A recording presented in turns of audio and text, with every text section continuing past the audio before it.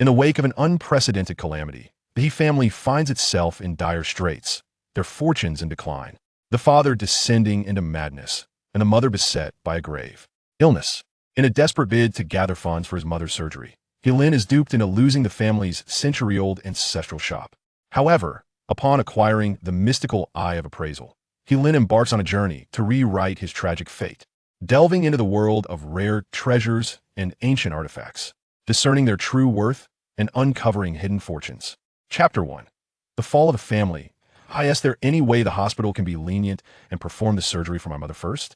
We will surely gather the funds within 3 days. In the stark, white-walled hospital room, Kiln gazes imploringly at the attending physician beside his mother's bed. The doctor, removing his stethoscope, replies coldly, "The probability of a successful surgery for the patient is only 20%. The hospital itself bears considerable risk. If we were to proceed with the operation early and it fails, how will you handle the situation if you cannot pay?" Kiln's expression turns ashen. Opting for conservative treatment equates to condemning his mother to a slow demise. Yet a surgical fee of $300,000 could not possibly gather such a sum in 3 days. Even a month would be insufficient. Gazing at his mother, still connected to a breathing apparatus, Kiln's heart aches further. Beside the bed, his father was a bizarre expression, half laughing, half crying, muttering, "Dead, haha, dead. Father, could you please regain your senses? We need to think of a way. Our family is on the brink of ruin." Kiln's heart feels as though it is being pierced by needles as he shouts at his father. But his father only laughs heartily, clapping his hands with increasing madness. Beside him lies a bowl that seems like jade, but is not. Kiln's gaze shifts from despair to a vacant stare.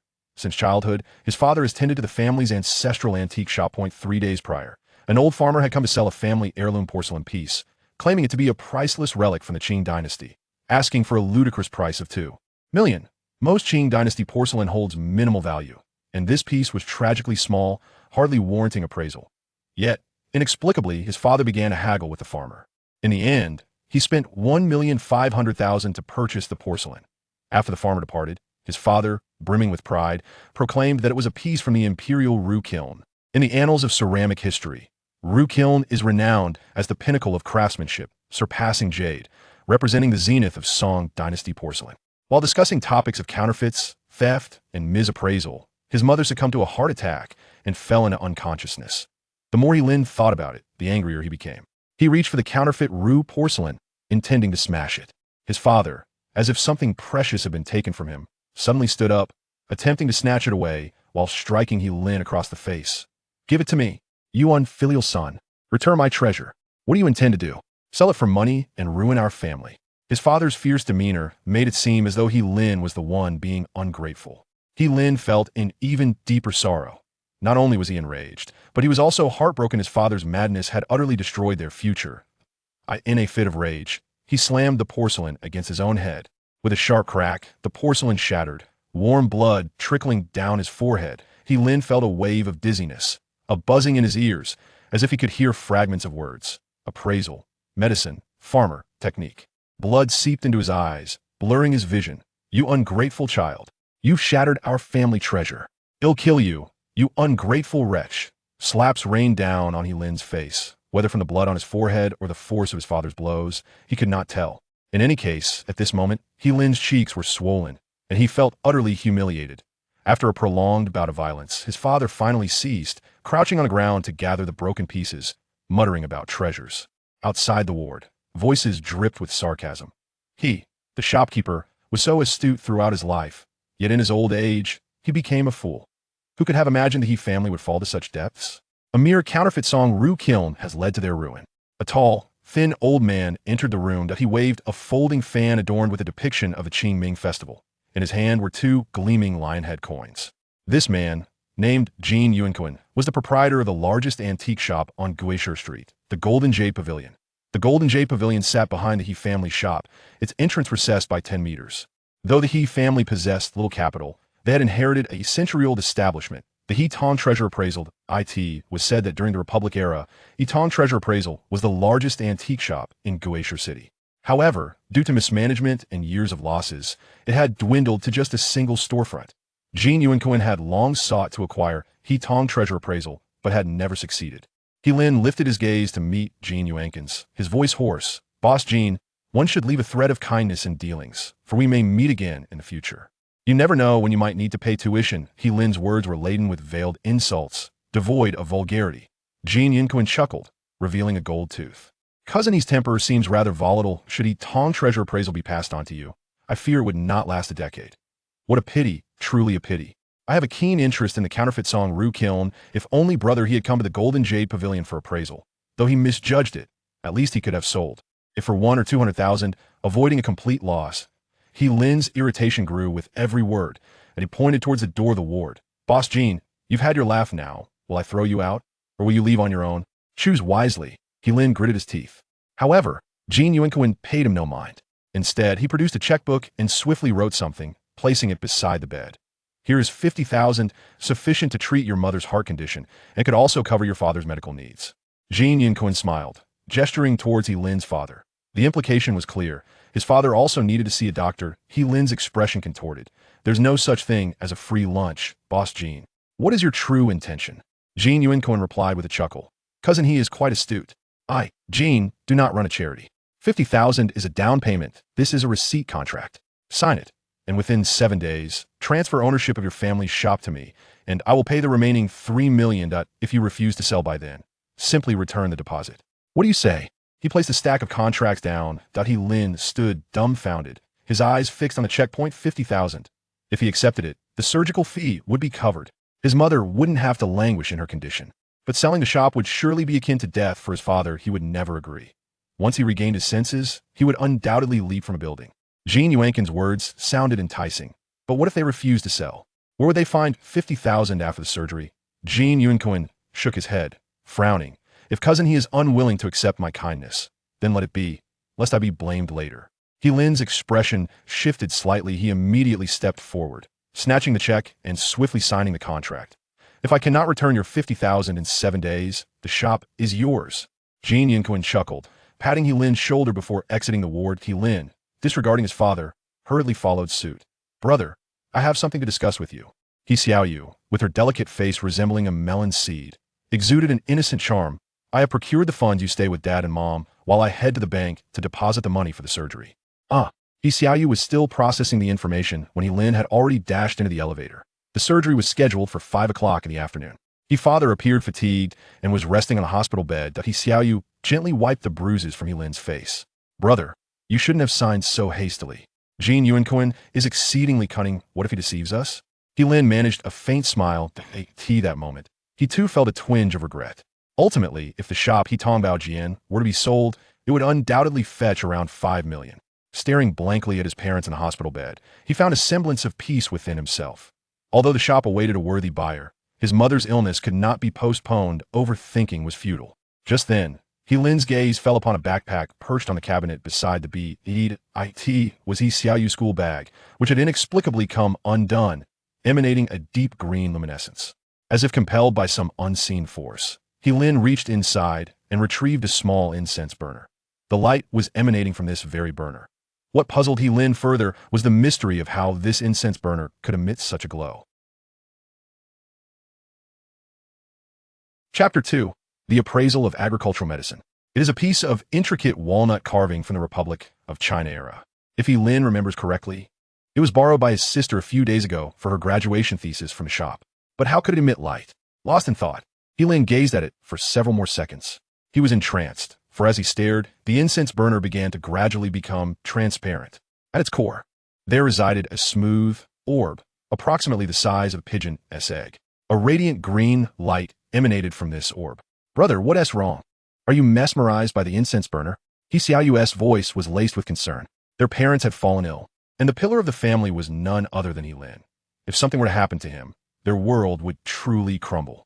Xiaoyu, this incense burner is peculiar. How can it glow? And what this orb? He Lin intended to remark upon its transparency as well. However, he noticed that his sister's eyes were reddening with emotion. She was on the verge of tears. Brother, should I get you an appointment? You seem to be rambling. How could a wooden incense burner possibly emit light? He Lin paused, lowering his gaze once more. As he focused intently, the object again became slowly transparent, though this time the transformation was markedly more gradual. A voice seemed to echo in his mind, indistinct yet reminiscent of the character for appraisal. He suddenly shut his eyes, his eyeballs burning with a sharp pain. After a moment, he reopened them, fixating intently on the incense burner. The moment he concentrated, a piercing ache surged through his eyes. He attempted to diffuse his gaze, and the discomfort subsided. He placed the incense burner atop his backpack and retrieved a cloth pouch, which he unfolded to reveal an array of small tools: a dull wooden knife, a small steel hammer, wooden pegs, wooden needles, a magnifying glass, a steel needle affixed with diamond, and various tiny objects. Additionally, there lay a piece of white cloth. He carefully rotated the incense burner. Xiaoyu's worry deepened. But upon witnessing He Lin's solemn expression, she instinctively fell silent. The pinnacle of walnut carving craftsmanship lies in the ability to sculpt lifelike pieces from wood the size of a walnut. Landscapes and figures emerge effortlessly from the hands of a master carver. The workmanship of this incense burner was not particularly exquisite. It bore several cracks. Soon, He Lin identified a fissure suitable for inserting a wooden peg. He placed the peg within, pressing it down with the dull knife, and began to strike it gently with a small hammer. In the world of antiques, one's livelihood relies heavily on the discerning eye. Even without seeking out bargains, one may encounter counterfeit goods. The pouch contained essential tools for appraisal, allowing one to distinguish between genuine and false items, thus preventing one from making a grievous error. His movements were meticulous. Each strike was light, embedding the peg only a millimeter into the wood. After the peg had sunken somewhat, He Lin paused and extracted another peg, repeating the process in a different crack. Approximately half an hour later, 6 pegs were embedded halfway into the wood. He Lin took a deep breath and carried the incense burner to the bed. With the slightest movement of his hand, the wood splintered apart, and the incense burner shattered into fragments. Amidst a heap of wood fragments on the bed, there lay a small object wrapped in coarse cloth. He Lin's heart raced as he unwrapped the fabric. Inside, there rested a bead the size of a dove's egg. This bead was not a perfectly spherical gem. It possessed an irregular oval shape with one side slightly smaller, yet this imperfection did nothing to diminish its allure. In fact, it emanated a refreshing aura. The previously stifling atmosphere of the hospital room seemed to transform, becoming significantly cooler. "Brother, what is this?" Xiaoyu asked, her expression blank with curiosity. He Lin shook his head, suppressing the rapid beating of his heart. "I'm not sure, but this is undoubtedly a treasure." The jade's hue shifted, shimmering with brilliance. He Lin unconsciously murmured a few words. "It shines?" Xiaoyu inquired again. He Lin jolted, exclaiming, "Xiaoyu, what did you just say?" She looked puzzled. "Brother, didn't you say it shines?" "I'm asking if this bead glows." He Lin took a deep breath, realizing the implications of his earlier words. Lowering his gaze to the bead, he placed it into his backpack, leaving a small opening for Xiaoyu to peer in. As she looked closer, she noticed that the bead indeed emitted a glow, though others could not perceive it. He began to speculate about the true nature of this bead, forming a nascent idea. "Brother, it really does glow. How did you find it in the incense burner?" "I remember now. This could be a palace tribute pearl, if it's truly that size. We want to have to sell the shop to Jin Yuan. He Lin's heart raced at the thought. If this were indeed a luminous pearl, it would be an invaluable treasure beyond price. A single luminous pearl owned by Empress Cixi could fetch billions today. He did not dare to hope for such a high price, but if it could alleviate their current plight, it would be a miraculous stroke of fortune. Moreover, the bead was cleverly concealed within a carved nut, serving as a discreet cover. The wood would not be as fragile as porcelain, nor would it corrode like bronze or iron, thus perfectly preserving the bead. Aside from its owner, no one would ever know of its existence. He Lin could hardly contain his eagerness to consult an expert for identification. "As soon as mother finishes her surgery and is well, I will seek an appraisal," he declared. "Brother, we still have to wait half a day for the surgery. My mentor is at the antique street today. He is purchasing some porcelain for the school's research. Why don't he go now? He is a great person. If he weren't teaching today, he would have come to see our parents," Xiaoyu suggested. He Lin hesitated for a moment, but eventually nodded. His sister was exceptionally bright, a true academic prodigy. Her mentor was none other than Ma Yuliang, a renowned professor from the Archaeological Institute in Gue City. Having him appraise the bead would surely yield the most accurate results. "I'll call my mentor," Xiaoyu said earnestly. "If we can sell it for a good sum, you must quickly repay Jin Yuan. Giving our shop to him would infuriate Dad. I'll keep an eye on things here in the operating room." Minutes later, He Lin departed from the hospital, making his way towards the antique street. It was barely 10:30 in the morning, yet the sun blazed fiercely. He Lin felt a profound sense of hesitation, aside from the pigeon egg-sized pearl. There was also the inexplicable ability he had recently acquired, which allowed him to perceive the radiant glow of treasures and see through antiques. As he touched his forehead, he was astonished to discover that the wound he had previously sustained had completely healed without his noticing. The hospital was not far from the antique street, merely a 10-minute walk. Approaching the entrance, he found the marketplace bustling with activity. The sides of the road were lined with stalls, followed by elegantly decorated antique shops. Ma Yuliang was at the Pishio auction house down the alley. As a renowned professor at an archaeological research institute, he certainly had no reason to scour the streets for bargains. He Lin walked briskly, casting his gaze over all the stalls on either side of the street. However, he did not see a single antique that emitted a glow. He murmured to himself, "Treasures radiate light. If there is no glow, it is not a treasure." As he continued walking, he passed a stall displaying over 30 jars of various sizes, all rather dirty. A flash of blue caught his eye. He Lin suddenly halted, lowering his gaze to the stall. "Young man, have you taken a liking to something?" "All good stuff. Just unearthed from the ancestral home. Not much daylight has touched them," said the stall owner, a woman in her 40s with a freckled face, dressed in a floral cotton coat reminiscent of folk styles. Her eyes were the size of mung beans, and her face was round like a plate, with only a few teeth that were somewhat presentable. "Madam, these wares of yours still glimmer with a dubious sheen.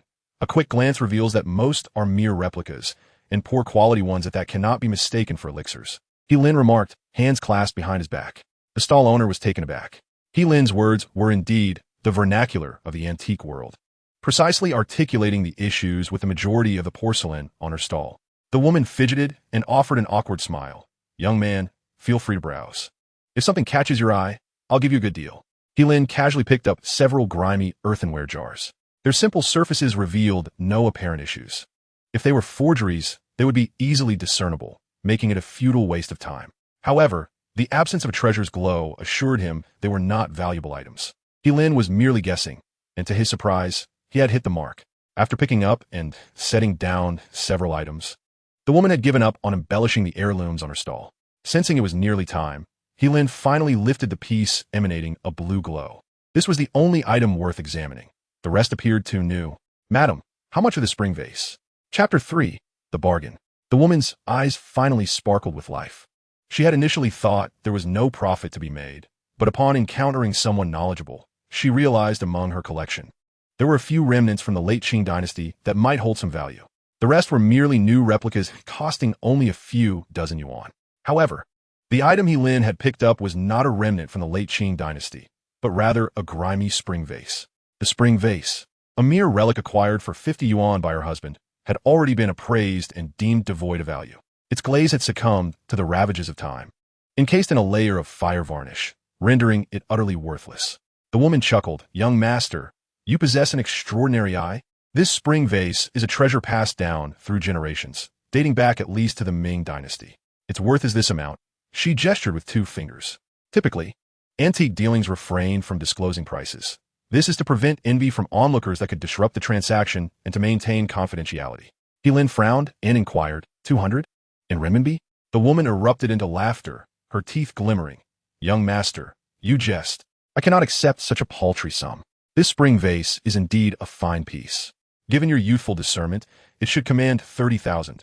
I will let it go for 20,000. He Lin shook his head and rose to his feet. "Madam, you just claimed it was all junk, and now you attempt to dupe me? Do you take me for a fool?" His voice grew harsh as he turned to leave. The woman, alarmed, realized this was her first sale of the day. If it fell through, she would bear the burden of a wasted day. "Young master, please do not depart. If the price is unsatisfactory, we can negotiate." He Lin remained unresponsive, walking away until he had covered several meters. Desperate, the woman exited her stall, hastening to catch up with him. With a pleading smile, she blocked his path. "Young master, why not take another look? You propose a price." He Lin's expression remained unchanged. 200 is already quite generous. Considering the fire damage, this vase might only be worth 40 to 50 yuan in labor costs. "My offer stands at 200. The woman was at her wit's end. "Young master, your bargaining is far too ruthless. I earn only 200 for an entire day's work. I cannot sustain myself this way. How about this? I will offer a firm price of 2,000. But I cannot go lower." He Lin furrowed his brow, exhaling slowly. 300. "If that does not suit you, feel free to offer it to the next interested party." The woman's eyelids twitched with anxiety. She clenched her teeth and replied, 1,500, that is my absolute bottom line." He Lin merely smiled, Pardon my intrusion, but farewell. The woman, her face contorted in distress, lamented, I will sell. Were it not for the need to assist my son with his bride price, I would never part with a family heirloom at such a loss. He paid her no mind, merely completing the transaction. 300 yuan exchange for the vase, which she meticulously wrapped in newspaper before handing it to him. He then proceeded deeper into the inner street. Once he had vanished from sight, a smile crept across the woman's face. Having purchased the vase for a mere 40 to 50 and selling it for 300, her profit exceeded fivefold. Lin had traversed the outer street and reached the entrance of the inner street, where genuine antiques thrived. The very first shop was Hitong Bao Jian. However, the door was firmly shut. Lin cast a glance at the shop sign, a sense of emptiness washing over him. It was possible that the store had been sold from under him. 100-year-old family business was at risk of losing its legacy in his hands. Gently caressing the beads within his pocket, Lin took a deep breath, hoping that these beads were indeed precious treasures. As he passed by the storefront, he caught sight of the Jin Yu pavilion on the side. Out of the corner of his eye, he noticed Jin Yuan standing at the entrance, jovially handing a stack of red bills to an elderly man dressed like a farmer. The old man, burdened with a tattered bag, laughed heartily, saying, Boss Jin, you are too kind. You've already made me 2 million. How could I possibly accept your money? Haha, this is a red envelope. Today, I am in good spirits and wish to distribute my wealth, Jin replied. Lin abruptly halted, his eyes nearly bulging out in disbelief.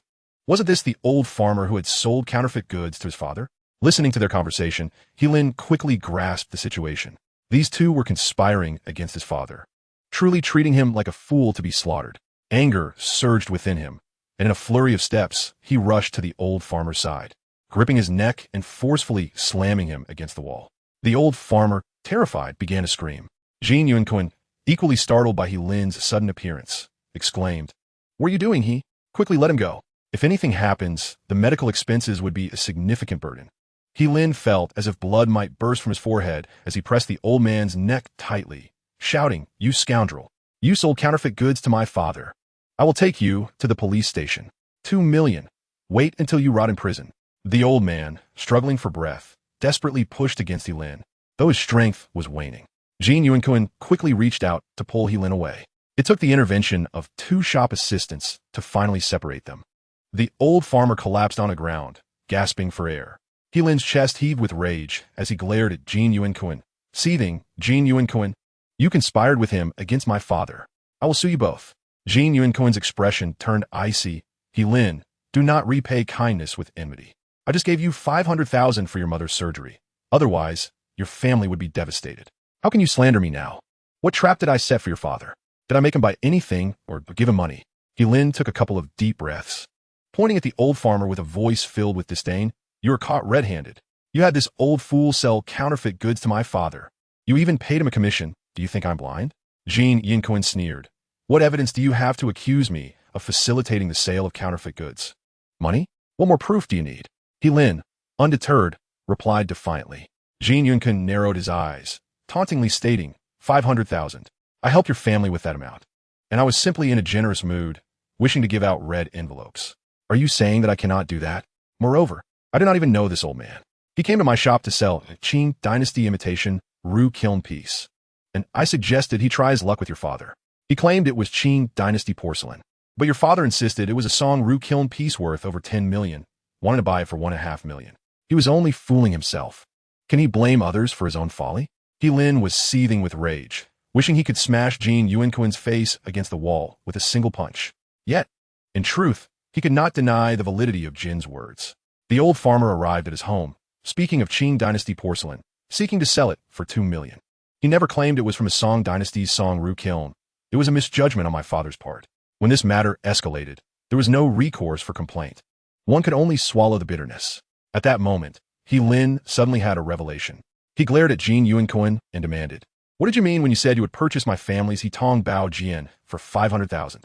Wasn't there supposed to be a balance of 3 million? Jin Yuan appeared momentarily taken aback. 3 million? Did I ever mention 3 million?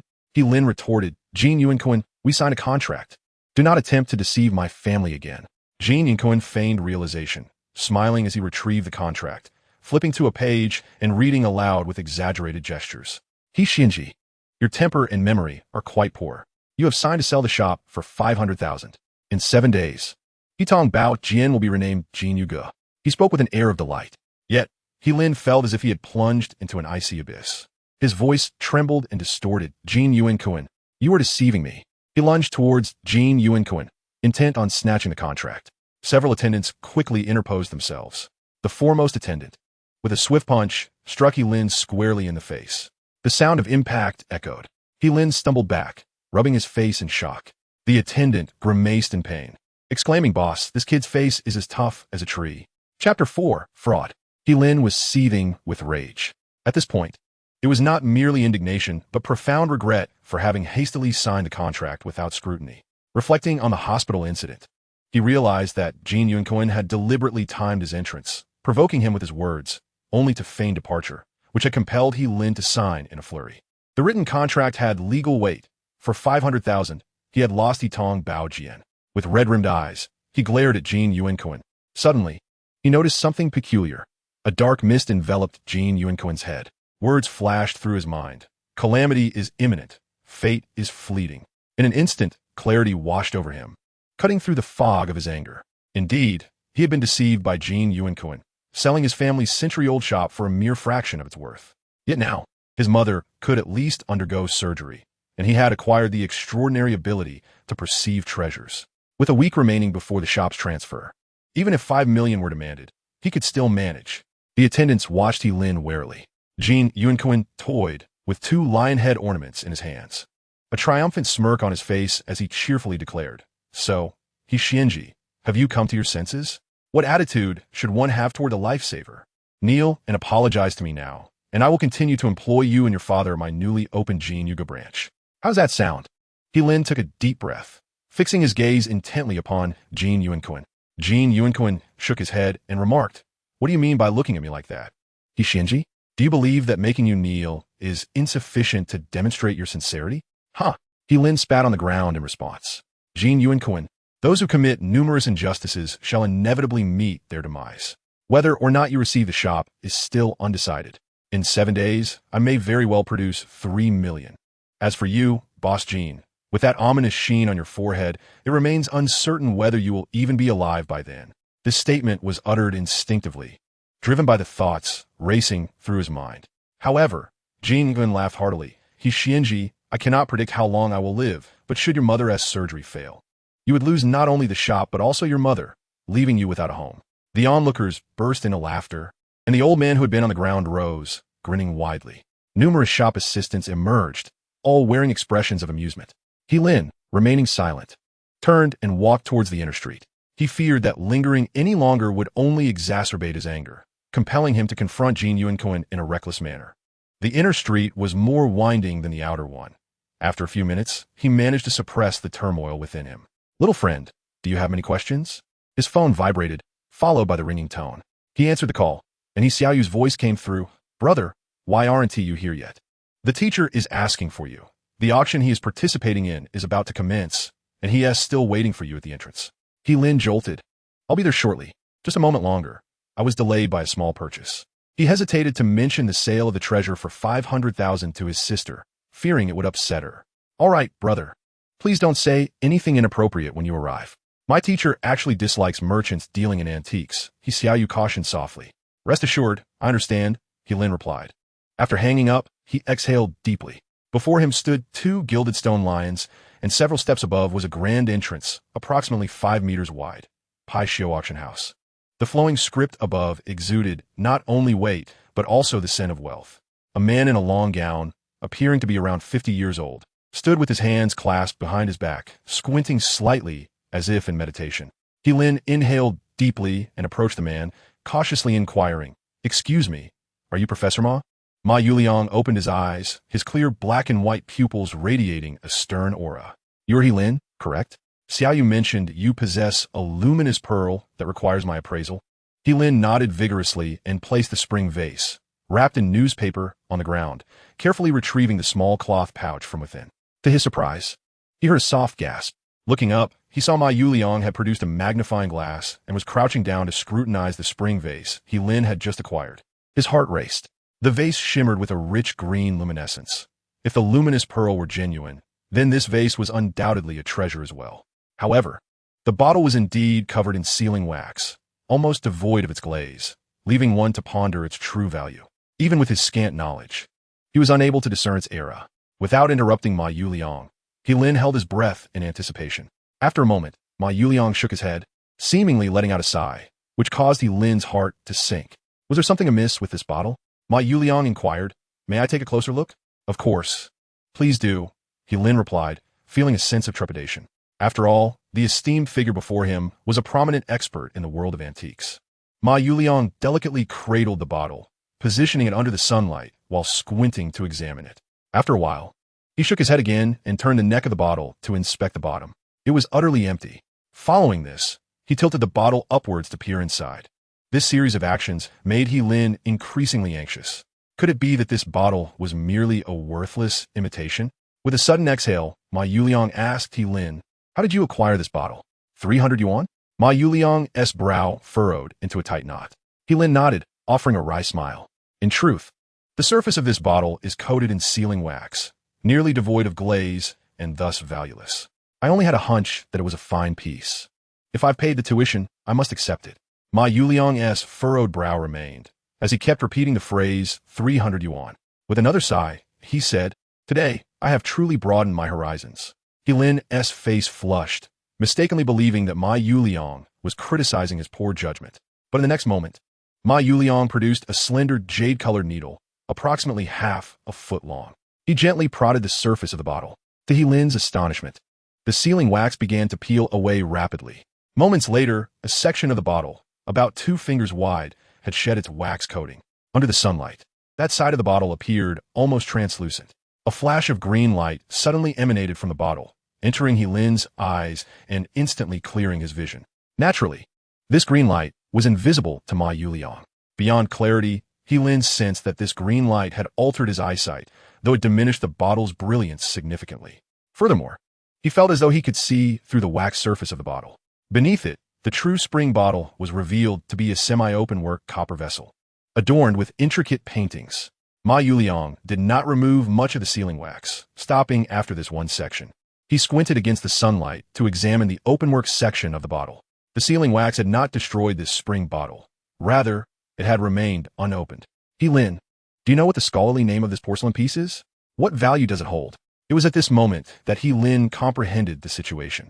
Ma Yuliang was not chastising him for his lack of discernment. Instead, the spring bottle possessed an extraordinarily high value. He was utterly astonished and taken aback, which explained his earlier sigh. Chapter 5, Cloisonné. Ma Yuliang sighed once more, stating, its scholarly name is copper body cloisonné enamel glazed carved jade spring bottle. Cloisonné? He Lin's heart raced with excitement. The copper cloisonné enamel, known as Jingtalin, represents the pinnacle of craftsmanship from the Ming Dynasty. Ma Yuliang nodded, acknowledging. This is an exquisite example of copperware, showcasing the highest standard of Jingtalin production. The hollow body is directly fired and outlined with copper wire. Within those gaps, one can discern intricate artistry. Ma Yuliang handed the jade vase to He Lin, who, lifting it towards the sunlight, examined it closely. Indeed, the translucent carvings revealed delicate paintings that imparted a sense of vivid life. The artwork appeared three-dimensional, transcending the flatness of traditional portrayals through the technique of translucent carving. With his hands clasped behind his back, Ma Yuliang remarked in admiration, several centuries ago, achieving such an unparalleled level of craftsmanship in Jingtalin renders this antique's historical value far greater than its market worth. Xiaohe, I wish to acquire this jade vase on behalf of the school. While I cannot offer you a substantial market price, I can assure you that your mother's medical condition will be addressed. He Lin's eyes sparkled with hope, and he nodded without hesitation. The acquisition of the jade vase had come easily, and Ma Yuliang was not merely a professor. He was also his sister's mentor. Most importantly, the funds would directly cover his mother's surgical expenses. Even if he incurred a loss on the jade vase, He Lin felt he had gained immensely. Surprisingly, it was Ma Yuliang who found himself momentarily speechless, his complexion slightly flushed. The market value of the jade vase was at least in the millions, while the funds he could mobilize barely reached 50,000. He was aware of He Xiaoyu's situation and had prepared to initiate a fundraising effort through the school. When He Lin unexpectedly presented the antique for appraisal, he had braced himself for rejection, knowing his offer would be far too low. However, the significance of this jade vase to archaeological research was monumental, priceless yet not available in the market, which compelled him to speak up. To his astonishment, Kilin agreed with such decisiveness, showing no hesitation whatsoever. Just then, a female student rushed out from the auction house, exclaiming, "Teacher, the auction is about to commence." Kilin's heart raced at this news, and without further ado, he followed Ma Yuliang into the auction hall. The Pixiu auction house enjoys a stellar reputation in Guishu and hosts weekly auctions. Each item is an absolute treasure, and should one inadvertently purchase a counterfeit, the penalty is tenfold compensation. Moreover, there is no inflated pricing here. The bids never exceed the intrinsic value of the items. Ma Yuliang's choice to purchase from this venue was influenced by these very factors. Once seated, Lin felt his heart quicken. Upon entering, he recognized numerous familiar faces. After all, the Pixiu auction house is a gathering place for the merchants of the antique street, with each auction attracting a plethora of shopkeepers, as well as distinguished aristocrats, entrepreneurs, and other affluent individuals from Guishu. He had attended the Pixiu auction before, but his family's limited resources had relegated him to the back row. The front row of seats is crafted from exquisite rosewood, and above the central auction platform hangs a resplendent crystal chandelier. The surrounding layout features a series of ascending tiers, each higher than the last. The fact that Ma Yuliang can occupy a seat in the front row demonstrates the significance the Pixiu auction holds for him. To my surprise, I thought I had misjudged, but who is this person?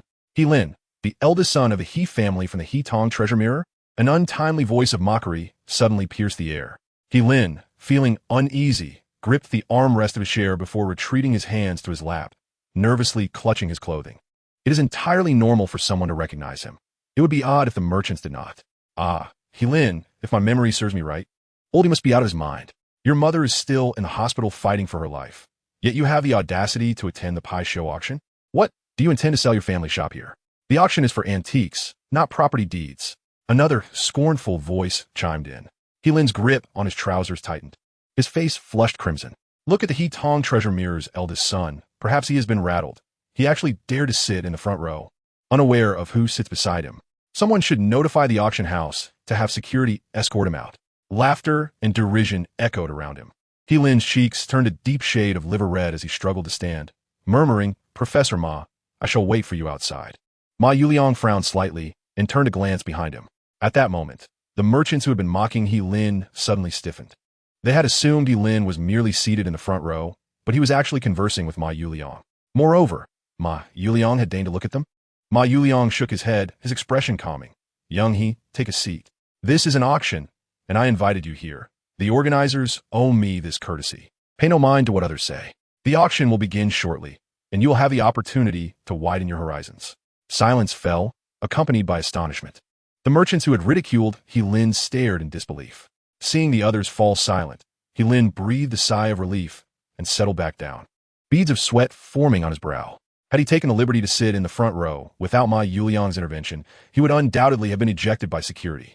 "Young He, allow me to introduce you to my student, Qinglu, who is also Xiao Yu's classmate," Ma Yuliang continued amiably. It was then that Lin noticed the girl who had entered alongside them. Her skin was as smooth as jade, her bright eyes and pearly teeth radiating youthfulness, with a ponytail that fell just past her shoulders, exuding an enchanting charm. For a moment, Lin was entranced. "Hello, Qinglu." Her melodious voice rang out like a celestial melody. Lin jolted back to reality, stammering, "Ah, I am Lin." His teacher, Ma Yuliang, had an astute eye and high standards, and more importantly, he harbored a disdain for antique dealers. Although Lin was the brother of Xiao Yu, his family also owned an antique shop.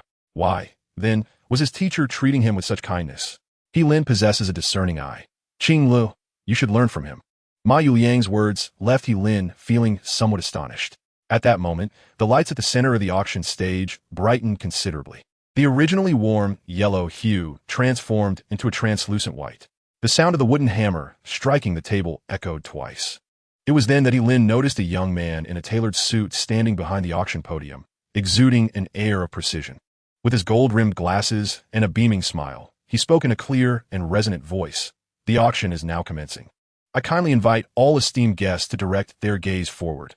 I'm the auction manager for this event. The first item up for bid is a porcelain piece from the Ming Dynasty's official kiln, a green porcelain bowl adorned with intricate carvings of flowers, birds, and beasts. The starting price is 100,000. Each subsequent bid must not be lower than 10,000. As he lifted the crimson cloth covering the porcelain plate, a dark green bowl was revealed under the bright lights. With its open rim, rounded lip, sloping belly, and circular foot, the bowl featured a double-layered lotus design on its outer wall, with slightly raised ridges on the back of the petals, creating a three-dimensional effect despite being flat. Almost half of the seated audience rose to their feet, their expressions tinged with excitement as they gazed at the auction stage. The auction manager, with utmost care, cradled the bowl, tilting it slightly to showcase its interior to the crowd. Inside the bowl lay vividly painted flowers, grasses, and animal motifs. Heelin's heartbeat quickened. In his vision, a delicate layer of green light seemed to hover above the Ming Dynasty official kiln's porcelain bowl. Chapter 6. The Grand Finale. After the auction manager showcased the interior of the green porcelain bowl, he gently flipped it over to display the bottom to the audience below. The base featured only a pale yellow circle outlined in glaze, devoid of any markings. How peculiar. Qing Lu, with keen eyes, immediately noticed the anomaly at the bowl's base. She turned to Ma Yuliang and inquired, "Teacher, why does that green porcelain bowl lack a base mark? Didn't the auction manager claim it was an item from the Ming Dynasty's official kiln? Could he be exaggerating?" Ma Yuliang, calm and composed, took a sip from his teacup, preparing to respond. However, Heelin's voice unexpectedly interrupted, sparking interest. Heelin, gazing intently at the green porcelain bowl, seemed entranced. "Ha! Young He, what do you find intriguing?" Ma Yuliang asked with curiosity. He could not reveal that he perceived a treasure's glow. Thus, he scratched his head and chuckled. "Ha, Professor Ma, I simply think this green porcelain bowl appears quite authentic. It is indeed a commendable opening piece." "An opening piece? What does that mean?" Qing Lu asked, bewildered. "Haha, that is a term from the antique trade, also known as an eye-opener." Casting a glance at the stage, Ma Yuliang chuckled. "What Young He means is that the green porcelain bowl is a genuine artifact." "Teacher, but—" Qing Li's brows furrowed as she prepared to speak. Yet, Ma Yuliang interrupted her, addressing Heelin. "Young He, I heard from Xiaoyu that your family also runs an antique shop, correct?" Heelin paused slightly, then replied affirmatively. Ma Yuliang nodded and inquired, "This bowl, crafted during the Ming Dynasty from an official kiln, from which place does it originate? And why does it lack a base mark?" It is known that porcelain produced in official kilns typically bears chronological inscriptions, either on the base or within the piece, such as made during the Jiajing reign of the Ming Dynasty or made during the Yongzheng reign of the Qing Dynasty, to distinguish it from wares of the folk kilns. Upon hearing Ma Yuliang's question directed at Heelin, Qing Lu gazed with her sparkling eyes, eager to hear Heelin's response. Heelin felt a moment of awkwardness. Yet Ma Yuliang was a prominent figure in the antique world, and he did not wish to lose face in front of his sister. Taking a deep breath, Heelin spoke, "If I'm not mistaken, this celadon bowl should be a piece from the Longquan kiln, crafted during the Yongle period of the Ming Dynasty."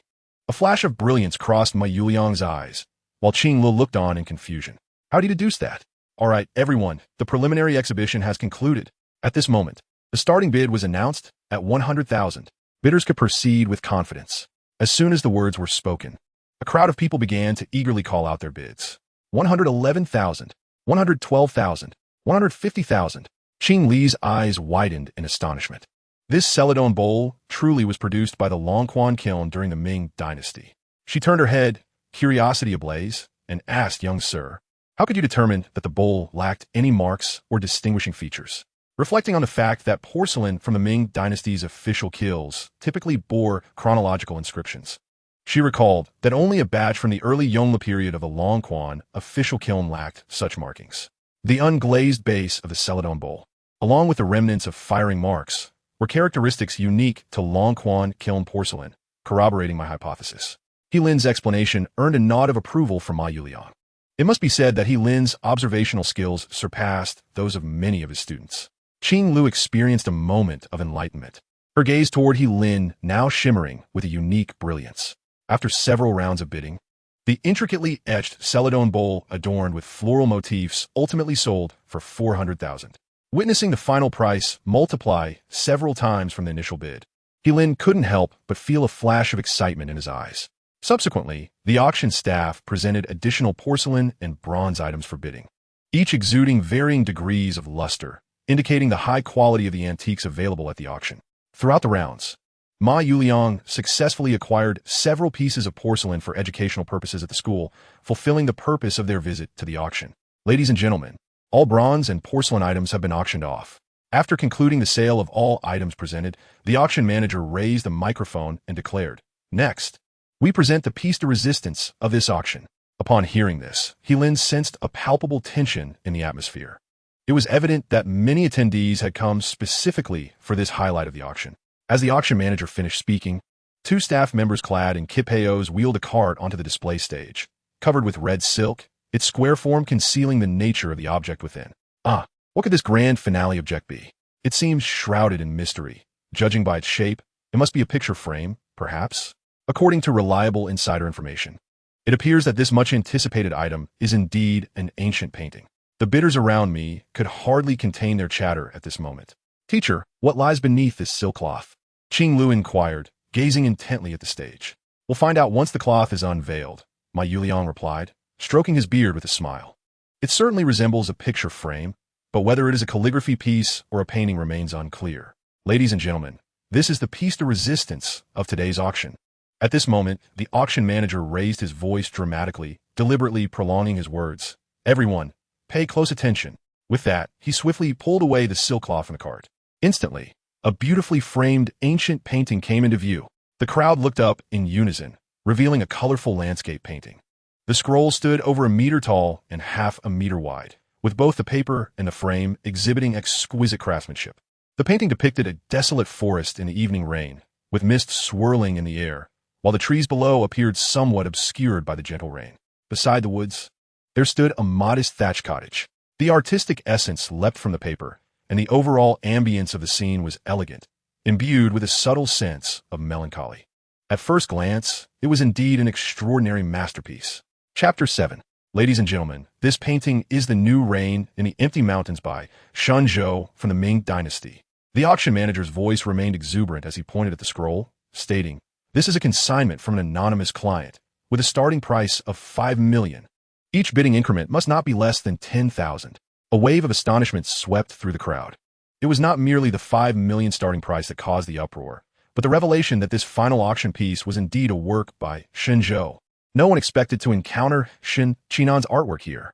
Upon seeing the landscape painting, Ma Yuliang could not help but tremble, his voice brimming with excitement. This auction was worth attending, absolutely worth it. Who is Shenzhou? He is one of the illustrious four masters of the Ming Dynasty and the teacher of Tang Bo, one of the four talents of Jiangnan. Shenzhou, courtesy named Qinan, also known as Baishir Wang and the master of the bamboo house, played a vital role in the realm of painting and calligraphy during the transitional period between the Yuan and Ming dynasties. He is most renowned for his landscapes and flower and bird paintings, establishing a distinctive style. As one of the four masters, Shenzhou's works are highly coveted in the collecting community, with his masterpieces having fetched astronomical prices in auctions. It is precisely because the collection value of Shenzhou's works far exceeds their market value that Ma Yuliang was so visibly elated. Is it true? Can we truly see a painting by Shenzhou here? It's a bit far to discern clearly. The Pishio auction house has always adhered to the principle of integrity in the industry, so this final piece is undoubtedly an authentic work. This painting showcases Shenzhou's free and masterful brushwork, likely one of his rare late masterpieces. In an instant, the bidders in the back stretched their necks to catch a glimpse of the stage, fearing they might miss even the slightest opportunity to appreciate the artwork. Seated in the front row, Lin had a clearer view than anyone else. He discovered a short poem inscribed in the upper right corner of the scroll. "When will the thatched eaves be repaired?" The sounds of raindrops cascade heavily, only adding to the languor, and with abundant sorrow, one fears to recite. At first glance, this painting indeed resembled the works of Shenzhou. As Lin scrutinized the artwork, he noticed a faint layer of azure brilliance subtly present upon it. However, upon further contemplation, Lin couldn't help but frown, his heart burdened with doubt. According to the recently auctioned items, he observed a pattern. The more intense the brilliance, the higher the value of the object. While this painting undeniably possessed a semblance of brilliance, how could it be so faint if it were indeed an authentic piece by Shenzhou? A chilling thought struck him. He suddenly recalled that aside from their high collectible value, Shenzhou's works faced another dilemma: the rampant proliferation of counterfeits. Due to the extensive circulation and renown of Shenzhou's art, not only are there countless modern forgeries, but even during the Ming and Qing dynasties, replicas of his works were abundant. Lin's heart trembled. Could this featured painting be a counterfeit? Yet, if it were truly a forgery, how could there be any brilliance shimmering upon the scroll? In a moment, He Lin's mind became a tumult of confusion. He squinted to examine the scroll again. But the first row was still at least 7 or 8 meters away from the display stand, making it impossible for him to scrutinize further. However, one thing He Lin could ascertain was that this painting certainly harbored some discrepancies. Ladies and gentlemen, we now commence the final auction item of this event. The auction manager exclaimed with fervor, starting bid at 5 million. Let the bidding begin. With that, he struck the table with his gavel. The crowd below immediately erupted with enthusiasm, eager to bid on such a priceless masterpiece. 5 million. I bid 5.1 million. Damn it. I'll go for 5.5 million. From the onset of the bidding, the audience was already fervently engaged, igniting the atmosphere of the entire auction. At this moment, Ma Yuliang's gaze was fixed intently on the painting. His earlier composure vanished, and his hands, restless, betrayed his excitement. The collectible value of Shun Zhou's works was indeed exorbitant. Even Ma Yuliang, who typically shunned antique dealings, found himself irresistibly tempted to claim this painting as his own. Although the school's funding was modest, his long-standing presence in the antique circle had allowed him to amass sufficient resources to compete for this artwork. While he was exhilarated, Ma Yuliang refrained from hastily bidding. To do so immediately would merely inflate the stakes of the auction. Thus, he patiently waited until most of the early bidders had exhausted their bids before making his move. Before long, the price of Shun Zhou's new reign in the Empty Mountains had soared to an impressive 7.5 million. Although the price continued to rise, the number of bidders had noticeably diminished by more than half. At this juncture, Ma Yuliang raised his hand decisively. 8 million. A gasp rippled through the crowd. Goodness. Even Master Ma has made his bid. Alas, Ma Lao has boldly offered a staggering price of 500,000. It appears he is indeed captivated by this painting by Shun Zhou. Oh dear, it seems my hopes are dashed. The astonishment is palpable among the crowd, and even He Lin and Qing Lu are taken aback by Ma Yuliang's sudden bid.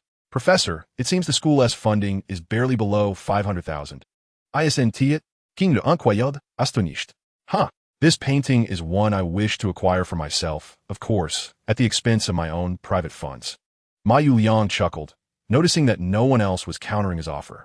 He Lin furrowed his brow, contemplating whether to speak, yet ultimately refrained. After all, Ma Yuliang had already placed his bid. Any further comments would be superfluous. 8 million once, the auctioneer declared, observing the silence that enveloped the room. 8 million twice. He scanned the audience, which remained eerily quiet. 8,850,000. Just as the auctioneer prepared to call for a third time, a voice erupted from the back of the crowd, shattering the stillness. A gasp rippled through the onlookers, and even Ma Yuliang could not suppress a slight frown. Turning to see the source of the interruption, there sat a young man, appearing to be in his early 30s, who had just shouted the latest bid. Following the young man's declaration of 850,000, a brief hush fell over the room. 850,000 once, the auctioneer reiterated, raising his gavel once more. At this moment, the crowd's attention swiftly returned to Ma Yuliang, eager to see if he would continue to bid. The young man, meanwhile, wore a stern expression, his brow furrowed, and his lips pressed tightly together. Ma Yuliang, sensing the young man's dwindling resolve, felt a wave of relief wash over him. It was evident that the young man was nearing his limits. If he could withstand merely 2 more rounds of bidding, he would surely prevail over the challenger. Regaining his composure, Ma Yuliang prepared to raise his hand once again. However, just as he lifted it halfway, He Lin unexpectedly grasped his arm. Professor Ma, I believe it would be prudent for you to refrain from bidding on this painting. He Lin's sudden intervention left Ma Yuliang momentarily stunned, as well as the rest of the audience. What was this young man of the He family attempting to accomplish by thwarting Ma Lao's bid? Given the precarious state of He Tong Bao Jian and the limited wisdom he possessed, was he not merely overstepping his bounds? Indeed, what on earth is He Xiao doing? The murmurs of discontent echoed from the back rows, with many deriding him with sarcastic references to his status. Even the auctioneer shifted his gaze to He Lin in the front row. Xiao He, what are you doing? Ma Yuliang questioned, confusion etched on his face. Do you comprehend the true collectible value of that painting? Shun Zhou's works cannot simply be measured in monetary terms. Taking a deep breath, He Lin replied, Professor Ma, the genuine masterpieces of the master Shun Zhou are indeed priceless treasures. Yet he glanced up at the stage, yet I sensed something amiss with this particular painting. Something amiss? What? The incredulity in the room was palpable as they questioned his assertion. He Lin's words fell like a stone cast into the tranquil surface of a lake, instantly stirring waves upon waves. In an instant, the auction venue erupted into chaos. What? Is there an issue with this final masterpiece? Do you really believe that young man's words? Are you unaware of his identity? His father recently made a blunder. Like father, like son. Hey, he shall. Have you got a stone in your eye? Spouting nonsense at the peace show auction? The crowd's jeers pierced Helin's heart like daggers. Pain, hatred. Helin clenched his jaw, yet remained silent. He understood that any rebuttal would be futile, as he lacked the capacity to defend himself at present. However, his gaze remained fiercely fixed on Ma Yuliang, unwavering. Although he could not counter the crowd's taunts, he could at least uphold his own stance. Observing Helin's expression, even Xing Lu at his side was momentarily taken aback, an unusual light flickering in his eyes. What could this brother Xiao Yu be clinging to amidst the mockery and scorn of the crowd? Was it merely a moment of bravado? Little he, are you certain there's an issue with this painting? Ma Yuliang's face reflected shock, though he had not closely examined the artwork. It was undeniable that the piece titled New Rain in the Empty Mountains on stage was indeed a genuine work by Shenzhou. I cannot articulate it clearly, but I have an unsettling feeling regarding that painting. Helin pondered before speaking. What leads you to such a conclusion? Ma Yuliang inquired further. Ma Yuliang's brow furrowed even deeper. Intuition, is that all? Ha ha ha. Before Ma Yuliang could respond, a raucous laughter erupted from behind Helin. Turning around, Ma Yuliang recognized the source of the laughter. A middle-aged man in a gray robe, a plump fellow named Zhu Songlin, who was an enthusiast of calligraphy and painting within the antique circle of Guisher. Zhu Songlin, seated in the second row behind Helin, had heard every word clearly. How intriguing, young he. Do enlighten me on what you mean by intuition, he mocked. In my years within this circle, I've encountered those who judge based on book knowledge, those who rely on experience. But this is the first time I've heard of someone relying on intuition. With Zhu Songlin's words, the crowd erupted in derisive laughter once more. Even the stern young man who had initially bid 5 million could not suppress a grin. With a smug posture, Zhu Songlin leaned back. Ma Lao, will you continue to bid, or shall I call it? Ma Yuliang glanced at Helin, who maintained a resolute expression. He pondered for a moment before offering a bitter smile and gesturing, please, Mr. Zhu. Zhu Songlin cast a disdainful glance at Helin, smirking, thank you, Ma Lao. With that, he raised his hand, 9 million. The final auction continued. As Ma Yuliang had anticipated, the young man who had bid 5 million ceased his bidding after 2 more rounds. Ultimately, Zhu Songlin triumphed with a staggering bid of 10 million. The auction manager raised his gavel, counting down, 10 million once, 10 million twice. At this moment, Zhu Songlin's plump face radiated with a smug smile, and he couldn't resist taunting Ma Yuliang. Haha, old Ma, should I successfully acquire this painting New Rain in the Empty Mountains, you are always welcome to come and admire it at your convenience. Ma Yuliang forced a smile, but refrained from responding. 10 million going once. Wait. Just as the auctioneer was about to bring down the gavel, a voice, rich and resonant, rang out from the back of the crowd. Zhu Songlin's fleshy face twitched, and he hurriedly turned to look. Is there someone else daring to compete with me for the painting at this moment? There, on the viewing platform, appeared a woman clad in a stunning red evening gown, the very speaker of those words. Gasps of surprise echoed among the crowd as they recognized her. It was Lu Furong, the renowned head of Pisho Auction House, making an unexpected appearance. With a gentle smile gracing her face, Lu Furong addressed the astonished onlookers. Oh, everyone, do not be alarmed. I merely came to observe the proceedings of this auction. As she spoke, her voluptuous figure swayed gracefully towards the auction display stage, the sound of her high heels resonating crisply against the tiled floor. Upon reaching the platform, she wore a professional smile as she addressed the audience. I believe I heard some doubts regarding the final auction piece, the painting by Shenzhou. Am I correct? In her speech, she cast a subtle glance toward Helin. Ah, Boss Lu, your Pisho auction house is well known for its impeccable reputation. Who would dare question it? Came the chorus of flattery from the crowd. Indeed, it was merely an ignorant young fool speaking without knowledge. You need not concern yourself. The audience buzzed with compliments. And one could not deny that, despite being over 30, Lu Furong exuded an extraordinary elegance, her age only adding a layer of maturity that captivated many admirers in the industry. Yes, Boss Lu, Zhu Songlin chimed in, forcing a grin. That was just that brat from the He family talking nonsense.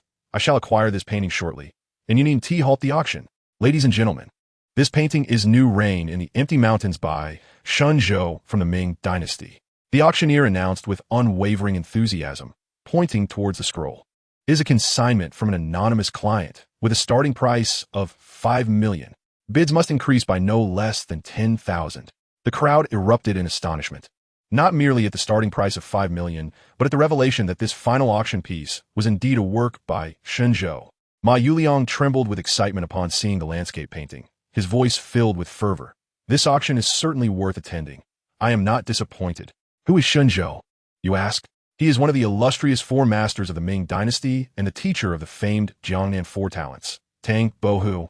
Shenzhou, known by the courtesy name Qinan and the pseudonym Baisher Wang, played a pivotal role in the transition of painting styles during the Yuan and Ming dynasties, achieving remarkable success in both landscape and floral paintings, establishing a unique style all his own. As one of the esteemed four masters of the Ming Dynasty, Shenzhou's works are highly coveted in the realm of art collection, with his most celebrated pieces fetching astronomical prices at auction. It is precisely due to the immense collectible value of Shenzhou's works exceeding their market value that Ma Yuliang finds himself unable to contain his excitement. Is it truly possible to behold a painting by Shenzhou here? The distance renders it somewhat indistinct. The Pichot auction house has always upheld integrity in the industry, and this piece, being the grand finale of the auction, is undoubtedly an authentic masterpiece. The brushwork of this painting, executed with both freedom and finesse, is likely one of his rare late-life creations. In an instant, the bidders in the back row craned their necks toward the stage, fearful of missing even a fleeting glimpse of the artwork. Seated in the front row, He Lin had a clearer view than the others. He noticed a short poem inscribed in the upper right corner of the scroll. Will the thatched eaves be repaired? The sound of raindrops lingers heavily. The air thickens only to deepen sleep, and sorrow multiplies, fearing to be sung. At first glance, this painting indeed resembles Shenzhou's work. However, as He Lin scrutinized the piece, he discerned a faint layer of azure light shimmering across its surface. Yet upon reflection, He Lin couldn't help but furrow his brow, as doubts began to arise within him. Based on the items auctioned earlier, he observed that the intensity of the light corresponded to the object's value. More brilliant light indicated a higher worth. This painting undeniably possessed a glow. Yet if it were truly an original by Shenzhou, how could the light be so faint? A chilling thought crossed his mind. He Lin suddenly recalled that, despite the high collectible value of Shenzhou's works, they also faced a significant issue: the proliferation of forgeries. Due to the widespread circulation and immense renown of Shenzhou's art, not only are contemporary forgeries abundant, but even during the Ming and Qing dynasties, countless replicas of his works were created. A tremor ran through He Lin's heart. Could this grand finale painting be a counterfeit? However, if it were indeed a forgery, how could it exhibit such a floating light? In that moment, He Lin's mind was a tumult of confusion. He squinted at the painting once more, but the distance of at least 7 or 8 meters between the front row and the display table hindered his scrutiny. Nevertheless, one thing He Lin could ascertain was that this painting certainly harbored some discrepancies. Ladies and gentlemen, we now officially commence the auction of our grand finale item. The auctioneer proclaimed with fervor, raising his hand dramatically. Starting bid at 5 million. Let the bidding begin. With that, he struck the gavel upon the table. The audience immediately burst into a fervor, eager to bid on such a priceless piece of art. 5,100,000. I bid 5,200,000. Damn it, I offer 5,500,000. As the bidding commenced, the crowd became increasingly animated, igniting the atmosphere of the auction. At this moment, Ma Yuliang's gaze was fixed intensely on the painting, his previous calmness replaced by palpable excitement as his hands betrayed his restless heart. The collectible value of Shenzhou's works is indeed exceedingly high. Even Ma Yuliang, who typically refrains from dealings in antiquities, could not suppress the urge to claim this painting as his own. Although the school's grant this time was modest, Ma Yuliang, who had long been immersed in the world of antiques, felt confident that the funds he had accumulated would allow him to bid on the painting. Though his heart raced with excitement, he refrained from hastily calling out a bid. To do so immediately would merely inflate the stakes of the auction. Thus, he patiently waited, biding his time until most of the competing bidders had exhausted their efforts. Before long, the price of Shenzhou's new reign in the Empty Mountains had soared to an impressive 5 million. Although the price continued to rise, the number of bidders had clearly diminished by more than half. It was only then that Ma Yuliang raised his hand decisively. 8 million. A gasp rippled through the crowd. Goodness, Ma is in the game. He raised the bid by a staggering 500,000. It seemed that Ma was indeed enamored with Shenzhou's work. Oh dear, it appears I have no chance now. The astonishment was palpable not only among the onlookers, but also in the expressions of He Lin and Qing Lu. who were equally taken aback by Ma Yuliang's bold offer. Professor, I believe the school's grant was barely under 500,000, wasn't it? King de incroyable, astonished. Haha. I intend to acquire this painting for myself, of course, using my own private funds. Ma Yuliang chuckled, noting that no one had countered his bid at that moment. Lin furrowed his brow, contemplating whether to voice his thoughts, but ultimately decided against it. After all, Ma Yuliang had already placed his bid, and any further commentary would be redundant. 8 million once. The auctioneer called out, sensing the silence that enveloped the room. 8 million twice. He scanned the audience. Still met with silence. 8 million. 5 million.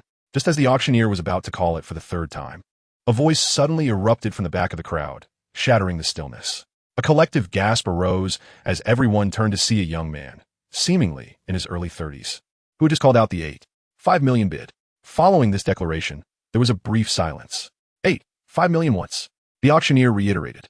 The crowd's attention quickly shifted back to Ma Yuliang. Their curiosity piqued as to whether he would counter the new bid.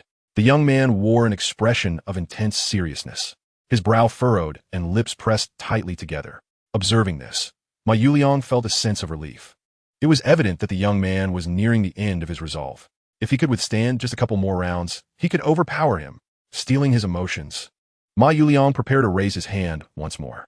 But just as he lifted it halfway, Lin suddenly reached out and grasped his arm. Professor Ma, I believe it would be prudent for you to refrain from bidding on this painting. Chapter 8. Lu Furong. Lin's unexpected intervention astonished not only Ma Yuliang, but also the entire assembly. What was this young man from the He family doing, attempting to hinder Ma's bidding? Based solely on the seemingly unstable He Tongbajian and the trivial knowledge possessed by that young man, is he not merely flaunting his ignorance before the experts? Indeed, what is young master he attempting to accomplish? The onlookers in the rear began to murmur among themselves, many of them hurling sarcastic remarks at Lin, referring to him derisively as young master he. Even the auction manager on stage shifted his gaze towards Lin in the front row. Young He, what are you doing? Ma Yuliang exclaimed, his face a mask of confusion. Do you even comprehend the collection value of that painting? Xinzhou's works cannot be measured by mere monetary means. Lin took a deep breath and replied, Professor Ma, the genuine masterpieces of the esteemed Xinzhou are indeed priceless treasures. However, he glanced up at the stage again. I feel there is something amiss with this particular painting. Something amiss? What do you mean? His words fell like a stone cast into a still lake, sending ripples through the auction hall. The atmosphere erupted in chaos. What? There's an issue with the finale painting? Do you actually believe that young man? Are you not aware of who he is? Just recently, his father was in the spotlight for a blunder. Like father, like son. Hey, young He, have you got a pebble in your eye? Spouting nonsense at the Pisho auction house? The jeers pierced Lin's heart like daggers. Pain, rage. He gritted his teeth, yet remained silent. He understood that no matter how much he argued, it would be futile, for he lacked the capacity to refute them at that moment. But he fixed his resolute gaze upon Ma Yuliang, unwavering. Although he could not contest the crowd, he could at least uphold his own stance. Seeing Lin's expression, even Qing Lu beside him was momentarily taken aback, her eyes reflecting a flicker of intrigue. Why did this brother of Xiaoyu persist in the face of such ridicule? Was it mere youthful bravado? Young He, are you certain there is an issue with the painting? Ma Yuliang, too, wore an expression of shock, though he had not examined the artwork closely at first glance. The piece entitled New Rain Over the Empty Mountain did indeed appear to be a genuine work of Xinzhou. I can't quite articulate it, but I have an instinct that something is off with that painting. Lin pondered aloud. Why do you feel that way? Ma Yuliang pressed further, his brow furrowing deeper. Instinct? Is that all you have? Before Ma Yuliang could respond, a harsh laugh erupted from behind Lin. Turning around, he recognized the source of the laughter. A middle-aged man in a gray coat, known as Zhu Songlin, a fervent admirer of calligraphy and painting within the antique circle.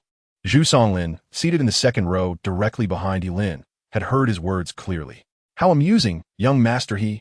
Pray tell, what is this instinct you speak of? In my years in this circle, I have heard of judgments based on scholarly knowledge, and those based on experience.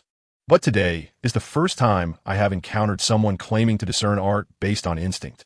As Zhu Songlin uttered these words, laughter erupted among the crowd.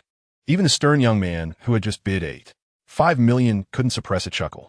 With that, Zhu Songlin puffed out his belly and leaned back, saying, Old Ma, are you still in this bid? If you're not, I might just call it. Ma Yuliang glanced at Lin, his expression resolute.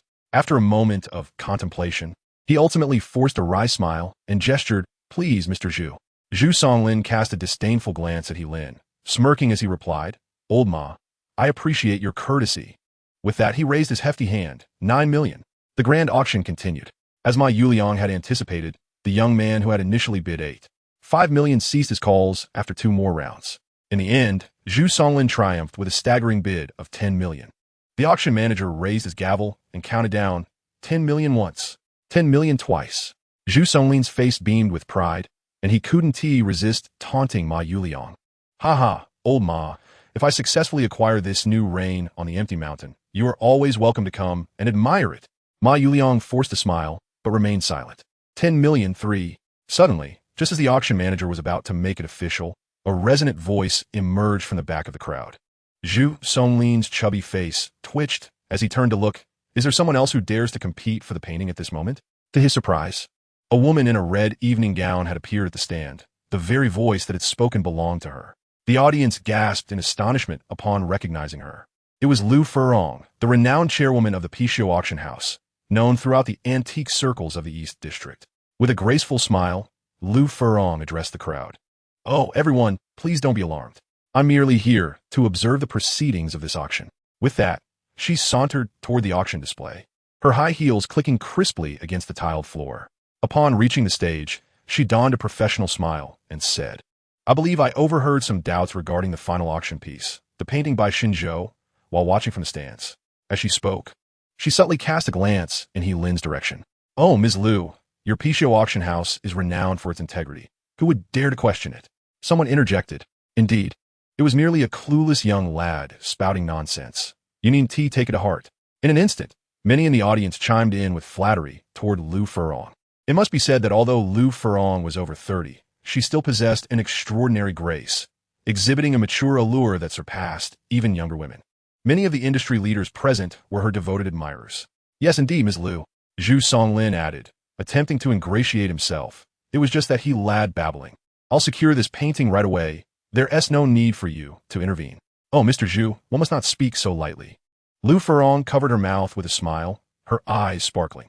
"Our Pishio auction house stands out in the eastern district of Guisher Market, primarily due to our reputation. Since a customer has raised a concern, even if it is just one, we must clarify the matter." As she spoke, Lu Furong's gaze swept over Ma Yuliang. "Old Ma, do you not agree with this reasoning?" Chapter 9. The Young and Innocent. Ma Yuliang smiled faintly, but remained silent. Although Lu Furong did not know He Lin well, he was indeed brought in by Ma Yuliang. Individuals like Ma Yuliang, a titan in the antique circle of the Eastern District, would lend a favor whenever they could, which would only benefit the future development of the auction house. Zhu Songlin was not foolish either. He could only awkwardly chuckle. "Ah, with Miss Lu at the helm, the Pishio auction house is bound to flourish even more." "Ha ha, you flatter me, Mr. Zhu," Lu Furong replied with a slight smile, then spoke solemnly. "Ladies and gentlemen, this painting, New Reign in the Empty Mountains by Xinzhou, is the highlight of our auction and has reached a bid of 10 million. However, since a customer has raised a question regarding this piece during the auction, in consideration of everyone's interests and the reputation of our auction house, I shall pause the bidding for New Reign in the Empty Mountains." With that, Lu Furong scanned the audience. "I see many familiar faces from the antique circle of our Eastern District. Therefore, I would like to invite you all to come up and examine this piece closely. If there is indeed an issue with this painting, I will destroy it on the spot, ensuring it does not harm anyone's interests or tarnish the reputation of Pishio Auction House." Lu Furong's words were sincere, clearly expressing her stance. Even if there were problems with New Reign in the Empty Mountains, the reputation of the Pishio Auction House would not suffer. Rather, people would commend it for its integrity. This is the strength Lu Furong has garnered through her years in business. Now, everyone, I shall leave it at that. Please come up and appreciate this painting. After speaking, Lu Furong handed the microphone to the auction house manager. The crowd rose en masse, heading towards the display stage. Lu Furong then leaned slightly towards Ma Yuliang, smiling. "Old Ma, as a luminary in the antique research community of our Eastern District, I kindly ask you to come up and lend your expertise." Ma Yuliang nodded slightly, rising to say, "All right, Xiaohe, Qinglu, let's join the excitement on stage." He Lin immediately followed Ma Yuliang to the stage, eager to discern the true nature of the painting. As Ma Yuliang ascended, the crowd parted respectfully to make way. "Old Ma, please take a close look. This painting seems to be flawless," someone remarked. Indeed, the style appears spontaneous and free, the brushwork bold and vigorous, truly representative of Shun Zhou's late style. Another added, I see no issues with this painting. Both the paper and ink are from the Ming Dynasty. As Ma Yuliang leaned closer to examine the artwork, many nearby voiced their opinions. He Lin, however, remained silent, standing quietly to scrutinize the painting intently. Upon closer inspection, He Lin immediately discerned the inherent flaw within the painting. Although it radiated a certain brilliance, this luminescence was not consistent. Rather, it varied in intensity. The overall sheen of the artwork was rather faint, with only the signature and the red seal exhibiting an exceptionally vibrant glow. A sudden epiphany struck He Lin, igniting a direct intuition within his mind. The inscription by Shun Zhou and the seal by Qi Nan were authentic, while the painting itself and the accompanying calligraphy were mere imitations. In other words, the seals were genuine, yet the artwork was counterfeit. What could this mean? He Lin found himself momentarily bewildered. Why would Shun Zhou's inscription appear on a replica? Could it be that his extraordinary abilities had faltered? Yet, the intuition that surged forth was undeniably potent. It was no wonder that He Lin began to doubt himself, as he had never encountered such a conundrum before. If the painting were authentic and the seals false, that could be understood. Perhaps the artist's preliminary work was appropriated by another, who then sought to enhance its value with counterfeit inscriptions. However, in this instance, the painting was a forgery, while the seals were authentic. How was one to reconcile this? At that moment, Ma Yuliang had also completed his examination of the painting. His brow furrowed, sensing something amiss, yet unable to articulate it. Turning to see He Lin silently scrutinizing the artwork, he inquired, Xiao He, have you discerned anything? Ho, molo, esking dislodish fitter. Before He Lin could respond, Zhu Songlin, with a smirk on his plump face, derided He Lin. If this kid possessed even a modicum of discernment, his father, He Butong, wouldn't have misjudged and allowed He Tong's treasure to become what it is today. The news of He Butong's misjudgment had swiftly circulated throughout the antique circles of the eastern district of the Guanxi market, as the realm of antiquities was rather small. I see nothing wrong with this painting. It appears to be authentic. It seems to me that this lad is merely seeking attention. Ma Lao, why take a fledgling's words seriously? I believe the auction should proceed as planned. The other antique shopkeepers chimed in with their opinions. He Lin clenched his fists, maintaining a stoic expression, refusing to engage in their banter. Ma Yuliang's brow furrowed even deeper, although the comments of the crowd held some merit. He believed that He Lin was not one to speak thoughtlessly. Xiao He, what are your thoughts? Ma Yuliang probed again. Qing Lu, with wide, sparkling eyes, gazed intently at He Lin. Lu Furong stood by, arms crossed, observing the proceedings. In that moment, all eyes were fixed upon He Lin. I cannot articulate it precisely. He Lin pondered, despite his lingering doubts. However, he felt compelled to share his insights, if only to avoid remaining a silent enigma. He pointed to the areas of the signature and seal on the painting, stating, I believe the seal appears to be authentic. Yet this artwork seems to be a later imitation. A wave of astonishment swept through the assembly at his declaration. What was this foolish lad saying? Authentic seals and a counterfeit painting. Several prominent collectors could not help but jest in response. Ma Yuliang remained silent, instead choosing to turn around and scrutinize the painting once more, paying particular attention to the seal. Oh dear, why do you care so much about the words of a mere child? He remarked. I can tell at a glance that this painting is an authentic piece. At this moment, Zhu Songlin appeared visibly impatient, glancing at his watch. Let us hasten the auction. I do not have the luxury of time. Every moment is precious. Tim, this was undoubtedly a waste of time. Ma Lao, Lu Furong quietly called out from beside him.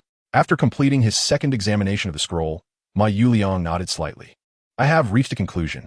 Lu Furong, her brows furrowed in concern, hurriedly asked, is the painting genuine or not? Rest assured, Lu Boss, this painting, as Xiao He stated, is a forgery, while the inscription is indeed authentic. Ma Yuliang replied calmly. Zhu Songlin's smile faltered, his words suddenly caught in his throat. What? Chapter 10, The Unsold Artwork. Ma Yuliang's voice was not loud, yet every person present heard him distinctly. The painting is a forgery. The inscription is genuine. A wave of astonishment swept through the crowd, a cacophony of whispered discussions erupting. Is it true? Is this empty mountain, new rain truly a counterfeit? If Ma Lao has spoken, can there be any doubt? Goodness gracious, this feels like a dream. The focus of the crowd shifted entirely to the painting, overshadowing He Lin, who had initially raised the query. Ma Yuliang nodded non-committally, stating, "This painting is indeed a forgery. But how can it be? It appears to be the work of Shenzhou." Zhu Songlin protested, still unwilling to accept the verdict, pointing at the inscription.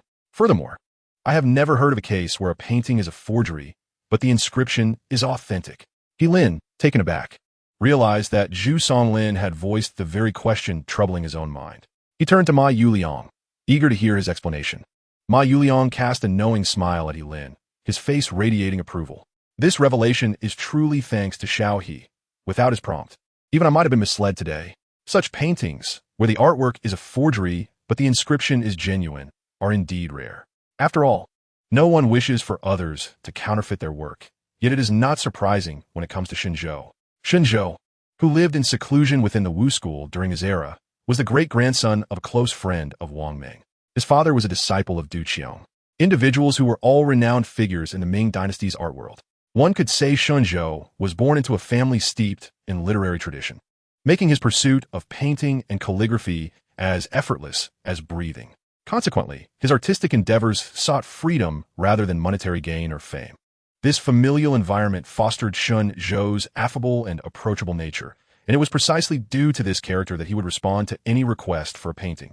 Historical records suggest that even commoners could visit him without fear of rejection. Thus, it is hardly surprising that Shenzhou's forgeries would bear authentic signatures and seals.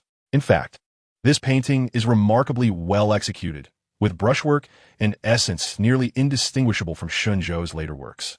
As he spoke, Ma Yuliang pointed to the signature. However, if you closely examine the ink marks at the signature and the inscriptions on the painting, you will discern discrepancies between the two, as well as differences in the ink used. Thus, it is evident that this painting is indeed a counterfeit. "How could there be such a person?" Zhu Songlin exclaimed, his round face filled with astonishment and disbelief. "To stamp one's own seal and inscribe on a counterfeit. Surely that is the act of a fool. Ah, Zhu boss. People perceive the world differently. Some may regard Shenzhou as foolish, while others see him as free-spirited and magnanimous," Ma Yuliang replied, stroking his beard with a smile. Apart from Tang Bohu, another student of Shenzhou, Wen Jingming once remarked, "My master is truly a person among celestial beings. Such matters are subject to differing interpretations." Zhu Songlin's eyelids twitched, rendering him momentarily speechless. "Young He, you are quite remarkable," Ma Yuliang said, smiling at He Lin. "I did not expect you to possess such discernment at such a young age. Your future is boundless." He Lin, taken aback by this praise, humbly responded, "Professor Ma, you flatter me. I merely rely on instinct to discern some clues." It must be said that this was the first time He Lin had received such commendation in front of so many people throughout his life. Of course, Ma Yuliang's praise held deeper significance, aiming to alter the public perception of He Lin. Who would have thought that the He family's young lad possesses such talent? "Just luck," came the dismissive reply. However, for someone so young to exhibit such insight is indeed commendable. The crowd began to murmur amongst themselves. Although opinions varied, overall, their views on He Lin had shifted considerably. Meanwhile, Zhu Songlin's beady eyes remained fixed on He Lin, now devoid of disdain but tinged with a coldness. As a notable figure in the antique circle of the East District, he felt overshadowed by this young man. If word this spread, others might believe He Lin's judgment surpassed his own. "Thank you for your hard work, Ma Lao," Lu Furong said with a smile, casting a fleeting glance at He Lin. As Ma Yuliang stepped down, the others resumed their positions. "Everyone, I trust you all heard Ma Lao's assessment," Lu Furong stated seriously. "Given that this painting is a counterfeit, albeit a Ming Dynasty imitation, I propose that we pass on this piece. Does anyone have any objections?" she asked, scanning the audience. Seeing no dissent, Lu Furong nodded. "Very well, this auction concludes here. We appreciate your presence. Shortly, our auction house will host a reception. We hope you enjoy yourselves." With that, those wishing to attend the reception followed the staff to the second-floor meeting hall, while others departed directly, with Zhu Songlin being the quickest to leave, his demeanor deflated.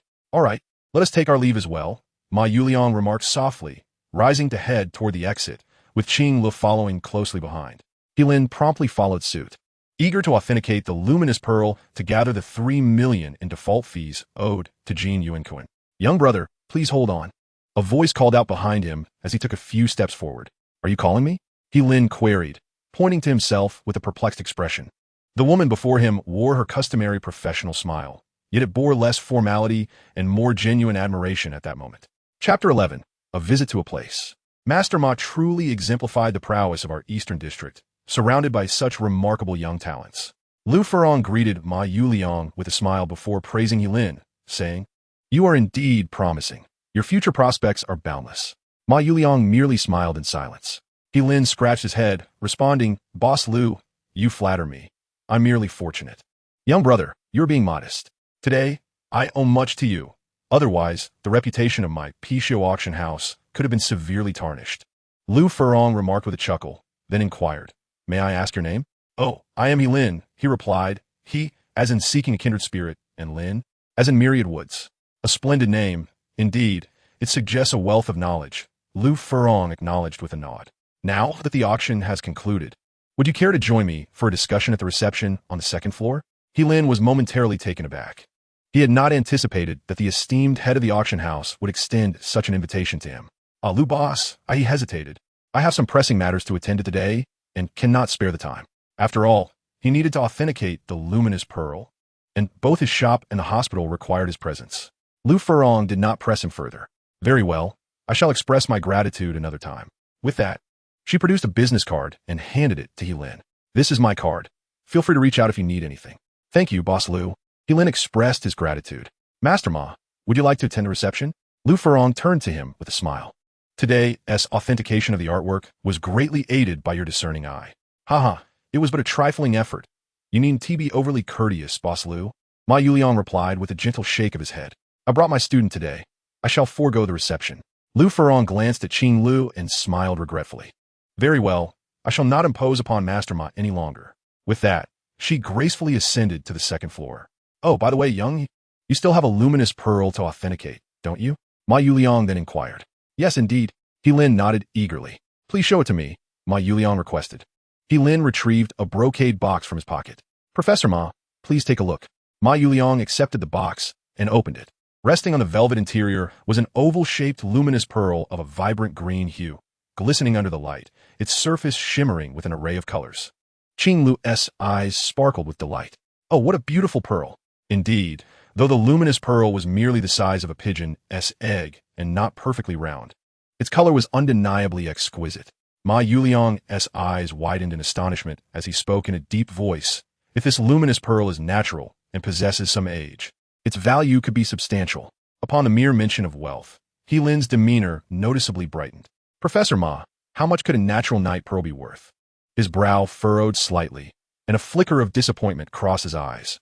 "However, I can take you to a place where my companion Qing Lu and I are headed." Ma Yuliang swiftly redirected the conversation, casting a glance at Qing Lu.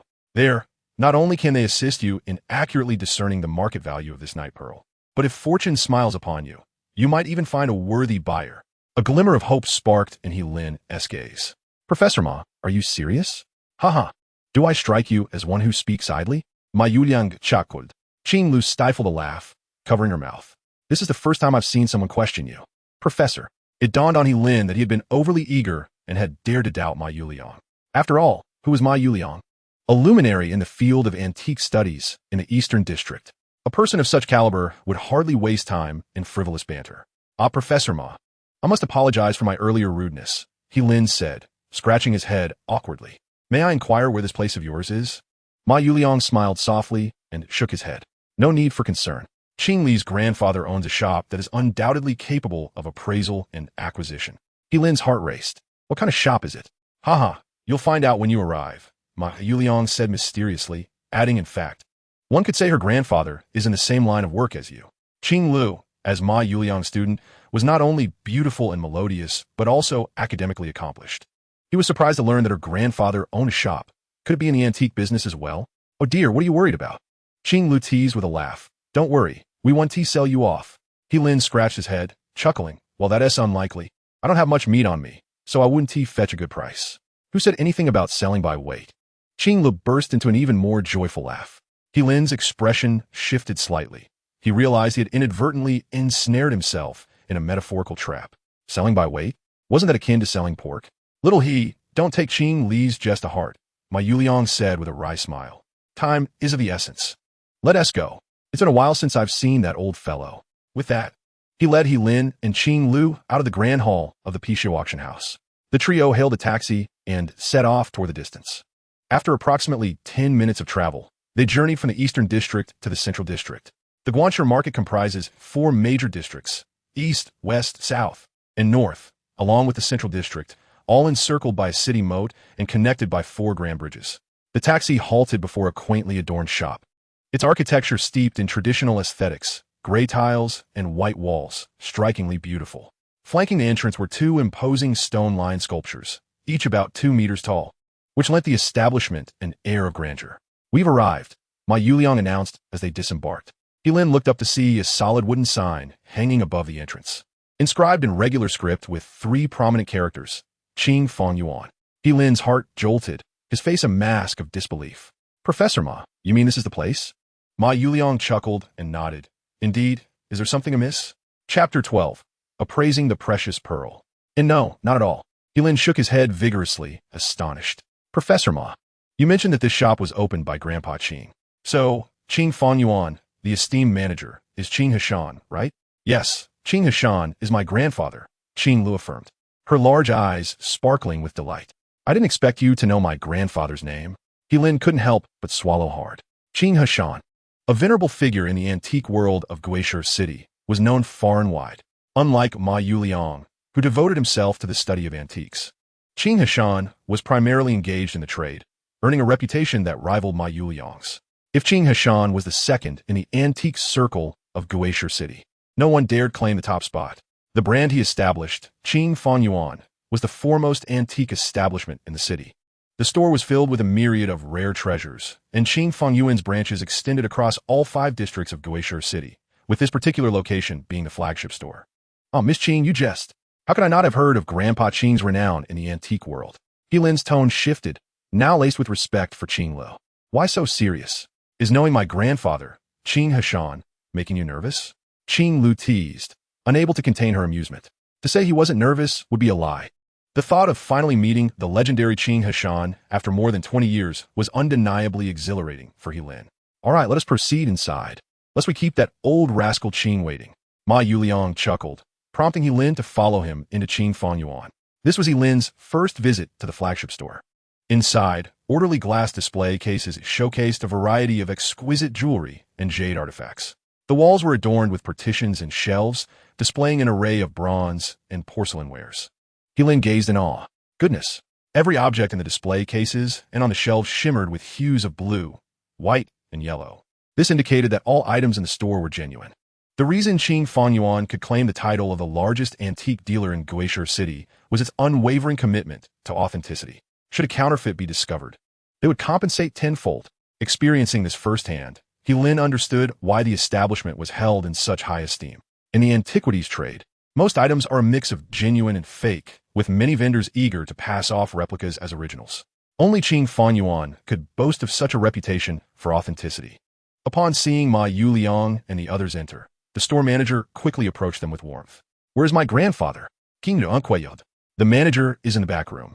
Allow me to escort you," the manager replied, leading the trio through the main hall to the back room.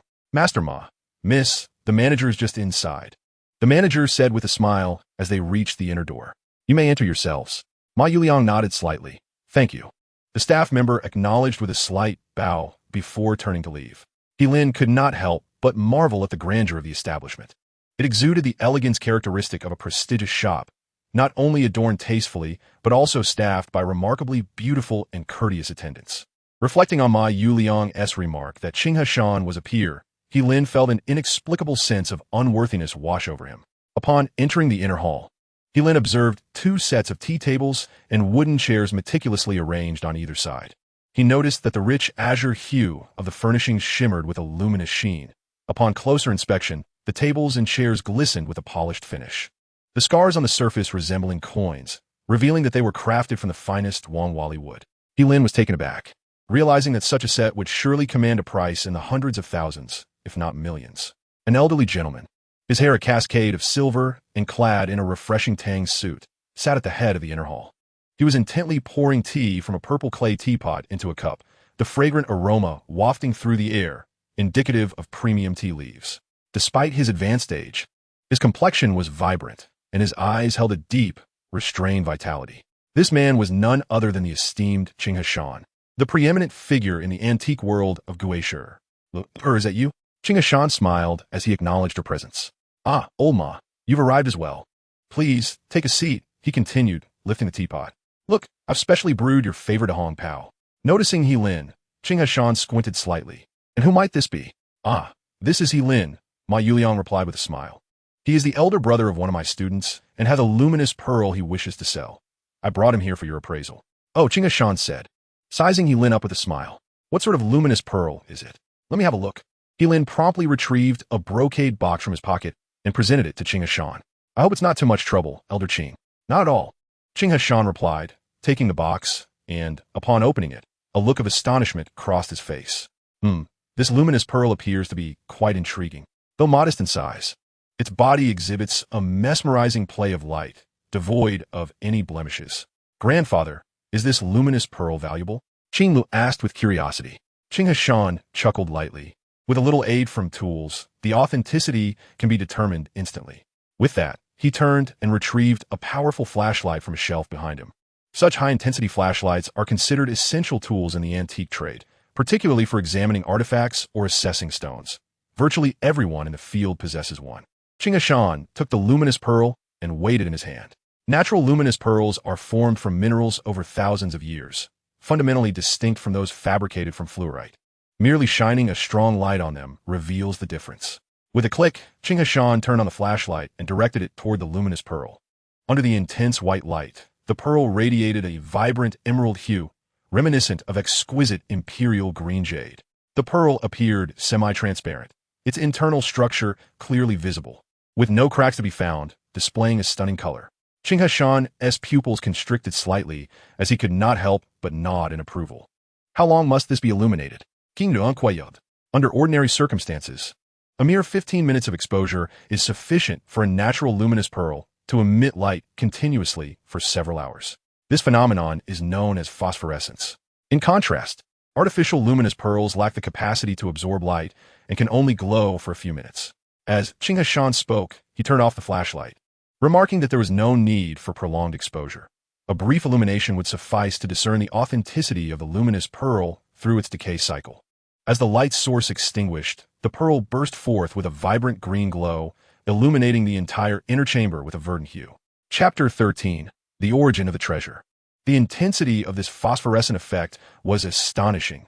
Ma Yuliang set down his teacup and hurried over, stating that he had encountered many luminous pearls, but few exhibited such a remarkable phosphorescent effect. Qing Shan, equally astonished, observed that this spectacle had far exceeded his expectations. Xiao He, from where did you acquire this luminous pearl? Qing Shan inquired, gazing intently at He Lin. He Lin, momentarily taken aback, recounted the discovery of the pearl truthfully. Omitting the part about witnessing its radiant glow, he explained that he had accidentally knocked over an incense burner, which led to the revelation of the luminous pearl within.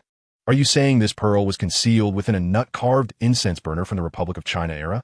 Qing Shan's brow furrowed, as if contemplating something significant. Yes, He Lin affirmed with a smile. The individual who sold the nut-carved incense burner at my shop insisted on an exorbitant price, claiming it belonged to a prominent family named Sun from the Republic of China, even mentioning that the Sun family had ties to warlords. My father, after much negotiation, finally purchased the burner for 10,000 yuan. He Lin chuckled, scratching his head. I never anticipated finding a luminous pearl inside. It seems I've struck gold. What? A prominent family named Sun? Qing Shan's pupils constricted slightly as he stared at He Lin. Xiao He, are you certain about what you just said? He Lin nodded. Indeed, the base of the incense burner bore the inscription Sun Mansion. If this is true, then the value of this luminous pearl could multiply several times. Qing Shan remarked nonchalantly. Moments passed, and the luminous pearl continued to radiate with the same intensity, showing no signs of weakening. Ma Yuliang seemed to have an epiphany, his expression shifting. Old Qing, are you suggesting? Qing Shan nodded slightly. Yes, if I'm not mistaken. This may be a luminous pearl from the phoenix crown of Empress Cixi of the Qing Dynasty. At this revelation, both He Lin and Qing Lu were left astounded. A luminous pearl from the phoenix crown of Empress Cixi. Who was Cixi? The de facto ruler of the Qing Dynasty, second only to Emperors Kangxi and Qianlong. She was often referred to as the Empress Dowager of the Qing Dynasty. Grandfather, is this true? Qing Lu asked incredulously, pointing at the luminous pearl. Is this truly from the crown of Empress Cixi? Qing Hashan nodded, casting a glance at He Lin. Based on what Xiao He has recounted, it is highly probable that this luminous pearl indeed belonged to Empress Cixi. Qing Lao, how could this luminous pearl be connected to Cixi? He Lin inquired, his face a mask of confusion. Little He, I am uncertain if you have ever encountered the historical anecdotes from the Qing dynasty. Qing Hishan, stroking his beard, began to speak. During the late Qing period, Empress Dowager Cixi adorned her phoenix crown with 9 priceless luminous pearls. The largest of these pearls was placed in her mouth after her demise, entombed within the Eastern Qing tombs. He Lin nodded thoughtfully. Indeed, that illustrious pearl was procured by Cixi for a staggering sum of 8 million taels of silver, and its current valuation has soared to 800 million. Such natural luminous pearls have always been exceedingly rare throughout history, and their prices naturally reach astronomical heights. In ancient times, only the reigning emperor or individuals of significant renown could possess such pearls. Ma Yuliang chuckled and interjected. According to historical records, as early as the spring and autumn and warring states periods, luminous pearls were already considered immensely valuable, comparable to the He Bai. Only the esteemed official Tao Zhugong family and the wealthy merchant Yi Dun could afford them. As he spoke, Ma Yuliang gestured towards the luminous pearl in Qing Hishan's hand. Observe this pearl. Although old Qing illuminated it for merely a few seconds, it continues to shine as brilliantly as the moon, indicating its extraordinary quality. He Lin nodded, though somewhat puzzled, and remarked, however, Cixi, the other 4 luminous pearls, alongside the largest one, were also intended for Cixi's burial. Yet, in the 17th year of the Republic, Cixi's mausoleum was plundered, and those 5 pearls vanished along with other burial treasures. Aside from the largest pearl, which was acquired by a British museum, the whereabouts of the other 4 remain unknown to this day. Qing Lu furrowed her brow and inquired, Grandfather, how does this relate to this luminous pearl? Ah, you may not be aware of certain historical tales, Qing Lu, Ma Yuliang replied with a smile. He continued, in the 17th year of the Republic, warlords arose across China, and it was none other than the warlord Sun Dianying who plundered Cixi's tomb. Sun Dianying? Indeed. It is said that he detonated explosives to breach Cixi's mausoleum and absconded with all the burial treasures, which naturally included those 5 luminous pearls. Little Lu, earlier, when Little Li mentioned that carved incense burner originated from the Sun residence, do you think there is a connection? I understand now. Qing Li's eyes sparkled with realization. So, you and Grandfather imply that the Sun residence was constructed by the descendants of the warlord Sun Dianying, and this luminous pearl flowed from the Sun residence, which suggests. Qing Lu did not finish her thought, as the implication was clear. Exactly so. Ma Yuliang nodded with a smile. At that moment, He Lin was astounded, never anticipating that the serendipitously discovered luminous pearl would be linked to Empress Dowager Cixi. A wave of excitement surged within him. Given the pearl's illustrious provenance, its value would undoubtedly escalate dramatically. He Lin immediately inquired, Qing Lao, if you were to appraise it, what would be the market value of this luminous pearl? Qing Yishan pondered for a moment. This pearl is not only entirely natural, but also hails from the imperial palace. Its market price would be no less than 3 million, and if it were placed at auction, the bidding price would likely soar even higher. 3 million? He Lin was taken aback, as this valuation diverged significantly from his initial expectations. Chapter 14. Fortune and Prosperity. Grandfather, isn't the largest night pearl from Empress Dowager Cixi valued at nearly 800 million on the market? Why does this particular piece vary so significantly in value? Before He Lin could respond, Qing Lu eagerly interjected. Silly girl, Qing Hishan chuckled, although both are night pearls from Cixi's phoenix crown. Their market value is influenced by size and material. The largest night pearl weighs approximately 788 carats, and its size is double that of this pearl. Moreover, a crucial point is that the larger pearl is composed of pure diamond rough. He Lin's heart raced at the revelation. Diamond rough? That is essentially a diamond. Even the 788-carat diamond rough would command an astronomical price today. While this night pearl possesses pure material, its primary component is fluorite, which does not classify it as a precious gemstone, especially in comparison to diamond rough. Qing Yishan glanced at the still glimmering night pearl. Thus, Grandfather's estimate of 3 million is already quite generous. At that moment, He Lin realized why this night pearl exhibited such a strong phosphorescent response. It was primarily due to the excessive fluorite content. Xiao He, I have 2 suggestions regarding this night pearl, Qing Hishan stated. Firstly, I, Qing Fanyuan, can purchase this night pearl from you right now, but the price will not exceed the typical market rate, at most 2 million. Secondly, you could auction this night pearl at the Pishio auction house, where the bidding may start at no less than 5 million. However, the auction will not occur for another 2 weeks. After speaking, Qing Yishan took a sip from his teacup. Xiaohe, what do you think?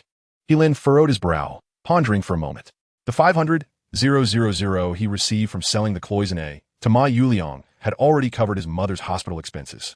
Although auctioning the night pearl at Pishio would yield a significantly higher price, it would not alleviate his immediate financial needs. In light of this, He Lin replied, Old Qing, I am in urgent need of funds, so I will sell this night pearl to your Qing Fanyuan. Qing Yishan appeared slightly surprised, but did not elaborate further. Very well. Since you have made your decision, I will transfer the funds directly to your account. Thank you for your assistance, Old Qing. He Lin responded politely, providing his bank account information to Qing Yishan. Qing Yishan promptly initiated the transfer via his mobile phone. Xiaohe, consider this a significant favor from me. Oh no, Old Qing, please do not say that. He Lin quickly interjected.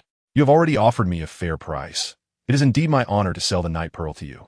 Despite Qing Hishan's claim of gaining an advantage from the transaction, He Lin was acutely aware that had he taken the night pearl to an antique shop, he might not have even secured 7 million. In essence, it was Qing Hishan who had bestowed a considerable favor upon him. Haha, agreed. Qing Hishan laughed heartily. In the future, should you come across any treasures, feel free to bring them directly to Qing Fanyuan.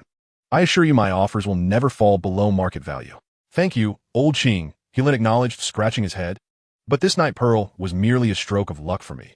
I cannot predict if I will have another opportunity to find treasures that catch your discerning eye. Qinghe Mountain smiled silently, fully aware of the challenges of stumbling upon hidden treasures in these times. It is not uncommon for some individuals to go their entire lives without encountering such luck. Ah, brother He, you are being excessively modest, he remarked. At this point, Qing Lu chuckled and said, with your discerning eye, I believe you will soon uncover a significant treasure. He Lin awkwardly smiled, replying, Miss Qing Lu, you truly overestimate me. I assure you, I have done nothing of the sort. King le peut-être plus folie, asserting. Did you not notice the issues with the ancient painting that was the centerpiece at today's Pishio auction? You were the first to identify it. Oh. Qinghe Mountain raised an eyebrow, intrigued. What ancient painting are you referring to, Qing Lu? It was an ancient artwork by Shenzhou. Qing Lu responded and proceeded to recount the events of the Pishio auction to Qinghe Mountain. Is this matter true? Qinghe Mountain inquired, astonished as he turned to He Lin. You must understand, Pishio Auction House has always prided itself on its integrity. The chances of encountering a counterfeit there are akin to winning the lottery. I was merely fortunate. He Lin stammered, scratching his head in confusion. Ah, brother He, spare us your modesty, interjected Ma Yuliang with a chuckle, looking at He Lin. Are you suggesting that your sale of that cloisonne was merely a stroke of luck? He Lin, feeling embarrassed, could only feign ignorance. Old Ma. I truly was just lucky to have stumbled upon that cloisonne. Ma Yuliang laughed and shared the story of He Lin's sale of the cloisonne to Qinghe Mountain. Upon hearing it, was even more astonished. He scrutinized He Lin from head to toe and remarked, Young He, you are quite remarkable. At such a young age, you have managed to uncover treasures, and you even encountered a cloisonne wrapped in fire lacquer. He Lin was at a loss for words. How could he explain his abilities without revealing his extraordinary talents? He could only respond with an awkward smile, claiming, Old Qing, you exaggerate. I truly have just been fortunate in stumbling upon these finds, especially when compared to you and Old Ma. My achievements are hardly noteworthy. Surprisingly, Qinghe Mountain seemed not to have heard He Lin's words and nodded contentedly. Indeed, you possess talent without arrogance. A promising young man. He Lin was momentarily taken aback. Is that all it takes? You claim your luck is nothing significant, yet you fail to recognize that such luck is indeed a skill in itself, Qinghe Mountain stated, with his hands clasped behind his back. This era cannot be compared to my time when treasures were abundant. Nowadays, it is a blessing not to be taken advantage of. If you truly are as fortunate as you say, your future is boundless. Precisely. Brother He, do not be so humble. Qing Lu chimed in playfully, adding, If I were to stumble upon even one treasure, I would surely wake up delighted. You little rascal, and you speak of luck. Qinghe Mountain teased Qing Lu. Do you not think your own skills are lacking, lamenting your previous misjudgments? At this, Qing Li's voice diminished considerably. He Lin became intrigued, asking, Miss Qing Lu, have you ever attempted to uncover hidden treasures yourself? Of course, this spirited young lady had indeed tried her hand at it. Following Qinghe Mountain's gaze, Heilin noticed a square inkstone resting in the corner above the counter. Chapter 15. The Universe Within. The inkstone is square in shape, its surface a muted yellow hue, lacking a base or feet. Upon closer inspection, the material appears both firm and smooth to the touch. The body of the inkstone is intricately carved to resemble an old ox, with a deep ink pool that harmonizes with the relief patterns of clouds and moons. The right edge of the inkstone is adorned with a simulated Duan stone skin, giving it an air of ancient elegance at first glance. Heilin was momentarily taken aback as he approached and gently caressed the inkstone, tapping it lightly with his fingers. This square inkstone, at first glance, displays a finely crafted ox carving with clear hair textures, and the deep ink pool aligns perfectly with the embossed cloud and moon patterns. The right side features a simulated Duan stone skin, producing a resonant sound when tapped, leading him to believe it might be a Qing Dynasty Chao and I inkstone. Qing Hishan chuckled softly and remarked, "Hee, it is merely a modern imitation of a Qing Chao and I inkstone." Qing Lao, are you suggesting this inkstone is a counterfeit? Heilin expressed his astonishment. For one, he found the craftsmanship of the inkstone to be remarkably detailed, evoking the style of Qing Dynasty Chao and I inkstones. Furthermore, he distinctly noticed a flicker of precious light emanating from within the inkstone. Yet, Qing Yishan bluntly claimed it was a modern replica. What could this possibly mean? He chuckled again, stating, though this inkstone closely resembles the Qing Dynasty's ox gazing at the moon Chao Ni inkstone in terms of carving, weight, and color, an impressive likeness of about 80 to 90%.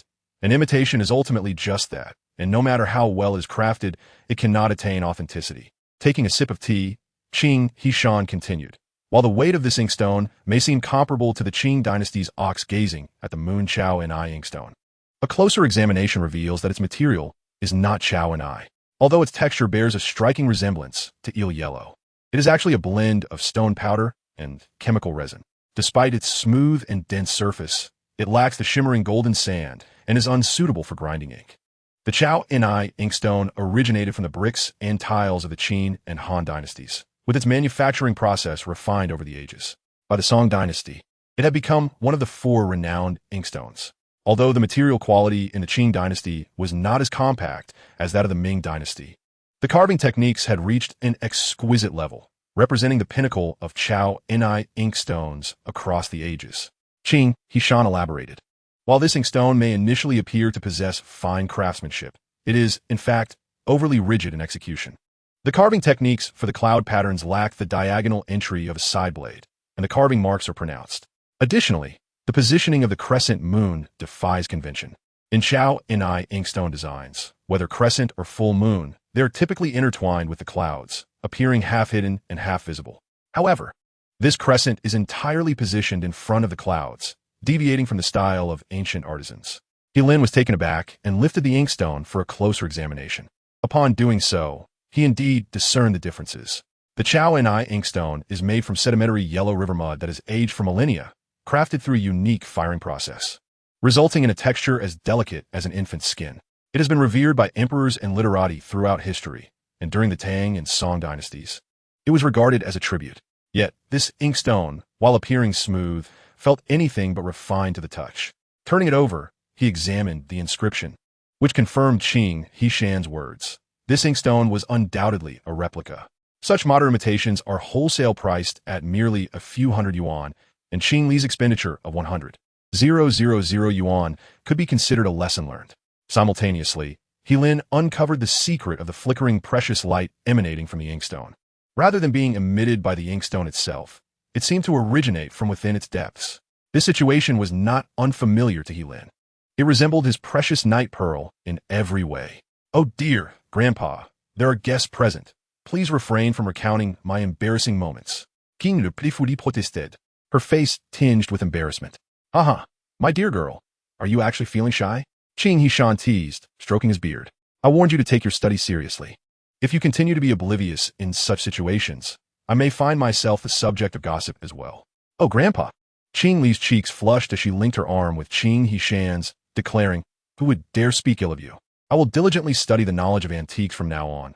You need not worry. I shall not bring you disgrace." "Ah, my little look. You ought to learn more from young He." Qing Hishan chuckled. Though of similar age, young, he possesses a discernment that far surpasses yours. Oh, Grandpa, you are too much. Qing laughed, her lips pouting. He Lin, feeling equally awkward, interjected, Old Qing, your words are quite exaggerated.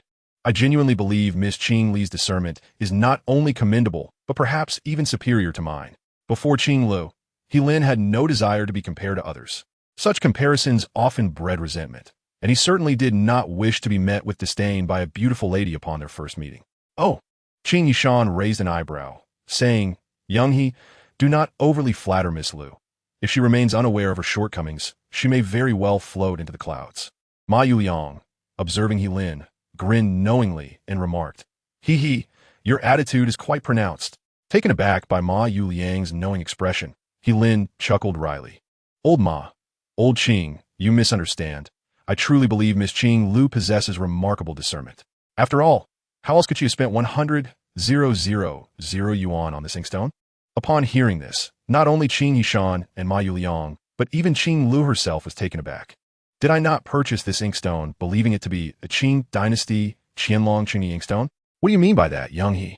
Ma Yuliang inquired, his expression one of confusion. I mean to say that Miss Qing Lu may not have genuinely recognized its value. Rather, she might sense it holds deeper significance. He Lin elucidated. Qing Lu furrowed her brow, perplexed. Why was I unaware of this? Deeper significance? Qing Yishan and Ma Yuliang exchanged astonished glances. I cannot say for certain. Only by examining the inkstone's base can we uncover the truth, He Lin replied, promptly opening his satchel and revealing a cloth pouch. Within lay various small tools, a blunt knife, a steel hammer, wooden pegs, wooden needles, a magnifying glass, steel needles bound with diamonds, and other small items. Qing Yishan's expression grew serious. Having immersed himself in the antique world for decades, he recognized these tools as essential for unearthing treasures. In ancient times, individuals would encase valuable items within another medium, be it wood, clay, or metal, to preserve or conceal them. The process of revealing these treasures is known as unwrapping, a skilled craft requiring both artistry and technique. With the slightest misstep, one might inadvertently damage the concealed treasures within. Thus, the process of unearthing the hidden layers demands both patience and skill from the practitioner. Chapter 16. The Clumsily Ingenious Artisan. Qing Yishan paused momentarily, then seized the inkstone to examine it closely. Beneath the surface of the inkstone, he noticed some fine cracks, which he had previously attributed to inadequate craftsmanship during its imitation.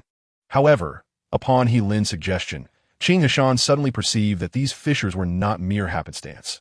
Rather, they appeared almost to align perfectly along the same horizontal plane.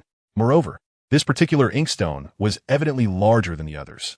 If it were intended for concealment, it would indeed be quite advantageous. Could it truly harbor a hidden world?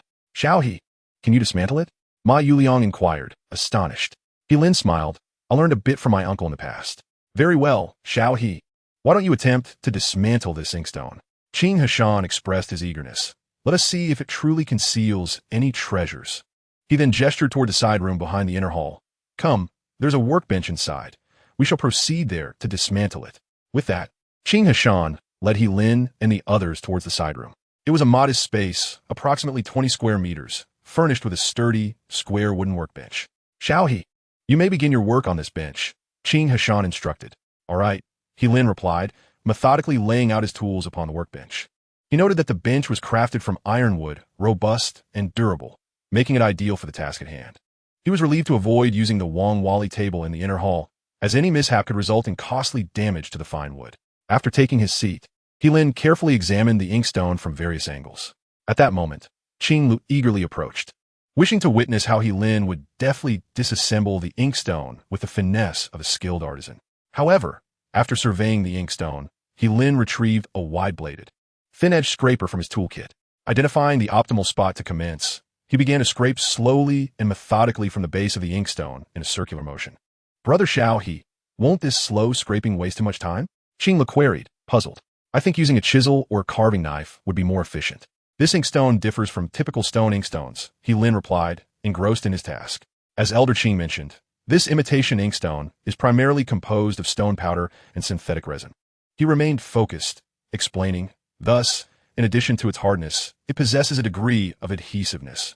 Moreover, given the item's size and the uncertainty of its contents, It is prudent to proceed with caution. Rushing could inadvertently damage whatever lies within. With that, he resumed his meticulous scraping. Qing Lu, though somewhat perplexed, nodded in understanding and began to discern the method behind his deliberate approach. He Lin's fingers were long and slender. Although his scraping speed was not particularly swift, his technique was remarkably steady, with an astonishing consistency in the frequency of each stroke. Methodically, he scraped along the edge of the inkstone, pieces of earthy material falling gently onto the workbench. To Qing Li's astonishment, every fragment that fell was strikingly uniform in both length and thickness. What mastery of the blade and what tranquility of mind did this require? As this thought crossed her mind, waves of excitement surged within her. This inkstone, infused with stone powder, was far more resilient than the wooden core incense burner they had previously encountered. To extract the inner material without causing damage was clearly not a task to be accomplished with hasty strokes. This seemingly crude method of scraping was, in fact, the best and only viable approach. At that moment, Qing Hishan nodded slightly, recognizing that He Lin, despite his youth, possessed a rare patience and composure among his peers. His admiration for He Lin increased. As Qing Lu observed He Lin meticulously removing the layers of grime, she felt as though she were wielding the blade herself. With each fragment that fell away, her anxiety grew. What treasures could be hidden within this inkstone? What form might they take? In contrast, He Lin remained expressionless, continuing his repetitive motions with unwavering focus. It was not until he had nearly scraped away half of the inkstone's base that he finally paused. Inside, it was not merely a simple inner shell. Something was wrapped in burlap. He lifted his gaze, revealing the bottom of the inkstone to the onlookers, proclaiming that it must be a valuable object. At that moment, the base of the inkstone had been scraped into a spiral surface, surprisingly revealing a corner of paper material at the center. The crowd gasped in astonishment. Indeed, as He Lin had claimed, the inkstone contained a hidden world. There was truly something concealed within. Ma Yuliang's pupils dilated in disbelief, while Qing Lu, filled with excitement, clenched her small hands, her nails nearly digging into her flesh in nervous anticipation. Retrieving a blade as thin as a cicada's wing from her toolkit, she resumed her patient cutting along the circular opening. In no time, He Lin had stripped away all the layers from the base of the inkstone. At the center, there lay an object wrapped in burlap, folded neatly into a square shape that mirrored the dimensions of the inkstone itself. Upon removing the object and unwrapping the burlap, he discovered an additional layer of cowhide paper. He Lin carefully peeled away the cowhide, and the object within was suddenly revealed in all its glory. It was a meticulously folded brocade fabric, soft to the touch and undoubtedly crafted from high-quality silk. He Lin was certain that the radiant treasure he had seen within the inkstone was emanating from this very piece of brocade. As he unfolded it, he found that it measured approximately 2 meters in length and about 0.29 meters in width, a jacquard satin adorned with vibrant clouds and auspicious cranes, exuding an air of opulence. Prominently displayed on the front of the fabric, in regular script, were characters arranged from right to left, comprising a total of 25 lines and approximately 100 Chinese characters. At the beginning of the text, there's an inscription that reads, "By heaven's decree, the emperor proclaims." At the end, there is a seal bearing the script of the imperial edict. Upon seeing this brocade, Qing Yishan could no longer maintain his composure. This was indeed a holy decree. Chapter 17. The Bond of Brotherhood. A decree? Ma Yuliang also trembled, nearly dropping his teacup to the ground in shock. He leaned in closer to examine the decree, which was adorned with auspicious clouds and cranes, composed of 5 colors: blue, yellow, orange, grayish-yellow, and resplendent hues. "This is a colorful decree," Ma Yuliang exclaimed in astonishment. At this moment, Qing Lu was even more elated, eagerly asking, "Mr. Ma, what does a colorful decree signify?" Ma Yuliang took a moment to compose himself and replied, "Xiao Lu, in ancient times, imperial edicts were quite meticulous. Typically, they were in the form of scrolls, with the material of the scroll handle strictly differentiated according to the rank of the official: a jade handle for first rank, a black rhinoceros horn for second rank, a gold-plated handle for third rank, and a black ox horn for fourth and fifth ranks. However, this decree has evidently removed the jade handle for the sake of storing it within an inkstone." He pointed to the decree on the workbench and continued, "Yet we can still distinguish the rank of the decree by the variety of colors. The more diverse the colors, the higher the rank of the official receiving the honor. According to the customs of the Ming and Qing dynasties, edicts for officials of 5th rank and above are relatively colorful, classified into 3, 5, and 7 colors, whereas those below 5th rank are generally a single shade of pure white silk. Thus, it is evident that this decree is intended for an official of at least 5th rank or higher. Come, let me take a closer look. At this moment, Qin Hishan retrieved a pair of reading glasses from a shelf, leaned down to scrutinize the decree. By heaven's decree, the emperor proclaims that the state bestows favors upon its officials, extending to their kin, thus promoting filial piety. And what difference does it make between existence and oblivion? From the long history office of the Jingjiang Wangfu, promoting the roots and celebrating the source, it is appropriate to commend and reward, herewith, particularly bestowed for the worthy, to bear this great favor, eternally comforting the obscure, on the 9th day of the 12th month in the 17th year of Changhua. The decree, comprising over 100 characters, was inscribed during the 17th year of the Changhua era, 1481, detailing the emperor's bestowal to the parents of Kong Kuei, 15th generation of the noble lineage, while he served as the long history officer of the Jingjiang Wangfu. Before the towering palace, thousands knelt in reverence, their hearts swelling with the glory of the conferred honor. Who would have thought?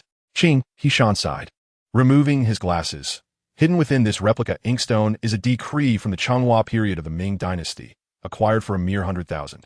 This is truly a remarkable profit. Indeed, the imperial edicts of the Ming Dynasty were crafted and transcribed by the finest cultural talents, possessing not only immense historical value, but also great artistic appreciation. Ma Yuliang responded, his face alight with excitement as he rubbed his hands together.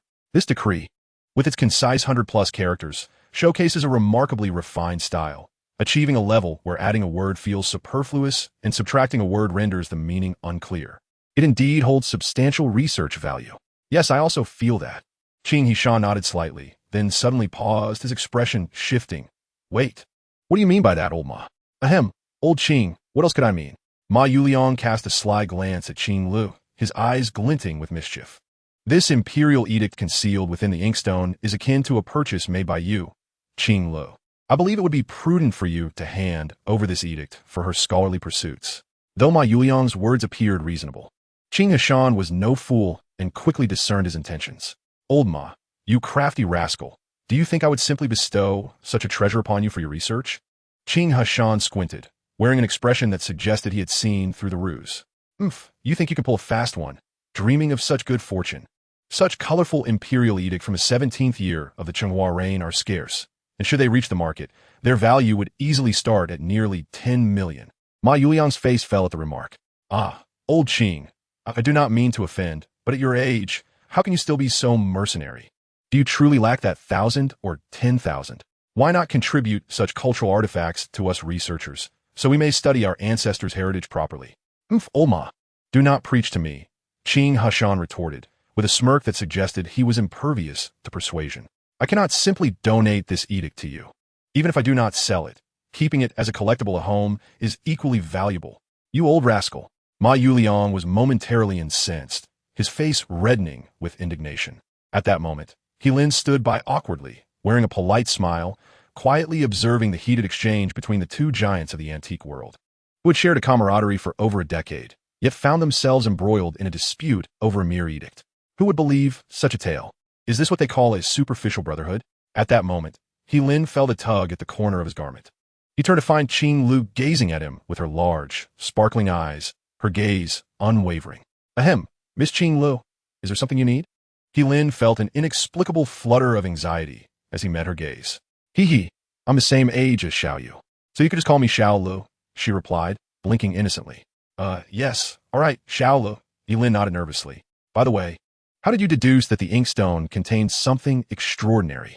Qin Lu shot a glance at the two men still engrossed in their argument, ensuring they were oblivious to her presence. With a shy smile, she lowered her voice and said, Oh, I actually spent 100,000 on this inkstone because I thought it was a Qing Dynasty Qingni inkstone. I had no idea there was an edict inside. Heilin was taken aback. He had not anticipated such honesty from Qin Lu, whom he had just met today. It was rare to find someone so genuine, especially in a world where many would feign understanding to save face. He felt an increasing fondness for her. Not only was she beautiful and charming, but her kindness and sincerity were refreshing. Truly, she was a rare gem of a girl. Shall we, Gidge? Qin Lu observed Heilin's silence and gently inquired, What are you pondering? Ah, nothing at all. He Lin hastily added, after all, incidents involving concealed treasures within items like this have frequently occurred in my family's antique shop. Qingla nodded thoughtfully. Oh, I see. Chapter 18. Yet another interruption. While He Lin and Qing Lu engaged in their hushed conversation, the dispute between Qing Yishan and Ma Yuliang showed no signs of abating. Unable to bear the bickering any longer, Qing Lu interjected, Grandfather, Teacher Ma, you both are of an age where such childishness should be beneath you. Both Ma Yuliang and Qing Yishan felt a flush of embarrassment, causing their quarrel to subside. Ahem, Xiao Lu, this matter cannot be blamed on your grandfather. Qing Yishan coughed lightly, glancing at Ma Yuliang. It was all instigated by old Ma. Hey, old Qing, are you even being reasonable? Ma Yuliang, having just calmed down, raised an eyebrow at this remark. Is it so wrong for me to speak the unvarnished truth? The inkstone was originally purchased by Xiao Lu, and upon discovering the imperial edict within, it is only fitting that the authority to manage it be entrusted to her. You, old Qing, wish to monopolize the edict, which is rather presumptuous, don't you think? Qing Yishan glared, ready to erupt again. Old Ma, what do you mean by that? Xiao Lu is grandfather. Qing Li's expression turned stern as she interjected. Ma Yuliang, witnessing Qing Yishan's momentary defeat, could not suppress a smirk. Grandfather, Teacher Ma, is not entirely wrong. Qing Lu clarified to Qing Yishan. Artifacts like the imperial edicts from the Ming Changhua era possess historical and artistic values that cannot be quantified in monetary terms. Allowing me and Teacher Ma to engage in academic research on it would better reflect its significance and worth. Xiao Lu, but Qing Yishan was about to protest. Yet when he saw Qing Lu's determined expression, he could only nod begrudgingly. Very well. You may handle this Ming Changhua edict as you see fit. Thank you, grandfather. Qing Li's face brightened with a smile as she affectionately kissed Qing Yishan on the cheek. Moo. Qing Yishan sighed with a bittersweet smile. It's all right, as long as you are happy. Yet he felt a pang in his heart, realizing that this kiss had cost him over 10 million. A steep price indeed. Indeed. Old Qing, this is how it should be. Ma Yuliang beamed with delight, clapping his hands. Xiao Lu, you are truly my exceptional student, with such lofty vision. Your future is bound to be limitless. He Lin stood by, astonished, contemplating the unexpected turn of events. Who would have thought that someone like Qing Yishan, a prominent figure in the antique market, could be so thoroughly bested by a mere girl like Qing Lu? Qing Yishan cleared his throat, seeking to ease the tension by shifting the conversation. I must say, today's events are greatly attributed to you, Xiao He. Without your keen insight, such artifacts might never have seen the light of day again. Ma Yuliang, momentarily taken aback, had been so engrossed in the argument about the edict that he had only just noticed He Lin. Yes, old Qing, I was right. Xiao He's discernment is undoubtedly unparalleled among the younger generation in our field. At this moment, Qing Lu gazed at He Lin with eyes full of admiration, rendering him the center of attention, a position he found somewhat uncomfortable. Master Ma, Master Qing, you flatter me excessively. I merely happened to notice a crack at the bottom of the inkstone. He Lin offered an excuse that seemed both reasonable and plausible, leaving no hint of doubt in the minds of Qing Yishan and Ma Yuliang. Indeed, it is fortunate that you have had a similar experience. Otherwise, you might have been oblivious to it like I was. He Lin humbly clasped his hands together. As he continued to observe He Lin, Qing Yishan found him increasingly agreeable and nodded slightly. Ah, young He, would you be interested in lending a hand at my Qing Fang Yuan? Qing Lu was momentarily taken aback, incredulity flashing across her face as she regarded He Lin. She was all too aware of Qing Yishan's temperament. Her grandfather seldom praised anyone, let alone extend an invitation for a young person to work in his establishment. This was a first in many years. He Lin's eyes widened in disbelief. He could hardly believe what he was hearing. Qing Fang Yuan? He never anticipated that Qing Yishan would extend an olive branch to him on their very first meeting. It was well known that those working at Qing Fang Yuan were seasoned veterans in the antiquities trade, many having immersed themselves for nearly a decade or even several decades. It was not a place where someone in their early 20s, like He Lin, could casually find employment. Noticing He Lin's stunned silence, Qing Yishan teased. What's the matter? Are you unwilling? No. He Lin quickly shook his head vigorously. I merely didn't expect you, Master Qing, to hold me in such high regard. Qing Fang Yuan is indeed a prestigious establishment in our Gue City antiquities scene. That is merely the superficial esteem of our peers for me. Qing Yishan replied, shaking his head slightly, though a hint of pride could not be concealed from his smile. As for you, if you were to join Qing Fang Yuan with just a bit of patience, You would undoubtedly have a promising future in the antiquities field. With a confident smile, he added, "So what do you say, young he? Would you like to give it a try?" Before He Lin could respond, Ma Yuliang interjected, "Hold on, young man. You're still quite young, and the antiquities auction industry is exceedingly complex. I believe it may not be the most suitable path for someone of your age." "What do you mean by that?" "Old Ma?"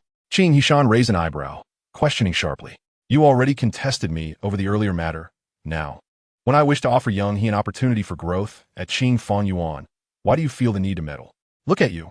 Exuding an air of commercialism, Ma Yuliang retorted lightly before his expression shifted, wearing a friendly smile as he addressed He Lin. "Young he, I believe you possess great talent in archaeological and historical studies. I also heard from Xiao Yu that you majored in history during your undergraduate studies. Thus, I would recommend that you continue your academic pursuits." At this moment, He Lin wore a bewildered expression. "I had already decided against pursuing graduate studies, but I could make an exception for you." Ma Yuliang chuckled, taking a sip of tea as he continued. "So, if you agree, I will contact the school to arrange for you to apply for a combined master's and doctorate program, allowing you to relive your campus days." Chapter 19. Personal Plans. "Old Ma, your actions are quite unscrupulous," Qing Hashan exclaimed, his hand trembling as he held the teacup, visibly agitated. "I arrange a job for Xiao He, and you, halfway through, come intercept it. What does that mean?" Upon hearing this, Ma Yuliang also grew displeased, placing his teacup down. "Lao Bai, your words are unjust. I'm acting in Xiao He's best interests, aiming to help him contribute more to the nation and retain talent for Huaxia. What is wrong with that?" "Ah, you Ma Yuliang." Qing Hashan stood up abruptly, realizing the depth of Ma Yuliang's lack of integrity, even invoking the nation. "I'll leave Xiao He's opportunity with you for study. I even allowed this old fellow to take the Ming Changhua edict just now. And now, you wish to take the person as well, don't you? Grandpa, both you and Teacher Ma are of considerable age. Why are you still bickering like in the past?" Ma Yuliang's cheeks flushed slightly. "Ahem, it's because your grandfather insists on competing with me." "Competing?" Qing Hashan glared, ready to escalate. "It is clearly you who wants to rob me." "Oh dear, Grandpa. Teacher Ma, please cease your quarrel. King Ru King exasperated, interjected. Why not simply ask Brother He Lin for his opinion, since he is right here?" At this, Ma Yuliang and Qing Hashan instinctively exchanged glances, a flicker of understanding passing between them. They simultaneously turned to face He Lin. "Xiao He, will you join my King Fanjuan? I will immediately call my assistant." "Xiao He, pursuing a Master S and doctorate simultaneously? I will arrange that for you at once." He Lin appeared bewildered. In the past, the two opportunities presented before him would have been serendipitous encounters. Regardless of which he chose, his future would have been promising. However, the circumstances had shifted. He Lin took a deep breath and resolutely stated, "Professor Ma, Elder Qing, I appreciate your kindness, but I have my own plans." Both Ma Yuliang and Qing Hashan were taken aback. Even Qing Lu looked astonished. Could it be that He Lin truly has a better path? "Xiao He, what are your plans?" Qing Hashan inquired, puzzled. "Indeed, Xiao He, such opportunities are rare." Ma Yuliang echoed in disbelief. "Professor Ma, Elder Qing, to be frank, my family has encountered several issues recently." He Lin said with a wry smile. "My mother is hospitalized, my father is ill, and our family shop requires oversight. I truly cannot spare the time for other pursuits." With only He Lin and He Xiao Yu as children in the He family, He Lin naturally became the pillar of the household when his parents faced difficulties. Seeing Qing Hashan still looking bewildered, He Lin elaborated on the recent events at home. Only then did Qing Hashan come to a realization. "Ah, so that is the situation. Old Qing, you see, this is the consequence of your complete commercialization of the antique trade." Ma Yuliang shot a disgruntled glance at Qing Hashan, sipping his tea in frustration. Who knows how many people have ventured into buying and selling antiques with the intent of finding bargains, only to be deceived and suffer familial rifts. Surprisingly, Qing Hashan did not counter this time, merely sighing as he remarked, "Finding bargains involves risks, and it relies entirely on one's discernment." He Lin nodded in response. Although this time Jin Yuanquan had conspired against his father, the root cause lay in his father's lack of discernment. Had he possessed greater insight, Jin Yuanquan would not have found the opportunity to exploit. Ma Yuliang expressed his indignation, stating, "Such individuals are entirely consumed by the pursuit of wealth, devoid of any sense of honor or integrity." By the way, Xiao He, Qing Hashan mused for a moment before advising, "If you're determined to inherit your family's antique shop, I will not insist that you join my Qing Fong Yuan. However, you must understand that the antique trade places immense value on reputation. Your father's public blunder will undoubtedly tarnish your family's name, making future endeavors exceedingly challenging. Qing Hashan added, should the situation prove too difficult, do not hesitate to seek my assistance. It was evident that Qing Hashan held He Lin in high regard. Thank you, Elder Qing. He Lin expressed his gratitude. Ah, it is but a trivial matter, Qing Hashan replied, waving his hand dismissively, casting a glance at Ma Yuliang. Otherwise, some might accuse me of being unfeeling. At least you possess a modicum of conscience, Ma Yuliang retorted with a light snort. Professor Ma, Elder Qing, it is indeed a stroke of fortune for me, He Lin, to encounter both of you today. He Lin smiled wryly, raising his teacup. Allow me to toast you both with tea in place of wine. Exchanging glances, Qing Hashan and Ma Yuliang could not help but share a smile. Haha, you clever lad. I see you possess a bit of the chivalrous spirit. You remind me of my younger days. Qing Hashan laughed heartily. Gome. Since Xiao He is treating us to tea, we must not refuse. Ma Yuliang responded with a broad grin. He Lin promptly raised his cup, clinking it with both Qing Hashan and Ma Yuliang. Faced with the high hopes and recognition bestowed upon him by his elders, he felt this was all he could do at the moment. The tea was rich and heartfelt, embodying all his gratitude. After a few rounds of casual conversation, He Lin noticed the time and said, Professor Ma, Elder Qing, I believe it is time for me to take my leave. Then I must trouble Professor Ma. Qing Hashan said while stroking his beard, nodding. Shall I please see Xiao He out? Qing Lu agreed and stood to escort He Lin from the inner hall. Xiao He, you can catch a taxi at the intersection ahead, Qing Lu instructed as she stood at the entrance of Qing Fanyuan. All right, thank you, Xiao Lu. He Lin replied with a smile and a nod. Okay then, I shall head back inside, Qing Lu said, smiling gracefully as she prepared to leave. Watching her retreating figure, He Lin steeled himself and called out, Wait, Xiao Lu. Qing Lu turned her large, bright eyes toward He Lin. What is it, Xiao He? He Lin swallowed hard. I was wondering if we could add each other as friends on WeChat. Chapter 20, no compromise. Seeing He Lin's nervous demeanor, Qing Lu could not suppress her laughter. I thought it was something serious. Turns out you just want to add me on WeChat? He Lin scratched his head, his heart racing. I might be a bit abrupt. With a gentle smile, Qing Lu took out her phone. What is your phone number? He Lin was initially taken aback, but quickly provided his number. Little friend, do you have any questions? The next moment, He Lin's phone rang. My phone number is indeed my WeChat ID. After hanging up, Qing Lu smiled and said, just add me later. Thank you, Xiao Lu. He Lin replied with a chuckle. Well, I shall take my leave now. Be careful on your way. Qing Lu waved her hand, laughing lightly. By the way, your ringtone is quite captivating. With that, she bounced away toward Qing Fanyuan. Watching Qing Li's retreating figure, He Lin unconsciously murmured, be careful on the road. It wasn't until Qing Lu completely vanished in a Qing Fanyuan that He Lin waved his hand and cheerfully made his way to the designated spot to hail a cab. Through the window, he saw that his mother's surgery had been successfully completed, and she was peacefully asleep on the hospital bed, which brought him considerable relief. Xiaoyu was resting by the bedside, while his father sat on the nearby sofa, gazing vacantly out the window. Dad! He Lin entered and softly called out to He Butong, but received no response. He Lin shook his head in resignation and gently patted He Xiaoyu's head, noticing how exhausted the little girl was from taking care of their parents today. Yan! Achu! He Xiaoyu stretched lazily, suddenly recalling something, her energy returning. Brother, did you really sell that night pearl for 3 million? He Lin was momentarily stunned and asked, how do you know about that, little girl? Hee. Qing Lu told me via WeChat earlier. He Xiaoyu giggled, waving her phone. I was quite shocked at the time. Who would have thought that night pearl was such a treasure? At this point, He Lin's heart sank suddenly, since Qing Lu had mentioned his sale of the night pearl to Xiaoyu. What about the story he shared with Qing Hashan and the others about being deceived by Jin Yuanquan? Turning his head, he indeed found He Xiaoyu staring at him with a pouty face. Ha! Xiaoyu, is there something on my face? He Lin asked with a laugh. Brother, He Xiaoyu exclaimed unhappily. Are you hiding something from me? Me?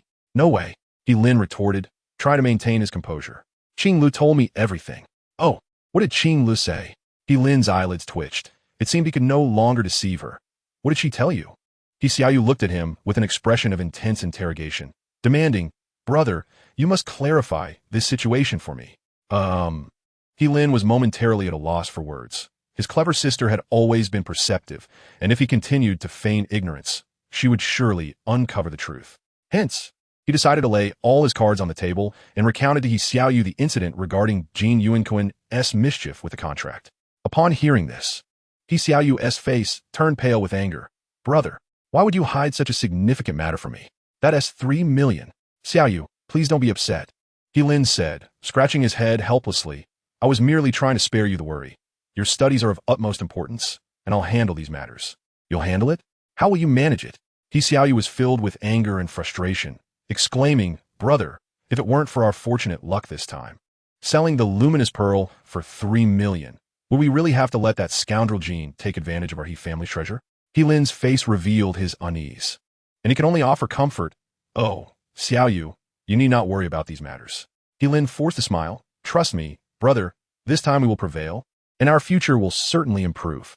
With reddened eyes, Xiaoyu rubbed her nose. I simply cannot swallow this humiliation. He Lin clenched his teeth, remaining silent. Who could truly endure such indignation? Brother, this 3 million is our hard-earned money. Why should we hand it over to that fat Jean? Xiaoyu inhaled deeply. He treats our He family as if we are easy prey. However, under the pressure of circumstances, what other option did He Lin have but to bow to Jean Yuanquan? He Lin sighed. Xiaoyu, but I've already signed a contract with Jean Yuanquan. It's a matter of ink on paper. We cannot simply refuse. Xiaoyu lowered her gaze, pondering, when suddenly her eyes lit up. Brother, isn't there still 6 days left until the final payment date? Yes, He Lin nodded. Then, do not rush to pay Jean Yuanquan the 3 million just yet, Xiaoyu suggested. Tomorrow, I will speak to Qing Lu at school. She has many friends in law. Since Jean Yuanquan wants to exploit legal loopholes, we shall turn the law against him. He Lin was taken aback. Is that truly feasible? How will we know unless we try? He Lin's eyes brightened slightly, and he nodded. All right, let us proceed, as you suggest. A smile finally appeared on Xiaoyu's face. Oh, by the way, Xiaoyu, he added, when you ask Qing Lu for help, ensure you reciprocate. What does she enjoy eating, drinking, or doing? Quickly let me know so I can make a note and thank her properly. Chapter 21. An Unexpected Call. Given the suddenness of today's events, Xiaoyu, who had been staying on campus, had to request leave to come. He Lin could not allow his sister to neglect her studies. After confirming that their parents were stable, Xiaoyu reluctantly took her leave. Left alone in the hospital room, He Lin engaged in casual conversation with his father, He Budong, hoping to jog his memory about the fortunate find he had made that day. However, He Budong seemed distracted, as if he hadn't absorbed a word. Around 10 o'clock in the evening, the hospital provided dedicated nursing for He Lin's parents. Only then did He Lin rise to leave the hospital. Troubled, he found no trace of sleep despite a long day. Wandering aimlessly, he eventually found himself at the entrance of his family's antique shop, Hitong Baojian. Looking up, he noticed a thin layer of dust covering the large sign. A pang of sadness struck He Lin as he recalled that all of this was due to the scoundrel Jean Yuanquan, and his chest tightened with frustration. Glancing at the already closed Jean Yugu and seeing no one around, He Lin picked up a stone from the roadside and hurled it at the door of Jean Yugu. Crash! A stone struck the solid wooden door with a resounding crash, immediately followed by a cacophony of barking from the antique street. He Lin took off running.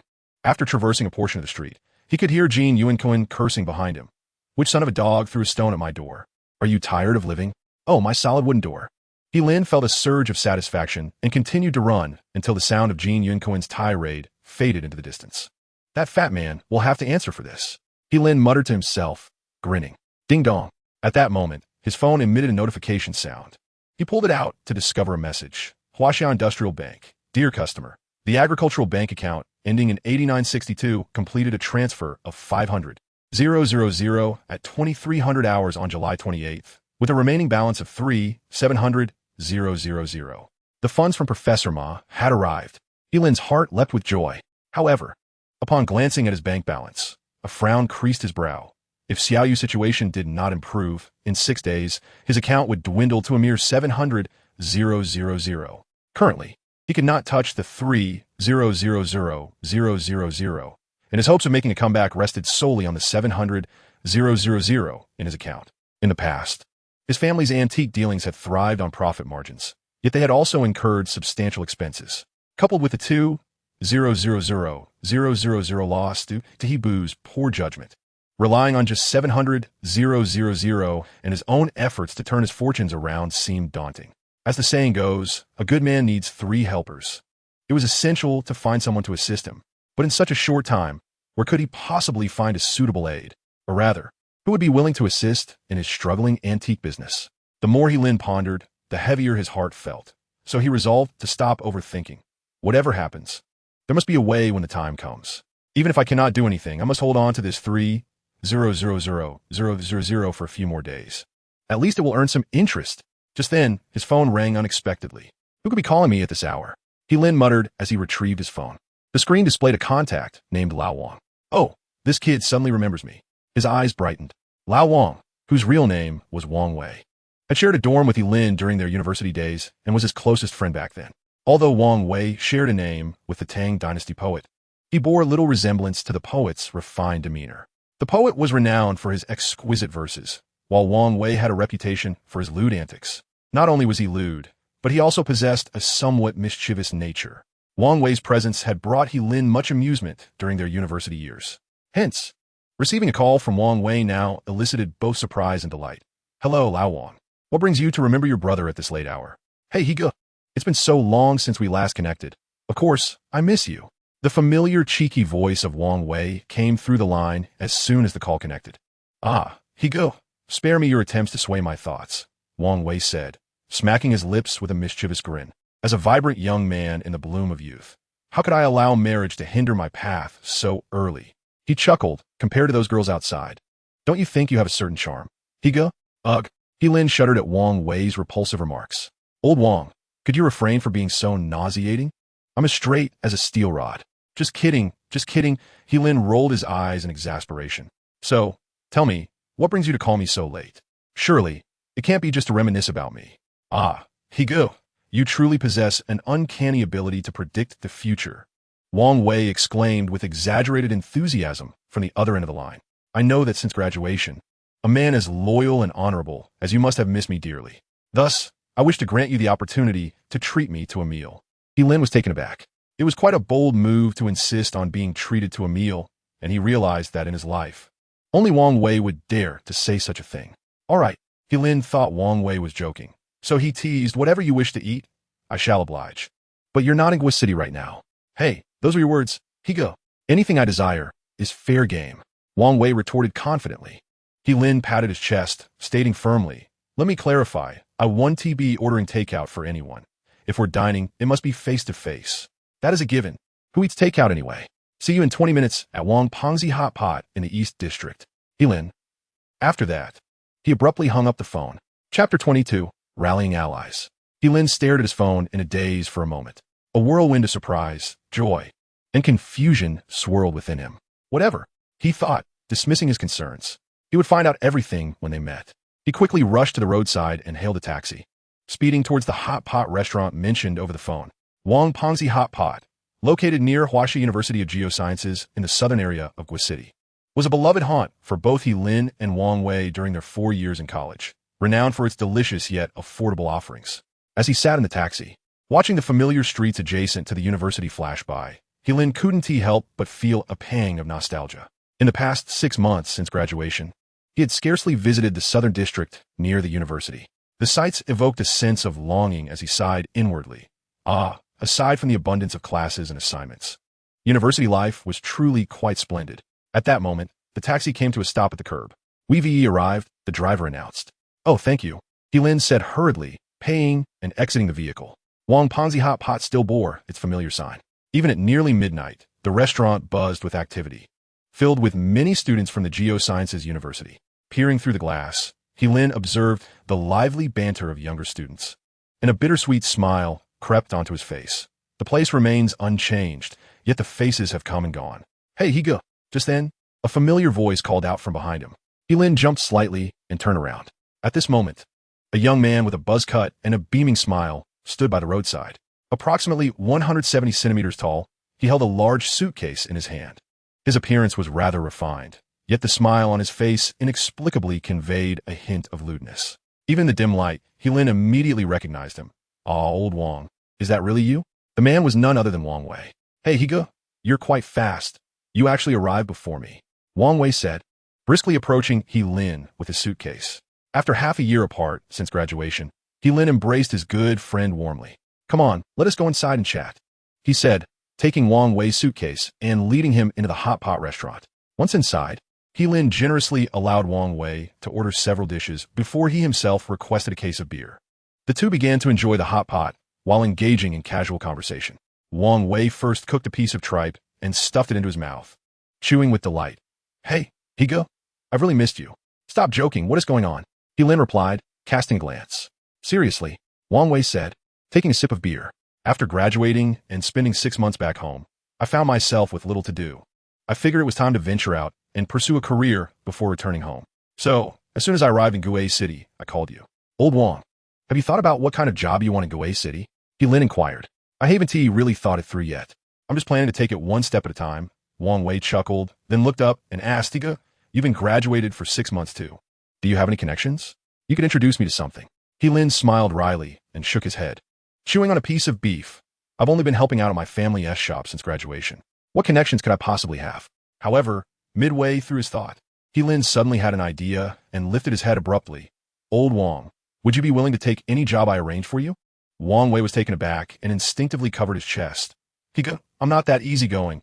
It has to be a legitimate job. He Lin scoffed, saying, what nonsense are you thinking? Of course it's a legitimate job. All right then, if it's a legitimate job, I can handle a bit of hardship. Wang Wei replied with a grin. What do you have in mind? It's not anything too complex. I just want you to come help out at my family's antique shop. He Lin stated directly. He had been pondering how to rejuvenate the family business of He Tongbajian, yet felt alone in his efforts. To his surprise, this young man had appeared right at his doorstep. Huh?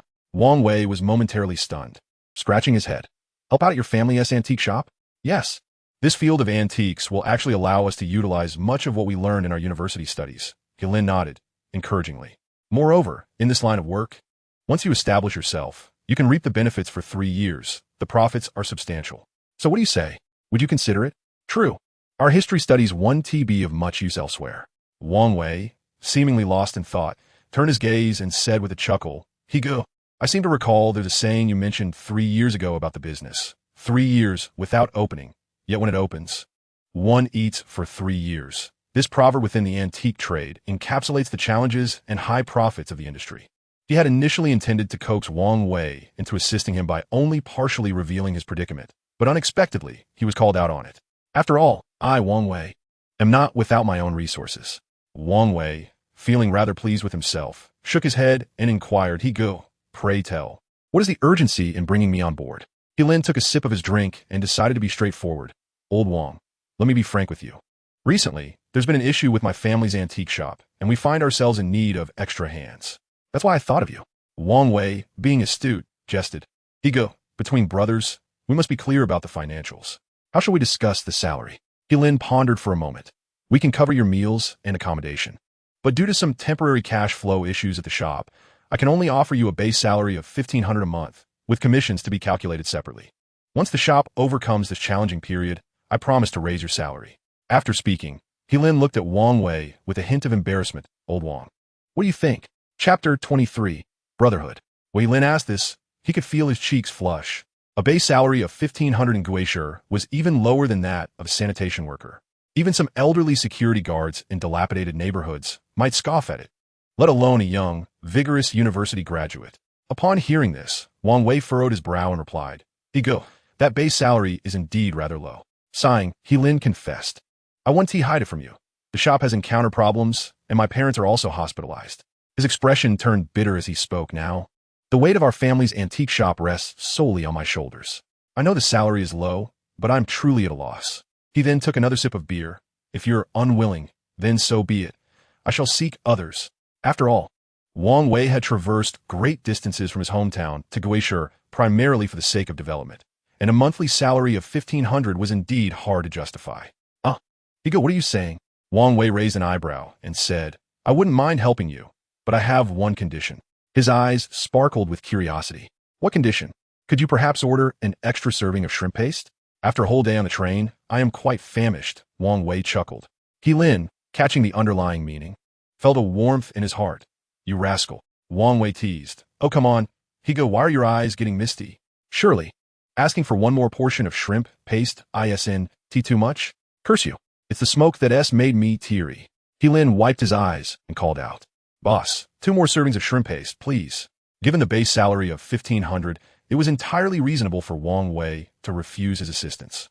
So his willingness to help was a matter of deep friendship. After 6 months, He Lin once again felt the purity of brotherly affection. And how could he not be moved? As the two indulged in food and drink, Lin recounted the circumstances of the establishment to Wang Wei, who in turn shared tales of his past 6 months spent in his hometown. As the clock struck past 2 in the morning, Lin and Wang Wei emerged from the hot pot restaurant, their appetites thoroughly satisfied. With both of Lin's parents hospitalized and Xiaoyu boarding at school, Lin found himself alone at home. Therefore, he arranged for Wang Wei to stay at his residence for the night, planning to tidy up a room in the back courtyard of Tong Bao Jian for his friend the following day. Early the next morning, Lin escorted Wang Wei to Tong Bao Jian. The shop, which should have been cleaned daily, was now cloaked in a layer of dust. After assisting Wang Wei in preparing the back room for habitation, the two set about dusting the remaining items in the store. Only then did the establishment begin to resemble a place ready to welcome customers. It started to look somewhat inviting, Wang Wei remarked as he wiped the sweat from his brow. Indeed, yet we are still far from ready. Lin gently shook his head, explaining old Wang. The remaining items in the shop are merely consigned goods left by customers. They are insufficient for a proper reopening. Then we must urgently procure some stock. With such a barren selection, opening would be akin to closing, Wang Wei insisted. I wish it were that simple. It requires funds. Lin replied with a sidelong glance at Wang Wei. Let us head to the cultural market shortly and see if we can find any bargains. Brother finding bargains isn't easy. Nowadays, cheap goods are often of poor quality. Aren't you afraid of making a mistake and ending up with nothing to show for your efforts? Wang Wei expressed his concerns. In former times, finding a bargain would have indeed posed a challenge for an ordinary person like Lin. It was more improbable than winning the lottery. However, times have changed. With newfound abilities, they were now destined to seek out hidden gems. Ah, my brother, my discerning eye is sharper than ever, Lin proclaimed with a grin, patting his chest. As we prepare for the reopening, can you not lend me some encouraging words? With a wry smile, Lin patted Wang Wei on the shoulder, saying, Old Wang, the journey ahead is long. Here's a piece of advice. Knowledge gained from books is shallow. True understanding comes from practice. With that, Lin strode toward the entrance of Tong Bao Jian. Wang Wei paused for a moment before hastily following. Hey, brother wait for me. You never know. I might just be a genius. As they exited the shop and locked the door, they unexpectedly encountered Jin Yuanquan standing at the entrance of Jin Yuge, seemingly waiting for someone. Lin had no intention of engaging and turned to leave. Jin fatty, don't expect ivory from a dog's mouth. Huh. What an interesting remark.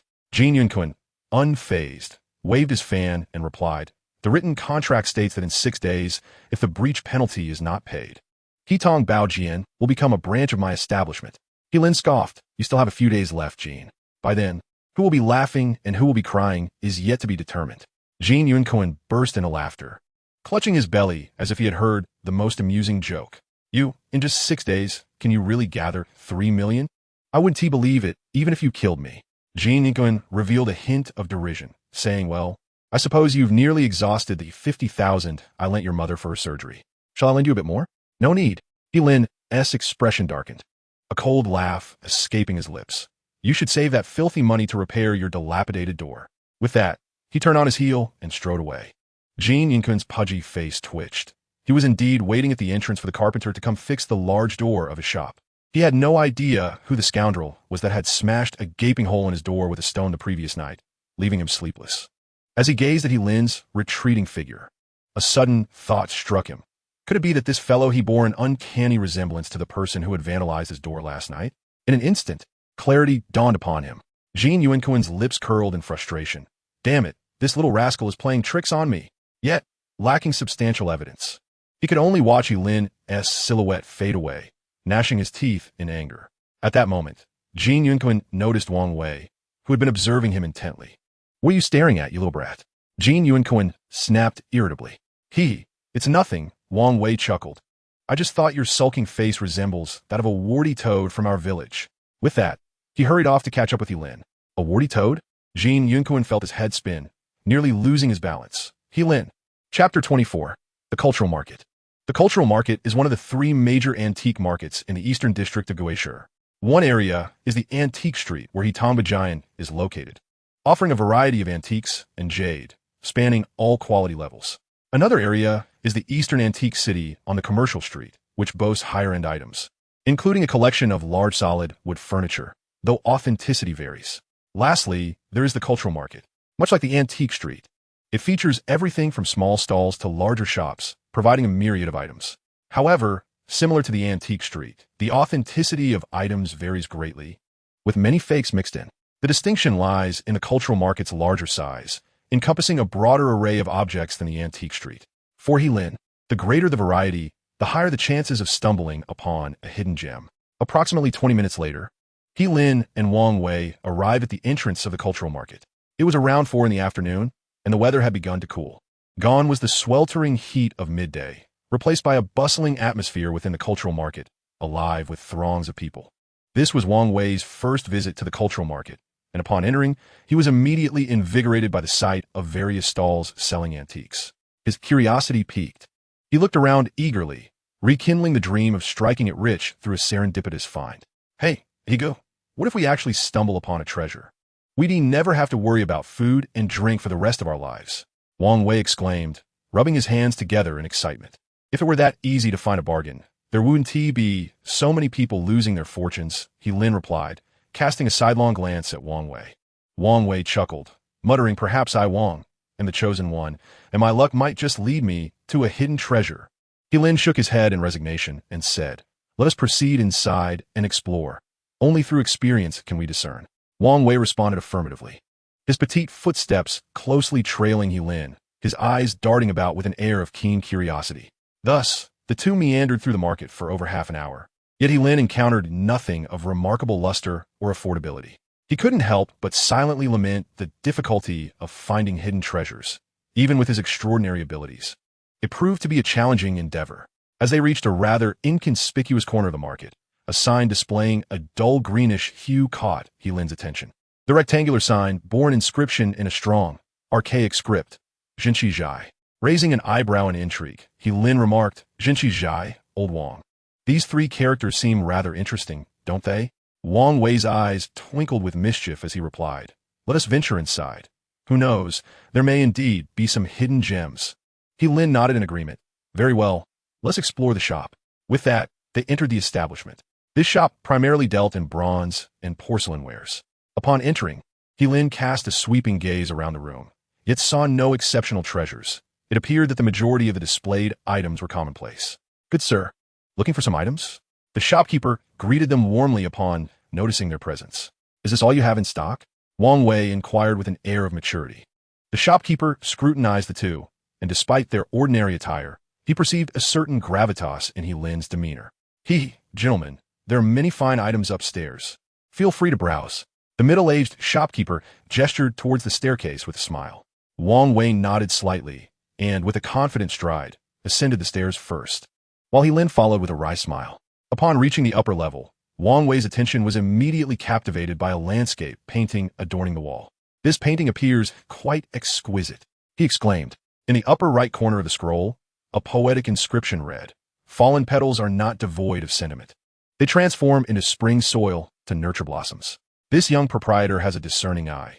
This painting possesses an ethereal elegance, with delicate brushwork that qualifies it as a collectible treasure. The shopkeeper chuckled and eagerly introduced the piece to Wang Wei. Many patrons have admired this painting, yet I have refrained from parting with it.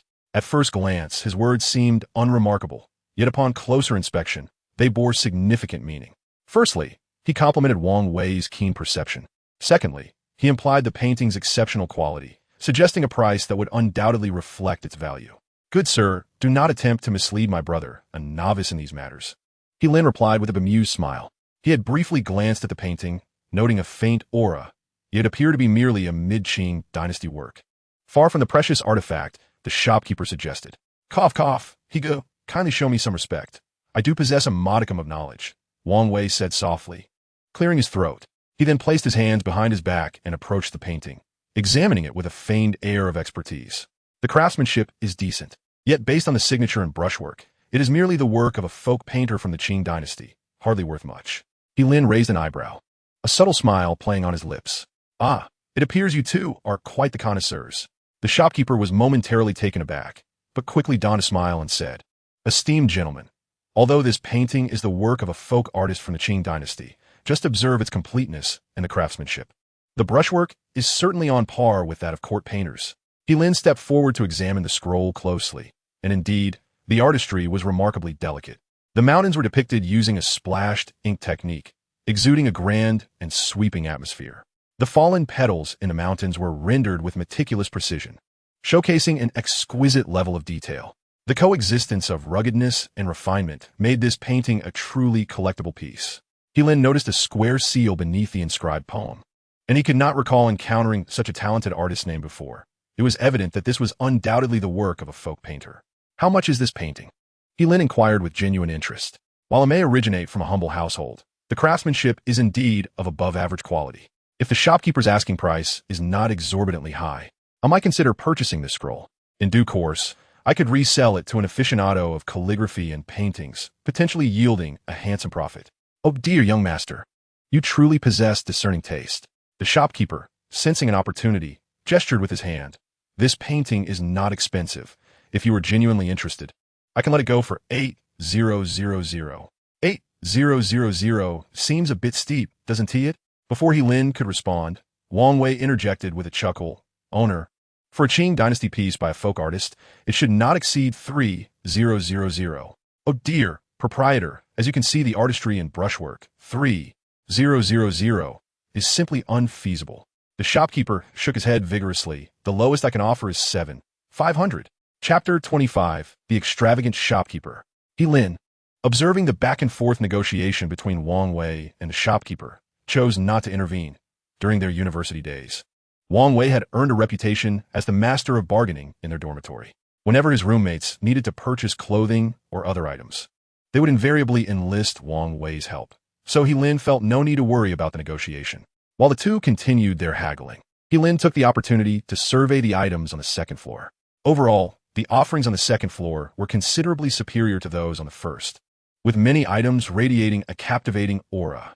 At that moment, Heilin's gaze was drawn to an ancient sword displayed on the wall, causing his eyes to brighten with excitement. The sword measured approximately 3 feet 9 inches, with an unremarkable design, but it emanated a rich, white glow. The brilliance was so intense that the color was nearly milky white. Heilin's heart raced. A chance to strike gold has presented itself. Old Wang, how goes the price negotiation? Heilin inquired absently. Wang Wei feigned exasperation. Brother, I said this painting should be no more than 4,500, but the shopkeeper insists on a minimum of 6,000. After saying this, Wang Wei turned back to the shopkeeper. Owner, consider this. My elder brother lacks patience. So let us settle on a firm price of 4,800. If you don't wish to sell, we shall take our leave. The shopkeeper looked visibly embarrassed, while young master, your offer is indeed quite low. How about? Heilin, disinterested in the intricacies of the Qing dynasty landscape painting before him, stated flatly, this painting is priced at 5,600. If you can lower it by 400, great. If not, let's not waste each other's time. Wang Wei was taken aback and whispered, Brother, is this how you negotiate? Heilin merely smiled and remained silent. Fine, since you, the young proprietor, genuinely wish to purchase it, 5,600 it is. The shopkeeper chuckled and nodded in agreement. Is there anything else you need? Feel free to browse. He had acquired the painting for merely 2,000. So selling it for 5,600 would still net him a decent profit. Very well, I shall continue to browse. Heilin replied and made his way towards the section displaying ancient bronze swords. The shopkeeper, grinning, nodded and went to the staircase, calling for an assistant to fetch packaging for the painting. Brother, what you up to? Wang Wei hurried after him, murmuring, that painting could have been secured for 4,800.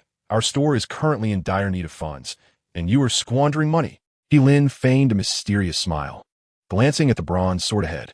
Trust me this once, old Wang, he said, patting Wang Wei's shoulder as he continued forward. At that moment, the shopkeeper, having finished his instructions, joined them with a grin. Hey, young proprietor, have you found anything else of interest? Feel free to have a look. Shopkeeper, please take down that sword for me to examine. Heilin pointed to the sword hanging on the wall. Certainly, the shopkeeper promptly agreed, fetching a ladder to retrieve the sword and placing it on the display table. The sword was long and unsharpened, appearing quite heavy. Simultaneously, its blade was covered in a layer of dark, rust-like substance, suggesting it had been submerged in water for an extended period. Boss, you have a discerning eye. This bronze sword dates back to the spring and autumn period, a genuine artifact, the shopkeeper explained as Heilin scrutinized the sword. It was brought in by an elderly farmer from the northeast, who claimed to have unearthed it from a grand tomb after months of labor. It's weathered to this extent, Wang Wei remarked, running his fingers along the rough blade and frowning. It looks like a mere iron ingot now. Do not be deceived by its average appearance. It is indeed a treasure, the shopkeeper insisted eagerly. Just look at its size. It weighs a full 50 pounds. Is weight the only measure of value? Lin replied, smiling. I could gather scrap iron from a construction site that weighs even more. In contrast, this copper sword is severely deteriorated and overly cumbersome. Its true worth remains questionable. Precisely, Wang Wei chimed in. Ancient swords from the spring and autumn period are celebrated for their elegant form and dexterity. This sword is far too unwieldy. Haha, young proprietor. While that may be the case, this ancient sword is indeed a genuine artifact. The shopkeeper rubbed his hands together and chuckled. I paid 30 for this sword, you know? The term 30 in this context was a euphemism for 10,000, a jargon used in the antique trade to prevent eavesdropping or deceit. Well, let's leave it at that. Lin shook his head and chuckled, saying, 30 pieces? Are you trying to fleece me? After speaking, he turned to lead Wang Wei and the others downstairs. Of course, Lin did not genuinely intend to leave. This tactic of feigned withdrawal in negotiations often proves effective. Lin understood this, as did the shopkeeper, and it was merely a matter of who would falter first. As the shopkeeper saw Lin and Wang Wei nearing the staircase, he gritted his teeth and called out, Hey, young master, please wait. If you truly wish to purchase, the price is still negotiable. Since they had already acquired a piece of calligraphy from the small shop, why not enhance the experience further? To be candid, he had acquired the sword from a peasant for a mere 50,000, and it had languished in the shop for 2 years without any interest, serving only as a decorative piece. Today, having finally encountered a customer inquiring about the sword, he could not easily allow Lin and his companions to depart. Bargaining is a dance where the shopkeeper presents a price and the buyer counters with theirs. Now, hearing Lin's offer, which was 5,000 more than his purchase price, the shopkeeper could not let Lin slip away so easily. However, Wang Wei's expression changed as he tugged at Lin's sleeve, whispering, Brother have you lost your mind? You're offering 10 for that scrap metal. Lin patted Wang Wei's shoulder without replying, merely observing the shopkeeper. Oh dear, young master, 10 is far too low. If you continue like this, I will incur a huge loss. The shopkeeper, adept at his trade, feigned a look of distress and continued, How about this? As a gesture of friendship. Let's settle on 28. Chapter 26. A frustration with incompetence. Lin pondered for a moment before stating, 15, given the current market conditions. A typical spring and autumn weapon would be valued around 100,000. However, due to the sword's rich luster, Lin decided to add an extra 5,000 for safety. Brother could you take it easy? Wang Wei whispered anxiously. He suddenly felt an unsettling sense of embarking on a perilous venture. If Lin persisted in this manner, they might very well dismantle the shop today and face bankruptcy tomorrow. Yet, Lin shot him a glance, subtly shaking his head to indicate that all was well. Wang Wei sighed inwardly, feeling helplessly anxious. Upon hearing Lin's offer of 150,000, the shopkeeper's eyes brightened, and he felt a surge of joy within. Nevertheless, he maintained an expression of feigned helplessness. Sir, you are indeed knowledgeable. In the world of antiques, the concern lies not in underselling, but in selling to the unappreciative. How about this? You can take the sword for 200,000. Lin sneered internally, but remained silent, turning to descend the stairs. The shopkeeper, suddenly alarmed, rushed after him, exclaiming, Wait, just a moment. All right, 15 it is. He sighed, adding, I'll even throw in a scabbard for you. What do you think? To his surprise, Lin shook his head. The shopkeeper was taken aback. Young master, what do you mean? Did you not just say 15? What was said then is in the past. What is now is the present, Lin replied with a cold smirk. 14 it is. Sell it, or we shall take our leave. Having demonstrated ample sincerity just moments ago, the shopkeeper still indulged in trivialities, necessitating a reprimand. The shopkeeper's chubby face quivered, and upon discerning that Lin was not jesting in the slightest, he gritted his teeth and forced out a few smiles. Fine, 14 it is. Let us consider it a friendship. Wang Wei was taken aback, casting a glance at Lin, his thoughts racing. Goodness, has brother become quite the PUA? Yet, as he pondered further, he realized, 14 yuan for this dilapidated sword? At that moment, Lin swiftly interjected, Shopkeeper, wrap it all up for us. All right. Seeing Lin's agreement, the shopkeeper's expression brightened, and he promptly began packaging the items. The shopkeeper was indeed efficient, quickly retrieving an exquisite scroll tube to encase the painting, followed by a wooden sheath to secure the ancient sword. Boss, are you satisfied? He inquired cheerfully after completing the packaging. Yes, let's use the card. Lin nodded, smiling. The sword's sheath, crafted from elm, was of little monetary worth, yet the craftsmanship was passable. After the transaction, nearly 150,000 yuan vanished from Yilin's account, leaving him with approximately 550,000 yuan in liquid assets. He slung the hefty sword across his back, grasped the scroll tightly, and departed the Rare Treasures Pavilion with Wang Wei. To the unknowing observer, Yilin's appearance, carrying a sword and a painting, could easily be mistaken for a Taoist priest descending from the mountains. "Brother He, you're courting disaster." Once outside the shop, Wang Wei lamented with a sullen expression. "Is this how a boss should procure goods? Are we reopening the shop or not?" "Haha, old Wang, is there truly anything amiss?" Yilin inquired with a relaxed countenance. "What is amiss?" "Everything is amiss." Wang Wei shot Yilin a disapproving glance, then turned to gaze at the already invisible Rare Treasures Pavilion. "What are you thinking, Brother He? Our funds are limited. Take that Qing Dynasty landscape painting, for instance. I was confident it could be had for just over 4,000. Yet you insisted on a fixed price of 5,600. That's one thing. But then you went ahead and splurged 140,000 on this rust-ridden spring and autumn ancient sword." Wang Wei's words were earnest and impassioned, his features almost melding into one another with agitation. Who would have thought that Yilin would burst into laughter? "Old Wang, you certainly know quite a lot. Damn it, even at this moment you still find it amusing." Wang Wei glared at Yilin in reproach. "Brother He, the water has risen to our necks." "Fear not, old Wang, this 140,000 yuan sword might very well turn out to be a significant find." Yilin's smile broadened as he patted Wang Wei on the shoulder. "Come on, let us continue browsing." The more Wang Wei complained, the more amused Yilin became, for he recognized Wang Wei's genuine concern for him and their shop. With that, Yilin strode forward, his steps resolute as he ventured deeper into the cultural market. Can this rusty sword truly yield a fortune? Wang Wei felt utterly perplexed and hurried to catch up. "Brother He, wait for me." The two meandered through the cultural market, stopping intermittently. But Yilin found no intriguing items and eventually decided to call it a day and return home. Upon reaching the entrance of the antique street, they encountered numerous vendors setting up stalls along the roadside. Yilin focused his gaze and noticed that the middle-aged woman, from whom he had acquired an exquisite cloisonné piece the previous day, was still there, setting up her stall. A quick glance revealed that she had added several intriguing items to her collection today, stirring his interest. "Hee, Lao Wang, let us go and take a look." With that, he lowered his head and approached her stand. The round-faced woman, preparing to wrap up her day, immediately greeted him upon seeing a customer. "Feel free to browse.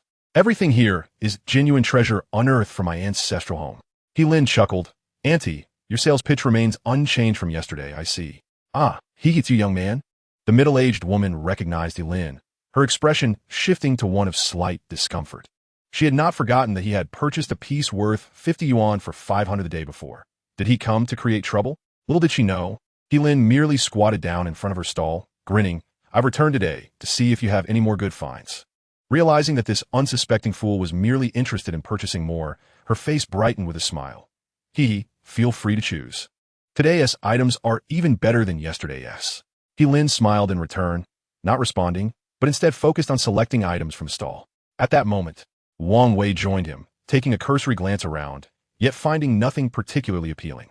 However, Yilin, after surveying the entire stall, was captivated by a porcelain jar tucked away in a corner. In the corner of the stall lay a porcelain piece, caked in dirt. The jar was a muted gray, obscured by the layers of soil, preventing a clear view of its glaze. It stood at approximately 20 centimeters high, featuring a narrow mouth and a slightly flared lip, a short neck, and symmetrical handles on either side. The shoulder was rounded, tapering gracefully below. At first glance, it resembled a typical wine vessel. With a glint in his eye, Yilin pointed to a piece of bronze nearby and inquired, "How much for this bronze item?" "Ah, this is a fine piece, unearthed from my ancestral home." The middle-aged woman replied with a smile. "It's not expensive, only 40,000. 40,000. Yilin feigned deep contemplation and countered. "Could you lower the price?" He could easily discern, through his unique abilities, that the bronze artifact was merely a modern imitation, aged to appear authentic. Not only was 40,000 excessive, even 400 would be a stretch. "My young friend, you are a valued customer." The woman pondered briefly before saying, "All right, let us settle on 45,000, but that's my final offer." "Too pricey. I'll take a look around." Yilin shook his head. At that moment, he pointed to the gray-brown porcelain jar and asked, "What about this jar? How much for it?" You have a keen eye. This jar was also unearthed by my husband from our ancestral home. The woman's eyes twinkled as she worried that quoting a high price might scare him off. Since you were a familiar face, let us agree on this price. With that, she raised a single finger. 10,000. Lin raised an eyebrow in inquiry. The porcelain jar, with its milky hue and rich luster, was nearly indistinguishable from the luminous pearl he had previously encountered. If this middle-aged woman were indeed to demand 10,000, he would not even bother to haggle. He would simply acquire it outright.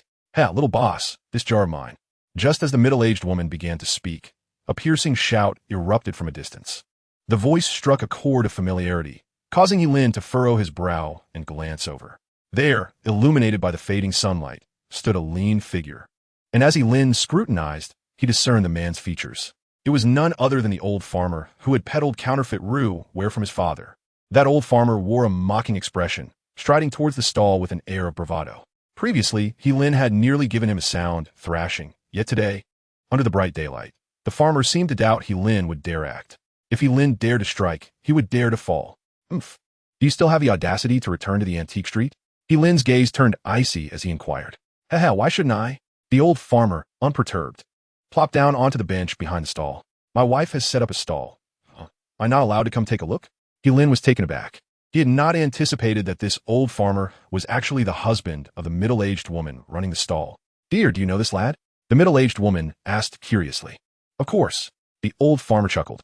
"Who in the antique street doesn't know the esteemed young master, he of the He Tong Bao Jian?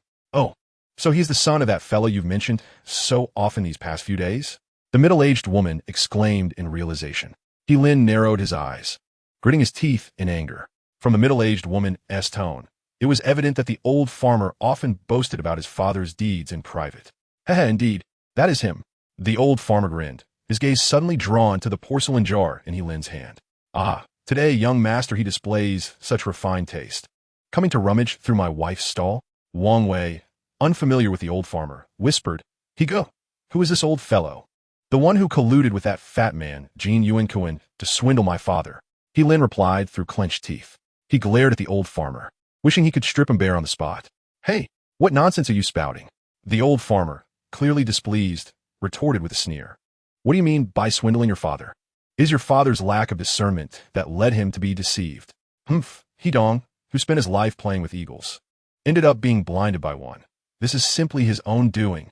The old farmer's eyes narrowed as he said, "I never forced him to purchase anything."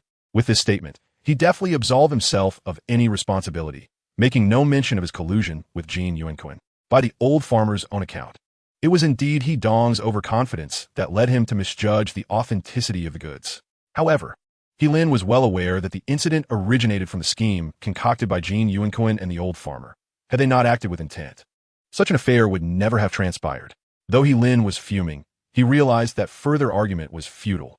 He lifted the porcelain jar and said, "Annie, the price for this jar is 10,000, correct? I will take it." As he spoke, he reached for his phone to make the payment. "Hey, wait a moment. Who would have thought that the old farmer would raise his arm and interject? Who told you that my ceramic jar is worth 10,000?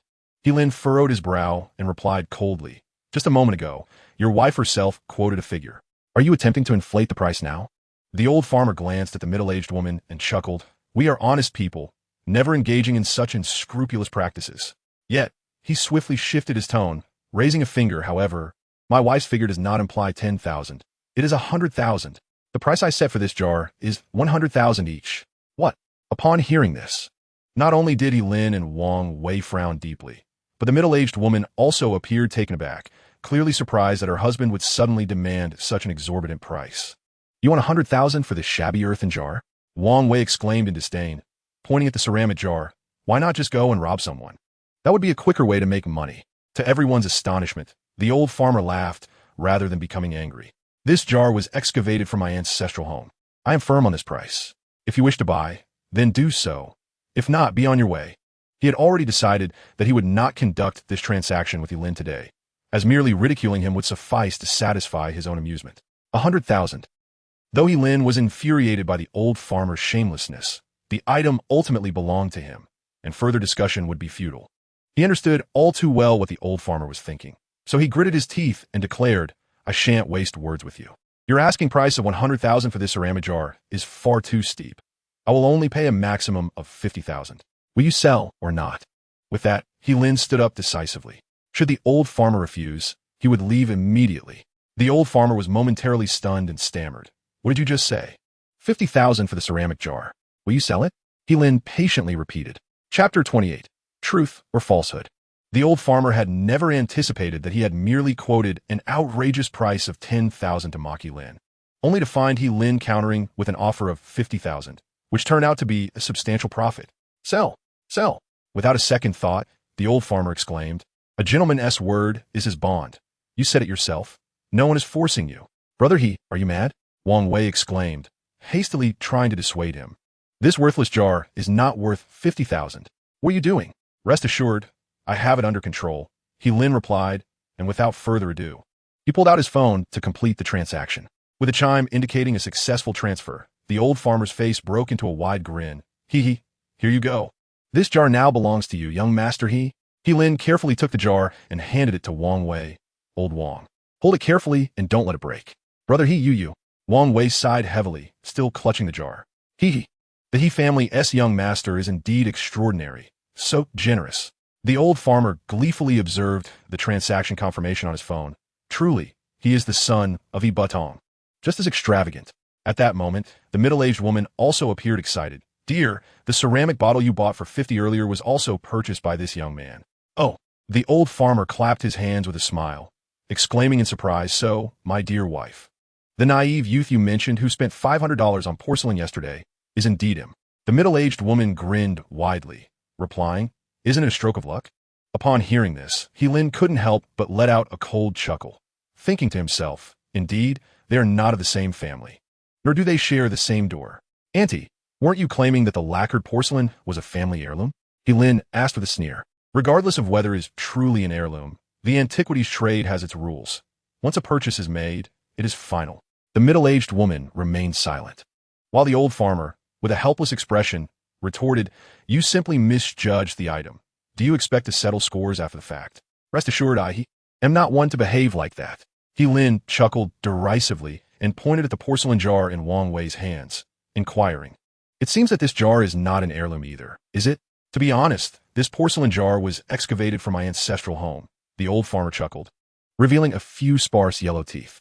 For beside the outhouse, it might have been a urinal or something similar. I had someone examine it, and they said it might fetch a few hundred at most. What? A urinal? Wang Wei exclaimed in disbelief. So that's how it is. Lin elongated his tone, unwittingly reciting, fortune and misfortune depend on one another. It appears this adage holds true. Thank me? The old farmer frowned, pondering if the Yang family had all lost their wits. Indeed. Do you recall the lacquered porcelain that Annie mentioned earlier? Lin replied with an innocent smile. I had an expert appraise it recently, and it turned out to be cloisonné, which sold for 500,000. Cloisonné? The old farmer's eyes widened in astonishment, instinctively raising a hand to indicate 500,000? Yes, otherwise how could I have the funds to continue my search for treasures today? Lin chuckled, adding, now that I have some money, I shall press on and see if I can earn even more. Dear, didn't you say you bought that lacquered porcelain for $50? The middle-aged woman interjected, astonished. Yes, it was indeed $50. The old farmer's face turned a shade of green and pale. Seeing that Lin's tone did not suggest deceit, he concluded that the cloisonné tale was likely true. His heart was filled with both bitterness and regret. Pondering the loss of a $500,000 item sold for a mere 500, Lin gently tapped the porcelain jar in Wang Wei's arms and continued. If I am not mistaken, this jar should be worth considerably more than that cloisonné. What? The old farmer's eyes nearly bulged in disbelief, shaking his head. No, that's impossible. You must be jesting. Do I appear to be trying to deceive you? Lin replied with an air of nonchalance. Though the old farmer was impoverished, his years had granted him insight into human nature, and Lin's demeanor did not seem feigned. However, upon reflection, he forced a few strained smiles, saying, I've had this jar examined.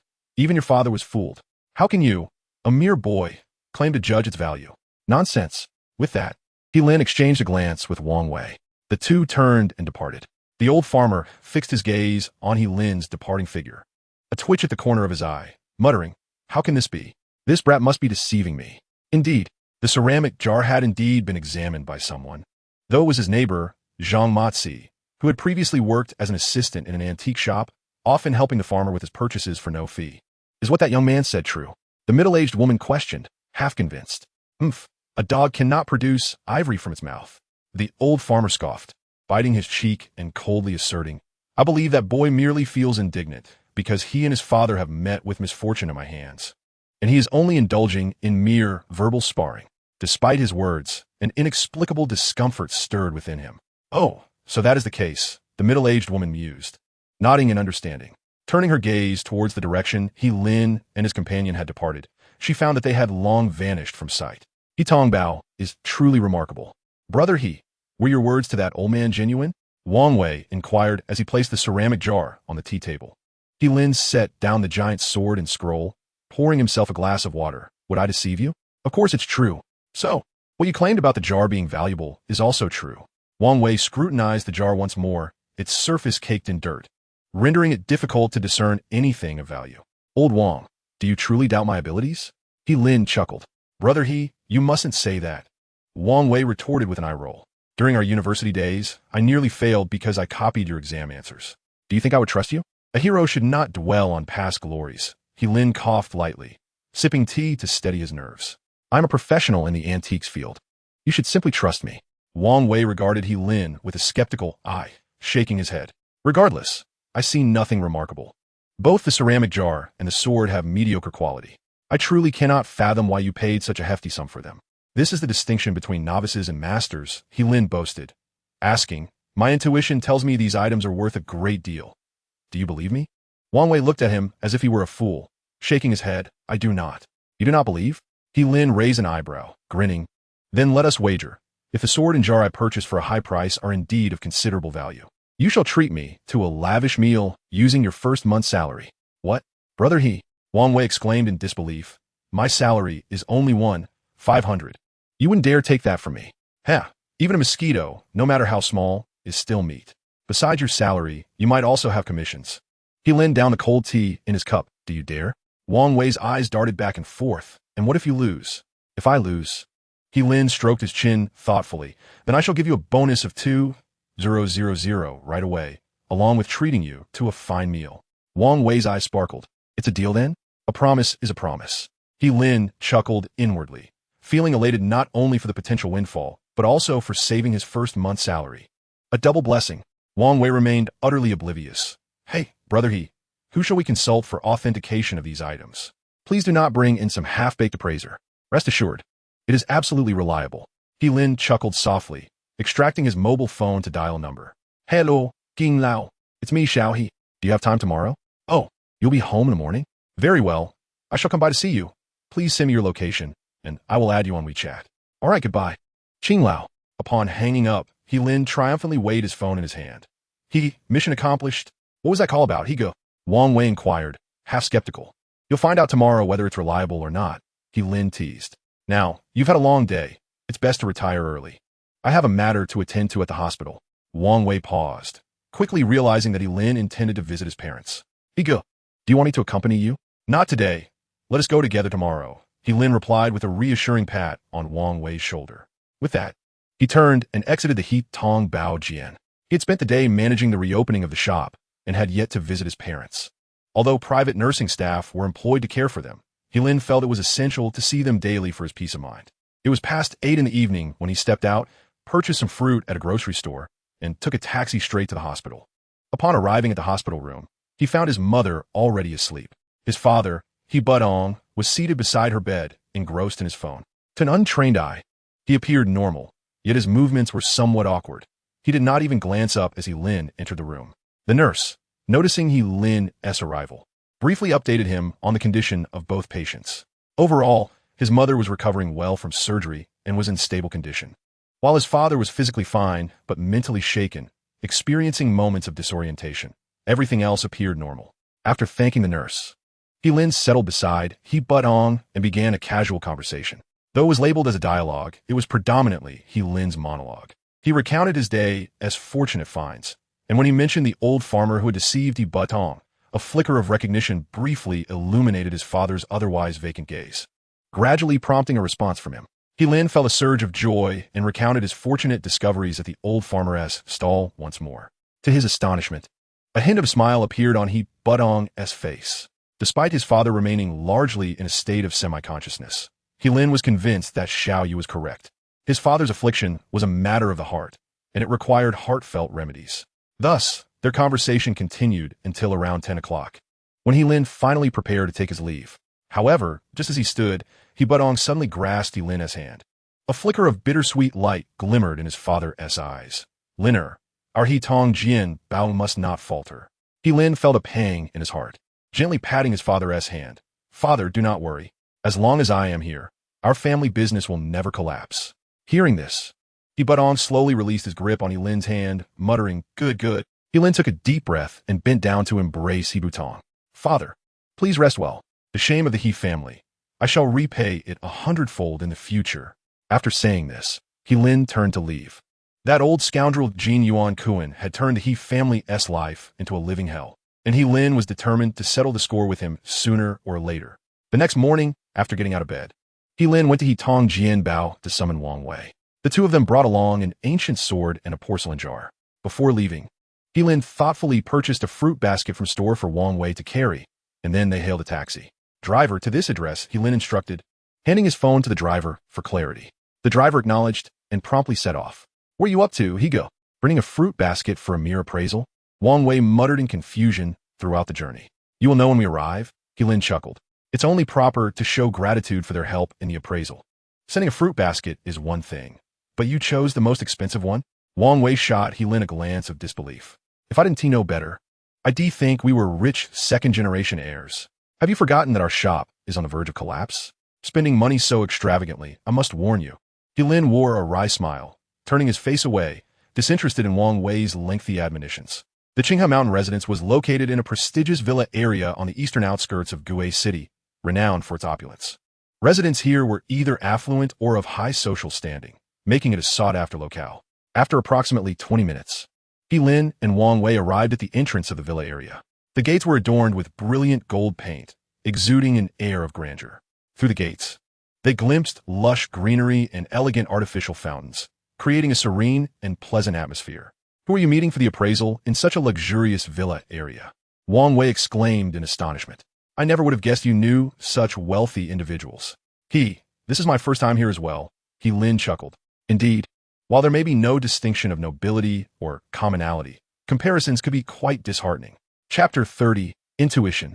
The price per square meter in such a villa area in Gue City was at least 80,000. Wang Wei's eyes sparkled with envy. TSK. How does this even compare to my cramped 20-square-meter bedroom in our shop?" He Lin teased, pulling out his phone to call Qing Hishan. Old Qing. We arrived at the community entrance. "All right." He Lin responded affirmatively before hanging up. Quite frankly, with their swords and porcelain jar in tow, one might mistake them for two fortune tellers. Even the security at an ordinary community would not easily allow them entry, let alone such an upscale villa area. "Old Qing asked us to wait here. Someone will come to pick us up," He Lin informed. "All right." Wang Wei nodded in satisfaction, muttering to himself, "Higo, it seems the old Qing you brought in for the appraisal has some financial clout. I'm reassured you won't be deceived." He Lin shook his head with a bitter smile, choosing not to respond. In but a moment, a small vehicle arrived at the entrance of the community. Driving it was a middle-aged man with a crew cut, appearing to be in his early 30s, his face marked by determination. Clad in a sleek black outfit, he exuded an air of concealed prowess. "You must be here to visit Elder Qing," he inquired. "Indeed, that's us," He Lin replied politely with a nod. Wang Wei, however, was puzzled. "Didn't we come to appraise some treasures? Why has it turned into a visit?" The crew-cut man exchanged a few words with the community security, and the gates swung open. "Get in. Elder Qing has been expecting you for quite some time." Both He Lin and Wang Wei climbed into the vehicle. It must be said, this villa district was truly vast. After approximately 5 or 6 minutes of travel, they arrived at the entrance of Qing Hishan's residence. Upon disembarking, the crew-cut man guided He Lin and Wang Wei along a pathway paved with cobblestones, leading them past an artificial fountain in the front yard and an ornamental rockery, until they finally reached a 2-story villa that blended Western and Chinese architectural styles. "Goodness, this is what a wealthy person's abode looks like," Wang Wei whispered, tugging at He Lin's sleeve. "Look, brother there's even a small bridge with flowing water in the courtyard." He Lin turned to see, indeed, a small artificial bridge with clear water bubbling beneath it. "Let us not keep Elder Qing waiting," Lin urged with a smile. Wang Wei immediately straightened up, nodding in agreement as he followed. Upon entering the villa, the crew-cut man gestured toward the study ahead. You may go in. Elder Qing is waiting for you there. Thank you. Lin replied gratefully as he and Wang Wei made their way to the study. As they reached the door, they saw a figure at the desk, diligently writing. None other than Qing Hishan. Oh no, brother He, Wang Wei exclaimed in a hushed tone. So the elder you mentioned is actually Qing Hishan, the proprietor of Gui Shirtang? Lin raised an eyebrow. Oh, you know Elder Qing's well? Of course. Young He, is that you? Qing Hishan inquired, noticing the commotion at the door. Yes, Elder Qing, it's me, Lin replied softly, wary of interrupting Qing Hishan's writing. Please, make yourselves comfortable. I will be with you shortly. Qing Hishan responded with a smile. Lin and Wang Wei complied, taking their seats on the sandalwood chairs. What exquisite calligraphy! Wang Wei signaled to Lin, gesturing towards Elder Qing. Lin craned his neck for a better look. Qing Hishan was inscribing the characters for Peng Chung Wan Li, his strokes strong and vigorous, indeed showcasing the grace of a master. Now then, what brings you here in such haste today? Qing Hishan asked, having completed his final stroke and lifting his gaze with a smile. Elder, I've unearthed a couple of items and would like your esteemed opinion, Lin said, patting the hilt of the ancient bronze sword at his side. Oh, Qing Hishan expressed surprise, setting down his brush. It's only been a day since we last met, and you've already found something remarkable? I merely strolled through the district's cultural market yesterday. Lin chuckled, scratching his head. Qing Hishan nodded, then turned his attention to Wang Wei. And who might this be? Wang Wei promptly stood up, standing at attention. Elder, I am Wang Wei, a university classmate of Brother He. Wang Wei, with a demeanor of utmost respect, expressed his admiration for the esteemed Qing Lao, having long revered his illustrious name. Today, he had come specifically with Igu to pay his respects. After placing the fruit basket in his hands down, he said, This is a token of my esteem for you. Qing Hishan, smiling, nodded his head. Ah, so you are a classmate of young He. There is no need for such extravagance. Not at all. Wang Wei quickly waved his hand, adopting a serious expression, as long as Qing Lao appreciates it. I shall bring more next time. Lin was taken aback, silently thinking to himself, wow, old Wang really knows how to flatter. Young Wang's intentions were commendable. Qing Hishan chuckled and turned to Lin. Young He, let me see the treasure you have unearthed. Lin promptly placed the ancient bronze sword onto the wooden table of sandalwood, then gestured invitingly towards Qing Hishan. With a swift motion, Qing Hishan drew the sword from its sheath, his brow furrowing slightly. This ancient sword seems rather peculiar. He gently caressed the rusted blade and tapped its edge. Indeed, it does have an oddity to it. Qing Lao, have you discerned something? Lin could not suppress his curiosity. Observing the sword's exterior, one could only deem it an ordinary relic from the spring and autumn or warring states period, with a blade marred by weather corrosion, appearing almost as worthless scrap metal. Qing Hishan pointed towards the bronze sword and remarked casually, furthermore, both the length and thickness of this sword far exceed that of typical weapons from the spring and autumn era, rendering it excessively unwieldy. After speaking, he gazed at Lin with keen interest. Young He, what compels you to seek my appraisal for a sword of such a mediocre appearance? Scratching his head, Lin responded, I believe it may not be as simple as it seems. Oh, Qing Hishan raised an eyebrow, intrigued. What leads you to this conclusion? Qing Hishan was momentarily taken aback, at a loss for words. Ha ha, what an astute intuition. Moments later, he burst into laughter. Young He, at times I feel I cannot fathom your young mind. Qing Lao, could it be that this bronze sword is indeed a treasure? Wang Wei's eyes lit up, unable to contain his excitement. Yet, the sword is so rusted and lacks any aesthetic appeal typical of bronze swords from the spring and autumn period. Not everything is as it seems. Qing Hishan wiped his finger across the blade, then brought it to his nose to inhale. The rust on the blade appears to be the result of weathering, yet upon closer inspection, there is a faint astringency to its scent. Astringency? Both Lin and Wang Wei were momentarily stunned, quickly mimicking Qing Hishan's actions, rubbing their fingers on the blade and bringing them to their noses. Indeed, they detected a subtle bitter aroma. Chapter 31. The Great Sword Artifact. It is noteworthy that typical copper rust does not possess such a flavor. Have you heard of a secret technique known as rust coating? Qing Hishan stroked his beard with a smile. Rust coating? Lin pondered for a moment before responding. My father mentioned that ancient people would apply a layer of rust to protect their treasures, though such methods are scarcely passed down today, existing only in fragments of historical records. Precisely, Rust coating aligns perfectly with what your father described. Qinghe Mountain nodded slightly and continued. The technique of rust coating was employed by ancient people during times of turmoil to protect particularly precious metal artifacts. They would apply a unique method to cover the surface of these artifacts with a layer of rust, thereby safeguarding them from damage while also concealing their true appearance, making them less conspicuous when carried. Master Qing, do you mean this great sword employs such antiquated techniques? Wang Wei inquired, his eyes brightening with curiosity. If that is indeed the case, then this bronze great sword must be a treasure. Qinghe Mountain merely smiled, neither confirming nor denying the assertion. Master Qing, do you know how one might remove this rust coating? He Lin, at that moment, revealed his true purpose for visiting Qinghe Mountain. While Wang Wei was uncertain whether the great sword contained treasure, He Lin, through his extraordinary abilities, had already confirmed its worth. His reasons for seeking Qinghe Mountain were not only to validate his suspicions, but also to discover a method for rust removal.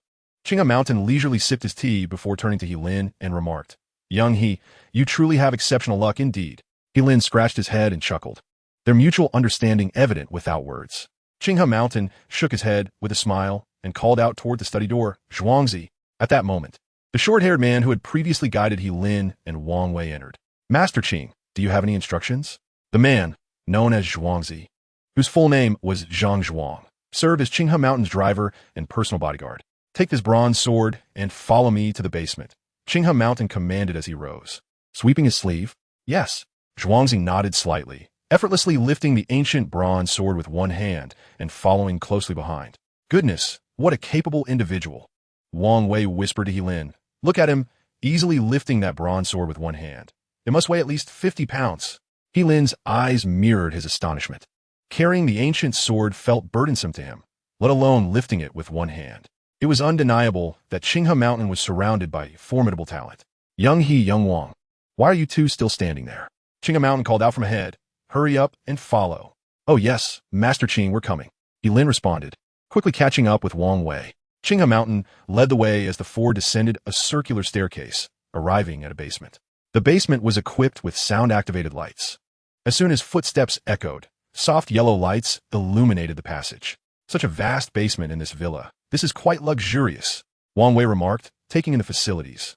The space was stocked with everything from miniature tweezers to advanced computer instruments, resembling a small-scale archaeological research base. Do wealthy individuals truly indulge in such extravagances? He Lin mused, realizing how poverty had limited his imagination. Come, Qinghe Mountain commanded, stopping before a glass tank filled with a pale green liquid, pointing with one hand. Zhuangzi, retrieve the ancient sword and immerse it in the solution. Without hesitation, Zhuangzi unsheathed the bronze sword and tossed it into the glass tank. Master Qing, what is this liquid? He Lin asked in astonishment. Understanding dawned upon him. It became apparent that the field of antiquities was indeed intertwined with the realms of physics and chemistry. One could hardly claim to be an expert in antiquities without a modicum of knowledge in these sciences. At that moment, the ancient sword, immersed in a tan ammonia solution, began to react. Tiny bubbles first appeared on the blade, and as they multiplied, the sword seemed to swell considerably. A bubble detached from the blade, rising gracefully to the surface before bursting. Countless small bubbles followed suit, growing in size until they burst at the water's surface, causing the entire basin to appear as if it were boiling with effervescence. With the separation of the bubbles, signs of rust beginning to flake off the blade became evident. After approximately 10 minutes, Master Qing instructed, All right, Zhuangzi, give the sword a shake and retrieve it. Zhang Zhuang nodded, donned leather gloves, and plunged his hand into the ammonia solution, grasping the hilt and giving it a slight shake. With a swish, the rust on the ancient sword flaked off like paper shavings, revealing a slightly smaller, gleaming blade before the gathered onlookers. Wow, Wang Wei exclaimed, unable to contain his excitement. It's here, it's really here, brother He, there's treasure inside. Qing He Shan and He Lin gazed with fervent eyes, though they remained silent. With a flourish, Zhang Zhuang extracted the bronze sword and, using a dry cloth, wiped the blade clean before placing it on the experimental table. The trio, Qing He Shan, Zhang Zhuang, and He Lin, hurried forward to examine it closely. After clearing the rust, the sword measured approximately 70 centimeters in length and 6 centimeters in width, featuring a rounded tip and a cylindrical hilt adorned with 2 circular collars. Astonishingly, the guard and the pommel were inlaid with turquoise, embellished with simplified beast motifs. And the blade itself was razor-sharp. Gazing at the gleaming blade, Qin Hishan could only utter two words: a fine sword. He took a piece of white paper and gently placed it against the blade, blowing softly, causing the paper to split in two. Such was the sharpness. At this moment, Wang Wei felt a surge of excitement, more exhilarating than finding a treasure, whispering, "A divine artifact, brother, this is truly a divine artifact." There are inscriptions on the blade, Helin noted, his keen eyes spotting two lines of small characters near the guard. Qin Hishan, equally agitated, donned his reading glasses to scrutinize the inscriptions. Indeed, on either side of the spine at the lower end of the blade, two lines of characters appeared, symmetrical in their arrangement. Chapter 32, King Fu Chai of Wu. They were inscriptions cast in metal. Qin Hishan read softly, "To attack King Fu Chai of Wu, for one's own purposes." The inscriptions, also known as Jinwen or bronze inscriptions, refer to the characters etched onto bronze artifacts. Alongside oracle bone script, they represent an ancient form of writing, a treasure of Huaxia civilization. "Master Qin, what does this mean?" Wang Wei inquired, somewhat bewildered. "Indeed, it is a divine artifact." Qin Hishan's murky eyes sparkled with excitement, revealing his own exhilaration. "Xiao Wang, do you not comprehend the significance of these inscriptions? These 10 words succinctly document the origins of this sword." Gently caressing the blade, Qin Hishan declared, "The sword of King Fu Chai of Wu, an ancient treasure." Wang Wei pondered deeply. "Qing Lao, are you referring to the bronze sword forged during the reign of King Fu Chai of Wu in the spring and autumn period?" Though he was rather carefree during his university years, he nonetheless majored in history and possesses a certain understanding of the history of the spring and autumn period. Qin Hishan nodded slightly and replied, "From the mid-spring and autumn period onward, the state of Wu kept pace with the power struggles among the feudal lords, leveraging its abundant mineral resources and formidable metallurgical capabilities to enhance the production of weaponry. By the end of the spring and autumn period, the sword-making proficiency in the Wu and Yu regions had far surpassed that of the Central Plains. Fu Chai, the son of King He Lu of Wu, ascended the throne in 495 BC, with the might of Wu's strong army and superior weapons. He defeated King Go Jian of Yu the following year, and then turned northward to vie for supremacy in the Central Plains." Qin Hishan solemnly remarked. "It was only thereafter that King Go Jian of Yu endured hardship and sought revenge." One can only imagine the sharpness of the bronze, short weapons forged during the reign of King Fu Chai.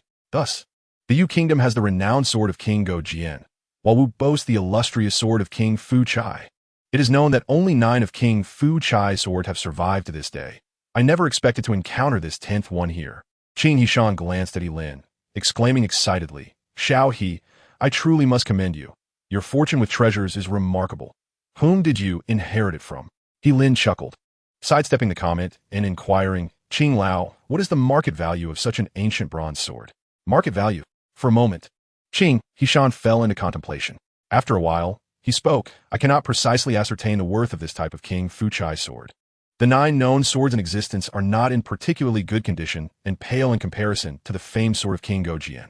However, this particular sword is not only well preserved, but based on the overall evolutionary trend of Wu's bronze swords during the spring and autumn period. Its blade is significantly elongated compared to the previous 9 Fu Chai swords. The spine has transformed from a cylindrical to a ridged form, with a concave cross-section, blood grooves, a narrow tip, and a blade that has transitioned from a straight edge to a gracefully curving inward design. It is evident that this sword is a masterpiece forged during the later period of King Fu Chai.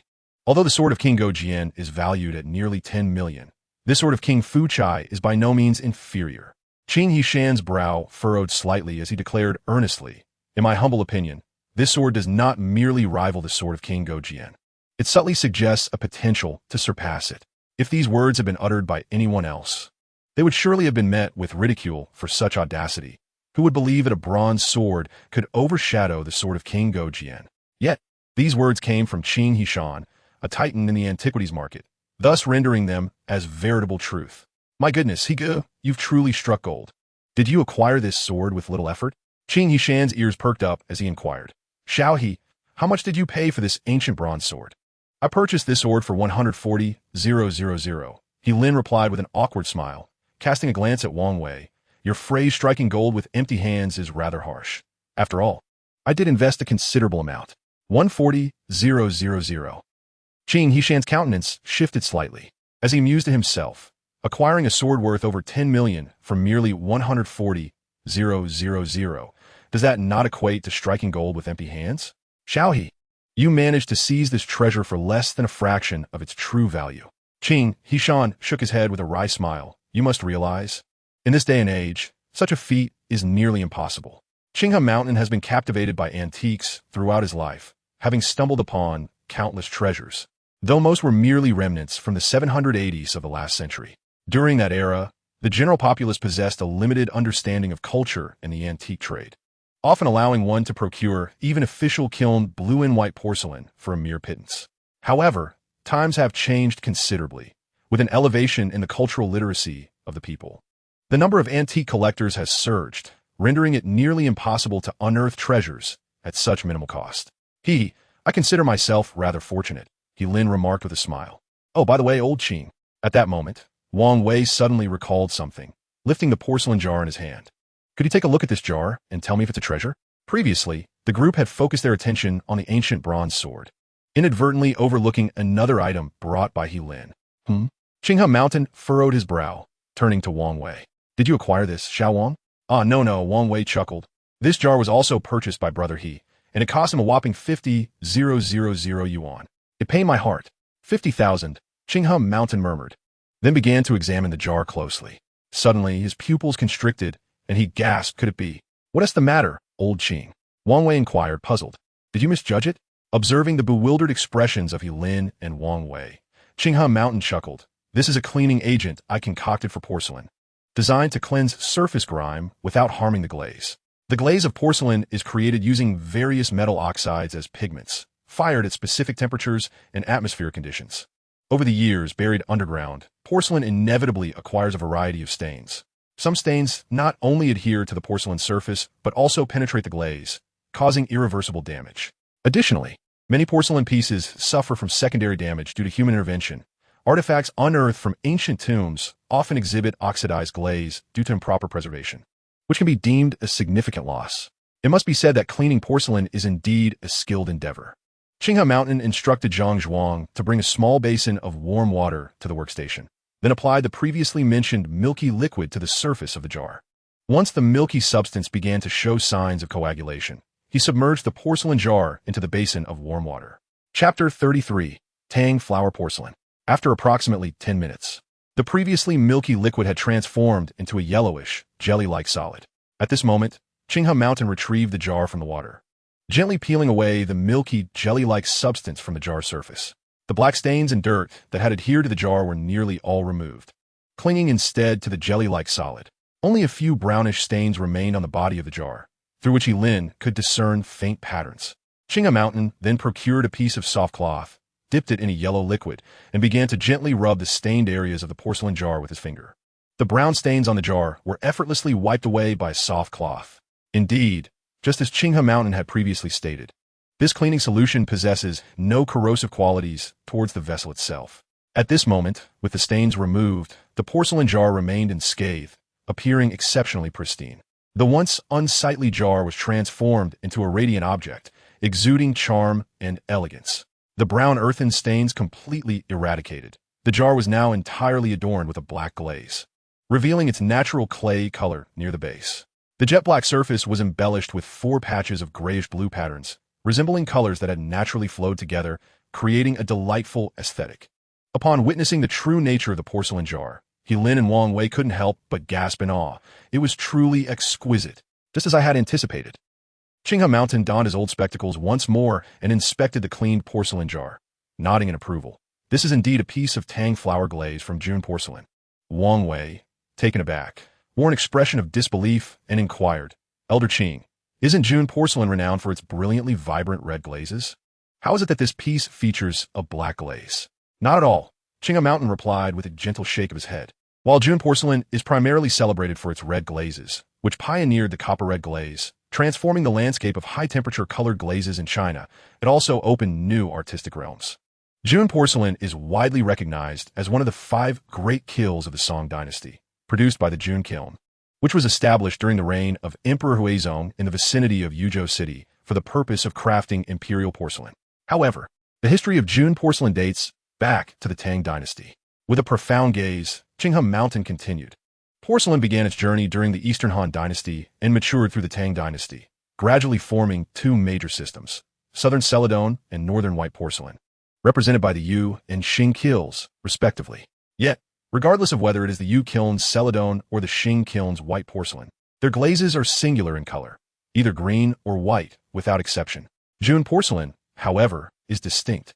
At this juncture, in the Tang kiln ruins of the Shanhui porcelain area, remnants such as ashes, kiln fragments, and shards of porcelain were unearthed. The shard from the Tang kiln are unique, showcasing their own style, with abundant vessels such as jars, plates, bowls, and basins. The predominant glaze color is brown, adorned with irregular splashes of color, including moon white, milk white, and sky blue. This is what we refer to as Tang flower glazed porcelain. Concluding his explanation, Qinghe Mountain gestured towards the porcelain jar on the table. This very jar is a dual-system Tang flower porcelain from that era. At the time, the term June porcelain had yet to be coined. So this Tang flower porcelain dual-system jar can be considered an early product of the Tang June kiln, representing the nascent stages of June porcelain's kiln transformation artistry. It is precisely due to this flower-glazed porcelain that the red-glazed June porcelain of the Song Dynasty came into existence.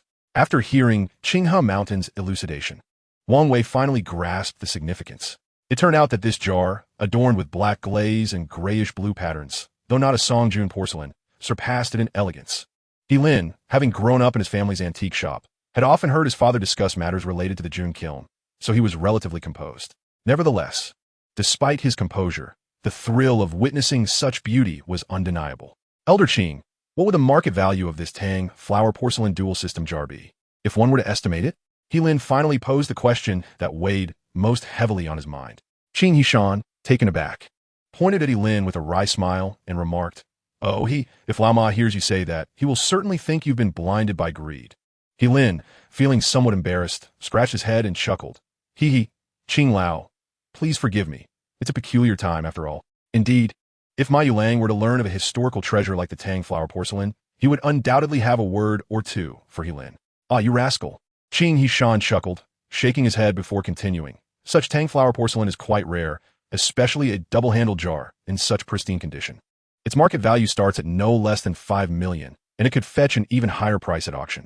55 million, Wang Wei exclaimed, unable to suppress a gulp, and turned to He Lin, saying, "Brother, surely we must be dreaming. Just yesterday, I felt heartache over spending 50,000, and now, in the blink of an eye, its worth has skyrocketed 100-fold. Who would dare believe such fortune?" He Lin grinned and, without hesitation, pinched Wang Wei's cheek and twisted it playfully. "Ouch, that hurts," Wang Wei yelped, sounding as if he were being butchered. "Oh Wang, are we dreaming or not?" He Lin released his grip, laughing. "Not at all, not at all," Wang Wei replied, rubbing his sore cheek, yet his face was alight with joy. "You two rascals, can you not act a bit more mature?"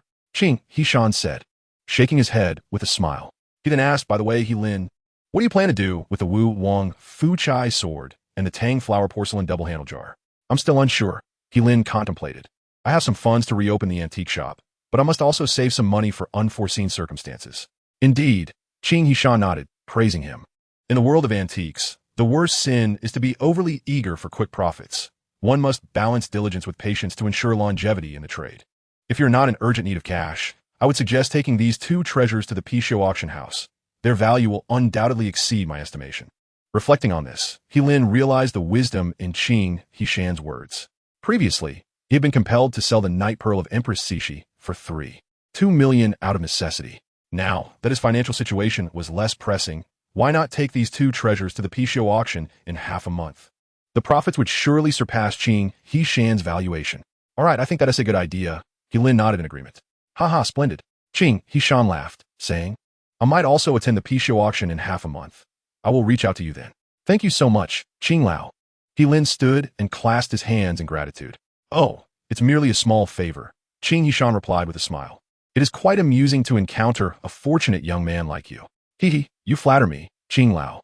"Today, I truly appreciate your assistance in appraising these items. You have helped me immensely," He Lin said humbly, scratching his head. "I feel I arrived too hastily. Aside from the fruit basket, I brought nothing of significance to offer you." "Haha, you rascal." Qinghe Mountain pointed at He Lin and gestured in a booming voice. Make sure to bring a decent gift next time. No problem. He Lin patted his chest in assurance. Rest assured, Elder Qing, with my supervision. Brother, he will certainly not forget. Wang Wei chimed in, eager to join the banter. Ha ha ha, splendid. Since you are here, why not stay for a meal? Qinghe Mountain inquired. Indeed, Elder Qing, but brother, he and I have important matters to attend to, Wang Wei quickly responded, displaying his tact. Very well, since you have pressing engagements. I shall not insist, Qinghe Mountain acquiesced. Why are you being so polite with me? He feigned annoyance, adding earnestly, if you were to refuse this, I would truly be displeased. Then I shall graciously accept, He Lin replied, no longer declining. He understood that excessive modesty might render Qinghe Mountain feel estranged. Ha ha, that's more like it. Let's make plans for another meal together next time. Qinghe Mountain nodded with a smile and instructed, Zhang Zhuang, prepare the car. Yes. Zhang Zhuang responded, turning towards the exit. Qinghe Mountain escorted He Lin and Wang Wei to the entrance, where Zhang Zhuang had already retrieved his Mercedes G650, awaiting them. After a few casual exchanges, He Lin and Wang Wei departed in the vehicle. Once Zhang Zhuang drove away, Wang Wei inquired, Brother why did you decline such a wonderful invitation from Elder Qing to dine? It seems we have no pressing matters at the shop. What do you mean no matters?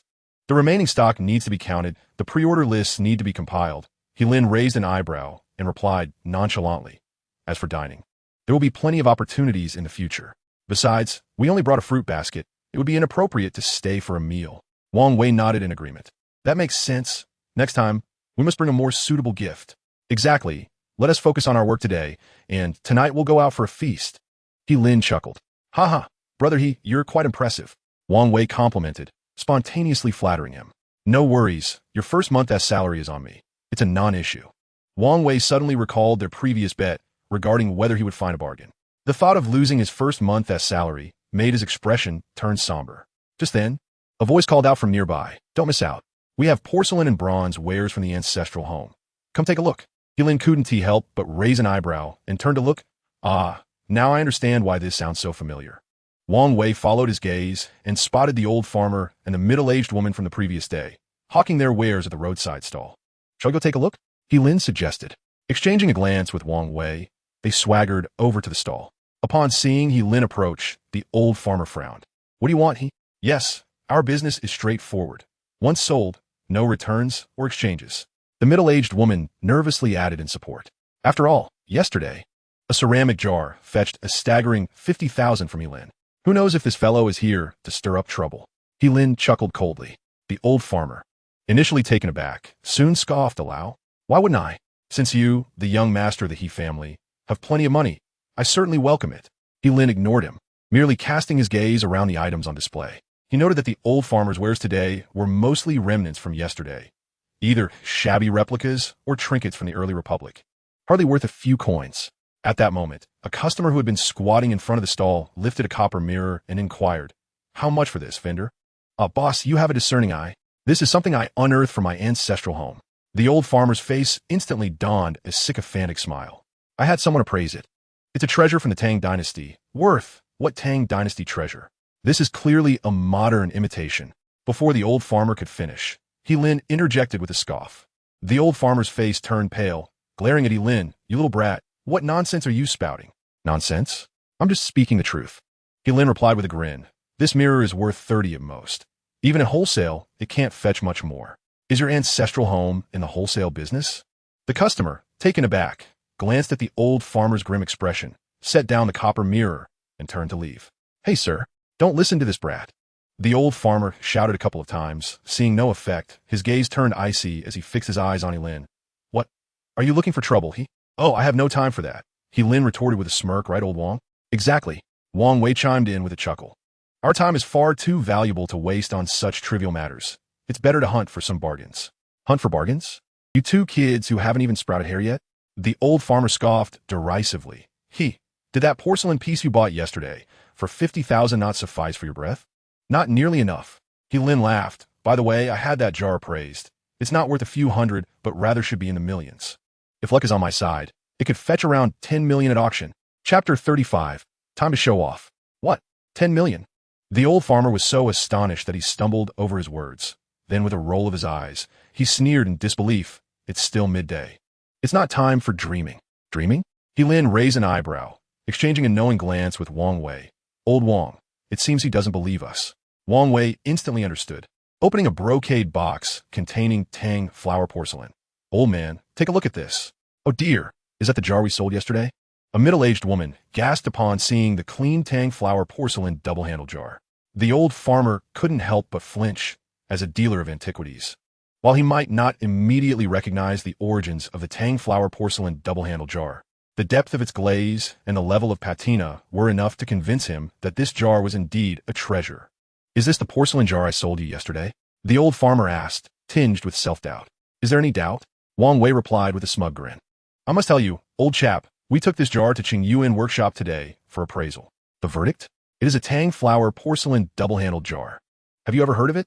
Wang Wei stared at the old farmer with a haughty demeanor, his lips curling into a smile reminiscent of the Nike swoosh. It's of little consequence if someone like you hasn't heard of it. After all, it's only valued at a few million. Not a fortune, really. One must admit, Wang Wei had quite the talent for mockery. Upon hearing this, the old farmer trembled, his legs giving way as he plopped down onto the ground in shock. How can this be possible? The old farmer stammered, his pupils dilating in disbelief. A piece worth hundreds, millions? Oh dear. A middle-aged woman rushed over, supporting the old farmer. Are you all right? If you still doubt it, you can attend the P-show auction in half a month, Wang Wei added with exaggerated flair. Our treasure will be auctioned publicly, so you won't think we are merely trying to fool you. The old farmer's face blanched, his chest heaving as he gasped for breath. The P-show auction. If he was only half believing when he first saw the jar, after hearing Wang Wei's confident assertion, he had no choice but to believe fully. The P-show auction house is renowned for only selling genuine items. What could possibly be fake at an auction of this caliber? Old man, the tides of fortune have turned. It's our family's turn now. He Lin narrowed his eyes, coldly remarking, Did you ever think, while conspiring with that scoundrel Jean to deceive my father, that you would find yourself in this position today? Fate is watching. This porcelain jar is merely the beginning. Remember, just the beginning. With that, He Lin gestured to Wang Wei. Let us go. He was genuinely concerned that if he delayed any longer, the old farmer might suffer a stroke from the pressure. How can this be happening? The old farmer felt increasingly suffocated, and as he watched He Lin and Wang Wei's retreating figures, his chest tightened and his pupils suddenly constricted. With a sudden gasp, he spat out a mouthful of blood. Oh no! Dear! Dear! The middle-aged woman exclaimed in panic, her cries echoing. Of course, He Lin and Wang Wei were oblivious to the turmoil behind them. Upon returning to He Tong's treasure shop, they carefully placed the Wu Wang Fuchai sword and the Tang flower porcelain double-handled jar in their rightful places. Now, these two items had become the centerpiece of the shop. Old Wang, please compile a list of the remaining items in our store for me. I need to assess what else we have left. He Lin instructed as he sat down, stretching his legs.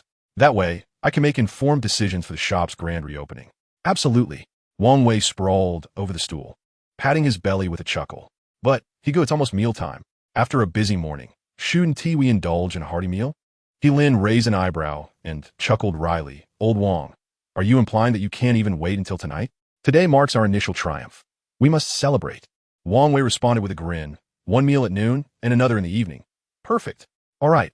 I shall defer to your wishes. He Lin shook his head, smiling. Then you should swiftly prepare the forms. Once they're ready, we shall indulge in a hearty lunch. Understood, Wang Wei replied, then added with a grin, Brother He, this lunch is on you. It shouldn't count against my base salary. He Lin was taken aback. You rascal. You're still quibbling over this at such a time. Wang Wei flashed a toothy smile. A brotherly bond must be built on clear accounts. Goodness, this establishment is quite tidy.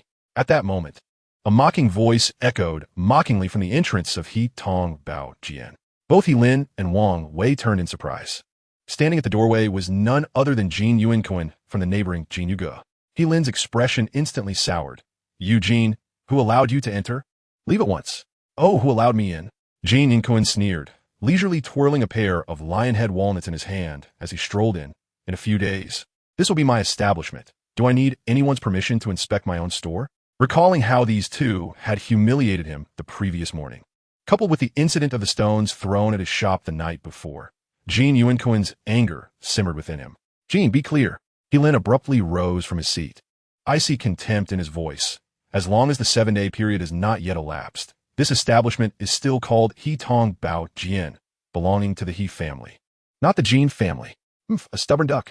Jin Yunkin narrowed his eyes, tauntingly retorting, "Neither your father, He Tahong, nor you, a mere fledgling, stand a chance against me. I advise you to be sensible. Treat me amicably, and perhaps I will allow you to remain here as a mere helper. Otherwise—" Jin Yunkin deliberately elongated his tone, his eyes widening threateningly. "Otherwise, when the time comes, don't say that Itong Bao Jian has no place for you. Even this antique street, I can ensure that the He family becomes a pariah, reviled by all, having operated a shop on this antique street for over a decade." Jin Yunkin was well acquainted with everyone. If the He family were to fall, dealing with a young upstart like Yilin would indeed be an effortless and pleasurable task. Chapter 36. An Unexpected Visitor. Yilin frowned, coldly asserting, "Jin, do not overstep your bounds." "Overstep?" Jin Yunkin grinned, squinting at Yilin. "It is you who fails to recognize the situation. Who else can you blame?" Suddenly, it seemed Jin Yunkin recalled something, inquiring, "Was it you who vandalized the door of my Jin Yuga the other night?" Yilin's eyebrows raised in surprise. He hadn't anticipated Jin Yunkin would bring this up, feeling a twinge of unease. "Jin, be cautious with your words. Without evidence, do not slander me." "Slander you?" Jin Yunkin, seeing Yilin's refusal to acknowledge the situation, narrowed his eyes and threatened. "The main door of Jin Yu Pavilion is crafted from solid wood, and the cost of repairs is not trivial. I advise you to confess soon, or else I shall personally drag you out. That will result in being sent to the police station and locked up like a chicken." At that moment, Wang Wei, growing increasingly impatient, interjected, "If you haven't found any evidence, cease your rambling here. If you have no business, then hurry and leave, lest you impede our important work." What did you say?" Jin Yunkin's facial muscles twitched as he incredulously glared at Wang Wei. "Who on earth are you? What does it concern you?" Wang Wei shot him a sidelong glance. "How can it not concern me? I'm a new recruit under Iga. You slander our manager, and you think it does not involve me? Moreover, it is nearly mealtime, and your presence is wasting our time. This certainly concerns me." Jin Yunkin was taken aback and let out a derisive laugh. "Huh, I thought you were someone of significance. Your He Tambajayan is closing in a few days, and you still have the leisure to hire help?" With a cold smirk, Jin Yunkin warned, "Listen well, kid. Be cautious working for that He fellow. You may end up with nothing in the end. Not even a penny for your efforts."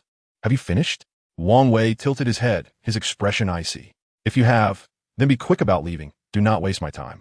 Jin Yunkin was left speechless, his complexion paling. "You, do not overstep your bounds." "Overstep my bounds?" Wang Wei raised an eyebrow, nodding. "Very well, then I shall overstep." With that, he strode furiously toward the back hall. "Hey, what are you doing? Just because you cannot win an argument does not mean you can run away." Jin Yunkin saw Wang Wei departing and began to smirk maliciously.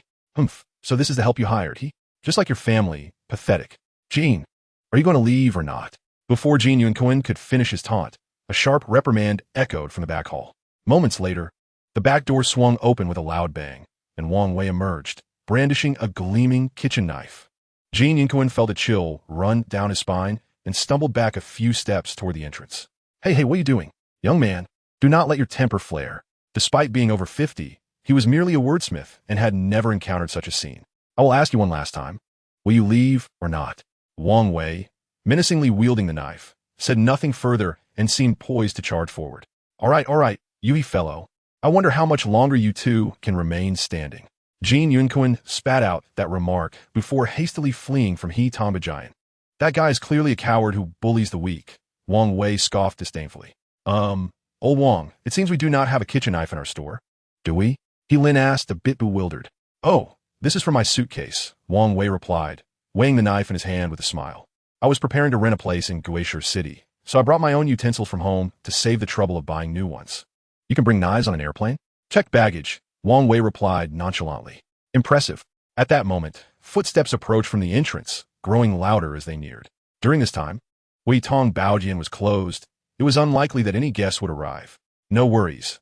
I shall intercept at the door and see what they intend to do," Wang Wei responded, brandishing a kitchen knife as he strode towards the entrance. "Excuse me, is this Xiaoyu's shop?" A sweet voice, reminiscent of a Yellow Oriole's song, inquired from outside. Almost immediately, a lively silhouette appeared before Lin and Wang Wei. It was none other than Qing Le. Today, she donned a pair of denim shorts. Her long black hair casually tied back in a ponytail, and coupled with her exquisite features and graceful demeanor, she was as refreshing as a summer breeze, touching the hearts of both Lin and Wang Wei. Qinglu, what brings you here? He Lin quickly rose and walked to the door. Wang Wei, taken aback, hastily asked, Higo, you know her? Yes, He Lin nodded, explaining, she is my sister's university classmate, the granddaughter of Qing Lao, Qing Lu. Oh my goodness, Wang Wei exclaimed, quickly welcoming her. So you're the granddaughter of Qing Lao. No wonder you were so stunning and elegant. Just this morning, Higo and I visited Qing Lao's home. How unfortunate that we did not cross paths with you, Miss Qing Lu. Hee, I was at school this morning. Qing Lu replied with a polite yet awkward smile. She then turned to He Lin and asked, Little Higo, who is this? Oh, this is my university classmate and brother, Wang Wei. He Lin introduced, gesturing towards Wang Wei. He is currently assisting me in this shop. Qing Lu raised an eyebrow. Working as a chef in the shop. Oh no. Wang Wei realized he was still holding the kitchen knife and quickly moved it behind him. Misunderstanding. I am helping Higo as a helper, not a cook. Qing Lu, please come in. There was a bit of a situation earlier, and it's hard to explain. He Lin gestured for her to enter. With a smile, Qing Lu stepped inside and took a seat. He Lin then recounted the recent events to her. Qing Lu, upon understanding, covered her mouth and laughed. I didn't expect Wang Wei Ge to be so bold. Ahem, it's primarily because that rascal Jean was too provoking. A firm response was necessary, Wang Wei said with a rare bashful smile. By the way, Qing Lu, how did you find your way here? He Lin asked curiously. You could have given me a heads up before coming. How can you say that? He Lin smacked his forehead. I've been preoccupied with matters of the shop and hospital these past couple of days, barely checking WeChat. Wang Wei's eyes darted between Qing Lu and He Lin, a sudden realization dawning upon him. Goodness, could it be that He Ge has a romantic connection with Qing Lu? Chapter 37, Good News. It is indeed my oversight. He Lin scratched his head and smiled apologetically. But Qing Lu, did you come all the way here for a particular reason? Of course. Qing Lu pouted. Xiao, you asked me to find a lawyer friend a while back, and there has been progress on that front. Really? He Lin's pupils dilated as surprise washed over his face. Indeed. Qing Li's face beamed with pride. Do you think I would deceive you? Of course, Qing La. You would never deceive me. Observing He Lin's humble demeanor, Qing La felt an overwhelming sense of delight and lightly coughed. Ahem, I find myself a bit parched. Lao Wang, pour some tea. With a grand gesture, He Lin immediately commanded. Wang Wei promptly filled the teacups. Oh dear, my shoulders are a tad sore. Qing La said with a hint of pride. Wang Wei set down the teapot, grinning, ready to assist. However, He Lin waved his hand. Lao Wang, cease. Allow me to handle this. Without regard for Wang Wei's resentful expression, he began to gently massage Qing La's delicate neck. Miss Qing La, how is my technique? He Lin asked with a beaming smile. It's quite satisfactory. Qing La nodded in enjoyment. Now, could you enlighten me about the situation with your lawyer friend? He Lin inquired with a grin. Qing La couldn't help but chuckle. All right, since you're so earnest, I shall share. I have a close friend who is a lawyer. I detailed your contract situation to her yesterday, and she informed me that such clauses, hidden in fine print with the intent to deceive the other party, constitute fraudulent behavior, and such contracts can indeed be pursued through legal channels.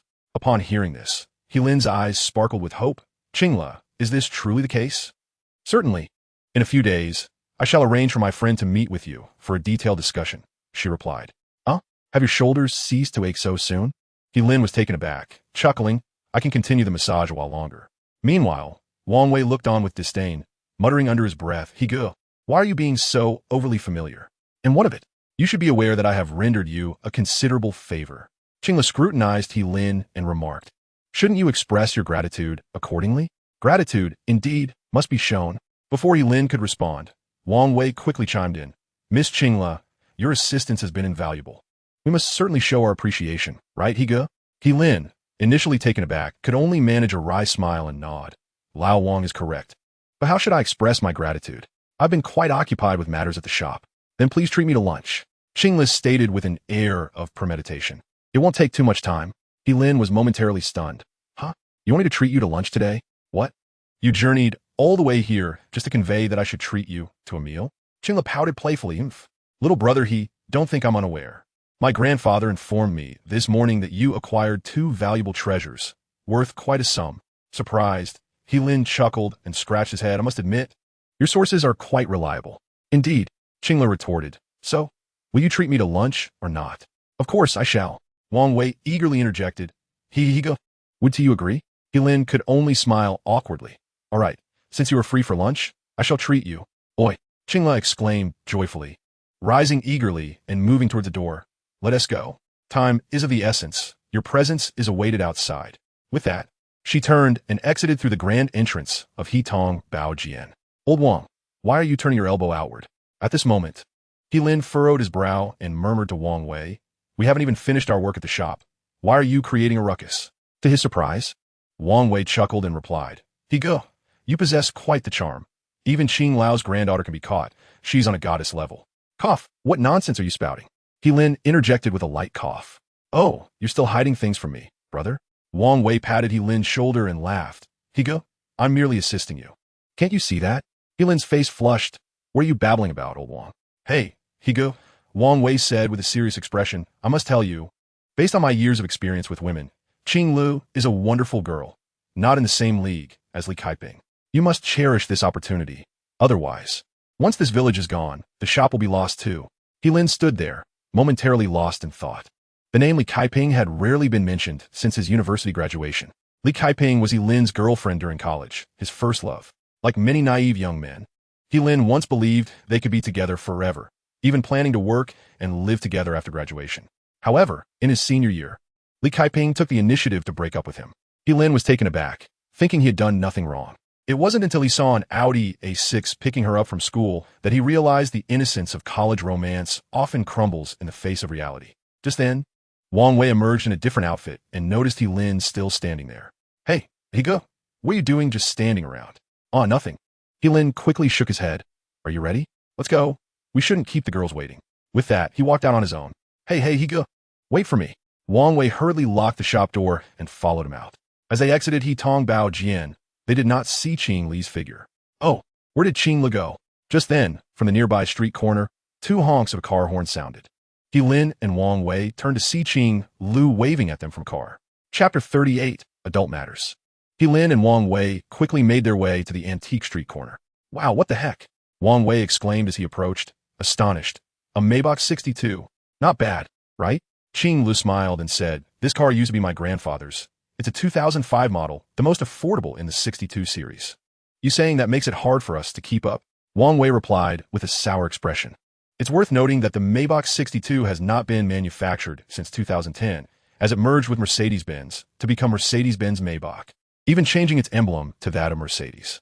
Thus, Qing Li's model could be considered a rare find. Although the 2005 Maybach 62 is the least expensive in its series, its starting price is still $6 million. So what would you like to eat? Qing Lu asked with a smile once they got into the car. He Lin scratched his head and chuckled. I'm fine with anything. It's up to you. Is there anything you would like to eat, Brother Wang Wei? Qing Lu inquired further. I'm good with anything, as long as it's not coming out of my pocket. Wang Wei grinned in response, his hands continuously caressing the interior of the car. Ah, what a splendid vehicle. It truly is a luxurious experience. All right then. Qing Lu giggled, covering her mouth.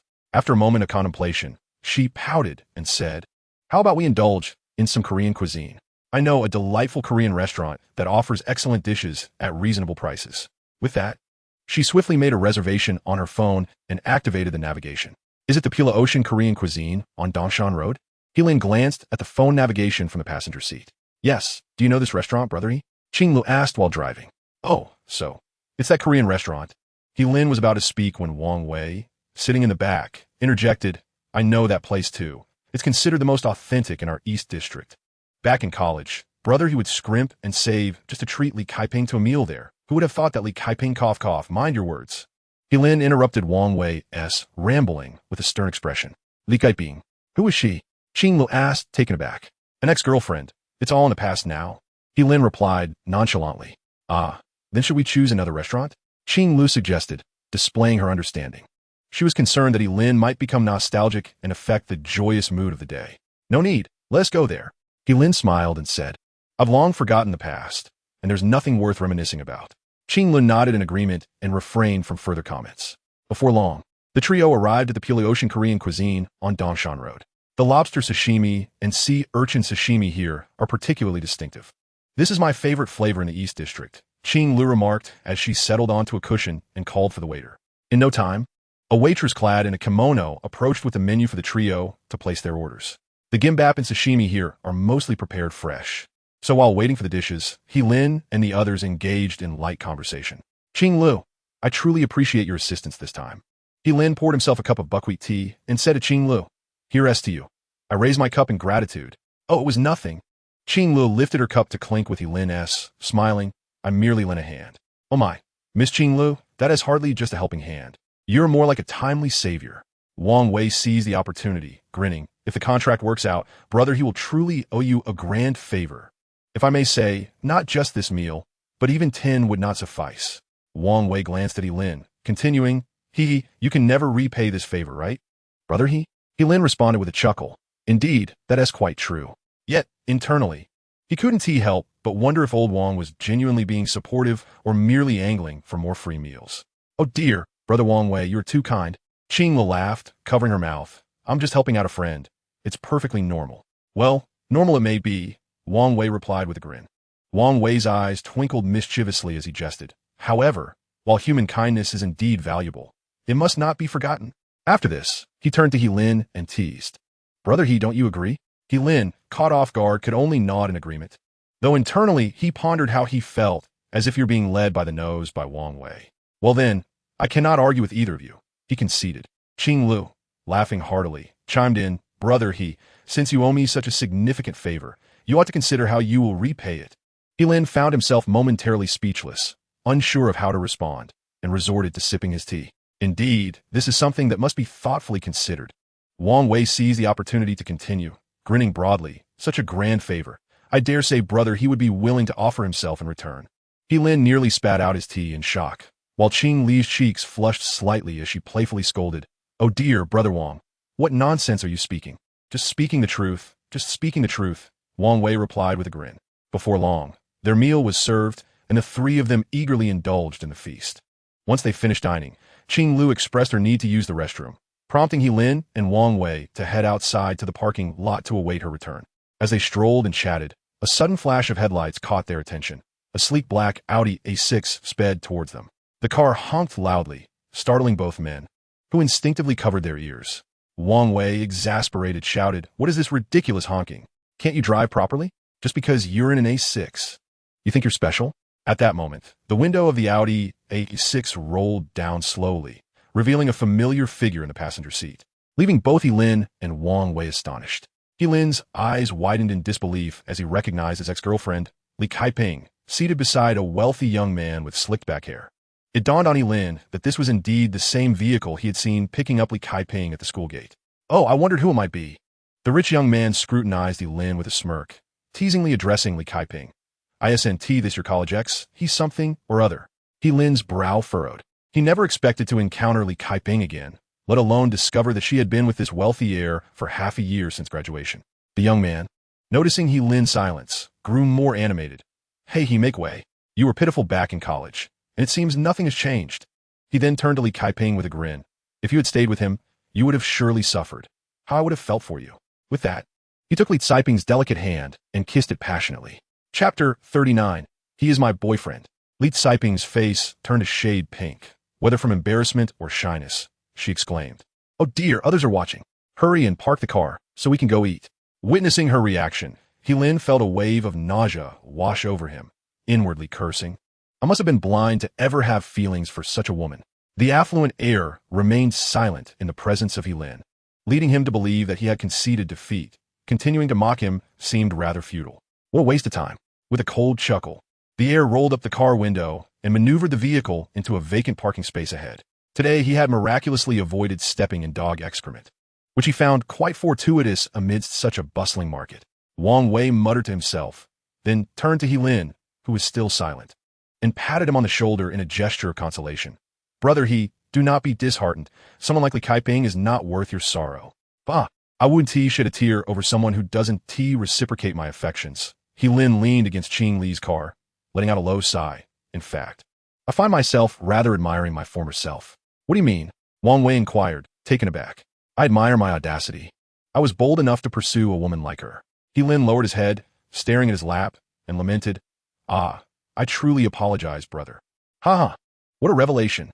At that moment, they were taken aback to discover that the heir was driving a custom-made Maybach 62. Just then, the heir's brash voice rang out nearby.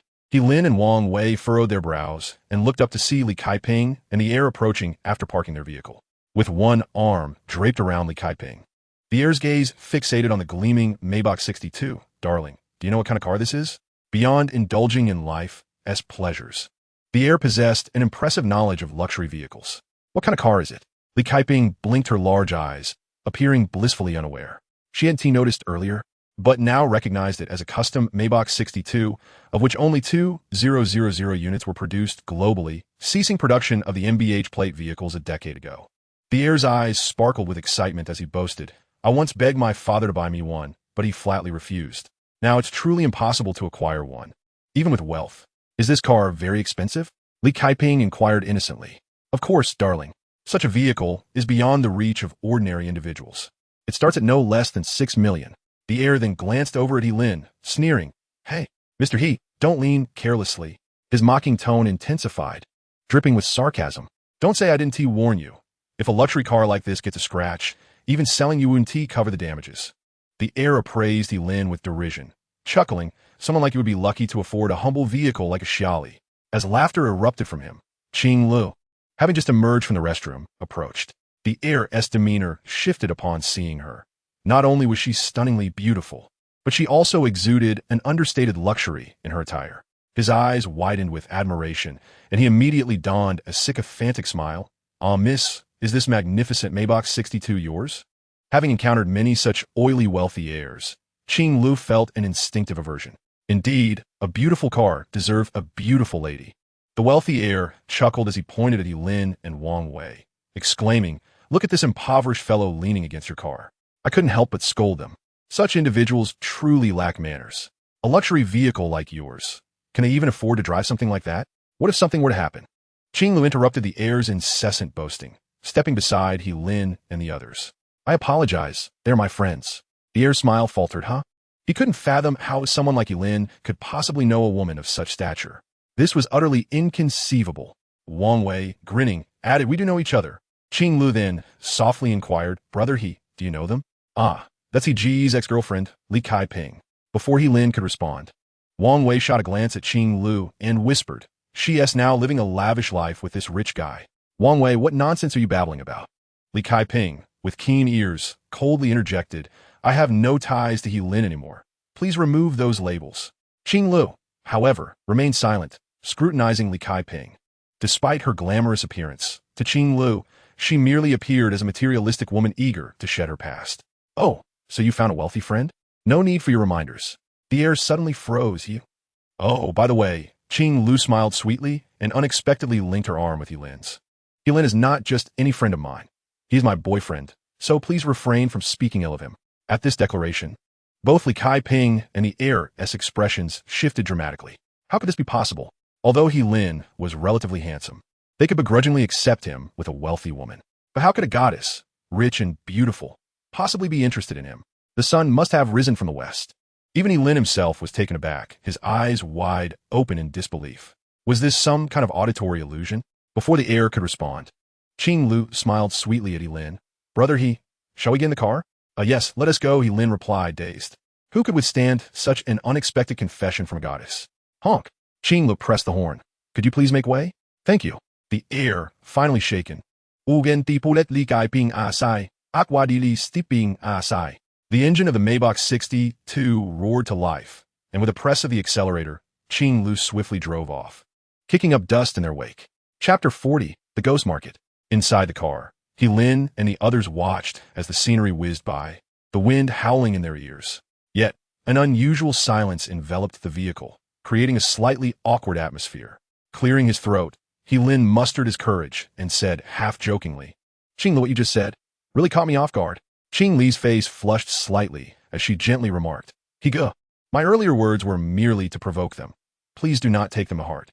Lin, scratching his head with a chuckle, replied, how could I possibly take it to heart? Although he understood that Qing Li's comments were intended to assist him, an inexplicable sense of melancholy settled within him. Meanwhile, the usually boisterous Wang Wei remained silent, feeling a pang of concern as he observed Lin's expression. The awkward atmosphere was almost palpable, nearly escaping through the car windows. Fortunately, the journey was brief, and Qing Lu drove Lin and Wang Wei to the entrance of the antique street before departing on her own. Oh dear, Higo, I was quite anxious for you just now. Once Qing Lu had driven off, Wang Wei placed a hand on He Lin's shoulder and exclaimed, "You must seize the opportunity with a goddess like Miss Qing Lu."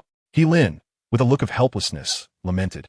When Qing Lu suddenly declared, "I am her boyfriend," you cannot imagine how my heart raced like a Gatling gun, almost causing me to faint on the spot. It must be said that He Lin felt most at ease when idly chatting with Wang Wei. Indeed, Wang Wei nodded, adding, "Qing Li's earlier display astonished me as well. You should have seen the expressions on the Kaiping and her companions' faces. It was truly a sight to behold." "Ha! Indeed a moment of satisfaction," Wang Wei chuckled. "Now then, Iga, our shop is in dire need of various goods." He scrutinized the inventory list and stated, "In terms of antiques, we are lacking in porcelain, paintings, jade, and miscellaneous items. Our shop is deficient in each category." "Well, these are minor issues," He Lin replied with a grin. "After all, my father had numerous sourcing channels in the past, allowing us to procure goods at a significantly lower cost." He continued, "Nevertheless, we must remain vigilant. It's not uncommon for peers to take advantage of one another, and to others, we are merely novices. True, relying solely on our shop for supplies will not yield any valuable items, and we must also be wary of being taken advantage of," Wang Wei agreed. Then suddenly had a thought. "By the way, Higa, since you possess such keen insight, why don't we explore the ghost market? We might just stumble upon some treasures." "Huh?" He Lin raised an eyebrow, scrutinizing Wang Wei. "Old Wang, you are aware of the ghost market?" Wang Wei, with a sly grin, replied, "I did a bit of research out of curiosity and discovered that there's indeed a small ghost market near the back road of our Eastern district. It should still be operational after just 6 months. The ghost market is a unique trading venue within the antique world. In ancient times, many tomb raiders would illicitly acquire artifacts or other dubious antiques, as these items could not be sold openly in antique shops. Instead, they would seek secluded locations for clandestine transactions under the cover of darkness. Over time, this evolved into a small-scale trading system resembling a market. These markets opened at dawn and vanished before the first light, appearing and disappearing without a trace, devoid of any organization or management, resembling a wild exchange among phantoms. Hence the term ghost market. Insiders refer to it as the ghost market, where one cannot simply say they are going or browsing. Rather, one must say they are traversing the ghost market. The term traverse carries profound significance, as one must gauge the depths and currents through personal experience, akin to crossing a river by feeling for stones along the way. This, of course, subtly indicates that the waters of the ghost market are considerably deeper than those of an ordinary trading venue. However, with He Lin possessing extraordinary abilities, he is undeterred even by the most formidable markets. A few years ago, I accompanied my father to the ghost market, but I have not ventured there since. If one could indeed locate the ghost market, who knows what treasures might be unearthed?" He Lin, with a serious expression, remarked, "Yet the ghost market is traditionally a place where people depart before dawn, leaving no trace behind. It would not be surprising for someone to vanish for even just a few days. This reasoning holds merit, but surely it would not harm to take a look." Wang Wei stroked his chin and suggested, "Brother He, it seems that the back road street is quite close to our antique street, merely a few steps away. After dinner tonight, we could take a leisurely stroll and see what we find. It wouldn't take much time at all." He Lin raised an eyebrow, contemplating this notion. Indeed, the back road street is only a few intersections away from the antique street, a mere 10-minute walk. The street is named Back Road Street precisely because it lies behind a bustling thoroughfare, surrounded by areas akin to urban villages, where both security and development lag behind other streets in the eastern district of the market. In such secluded spots, it is quite possible, as Wang Wei suggested, that a ghost market might exist. Should fortune favor us, stumbling upon it would be a boon. If not, it would simply serve as a post-dinner stroll for our well-being. Certainly no loss. Very well, we have no other plans for the evening. After a moment's contemplation, He Lin nodded in agreement. Then we shall venture forth and test our luck. Once the decision was made, He Lin instructed Wang Wei to tend to matters of the shop while he made a brief visit to the hospital to check on his parents' condition. After dining, they set off towards Back Road Street in the early hours of the morning. Chapter 41, Night Market, Eastern District, Back Road Street. After passing 2 intersections, He Lin and his companion arrived near a pedestrian bridge. Under the dim glow of the roadside lights, He Lin discerned several figures standing or crouching beneath the bridge, some even displaying a small lantern at their feet, their flames flickering faintly like will-o'-the-wisp seen while wandering through graveyards at night. "Brother He, do you see it? Do you see it?" Wang Wei exclaimed with excitement, pointing towards the shadows beneath the bridge. "Our luck is indeed with us. We have stumbled upon it." He Lin was equally astonished. Could it be that fortune truly smiled upon him? Come, let's investigate, he urged, hastening towards the bridge's underbelly. Upon reaching the area beneath the bridge, Lin was taken aback to find an approximately 2,000 square meter space. Here, stalls were crammed closely together, making it impossible to ascertain just how many there were. A steady stream of people passed through, each wielding a small flashlight to facilitate their selection. Is the ghost market truly this bustling now? Lin pondered in disbelief, murmuring softly to himself. This is entirely different from a few years ago when he strolled through the ghost market. Back then, the atmosphere of the ghost market was rather desolate. Both sellers and buyers exchanged few words, even during transactions, which were conducted discreetly. The so-called discreet transaction involved sellers donning wide, long sleeves, where both parties would extend their hands into the sleeves to communicate their bids through gestures. Once an agreement was reached, the buyer would take their goods and leave. While if the price was unsatisfactory, no one would dare touch the items on the stall. Moreover, before dawn, the ghost market would close its stalls, and it was uncertain where the next market would open. This truly embodied the essence of a ghost market. However, now as Lin gazed upon the ghost market beneath the overpass, there was scarcely a trace of its former character. The throngs of people bustled about, with many sellers vociferously hawking their wares, resembling a resurgence of street market culture, devoid of any enigmatic allure. Old Wang, what you fear being investigated is not the ghost market, but rather the night market, Lin jested, gesturing with his lips. Look over there. A number of Westerners are joining the fray, snapping photos and lingering. He emphasized the term ghost market with a particular intonation. Wang Wei, upon spotting the group of tourists taking selfies, managed an awkward smile. This is my first time to ghost market too. Who knew it would appear thus? Lin shook his head with a rueful smile, remarking that true ghost markets were not easily found. Well, since we are here, let's take a stroll. With so many stalls, we might indeed uncover some treasures. With that, he led Wang Wei into the crowd. Unlike others who came merely for leisure, Lin had a clear objective, to seek out hidden gems. Utilizing his unique abilities, he swiftly scanned each stall without lingering, unwilling to squander precious time amidst the mundane offerings. Thus, after perusing nearly 100 stalls over the course of an hour, Lin found himself disappointed. Having discovered no noteworthy items, the stalls were predominantly filled with imitations and counterfeit goods. What kind of ghost market is this? Lin mopped his brow, muttering under his breath. Wang Wei, trailing behind, noticed Lin's furrowed brow and couldn't help but inquire, Brother have you not found anything appealing after visiting so many stalls? All we see are handicrafts or replicas. What could possibly catch the eye? Lin replied with a resigned smile. Old Wang, it seems we have indeed stumbled upon a night market today. It has a certain vibe, I suppose. Wang Wei nodded in agreement, adding, though I have never visited a genuine ghost market, I've heard that in its early days, it was brimming with valuable items. For instance, during the late Qing and early Republic era, just a year after the little emperor stepped down, one could find authentic second-rank feathered caps and yellow gowns being sold. Imagine how bold the traders must have been back then. Ha! I recall when I went to the ghost market with my father, there were even arms for sale. There's a legend that the assassination of the regent Wang Jingwei was plotted with arms purchased from the ghost market. Someone was deceived in the transaction. Lin chuckled and remarked, though we jest, it is worth noting that while the ghost market may have its fair share of counterfeit goods, a discerning eye can still unearth many treasures. Brother 20 years ago, the antique trade was just beginning to flourish. During that golden era, it was not difficult to find hidden gems. Unlike today, when everyone has become knowledgeable about antiques, holding onto their possessions in anticipation of appreciation.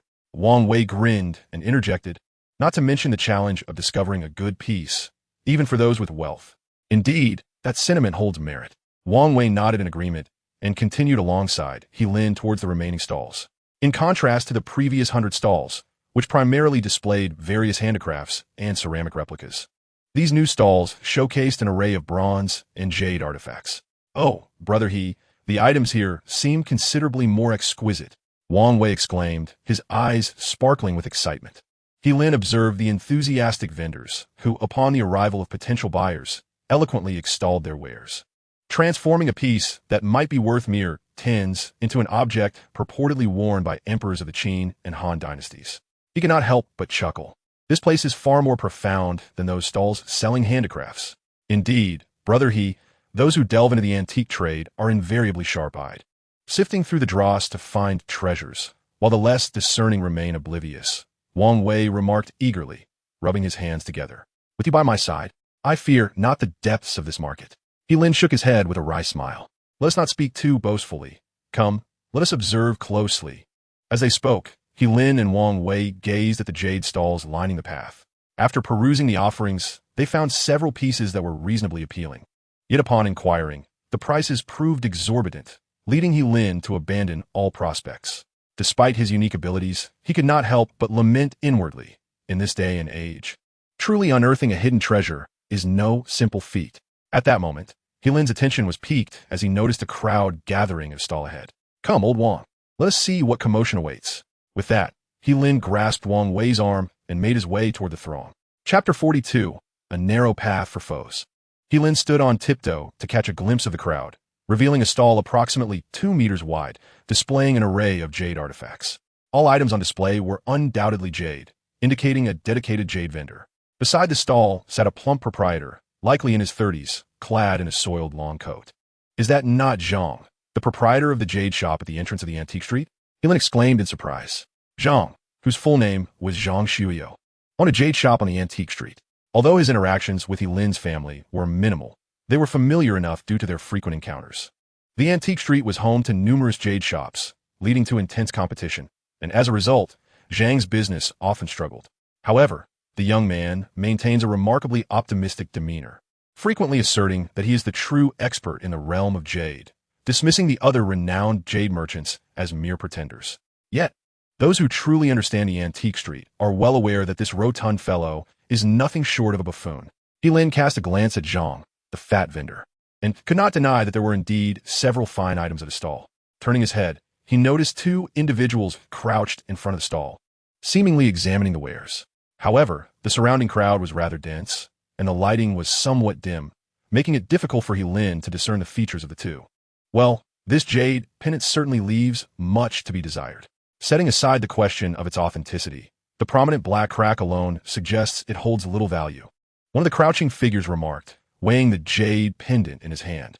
Boss Zhang, your boasts have become rather excessive, claiming this pendant to be a relic from the Sui dynasty. Why not say it's from the Han dynasty while you're at it? He Lin was momentarily taken aback by the voice, and upon turning his head, he saw Wang Wei casting a look of astonishment his way. Furrowing his brows, He Lin urged, let us push our way in and take a look. Wang Wei nodded in agreement, and together they made their way through the throng. As they reached the front of the stall, they caught sight of the 2 individuals scrutinizing the jade pieces.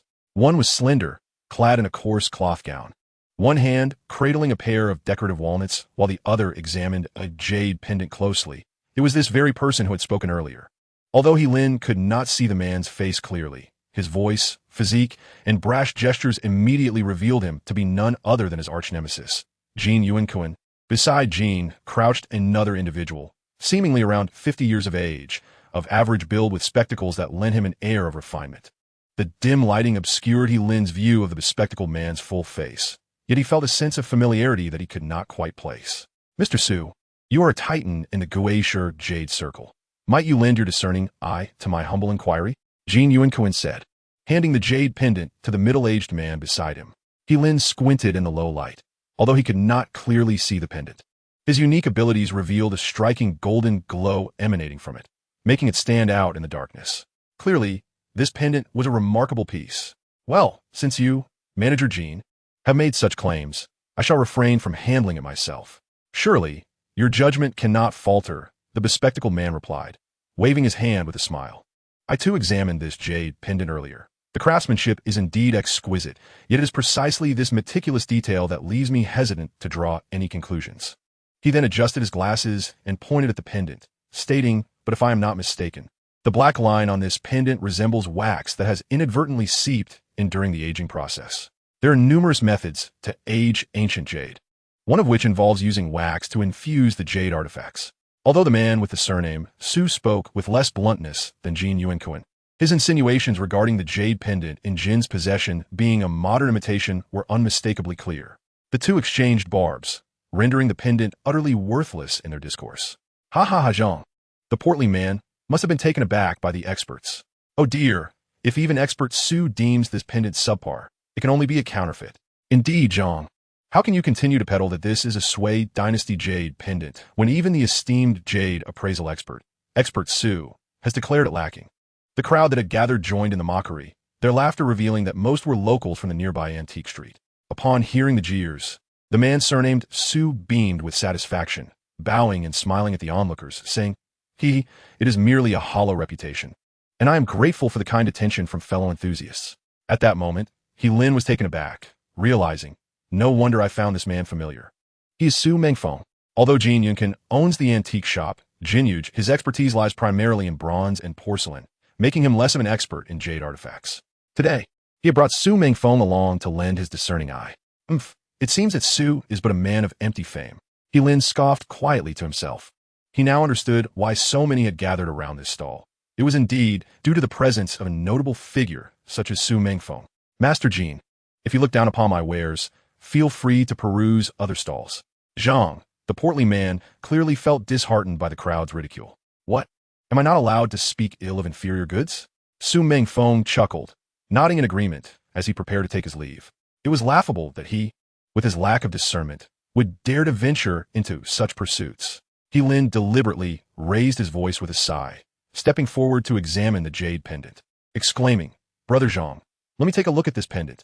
Chapter 43. Shall we make a bet? Lin lifted his gaze towards Jin Yuanquan, feigning surprise as he remarked, Oh, it turns out to be Master Jin. How fortunate to step in dog excrement today. With that, he ignored Jin Yuanquan and focused solely on the pendant. Stepping in dog excrement. Jin Yuanquan's eye twitched, filled with irritation. Beside him, Su Mengfeng furrowed his brow and inquired, Master Jin, may I ask who this is? Perhaps Mr. Su is unaware, Jin Yuanquan replied, twirling a walnut and sneering.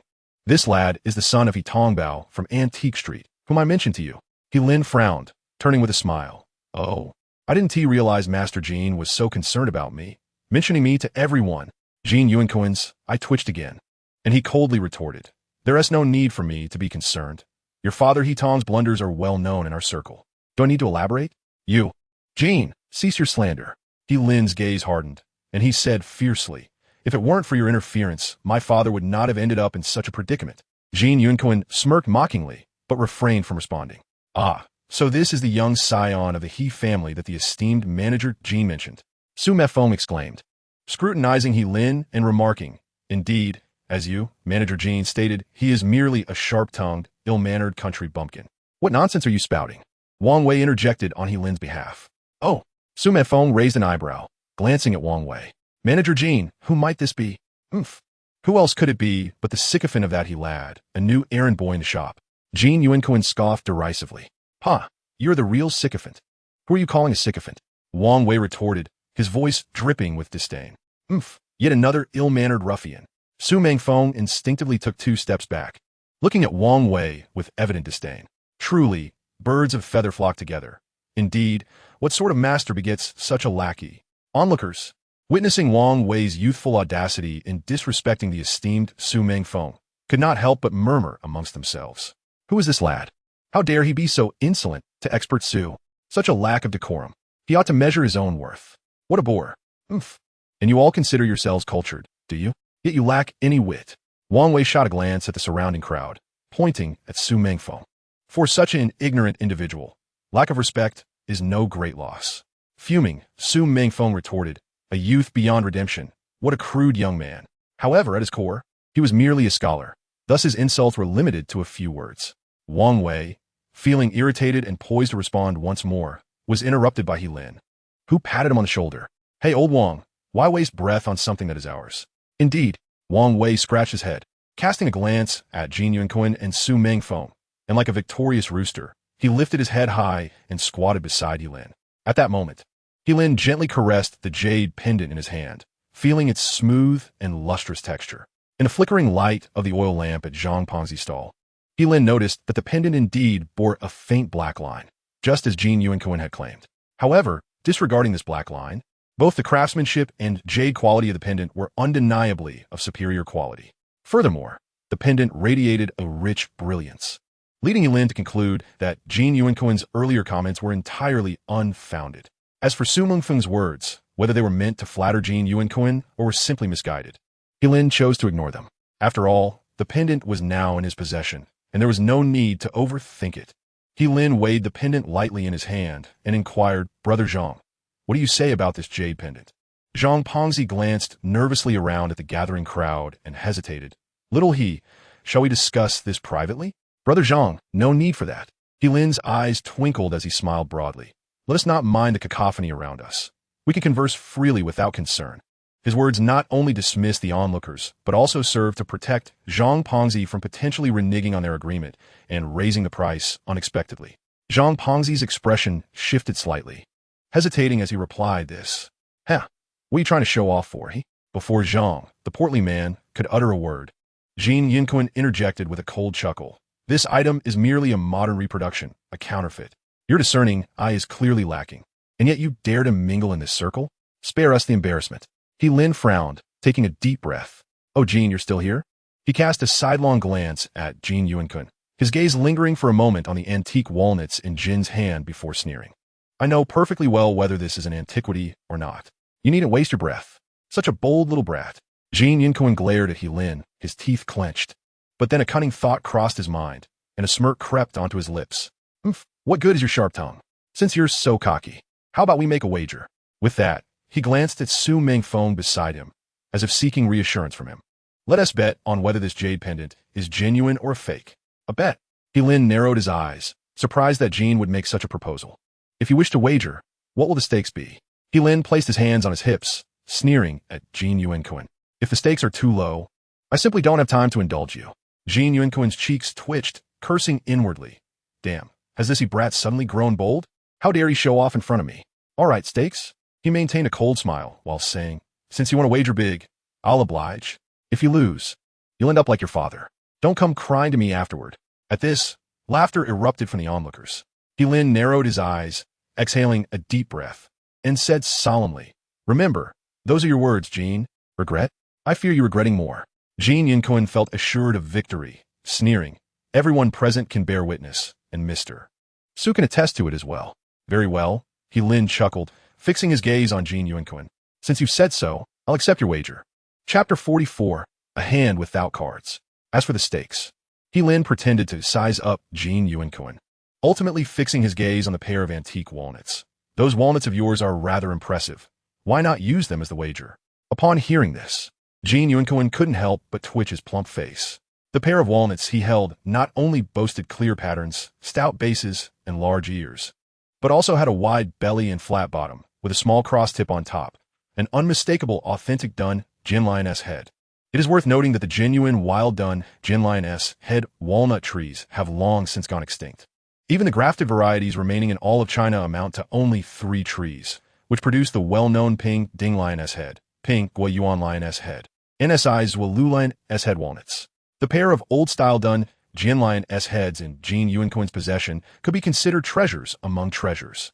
Several years ago, he exerted considerable effort to acquire this exquisite pair of matching walnuts. After years of handling, they have developed a resplendent amber hue, rendering them exceptionally beautiful.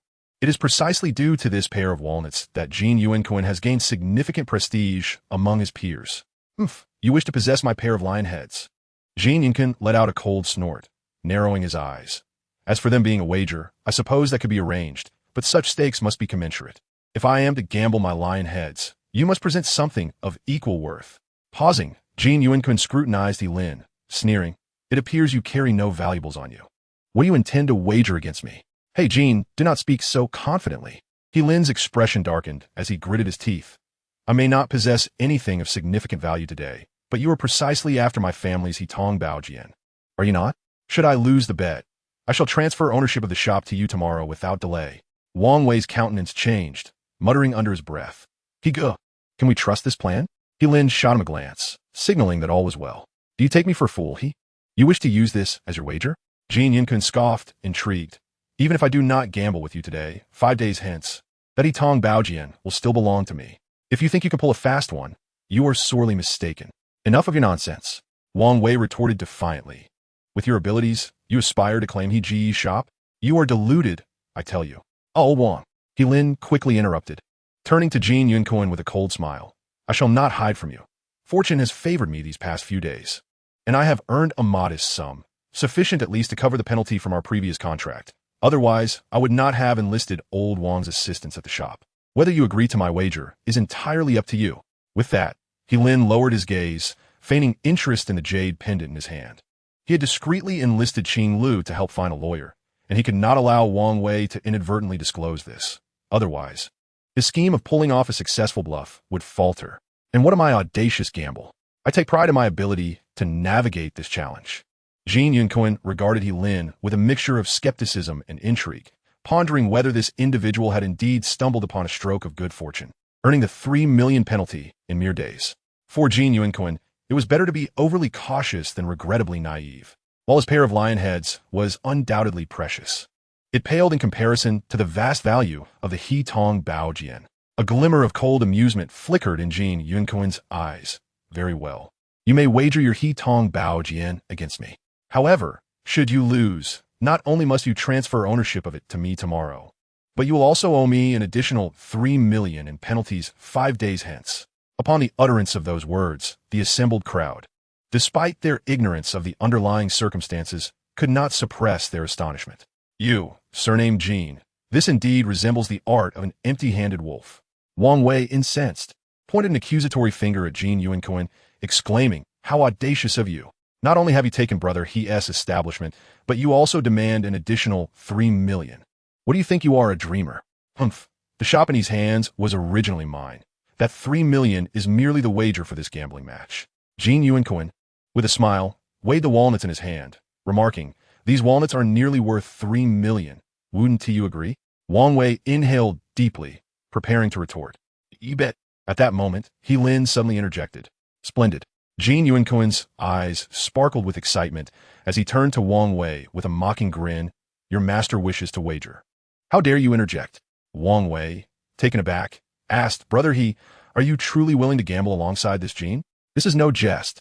He Lin appeared unfazed, responding, "No worries. I trust Brother He. With my extraordinary abilities, why not engage in this sure-win venture? It is imperative to bet." "Very well. You have said it yourself." Jin Yunquin's eyes gleamed with anticipation. Fearing that He Lin might retract his statement, he quickly added, "Everyone present, bear witness. You better not backtrack." He Lin, fully aware of Jin Yunquin's intentions, couldn't help but smirk. "Rest assured, I shall not retract." Upon hearing He Lin's affirmation, a look of satisfaction crept onto Jin Yunquin's chubby face. Internally, he mused, "No matter how cunning you may be, today, with the expert Su at my side, I doubt you can escape my grasp." Jin Yunquin shifted his stance, gesturing towards Su Mengfeng, exclaiming, "Ladies and gentlemen, I trust you are all familiar with Su Mengfeng, our esteemed expert, renowned for participating in various jade appreciation events, and holds significant prestige within the jade community of our entire Gue City East District. Indeed, we are well aware. I am a fan of Expert Su. I watch every episode of his jade discussions. Expert Su, let us take a picture together." Amidst the onlookers, many were indeed fans of Su Mengfeng, and at Jin Yunquin's words, a chorus of agreement arose. Su Mengfeng, removing his glasses, humbly replied, "Thank you for your kind words." Jin Yunquin, with a slight smile, pointed to the jade pendant in He Lin's hand, stating, "I believe everyone heard Expert Su say earlier that the pendant was not genuine. In the Antiquities trade, to say something is not right is a euphemism. To put it bluntly, it is a counterfeit." Chapter 45. Let us buy it and discuss later. Indeed, Expert Su did say so. Correct. He mentioned that the black lines on the pendant were indicative of aging. Since Expert Su has spoken, it is undoubtedly a product of modern craftsmanship. At this moment, the crowd erupted into a buzz of discussions. Jin Yunquin, brimming with pride, extended his hand towards He Lin, saying, "Did you hear that? Prepare the materials for transfer by tomorrow." "Transfer? What transfer?" He Lin, intrigued, retorted. "What transfer?" Jin Yunquin observed He Lin's demeanor, which resembled that of a stubborn pig indifferent to boiling water, and was instantly engulfed by a wave of anger. "You, spare me the pretense of ignorance. Tomorrow morning, transfer the He Tong Bao to me." "Ah, Jin, have we even commenced our wager yet? Why are you so eager to collect your stakes?" He Lin retorted with a cold smirk, his disdain palpable. "Indeed," Wang Wei chimed in, arms akimbo, his voice icy. "By your logic, Jin, shouldn't you relinquish that pair of lion heads you hold? You two little rascals." Jin Yunquin's eyelids twitched as he jabbed a finger at He Lin and Wang Wei. Fuming. "Very well, You refuse to see reason until you face the inevitable, do you? He then turned to Su Mengfeng, saying, Mr. Su, I must trouble you to teach these audacious youngsters a lesson. Master Jin, you are too kind. Even without your prompting, I would gladly instruct such impudent youths. Su Mengfeng replied, and then raised his hand, gesturing towards the jade pendant in He Lin's grasp. At first glance, this pendant indeed possesses the allure of ancient jade, particularly with its intricate dual dragon and phoenix patterns. The craftsmanship is commendable. However, Su Mengfeng deliberately elongated his tone, pausing for effect before continuing. The conspicuous black line on its surface reveals some troubling clues. If I am not mistaken, this is indicative of a method known as boiling jade for color, a technique employed to artificially age jade. This process involves preparing a mixture of blood and a specific type of sand, which is then combined with oil in a container. The jade is boiled in apricot water for several hours, then immersed in the oil, simmered over low heat for days until the color seeps into the stone, after which it is polished with grass and wax. With a self-satisfied expression, Su Mengfeng elaborated. Jade aged in this manner can closely resemble genuine ancient jade in both hue and texture. However, if the boiling is not properly controlled, it is prone to developing black lines on its surface. Finally, Su Mengfeng gazed at He Lin with a smile, stating, if I am not mistaken, this pendant you possess is indeed a replica, specifically imitating the Westerhan Dynasty Dragon and Phoenix Jade pendant. Unfortunately, this imitation merely mimics the form, starkly contrasting with the genuine piece I have previously encountered. Su Mengfeng's declaration unequivocally sealed the fate of the jade pendant in He Lin's possession.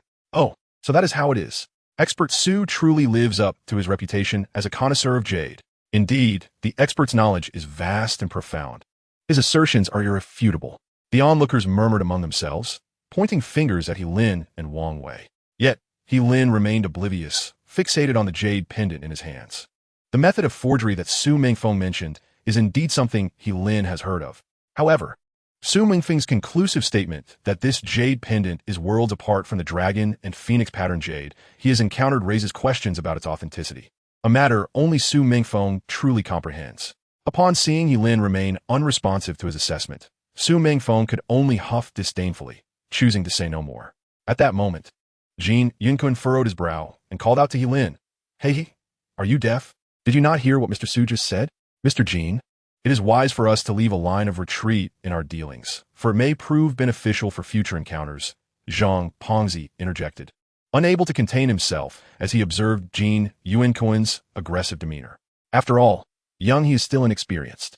Ultimately, the jade pendant in question belonged to his stall, and Su Mengfeng's critique implied that Zhang Pongzi was peddling a counterfeit. Bah! Jin Yunquin interrupted Zhang Pongzi with a scornful expression, declaring, He and his father are no match for me. Why would I need to concern myself with this young pup? He gestured towards the crowd. Everyone present during the wager heard the terms. What is this, he? Have you grown so brazen that you now intend to renege? Jin, you're being overly impatient. Who's attempting to back out? Wang Wei retorted, straightening his neck at Jin Yunquin. My brother, he hasn't spoken yet. Are you in such a hurry to meet your maker? You little brat. Jin Yunquin seethed through gritted teeth, then turned back to He Lin. Today I'll watch you try to weasel out of this bet. I'll show you that even if you stare at it for 10 days or half a month, it remains a counterfeit. If you're wise, hand over your shop by morning. Otherwise, you'll regret it. To his surprise, He Lin paid no heed to his tirade, smiling at Zhang Pongzi as he asked, Brother Zhang, how much for this jade pendant? Jin Yunquin, feeling increasingly humiliated, yelled, I am speaking to you. Are you deaf? Is that so? He Lin shot a glance at Jin Yunquin, digging in his ear and saying, I thought it was just some stray dog barking. You're asking for trouble. Jin Yunquin fumed, rolling up his sleeves, ready to strike. Come on then. Do you wish to spar with me? Wang Wei also rolled up his sleeves, unafraid. 3,000. Zhang Pongzi, sensing the tension, quickly raised 3 fingers at He Lin. This jade pendant is 3,000. If you want it, take it and leave swiftly. Under normal circumstances, Zhang Pongzi would never part with the pendant for less than 8,000. However, given the current predicament, especially with Su Mengfeng declaring the pendant a fake, he feared that if Jin Yunquin and his associates began to brawl at his stall, it could lead to further destruction of his other jade pieces, resulting in substantial losses. Chapter 46. The Suitang Dragon and Phoenix Pattern. Unexpectedly, He Lin chuckled awkwardly and said to Zhang Pongzi, Brother Zhang, I'll take it for 1,005. Agree, and it's mine. Zhang Pengzi's chubby face twitched in disbelief. He had not anticipated that Lin would still be bargaining at such a moment. As soon as Jin Yunquin and Wang Wei rolled up their sleeves, their expressions suggested they were on the verge of a confrontation. Zhang Pengzi gritted his teeth, adhering to the philosophy that spending to avert disaster was wise, and promptly agreed. Fine, 1,500. Scan the code and take it away. Lin chuckled and quickly pulled out his phone to make the payment. Now that the transaction was settled, the jade pendant rightfully belonged to him. Listen, I must ask you once more. If you lose this bet, will you transfer the shop by tomorrow morning?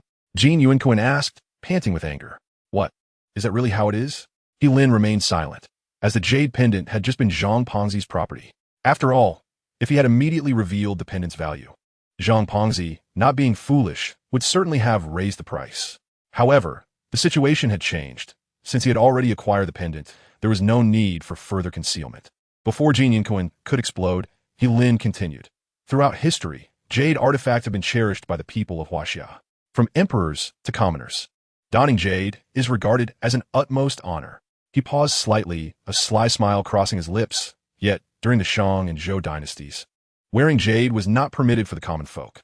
Ancient texts state, only royals and nobles may wear jade, should commoners possess it. They commit the crime of violating etiquette and shall be punished with death. Hearing Lin's eloquent discourse, Su Mengfeng was taken aback. I didn't realize you had such knowledge.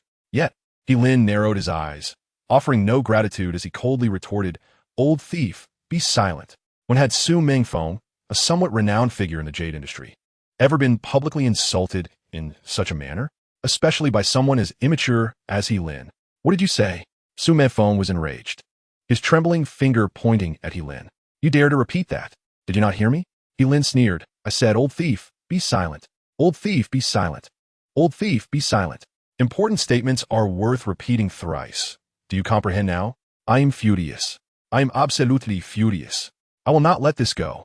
Su Mengfeng's face turned ashen with rage, and even as a scholar, he rolled up his sleeves, prepared to confront Lin to vent his frustration. Jin Yunquin was taken aback and quickly intervened. Mr. Su, please calm down. Let us see what this young man can concoct. I understand. We can deal with that young man later. Jin Yunquin reassured him. At this moment, Lin snorted and continued. Jade artifacts, in essence traced back to the Neolithic era, flourished during the Shang and Zhou periods, became popular in the Spring and Autumn and Warring States periods, and reached their zenith during the Tang and Song dynasties. He weighed the jade pendant in his hand, a smile playing on his lips. This pendant indeed imitates the dragon and phoenix patterns of the Western Han dynasty. But the period of imitation is not modern. It dates back to the Sui and Tang eras following the Three Kingdoms. As Lin's words echoed with unwavering conviction, a wave of murmurs rippled through the crowd of onlookers. Is it true? Is this jade pendant from the Sui Tang period?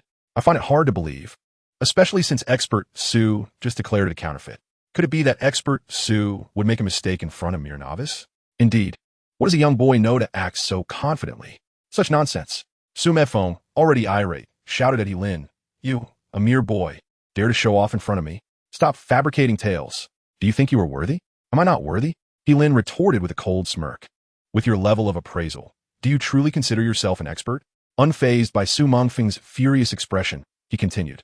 This jade pendant is indeed a dragon and phoenix jade pendant from the Sui dynasty, crafted from a fine quality of Qingbai jade. Its style is unmistakably of the Han dynasty. The inner ring intricately carves the dragon in a graceful yet regal manner, while the outer ring depicts a phoenix soaring. Its form elegant. The combination of engraving and relief techniques in the dragon and phoenix motifs is truly exceptional. It is rare to find jade craftsmen of such skill in the Sui era. A confident smile played at the corners of Lin's mouth as he continued. Based on the style and technique of this carving, if I'm not mistaken, it should be the work of the renowned jade sculptor He Tong from the Sui dynasty. His certainty stemmed from the fact that he had primarily dealt with jade artifacts in his shop, thus acquiring an extensive knowledge of jade. He Tong? Su Mengfeng scoffed, disdain evident in his voice. The Sui dynasty lasted only a brief period, and there was no famous jade sculptor by that name. Boy, are you fabricating stories? Oof. With your limited knowledge, how dare you call yourself an expert? Lin sneered in return, mocking. You don't even know who He Tong is? Enraged, yet amused. Su Mengfeng replied, very well, a sharp-tongued young lad. Today, I wish to hear you elaborate on who He Tong is and what merits him recognition. Go on, enlighten me. With narrowed eyes, Lin coldly stated, "While it seems expert Su's knowledge is rather constrained, I believe even the narrowest of minds should have some boundaries. Surely you are aware of the renowned craftsman and architect He Cho from the northern Zhou to the early Tang period?" Su Mengfeng's expression flickered, and though he scoffed, he did not retort. "Not speaking? It seems you are familiar." Lin nodded. Continuing, He Cho held high-ranking positions during Emperor Wen of Sui, such as the director of the Imperial Workshop, deputy minister of the Treasury, and was also responsible for the Grand Tutor's duties. He aided Emperor Yang of Sui in the campaign against Goguryeo, constructing a bridge and crossing a river in just 2 days. He also designed the Mobile Palace and the Six Harmonies City, making his life one of remarkable achievements. We're discussing the era of this jade pendant. What relevance does He Cho have to it? Jin Yunkun interjected, his tone sarcastic. You, with the surname, don't think you could distract me with irrelevant tales. Do you wish to claim kinship? At this, the crowd surrounding them erupted in laughter. Chapter 47. The Expert's Blunder Against the Young Assistant. Lin scoffed coldly and remarked, "With your meager historical knowledge, how can you aspire to be the proprietor of an antique shop? I doubt the Jinyu Pavilion will last much longer." Before Jin Yuan-kun could erupt in anger, Lin continued, "I shall not meander. The carver of this jade pendant, Tong, happens to be the father of He Cho." Upon hearing this, both Jin Yuan-kun and Su Mengfeng could not help but be taken aback. Lin let out a cold snort and added, "It is recorded in the book of Sui Colon, the brother of the National University's sacrificial wine. His father Tong was skilled in jade carving. Cho possessed exceptional craftsmanship, with keen intellect and meticulous intent. If expert Su doubts this, he may verify it with his mobile device." Lin emphasized the term expert, causing Su Mengfeng's expression to darken further. At that moment, Su Mengfeng would not actually pull out his phone to verify information, as doing so in front of so many people would be rather undignified. However, his reluctance did not prevent curious onlookers from checking. Indeed, there was a figure named He Tong, courtesy of the encyclopedia, confirming that he was indeed the father of He Cho and a jade sculptor. Thus, it appeared that this young man was not fabricating stories. Listening to the murmurs in the crowd, Su Mengfeng's cheeks darkened, nearly dripping with disdain. Even if He Tong exists, what of it? Exactly. Jin Yuan-kun chimed in, glaring at Lin. No matter how much you assert, this jade pendant is still merely a replica. Expert Su just stated that it holds no value. Are you implying that expert Su has erred in judgment? Many in the crowd nodded in agreement, for Su Mengfeng's reputation was well established, far surpassing that of Lin, an obscure youth. Lin raised an eyebrow, a faint smile gracing his lips as he replied, "Who says an expert cannot err, especially one who is neither here nor there? You audacious young fool." Su Mengfeng, unaccustomed to such insults, turned pale with rage. Fine. You claim I am mistaken. Prove to me where you see that this pendant was carved by He Tong." His eyes narrowed, his voice cold. "Since you purport to know a thing or two about jade, you must surely understand that throughout history, renowned jade masters have left unique marks on their creations. I presume that a master like He Tong would be no exception. If this pendant is indeed crafted by him, it must bear his inscription. Indeed, expert Su speaks wisely." At this moment, Jin Yuan-kun chuckled derisively, casting a sidelong glance at Lin. "If you insist this pendant belongs to He Tong, then enlighten us as to where his inscription is." He had personally examined the pendant earlier, and aside from the Qilin pattern, there was no sign of any inscription whatsoever. Since you wish to see the inscription, I shall oblige." Lin narrowed his eyes and then retrieved a box of ink paste and a sheet of white paper from the stall beside Zhang Fati, who was selling writing materials. He pressed the jade pendant into the ink paste and then rolled it across the white paper.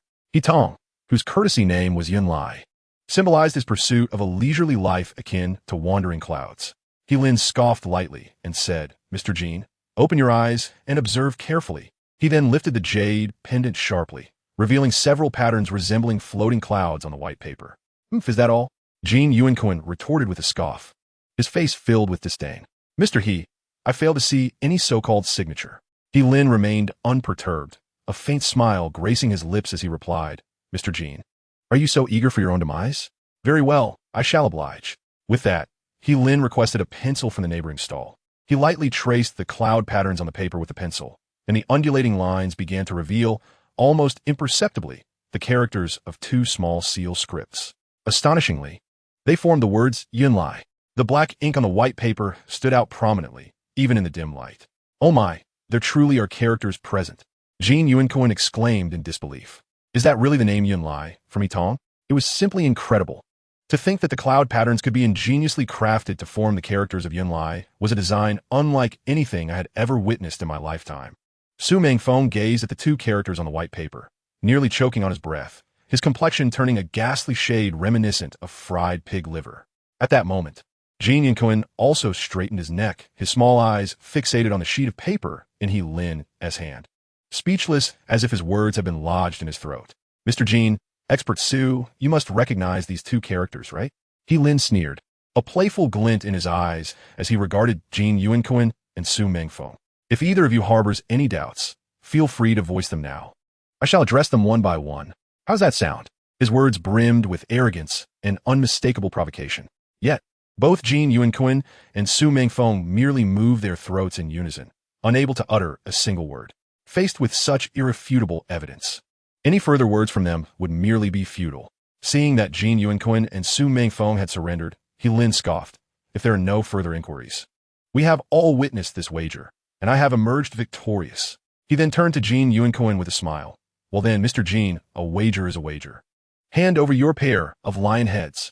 Jin Yuanquin's muscles twitched, and he cast a glance at the now pallid-faced Su Mengfeng, his heart boiling with rage. He felt as if a car had run over his chest, struggling to catch his breath. The stall owner, Zhang Fatty, watched the unfolding drama with exhilaration, inwardly cursing. How dare you say the items at my stall are counterfeit? You deserve this. At that moment, Wang Wei wore an excited expression, urging Mr. Jin, what are you still hesitating for? Hand it over. Having uttered his words, he swiftly stepped forward, deftly snatching the pair of exquisite walnut-shaped lion heads from Jin Yuanquin's grasp. In the blink of an eye, the prized items had already found their way into Wang Wei's hands. Chapter 48. This is where my assistance concludes. This is a gift from Brother He.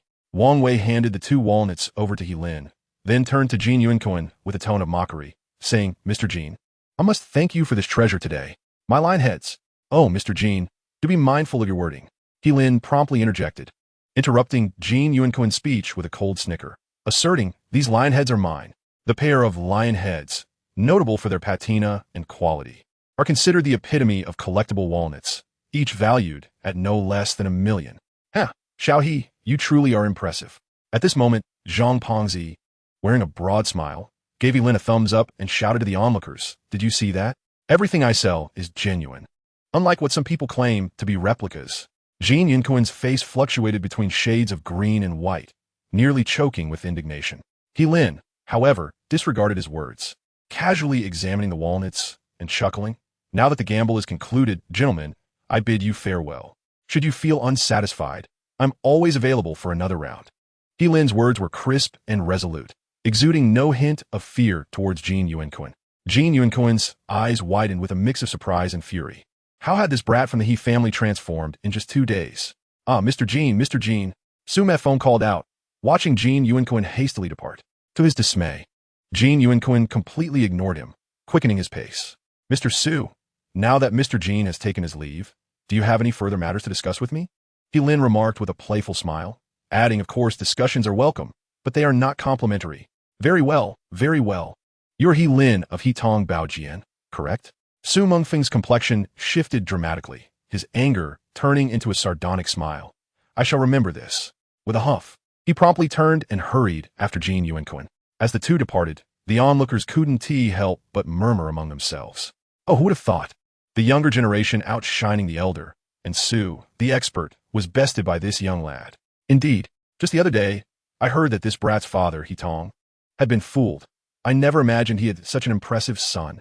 TSK, this Sui-Tang Qilin pattern jade pendant must be worth at least 30 of those, right?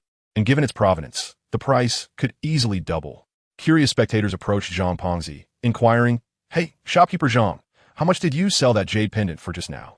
Zhang Pongzi's expression soured, and with an impatient wave of his hand, he retorted, Scram. What does the price concern you? The crowd erupted in laughter at his reaction. With a little over 1,000 yuan, I acquired nearly 60 exquisite items. How exhilarating this is, more thrilling than winning the lottery. The onlookers expressed their envy, and there were few who harbored jealousy. Even Fat Zhang, though pained, did not utter a word about returning the goods or seeking a refund. In the antique trade, the unspoken rule is clear. Once purchased, the transaction is final, and there are no debts owed. Fat Zhang composed himself and approached with a broad grin, exclaiming, Xiao He, your skills today are impressive. I Uncle Zhang am in awe. Ha, merely luck, He Lin chuckled, tucking the jade pendant into his pocket. I did take advantage of you just this once, so please don't take it to heart. Fat Zhang's eyelids twitched, and he forced a smile, saying, in our line of work, it's common to stumble upon treasures, so there is no need for hard feelings. Today, consider it a lesson bought for me. Of course. Claiming indifference was a facade. Fat Zhang felt a sharp pang in his chest. Yet He Lin recognized that Fat Zhang was quite magnanimous. Despite being outsmarted, he remained gracious, a quality seldom found among vendors. Xiao He, Fat Zhang swallowed hard, noticing that the crowd had yet to disperse, and continued. Since you found a gem in my stall today, I have a small favor to ask. He Lin raised an eyebrow. What is it, Brother Zhang? Fat Zhang cleared his throat and raised his voice. If anyone inquires about where you acquired that jade pendant, kindly inform them it was discovered in my antique street shop. Zhang Shuiyo. He Lin's eyes narrowed in understanding. A trivial matter. Zhang Shuiyo grinned. Xiao He, you truly resemble your father, loyal to a fault. No need for formality among neighbors. He Lin waved his hand dismissively, but eyed Zhang Fat stall once more, then pointed, Hey, Brother Zhang, how much for that jade bracelet? Fat Zhang's eyes sparkled as he promptly replied, 100,000. A genuine Bluefield jade bracelet from the Yongzheng era. 100,000? I don't have that much on me today. He Lin feigned disappointment and inquired, Brother Zhang, could you possibly lower the price? Not by much. Fat Zhang insisted. Such a pity, He Lin sighed, shaking his head. I can't believe I didn't bring that much money today. As he spoke, he signaled to Wang Wei to move along. Hey Zhang, let me take a closer look at that jade bracelet. I'll take it for 100,000. No, I'll offer 110,000. Once He Lin and Wang Wei had distanced themselves, a throng of passers-by surged toward Fat Zhang's stall. He Lin glanced back, chuckling softly. I can only assist you to this extent. That jade bracelet is truly a fine piece, isn't it? Wang Wei scratched his head. It's decent, a legitimate item. He Lin smiled and replied, but its market value is only around 100,000, not much profit to be made. Chapter 49. The Three Young Masters of the Zhou Family. Young gentlemen, please wait. Just as He Lin and Wang Wei were about to leave the alley, an urgent voice called out from behind them. A man appeared to be in his early 30s, with a lean, square face and adorned with a pair of gold-rimmed glasses that lent him an air of sophistication. It was this very individual who raised his voice. Another man, sporting a crew cut and a muscular physique, donned sunglasses even in the late hours, clearly embodying the guise of a bodyguard. Are you calling us? He Lin inquired, gesturing to himself. Yes, it's you, young brother, the middle-aged man panted, evidently out of shape after running a few steps. Could I possibly see the jade pendant you just acquired? Hey, what do you want? Wang Wei immediately shot a wary glance at the middle-aged man and replied, That pendant was purchased with our hard-earned money. Oh, young brother, please do not misunderstand. The refined man adjusted his glasses and smiled. Allow me to introduce myself. My name is Zhou Deshen, and I represent the Zhouji Winery. He Lin's heart skipped a beat. Are you referring to the Zhouji Winery in the East District? Zhou Deshen nodded slightly, smiling without further comment. Among the surname families in the East District, there were few, but only a handful were noteworthy, and the Zhou family was one of them. Renowned for their winemaking, their technique was an ancestral craft, passed down through generations, and their business had flourished to great heights. The name Zhouji Winery was virtually synonymous with excellence in the East District, known by all and sundry. To be frank with you, my young brothers, Zhou Deshen continued, my esteemed elder, Zhou Leioi, is approaching his 70th birthday in 2 weeks, and we, the younger generation of the Zhou family, are eager to find a suitable gift. He smiled, adding, I happen to be nearby when you purchased the jade pendant. Upon hearing Zhou Deshen's explanation, He Lin realized that he was the youngest of the 3 sons in the Zhou family, and had approached him with the intention of purchasing the jade pendant. Acknowledging Zhou Deshen's background, He Lin was no longer apprehensive about the pendant being taken without compensation, and he willingly presented the jade pendant. Oh, feel free to examine it. Zhou Deshen accepted the pendant with both hands and scrutinized it closely, his expression shifting to one of astonishment. A treasure, undoubtedly a treasure.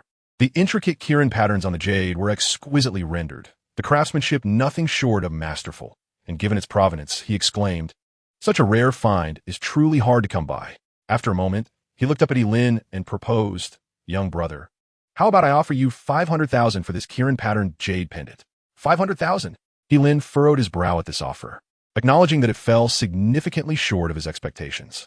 Was Zhou Desin unwilling to seek out antiques for a gift at a proper shop, hoping instead to acquire it at a bargain from him? I believe so too, Mr. Zhou. After all, you're the third young master of Zhouji Winery. Wang Wei chimed in, raising an eyebrow. This Kirin-patterned jade pendant in He Ji's possession is not only a relic from the Sui and Tang dynasties, but also a creation of a master artisan, possibly even a court artifact. He chuckled, adding, wouldn't you say that your offer of 500,000 is rather low? To their surprise, Zhou Deshin's expression turned slightly awkward as he began to explain, young brother, it is not that I intend to undervalue it. The truth is, I simply do not have sufficient funds. He Lin and Wang Wei exchanged a glance, both astonished. How could the distinguished third young master of the Zhouji Winery lack such a trifling sum? It seemed rather implausible.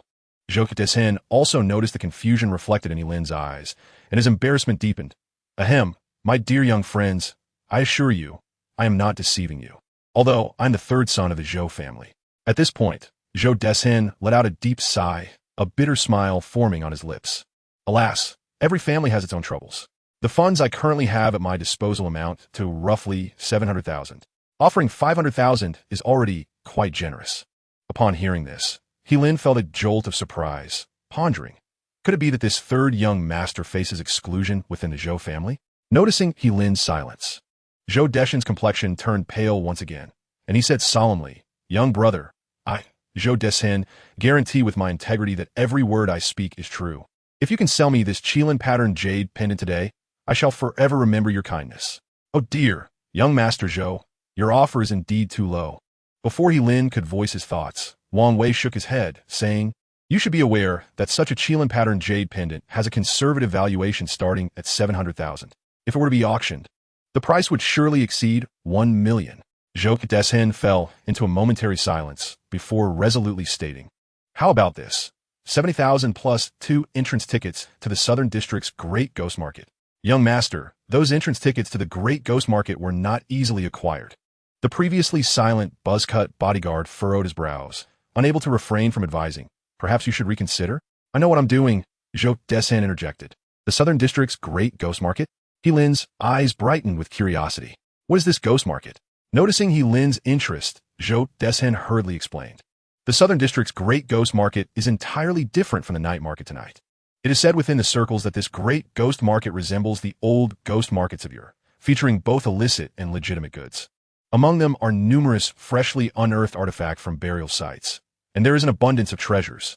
With a smile, Zhou Desin added, I went to great lengths to procure these 2 entrance tickets. If you're interested, you could potentially strike it rich. Wang Wei pouted, replying, Mr. Zhou, if the Southern District's Great Ghost Market is as splendid as you claim, why don't you go there yourself? You could unearth an extraordinary treasure to present as a congratulatory gift to the elder Zhou, thereby overshadowing the other heirs of the Zhou family. I did indeed contemplate such a plan, which is why I sought these entrance tickets. Zhou Deshin's expression darkened as he replied with a bitter smile.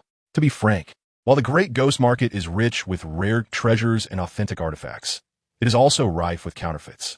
Not to mention the professional counterfeiters in the antique trade. Even the average stall vendor could easily take advantage of someone like me, with only 70,000 to my name. I would simply become prey in a den of seasoned opportunists, unable to seize any genuine bargains. Chapter 50. A favor. Wang Wei's eyes flickered as he spoke again, Mr. Zhou, if what you say is true, then the individuals in the Great Ghost Market are mostly seasoned veterans. At our tender age, will we not merely be slaughtered by them? However, I beg to differ. Zhou Desin shook his head, his gaze fixed intently on He Lin. I have already witnessed this young brother's capabilities at the Jade Stall. Even the esteemed Su Mengfeng succumbed to your prowess.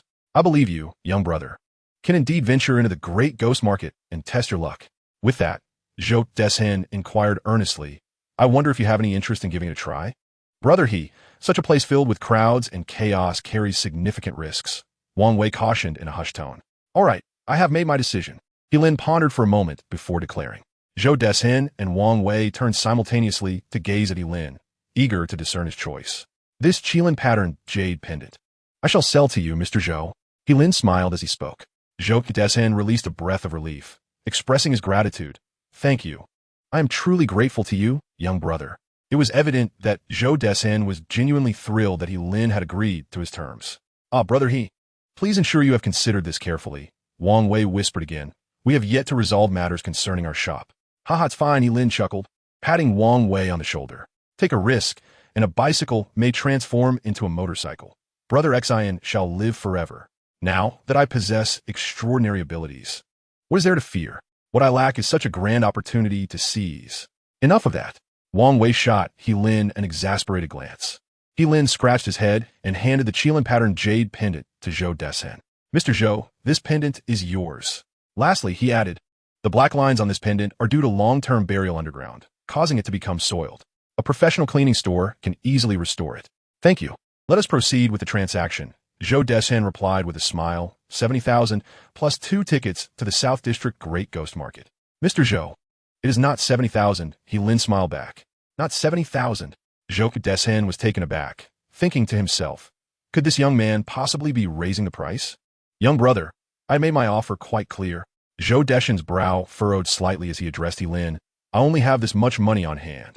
I truly cannot offer more. You misunderstand, Mr. Zhou. He Lin chuckled, shaking his head.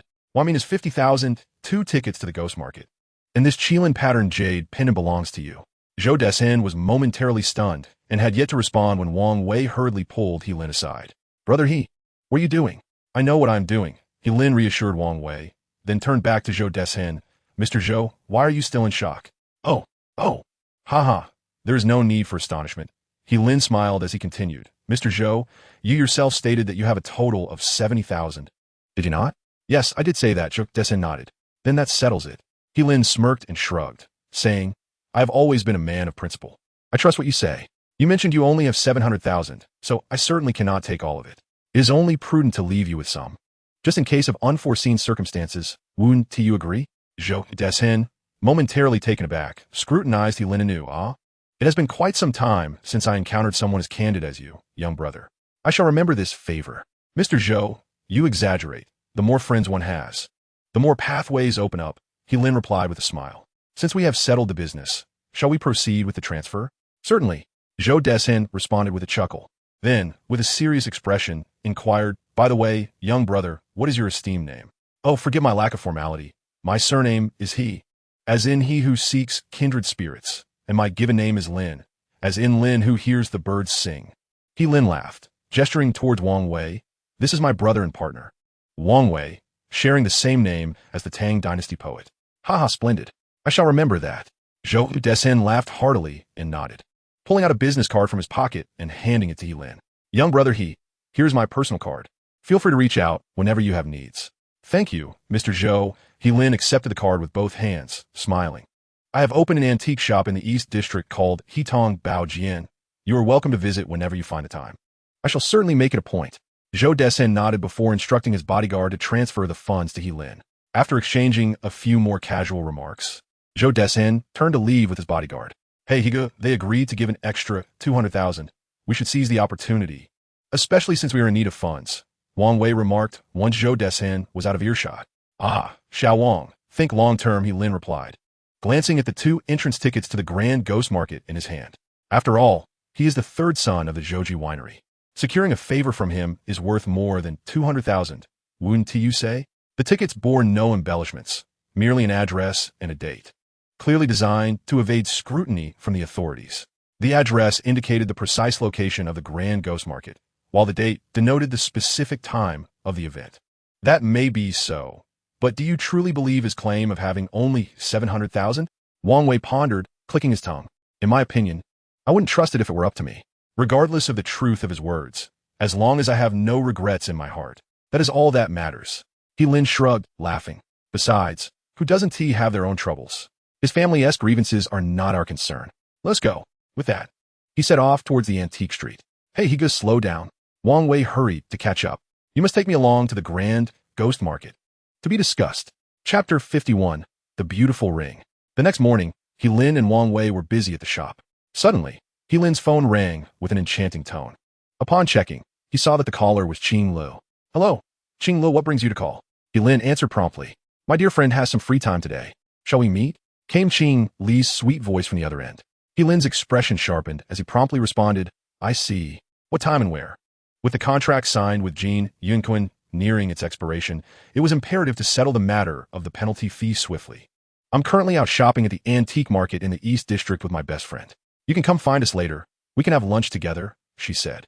All right, He Lin hurriedly agreed, hanging up the phone and calling out, Old Wang, get ready to head out. What are we doing? Wang Wei asked, his face resting on the counter, still heavy with sleep. We're going to the East District Antique Market. I'm not going. I have to watch the shop. To see the goddess Qing Le. He Lin raised an eyebrow. I'm not interested. She's your goddess, not mine, Wang Wei replied, pouting. In a trio, there's always a third wheel. I want to be the one to cramp your style. Besides, I'm not some lecherous fellow who seeks to exploit beauty. Fine. He Lin shrugged his shoulders, exasperated. Qing Lu will be with her friend. I thought it would be nice for you to meet her. Friend? Wang Wei's eyes sparkled. Yes. Let us go, get ready. A lecherous fellow. The East District Antique Market. The Antique Market is not far from Antique Street. A taxi ride takes merely 10 minutes. Compared to Antique Street, this place boasts more storefronts and fewer stalls. Overall, it exudes a much more upscale ambience, frequented by wealthy youths and those interested in acquiring large antiques.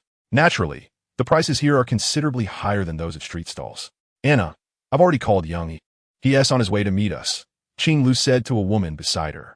This girl appeared to be about 2 years older than Qing Lu, possessing an extraordinary beauty. Her petite face, adorned with black-framed glasses and dressed in a professional outfit, enhanced her elegant demeanor. She was Qing Li's best friend, Anna. Young? Anna chuckled, covering her mouth.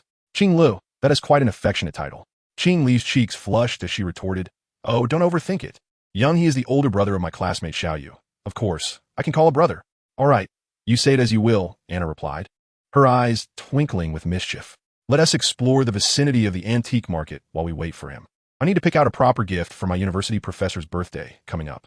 Okay, let us go. Qing Lu smiled, linking arms with Anna as they walked toward the entrance of the antique market. After all, I'm studying archaeology. Let me lend you my discerning eye today. As they chatted and laughed, they arrived at a nearby antique shop at the entrance of the market. Standing at the doorway, the two women beheld a small indoor rockery fountain within the store. Behind a rockery sculpture was a screen with an empty wall, upon which stood a large jade carving depicting a Paishio, a mythical beast regarded as a symbol of wealth. Almost a meter tall, its limbs poised as if alive. The Paishio, a traditional auspicious creature in Chinese culture, is also known as the wealth-attracting beast. According to legend, this creature has a large mouth and no anus, delighting in gold, silver, and jewels, consuming but never excreting, faithfully guarding its master, and capable of bringing wealth and good fortune. It is evident that this shop is exquisitely adorned. Ah, this welcoming Paishio is exquisitely carved, Anna remarked as she gazed at the mythical creature. Qing Lu cast a glance and nodded. Indeed, the craftsmanship is commendable, but this Paishio is merely carved from ordinary jadeite and holds little value. Yes. I almost forgot that you, my dear, have not only a grandfather who is a titan in the antique world, but also a father engaged in the jade business. Anna playfully pinched Qing Li's nose and said, Let's explore this shop. With a mischievous tongue out, Qing Lu followed Anna into the store. Excuse me, lovely ladies. What might you be looking to purchase? A young clerk, noticing the two beauties enter, rushed over with a beaming smile, introducing. Our establishment has several branches in the antique market, offering a range of items from bronze wares to porcelain, and of course, our proprietor's specialty is jadeite. May I inquire what piques your interest? We shall browse first. We will let you know if we need assistance, Anna replied, her demeanor shifting from playful warmth in front of Qing Lu to a more aloof elegance. Of course, just call me if you need anything, the young clerk said, rubbing his hands together with a grin. Anna nodded slightly and led Qing Lu deeper into the store. The young clerk, watching the two depart, cast a lingering glance at their figures, thinking to himself, truly captivating. The bustling atmosphere of the shop suggested a thriving business, with 3 or 4 attendants behind the counter animatedly explaining to customers, creating an air of delightful chaos.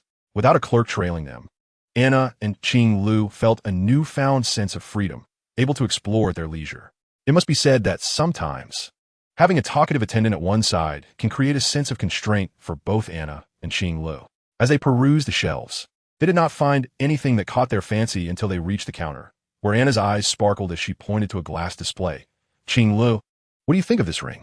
Qing Lu leaned in to observe, spotting a silver ring nestled within the glass case. Crafted from aged silver, the ring's band was adorned with delicate engravings, exuding an air of antiquity and subtlety. Prominently featured on the ring was a smoothly polished round stone, at the center of which lay a vibrant green crystal. This crystal had a porcelain-like quality, with hints of blue intermingled in its verdant hue, presenting a beauty that was both alluring and enigmatic. However, it was clear that this green crystal was neither jadeite nor any form of jade. The ring radiated a quiet elegance, making it a splendid gift for a middle-aged university lecturer. Yes, it is indeed visually appealing, Qing Lu nodded thoughtfully, resting her chin on her hand. Chapter 52. To give face is to lose face. As long as it looks good. Anna smiled and called out, "Hey clerk, coming." The young clerk hurried over with small, eager steps, his face alight with a smile. Hee. Have you ladies found something to your liking? Please show us that ring. Anna remarked coolly, pointing at the jewelry displayed within the counter. The young attendant, grinning broadly, flattered, Hee, with those beautiful hands. You would look even more stunning wearing this ring. Anna pouted slightly, choosing not to respond. Qing Lu stifled her laughter and interjected. This ring is a gift from someone to our teacher. The young employee chuckled awkwardly, his eyes darting as he replied, Ah, I see. This ring is a unique design by our shop's master craftsman, making it an excellent choice for gifting to an elder. As he spoke, he laid out a piece of black velvet on the counter, donned gloves, and carefully placed the ring upon the fabric. Anna likewise donned a glove, before picking up the ring for a closer inspection. After a brief moment, she nodded slightly and asked Qing Lu, What do you think of this?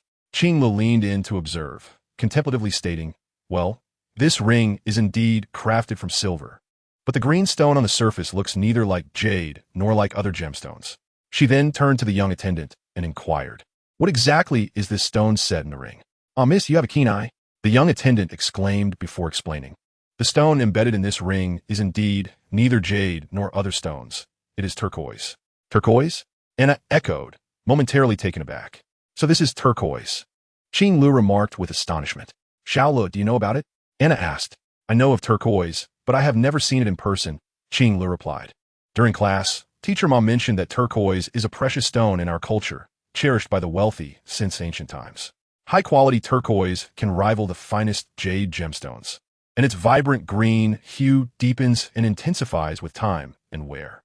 However, in today's market, especially high-quality turquoise is exceedingly rare. Even smooth and robust porcelain turquoise is difficult to come by. Turquoise is so precious? Anna expressed her surprise. Indeed, the young attendant interjected promptly. Not only is the stone in this ring turquoise, but it is also old turquoise. Old turquoise, he continued, is the finest among turquoise varieties, formed naturally and distinguished by its unique color and luster. What is the price of this ring? Anna asked directly. Although she was not well versed in turquoise, she trusted Qing Li's assessment of its value. Hee, you are indeed fortunate, beautiful lady. This ring originally retails for 12,000, but today, due to our grand sale, it is only 8,800. The young attendant indicated the number with his fingers, maintaining a professional smile. Very well, I shall take it, Anna decided. It seems this grand sale lasts all 30 days of the month. Just as Anna began to speak, a voice suddenly interrupted from nearby. The three turned in surprise to see two young men in their 20s standing not far away. The one speaking is among the more refined individuals present. The young clerk furrowed his brow and retorted irritably, Who are you two to dare enter here? Before he could finish his sentence, Qing Li's eyes sparkled as she exclaimed, Brother Wang, how did you find your way here? The two young men in question were none other than He Lin and Wang Wei. After arriving at the entrance of the antique market and not spotting Qing Lu and Anna, they surmised that the two must be wandering nearby. Consequently, they decided to explore this antique shop and fortuitously stumbled upon the scene of the young clerk making a price offer. My friend Wang and I happened to arrive at the antique market and didn't see you, so we just decided to browse around, He Lin said with a smile. As luck would have it, we ran into you too. Qing Lu, good to see you. Wang Wei chuckled, greeting her, though his eyes unconsciously roamed over Anna. And this is... Oh, this is my best friend Anna. Qing Lu sweetly smiled, pointing to He Lin and Wang Wei as she introduced them. This is Brother He Lin, and this is Brother Wang Wei. Hello. Anna nodded slightly, her gaze lingering on He Lin for a moment longer. So you're friends with these two lovely ladies, the young clerk said with a forced smile, though his eyes betrayed a hint of inexplicable hostility. After a cursory greeting, he redirected his attention to Anna, saying, Miss, opportunities for discounts like our grand promotional event are rare. Just look at this ring. Oh, that sounds good. Anna nodded in agreement, saying, Please assist me. By the way, at this moment, He Lin leaned forward, smiling, Brother, how much did you buy this ring for? 8,008, the young clerk replied. Lin raised an eyebrow, casting a casual glance at the ring's modest brilliance, and said, "How about this? I find the craftsmanship of this ring quite decent. Could you possibly lower the price a bit?" The young clerk's expression darkened as he scrutinized Lin from head to toe, inwardly cursing. What kind of fellow, dressed in clothes worth no more than 300, dares to approach these two beauties? Nevertheless, he maintained a strained semblance of professionalism and inquired, "Sir, what price do you consider appropriate?" "Well," Lin mused, resting his chin on his hand before speaking, "considering this ring is crafted from old silver and the workmanship is not shabby, I propose a firm price of 2,000, no more." The moment those words left his lips, the young clerk's face fell. "Sir, this is a chain antique store. If you lack the funds, you might as well haggle at a street stall. Don't waste my time." At this moment, even Anna and Qing Lu looked at Lin in astonishment. A ring that was originally priced at 8,800 was being offered at a mere 2,000. Was he jesting? "Brother, the stone in this ring is old turquoise." Qing Lu tugged at Lin's sleeve, whispering if it truly is old turquoise, then 8,008 is already quite a bargain. Upon hearing this, Lin chuckled and replied, "He, who said it was old turquoise? It was he who said so." Qing Lu pointed at the young clerk. Lin cast a glance at the shop assistant and smiled lightly, saying, "Oh, is that what he said? Let us treat that as a jest." The young assistant's expression darkened immediately, and he retorted coldly, "Sir, if you do not understand, it is better not to speak out of turn. Do you know what an old turquoise is? The color of this piece has already been exquisitely refined, and this ring was specifically designed by our store's experts to complement this piece of old turquoise. Its form is both ancient and delicately crafted, a true masterpiece among masterpieces. Turquoise, a precious gem on the market, is also known as stone of the pines, existing in very limited quantities in nature, making it highly sought after by collectors. Among turquoise, the natural blue variety is the most valuable. However, due to the rarity and preciousness of turquoise, numerous imitations have emerged on the market. Interestingly, these processed turquoises are also recognized within the jewelry industry. Experts explain that the processed raw materials are indeed natural turquoise, merely enhanced through human intervention, without undergoing a fundamental change in quality, thus still qualifying as a type of turquoise. For instance, the porous turquoise falls under the category of inferior turquoise, characterized by a loose and dull surface. Yet after undergoing a series of treatments, such as resin injection and waxing, the resulting turquoise products can appear as vibrant and lustrous as porcelain.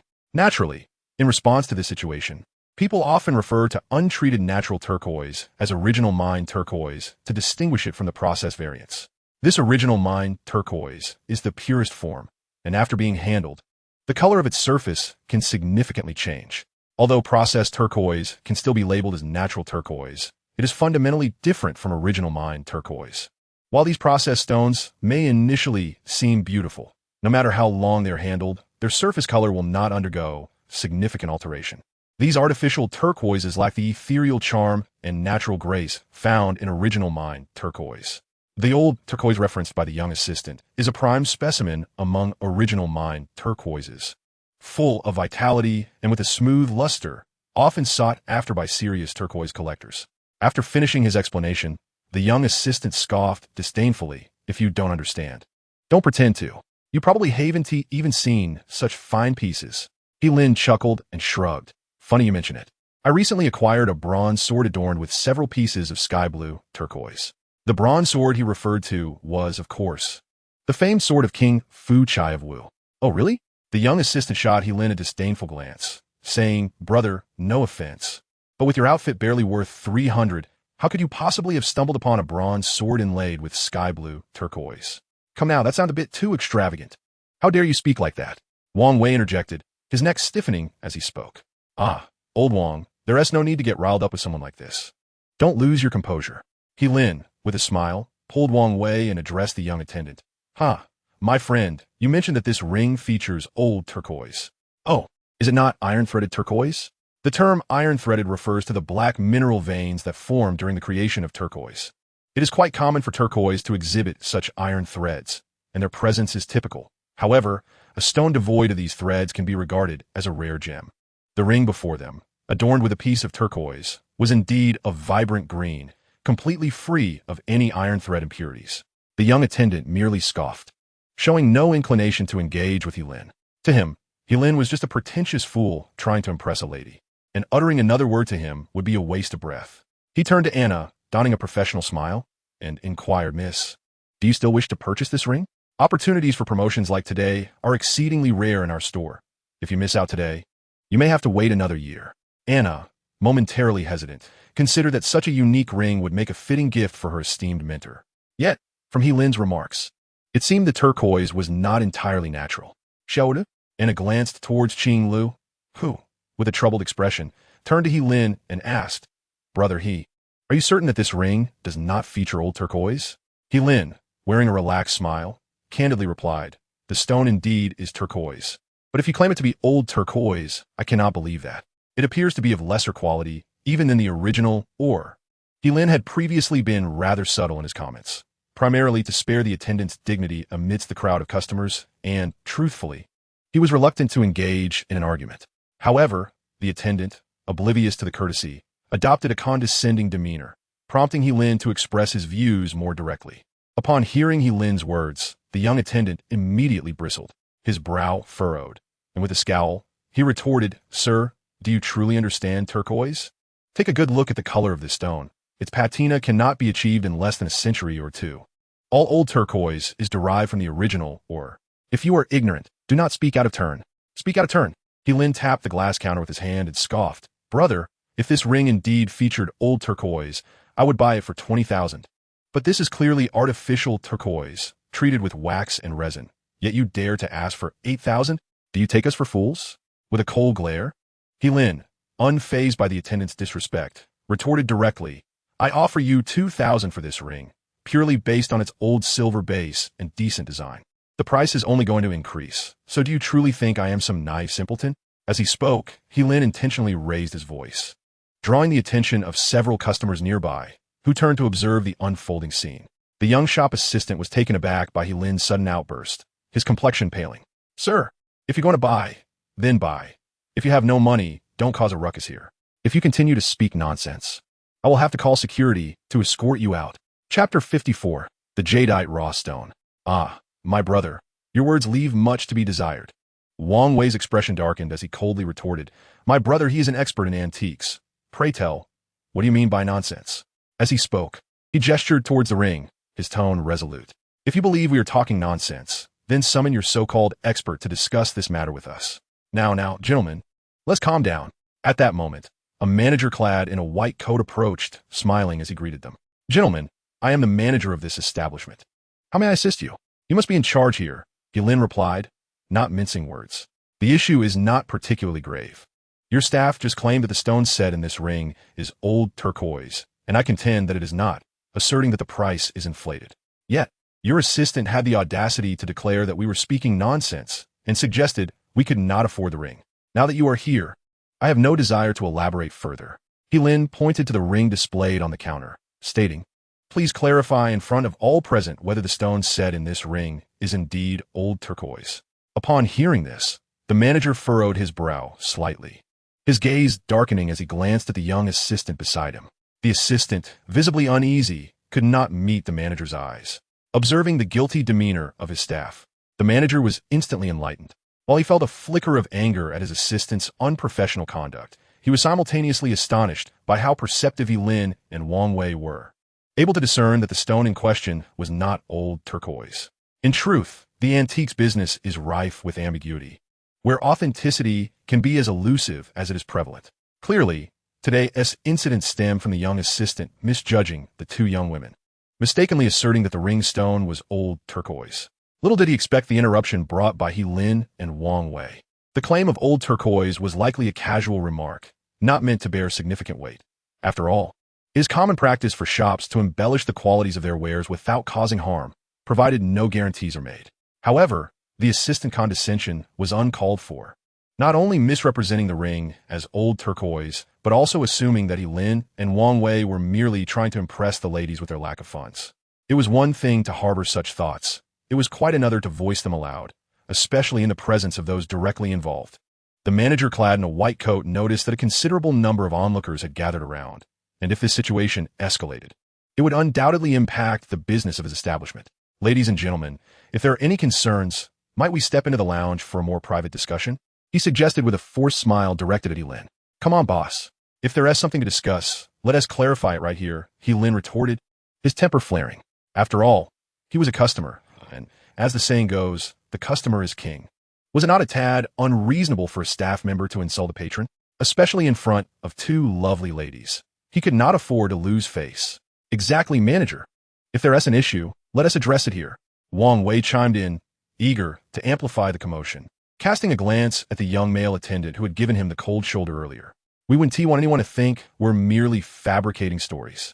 Upon hearing this, the manager's expression shifted slightly, realizing the difficulty of clarifying the matter in such a public setting. It was indeed impossible. Lin was correct. The ring was not made of authentic old turquoise, but rather a piece of inferior turquoise that had been artificially processed. The manager's demeanor grew awkward as he pondered how to navigate this situation. Should he admit in front of the gathered customers that the ring was not genuine turquoise? Such an admission would lead the patrons to believe that his reputable store was peddling counterfeit goods. If word of this spread, the reputation of his establishment would surely suffer. Conversely, if he insisted that the ring was indeed old turquoise, he would face resistance from these two obstinate young men. What if their stubbornness escalated the situation, ultimately proving that the ring was merely a product of artificial processing? Would his business survive such a revelation? Gentlemen, please don't be hasty. Our store has garnered a modest reputation in the antique market and would never deceive our customers. That would be tantamount to tarnishing our own brand, the manager quickly asserted, attempting to maintain a facade of professionalism while contemplating his next move. Deceive customers? Lin raised an eyebrow, a sardonic smile creeping onto his lips. Then why not clarify right here whether this ring is indeed made of old turquoise? The manager hesitated, momentarily taken aback by Lin's unwavering stance. However, being a seasoned veteran, he swiftly devised a strategy. Gentlemen, our items are typically vetted by experts, but as you well know, the antique trade is quite intricate. Therefore, we cannot guarantee 100 authenticity for every item, can we? With that, he forced a few smiles and continued thus. Purchasing antiques often relies on the discerning eye of our customers, which is one of the unique aspects of this trade. It is not impossible for an astute patron to stumble upon a hidden gem in our store. However, regarding the matter of the ring today, I must first acknowledge that it was indeed caused by our staff's lack of professional ethics. The manager in the white coat remarked while gesturing towards the young employee, stating, for today's incident, our staff must apologize to both gentlemen. He then shot a glance at the young employee, saying, why are you still standing there? Hurry up and apologize to the customers.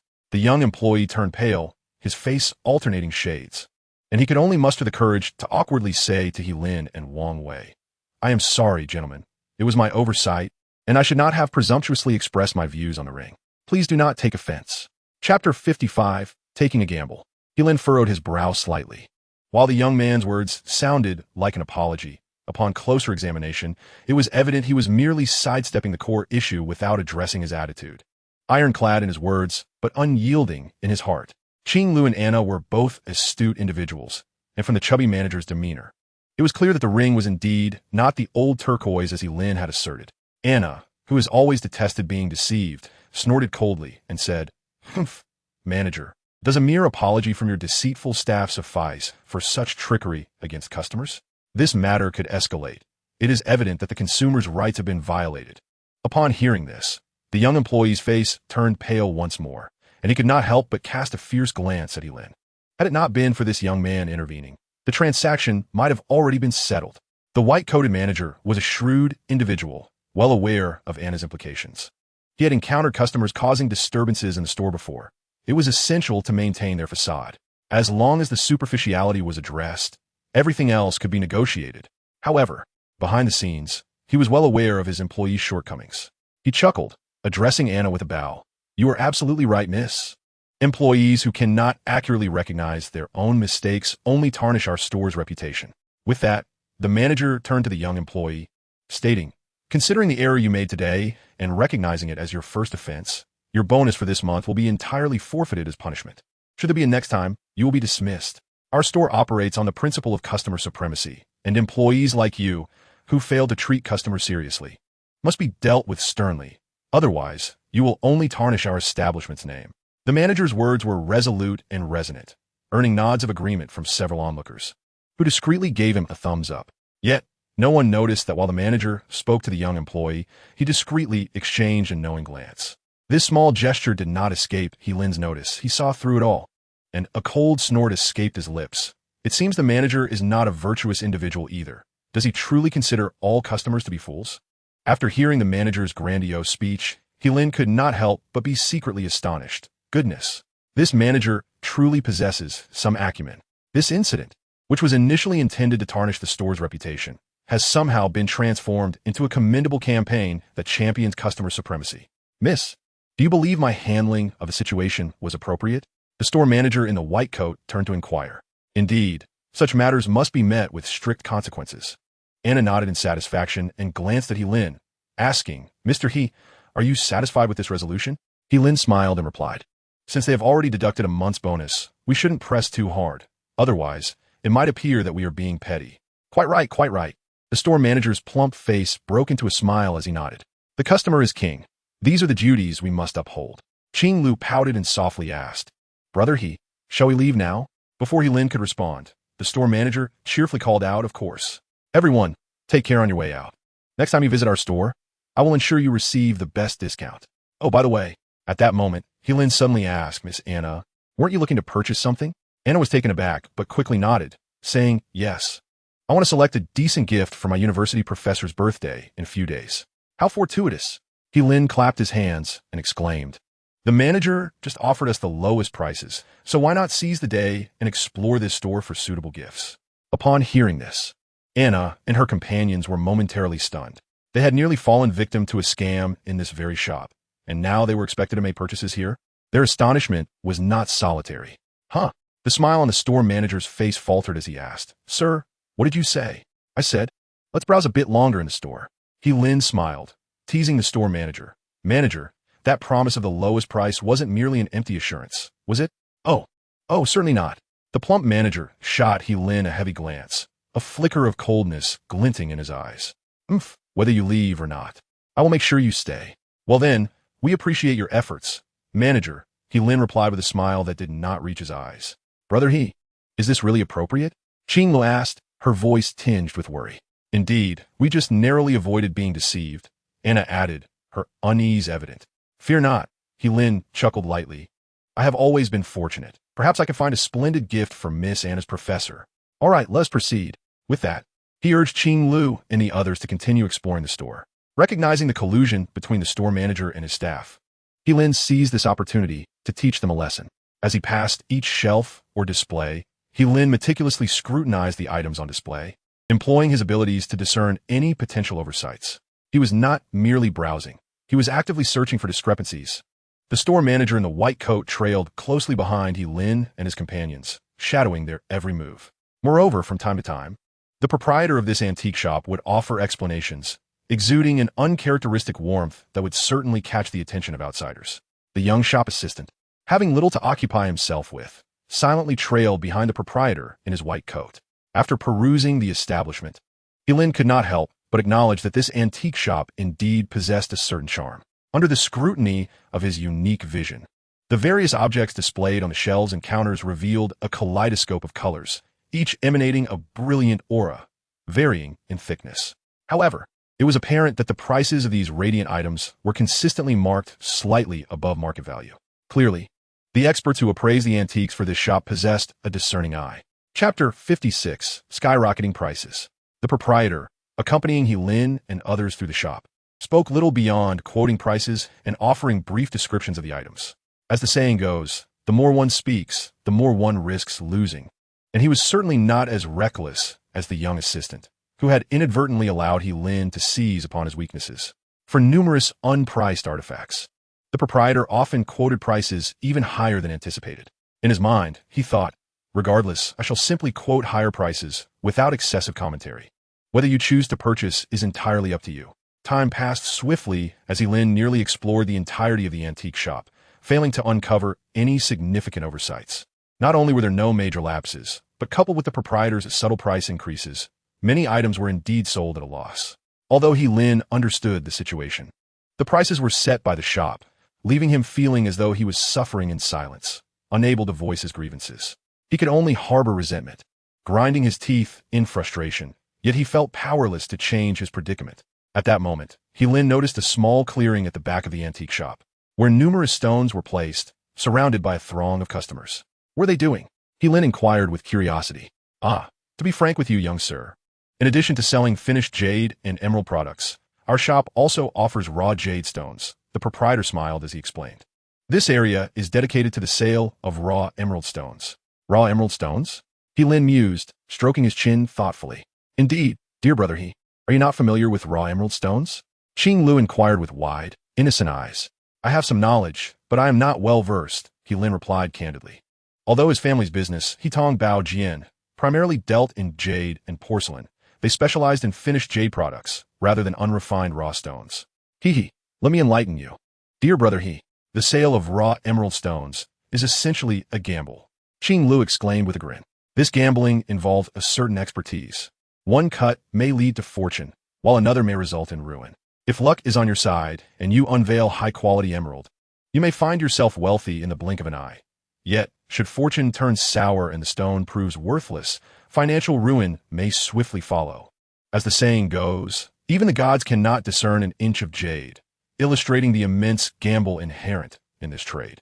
Unless one dares to cut the stone, no one can ascertain whether its contents will be bountiful or meager. It is akin to gambling in nature. Lin's eyes sparkled with intrigue.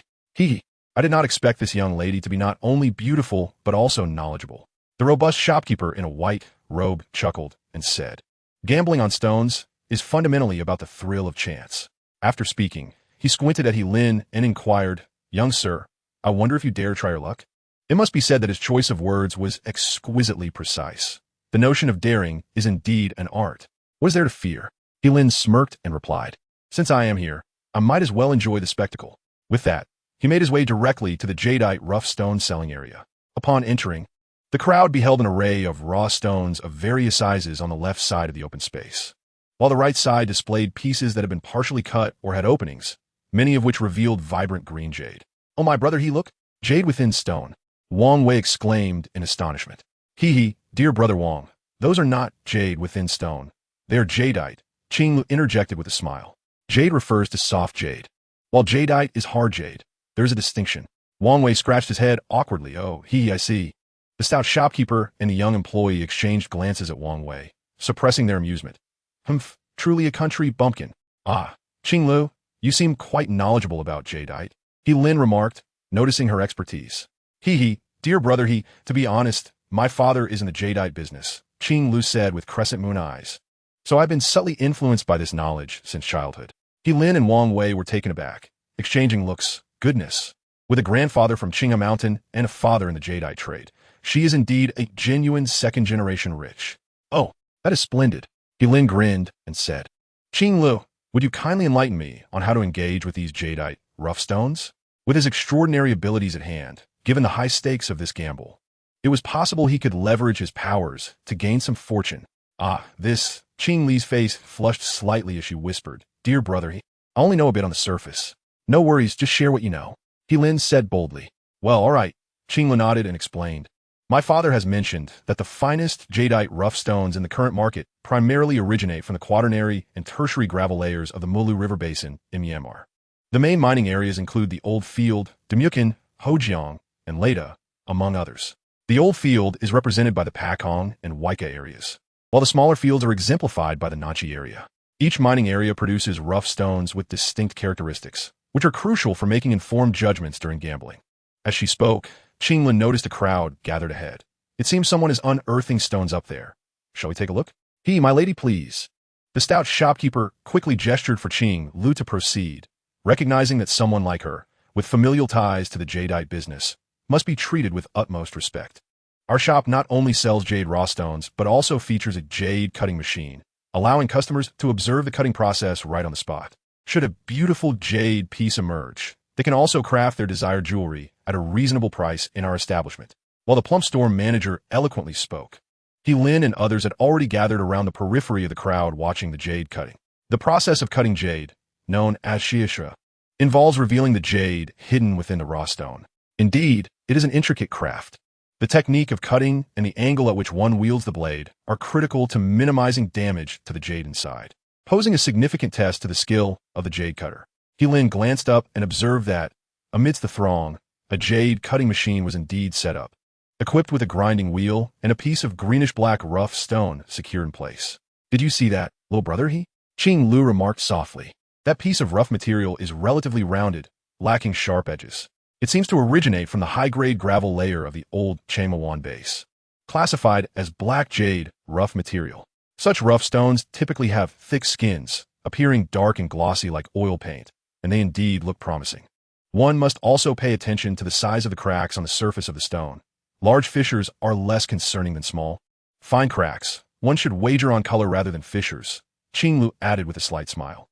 "I usually hear my father mention these things. Beyond that, I can only be regarded as a novice." Chapter 57. A little Polish, please. Kilin muttered softly, realizing that there were indeed many aspects to consider when it comes to gambling on stones. He raised his gaze towards the jade cutting machine, noting, "That rough material looks quite impressive. No wonder so many people are drawn to it. However, a good appearance merely increases the probability of a successful cut. The true outcome remains uncertain until the blade strikes." Qing Lu chuckled softly, choosing not to elaborate further. At that moment, a jade cutter emerged, cloth in hand, signaling the commencement of the cutting process. "Honestly, I believe this material will definitely yield a profit," someone in the crowd proclaimed loudly. Indeed, the stone, regardless of its size or appearance, clearly belonged to the upper echelon of quality. Of course, this was a piece selected by Mr. Huang for 200,000. How could it be anything less? Meanwhile, Kilin spotted a stout, broad-shouldered Mediterranean man standing at the forefront of the crowd, confidently striking a pose. His radiant demeanor revealed him to be the Mr. Huang spoken of by the people. Seizing the moment while the crowd buzzed with speculation, Kilin focused intently on the raw stone atop the jade cutting machine. However, upon inspection, he found nothing remarkable.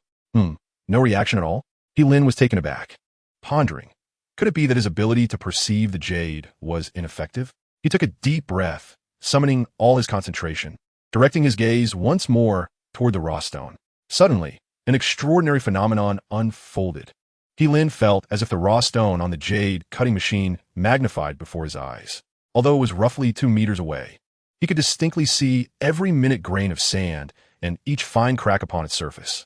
Then, a golden aura began to illuminate from within the raw stone, scattered like stars across the interior, albeit not fully formed, but rather sparsely distributed throughout the material. What was this?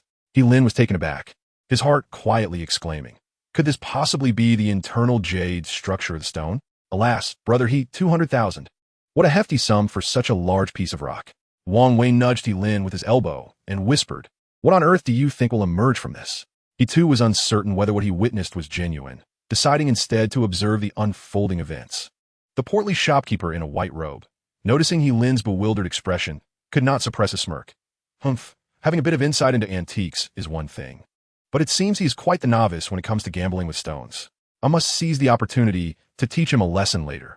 At that moment, the stone cutter leaned in and exchanged a few words with Mr. Huang, then handed him a piece of chalk. "Let us make the incision here." "Mr." Huang pondered briefly before drawing a line on the raw stone. "If green emerges, your reward is assured." "Understood, Mr. Huang." The stone cutter chuckled, first moistening his palm with saliva before adjusting the raw stone's position. The grinding wheel roared to life. A fortune awaited as the stone was about to be cut. With a shout, the stone cutter activated the machine. The grinding wheel spun wildly, and as it made contact with the stone's surface, a cloud of white dust erupted, accompanied by a piercing cutting sound. After several minutes, the massive raw stone split in two, prompting the cutter to halt and rinse the cut surface. The crowd nearby quickly gathered, eager to see what had been revealed. "I doubt anything valuable has emerged," Kilin murmured softly. His voice was barely audible, yet Qing Lu, standing beside him, could not help but glance over, having clearly heard his comment. "Ah, it's green." Suddenly, a gasp rippled through the crowd. "Yes, it is green, but it seems rather ordinary." Another voice chimed in. "What a pity. Such a fine piece of material."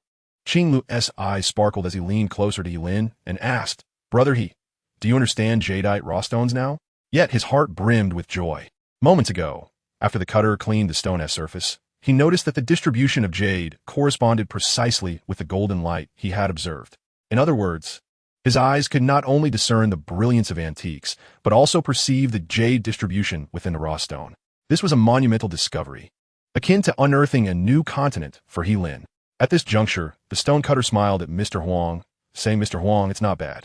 Although it's merely an average type of jade, it's still green.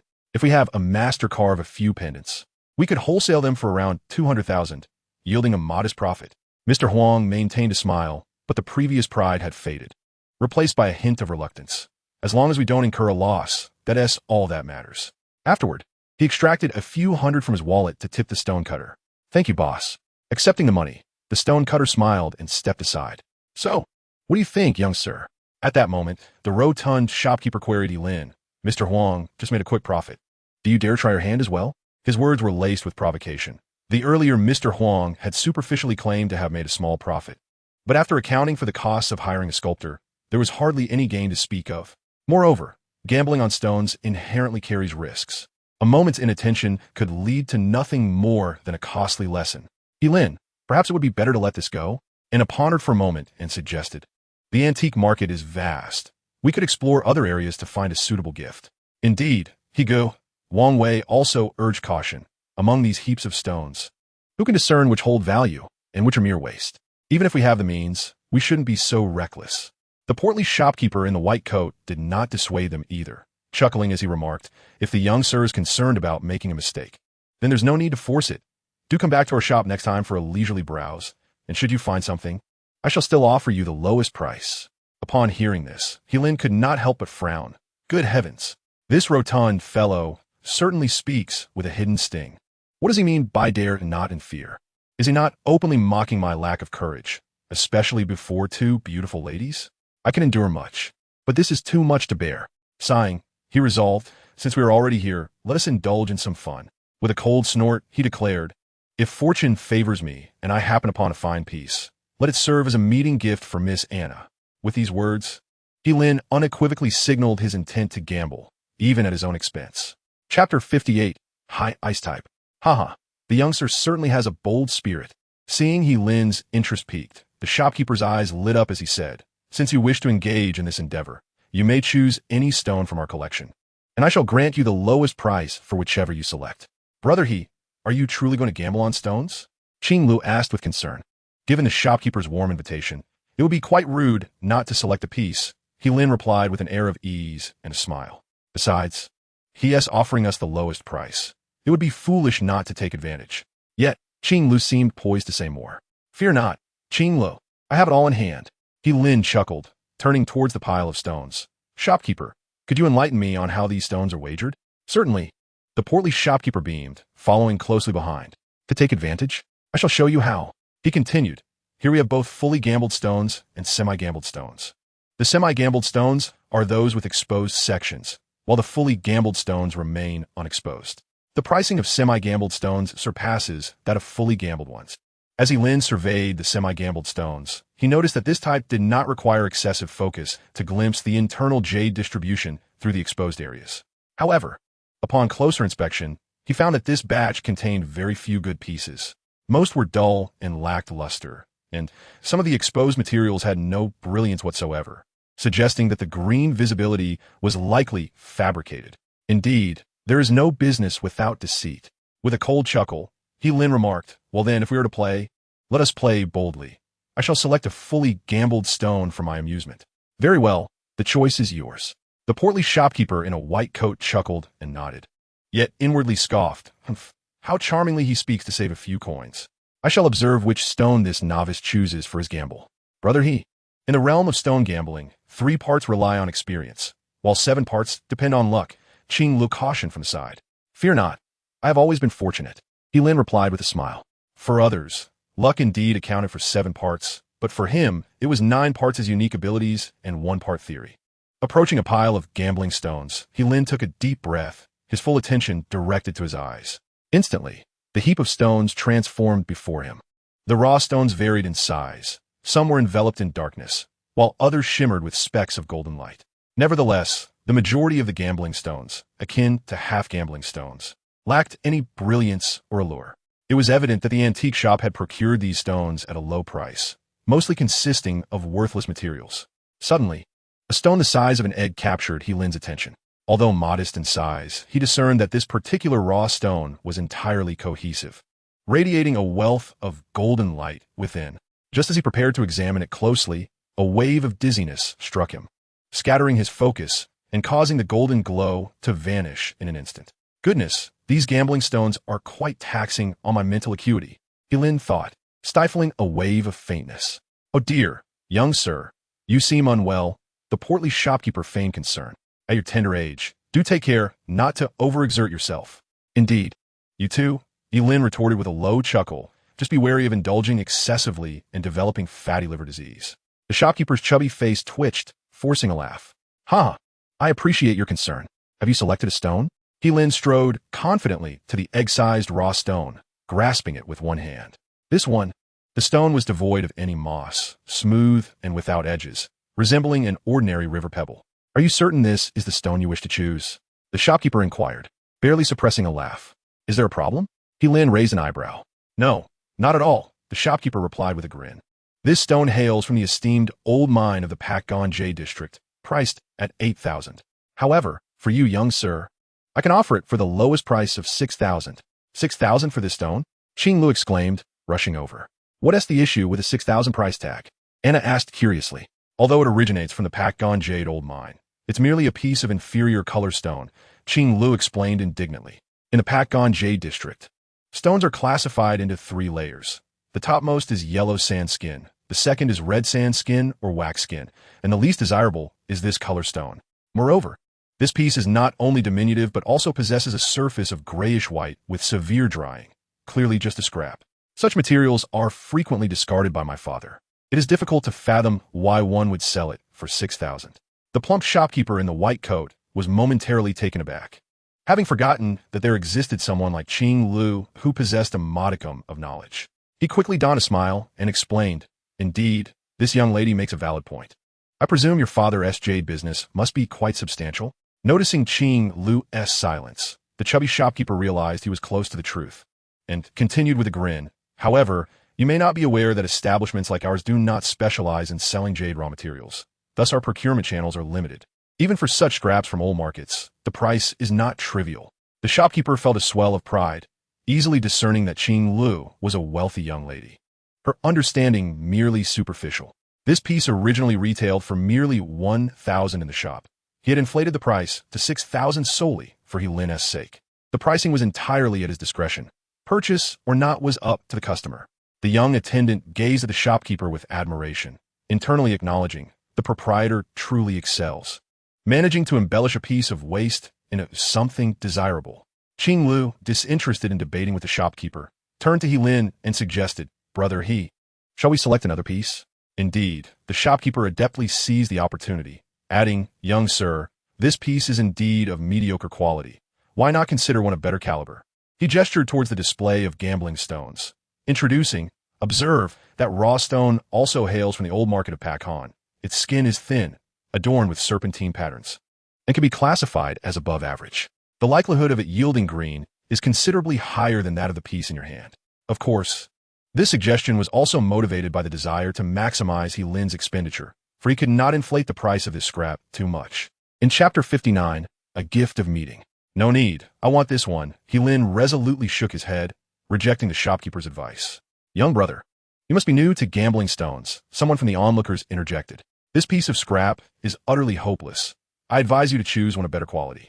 Indeed, rather than squander your money, it would be prudent to select another. He Lin, you truly want to change? At this moment, Wang Wei approached, whispering, This stone appears to be an utterly unremarkable pebble. Ha, not changing. He Lin chuckled, shaking his head, and turned to the shopkeeper. I want this piece, is that acceptable? Ha, certainly of course. The chubby shopkeeper maintained his smile, albeit tinged with a hint of sarcasm. Since you are so determined to have this piece, I shall not recommend others. The lowest price is 6,000, it cannot be lower. Fine, let us proceed with the payment. He Lin, not one to linger, promptly retrieved his phone to complete the transaction.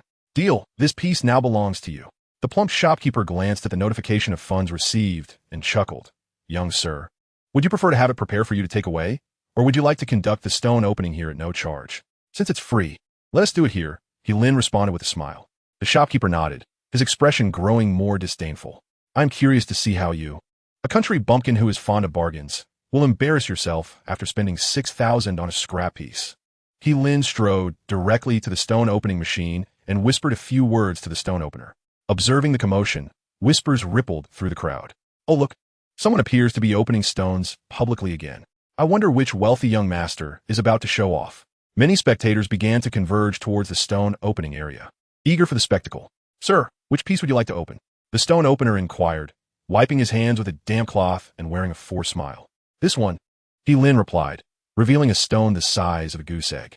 The stone opener was momentarily taken aback upon recognizing the raw stone in He Lin's hands. The smile on his face vanished. Sir, you're not joking, are you? You wish to open this scrap piece? Do I appear to be jesting? The onlookers craned their necks to catch a glimpse of the stone He Lin intended to open, and soon erupted into laughter. Puffed. I thought it was some rich heir wanting to open a stone, but it turns out to be an inexperienced novice. What a letdown.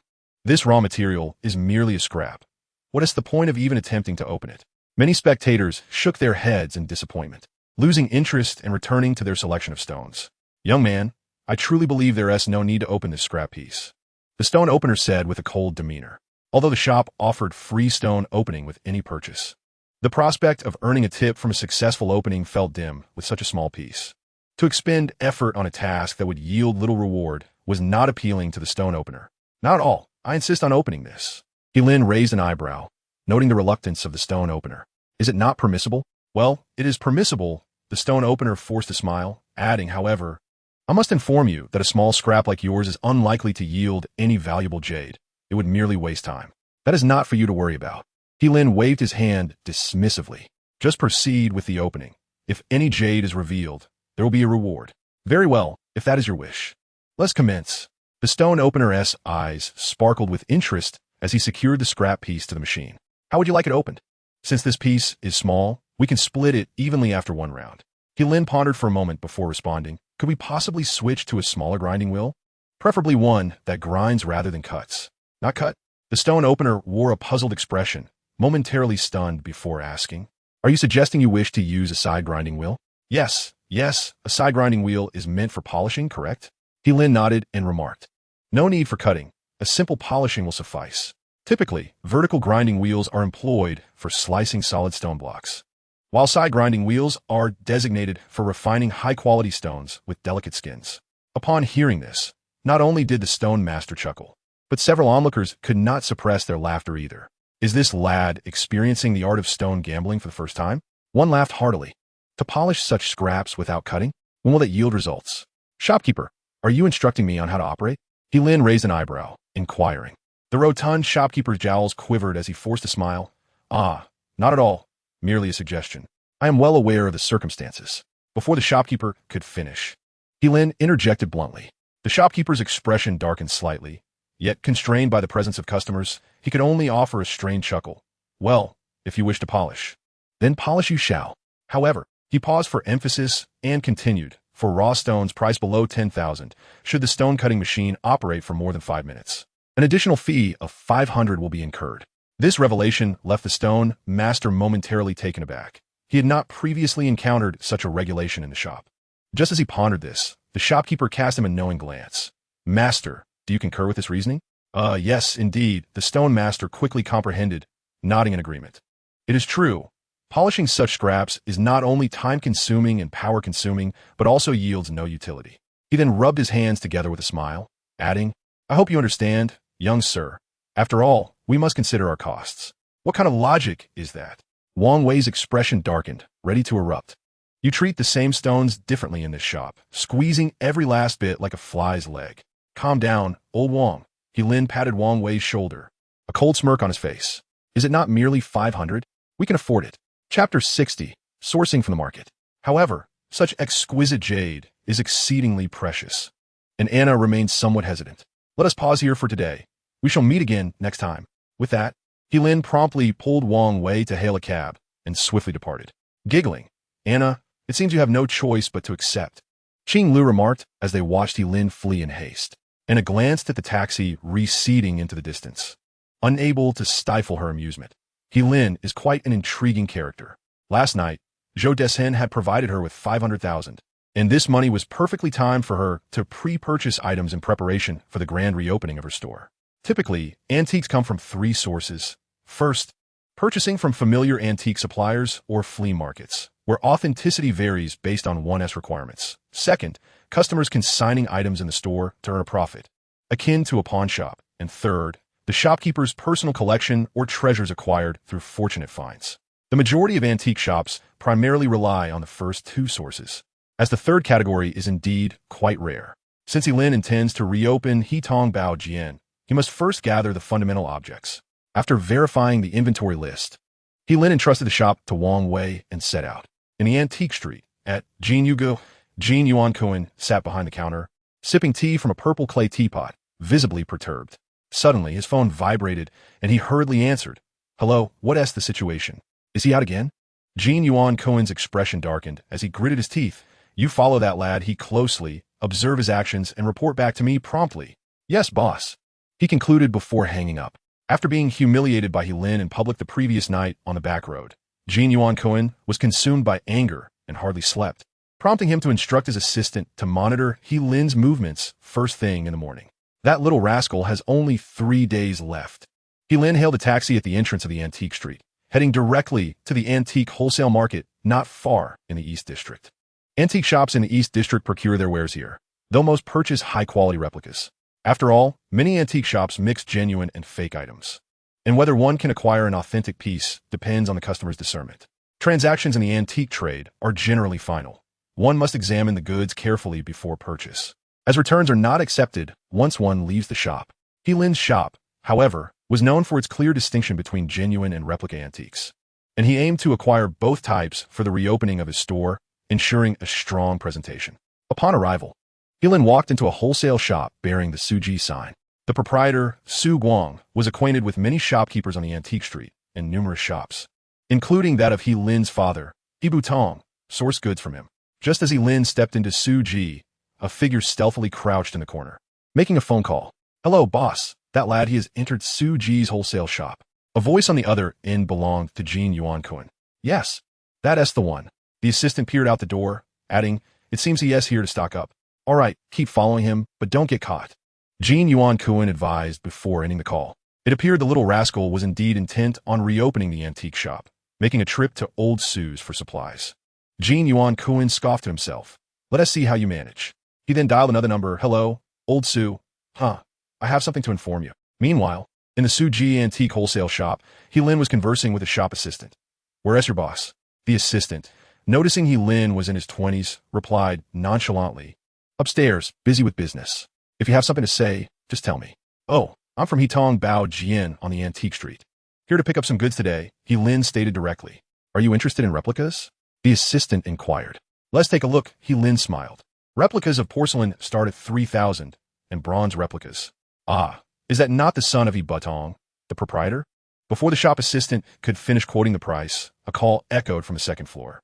Lin looked up to see a middle-aged man, portly and sporting a prominent mustache, descending the stairs. The man was none other than Su Guang. After graduating, Lin had assisted his father, Ibu Tong, in managing the shop and had encountered Su Guang on several occasions. "Uncle Su," Lin greeted with a smile. The shop assistant, startled, stood up, pondering whether this young man was indeed an acquaintance of the proprietor. "Oh, Su Guang chuckled, descending the staircase with a smile and nodding. "Young have you come here for something today?" "Ah, I see." Su Guang maintained a smile, inquiring, "Why hasn't your father come along?" Lin hesitated slightly, forcing a wry smile. "There have been some issues at the shop lately, and my father's health isn't well, so I'm managing the store for now." "Oh, is that so?" Su Guang nodded with a smile, though the mirth on his round face diminished slightly. "Well then, are you here to browse for some porcelain or bronze artifacts?" "Either is fine. Let me take a look at the goods, shall we?" "Sure. Let us go to the backyard," Lin replied cheerfully. "All right, follow me," Su Guang said, moving his corpulent frame towards the yard, with the shop assistant trailing closely behind. Upon arriving at the backyard, they discovered 3 heaps of artifacts. To the left lay a pile of bronze items, while the middle consisted of porcelain. Both heaps shared a common trait. Despite their seemingly ancient appearance, they were in pristine condition, clearly high-quality replicas. To the far right was a haphazard mix of bronze and porcelain, which, caked in dirt, was mostly in a state of disrepair. Any outsider might dismiss them as mere refuse. Chapter 61. The Ru Kiln Porcelain Bowl. Young he, you are quite fortunate, Su Guang remarked with a grin, gesturing towards the two piles on the left. These are all high-quality replicas in my shop, absolutely top-notch. Since you're a familiar face, feel free to choose. The starting price for porcelain is 4,000, and for bronze, it's 5,000. However, this declaration left both Elin and the shop assistant momentarily stunned. Is this truly a familiar price? Uncle Su, did you just say the starting price for porcelain is 4,000? Elin asked, his brow furrowing in disbelief. Yes, indeed, Su Guang affirmed, adding, young he, this is a familiar price. For others, it would be at least 1,000 more. Oh, is that so? Elin raised an eyebrow, glancing at the shop assistant nearby. But it seems this gentleman just quoted me a starting price of 3,000 for porcelain. Su Guang's expression stiffened, his smile faltering. Previously, Jin Yuanquan had called him to request that he create some obstacles for Lin. Yet Su Guang had not anticipated that his own employee had already provided a lower quote. Was this not akin to his own staff undermining him? Xiao Lu, did you just quote Young he a starting price of 3,000 for porcelain? Su Guang shot a look at the assistant, feigning casual inquiry. The lad known as Xiao Lu instantly understood the situation. Casting a glance at the three piles of artifacts scattered around the venue, he smiled apologetically at Lin, saying, Oh, boss you might not have been paying attention when I quoted my price earlier. With a single gesture, he pointed towards the heap of muddy bronze and porcelain artifacts. The porcelain I mentioned starts at a minimum of 3,000, referring specifically to the porcelain from this collection we just acquired from the countryside. That particular assortment had been gathered from a rural market only yesterday, where the villagers had little knowledge of antiques. The lowest price was merely 50 yuan per piece, with the highest not exceeding 300. Altogether, this collection had cost less than 2,000 yuan. Su Guang had also taken a cursory glance at it today, noting that the majority were late Qing dynasty items. Selling them at a minimum of 3,000 each would surely yield a substantial profit. Is it truly possible that these items could be valued at a minimum of 3,000? Lin scoffed, a sardonic smile playing on his lips. It's doubtful that even scavengers would want these objects. Don't mistake me for a novice, Su boss. He had briefly scanned the pile on the ground. Despite its apparent size, the lackluster sheen indicated a scarcity of valuable pieces. Lin was no fool. He quickly discerned that this rotund Su was attempting to deceive a familiar face, and regretted having addressed him as Uncle Su moments ago. Ah, little he, your words seem rather distant. I assure you, Su has always treated business with impartiality and never intended to deceive you, Su Guang replied, his jovial expression unchanged. Yet a glint of coldness flickered in his eyes. Even if your father, Itong, were here, the price would remain the same. Lin let out a cold huff internally, feeling disinclined to engage further. To converse with a smiling tiger, like Su Guang, was merely a waste of breath. Very well, I shall take a look first, Lin replied, casually, striding into the courtyard. He didn't even spare a glance at the two heaps of imitation porcelain and bronze. He had no intention of selling replicas as genuine articles, for with a minimum purchase price of 4,000, he would be incurring a significant loss. Instead, he squatted in front of the pile of artifacts he had set his heart on, casually rummaging through it, hoping to unearth a genuine treasure by chance. Alas, fate was not in his favor. After thoroughly sifting through the pile, he found nothing of merit. When he inquired about a somewhat decent porcelain plate from the mid-Qing period, Su Guang promptly quoted 5,000, extinguishing any thoughts Lin had of acquiring it. The more he pondered, the angrier he became, as he had not anticipated that Su Guang, a supposed acquaintance of his father, would attempt to swindle him in such a manner, since you were intent on inflating the price. Perhaps it is best that I refrain from purchasing anything. With a displeased grunt, Lin was about to rise and leave when his gaze inadvertently fell upon a row of small porcelain bowls resting in a corner. Though these bowls were of similar size and style, they were caked with dirt, and each contained a significant amount of water, with mineral deposits nearly resembling moss clinging to the inner surfaces, indicating they had been left unattended for quite some time.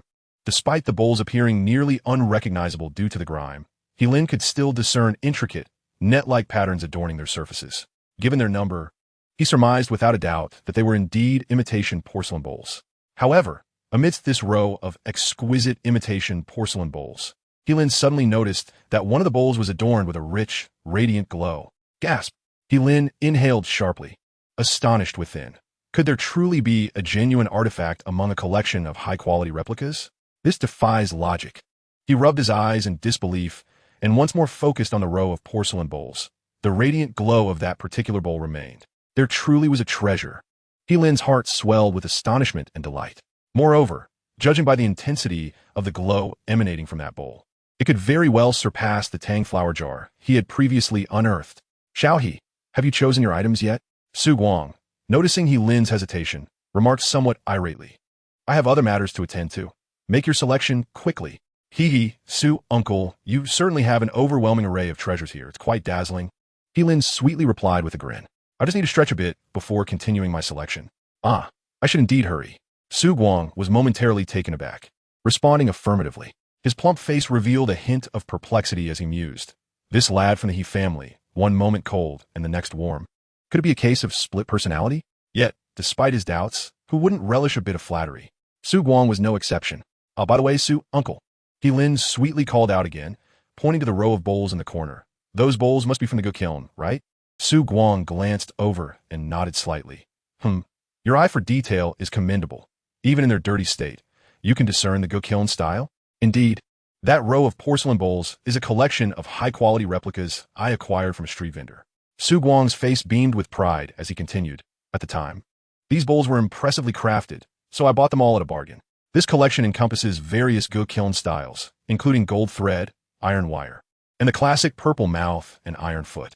Such a complete set, Helin exclaimed, albeit with a tinge of confusion. But Su, uncle, why have you left these bowls languishing in the backyard?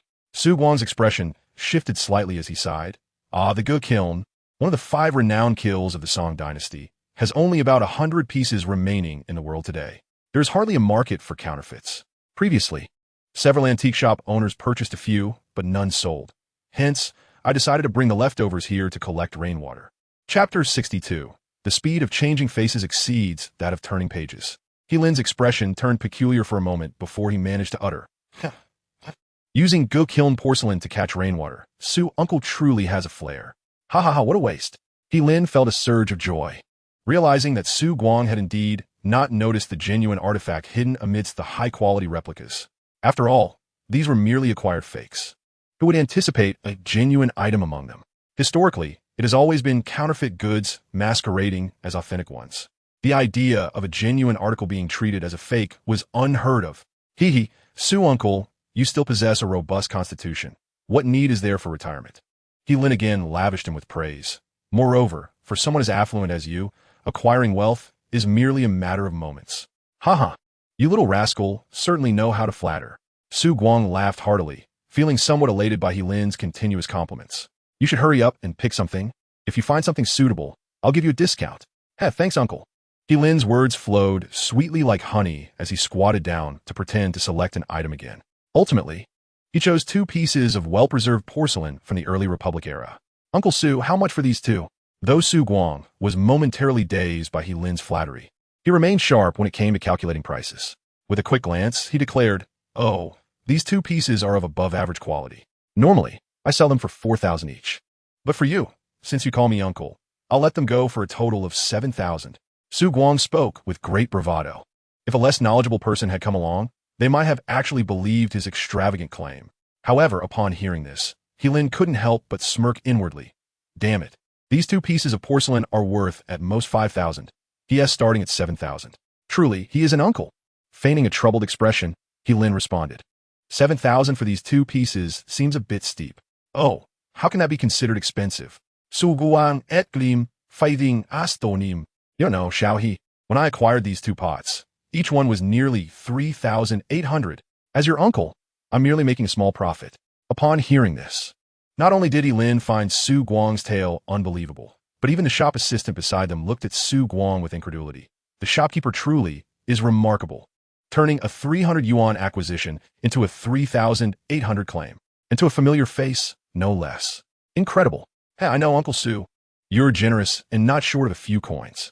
Helin smiled broadly, his eyes darting toward the corner. How about this? I can take these 2 pieces for 7,000. Su Guang raised an eyebrow, thinking to himself, goodness, this little brat is trying to snag a small bargain. He recalled that a row of high-quality imitation Ru Kiln porcelain bowls had cost him less than 1,000 yuan in total. averaging about 200 yuan each. Swapping 200 yuan for over 6,000 in profit was a surefire win. Fine, since they're just sitting around, I'll let you pick one as a little bonus. Su Guang replied with a grand demeanor, adding, but you can only choose one. I did spend quite a bit on these bowls. Heh, all right, uncle. Helin's heart leaped with joy as he stepped forward, pretending to inspect each item. Then I will choose this one. Finally, Helin picked up the bowl that shimmered with a rich luster.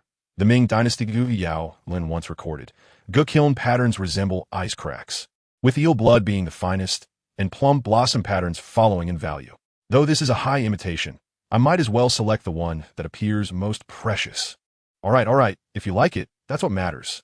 Su Guang responded with a smile, though he felt a sense of disdain within. Xiao Lu, get a bag for Xiao He to wrap his item.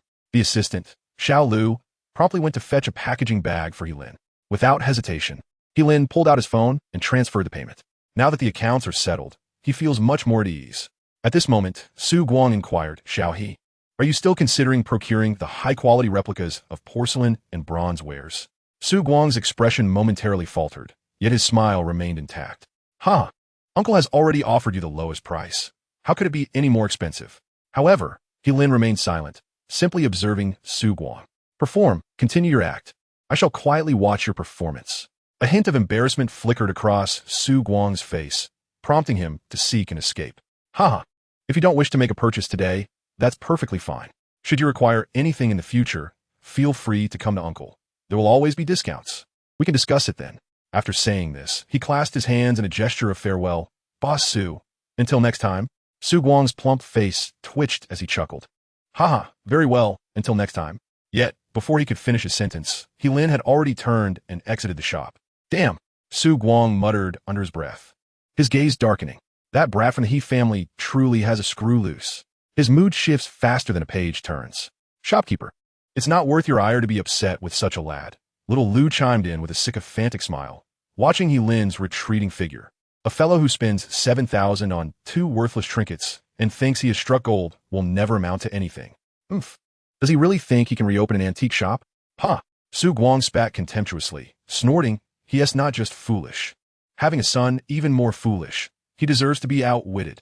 With that, he retrieved his phone and dialed a number. Antique Street, Jinyu Pavilion. Ring, ring. Jean Yuanquin's phone vibrated incessantly. Hello? Jean Yuanquin promptly answered. Ha, Brother Su, how are things progressing? Oh, good, very good. I truly appreciate your help this time. I will certainly treat you to a meal when I have the opportunity. Haha, sound good, we'll be in touch. With a beaming smile, Jean Yuanquin ended the call.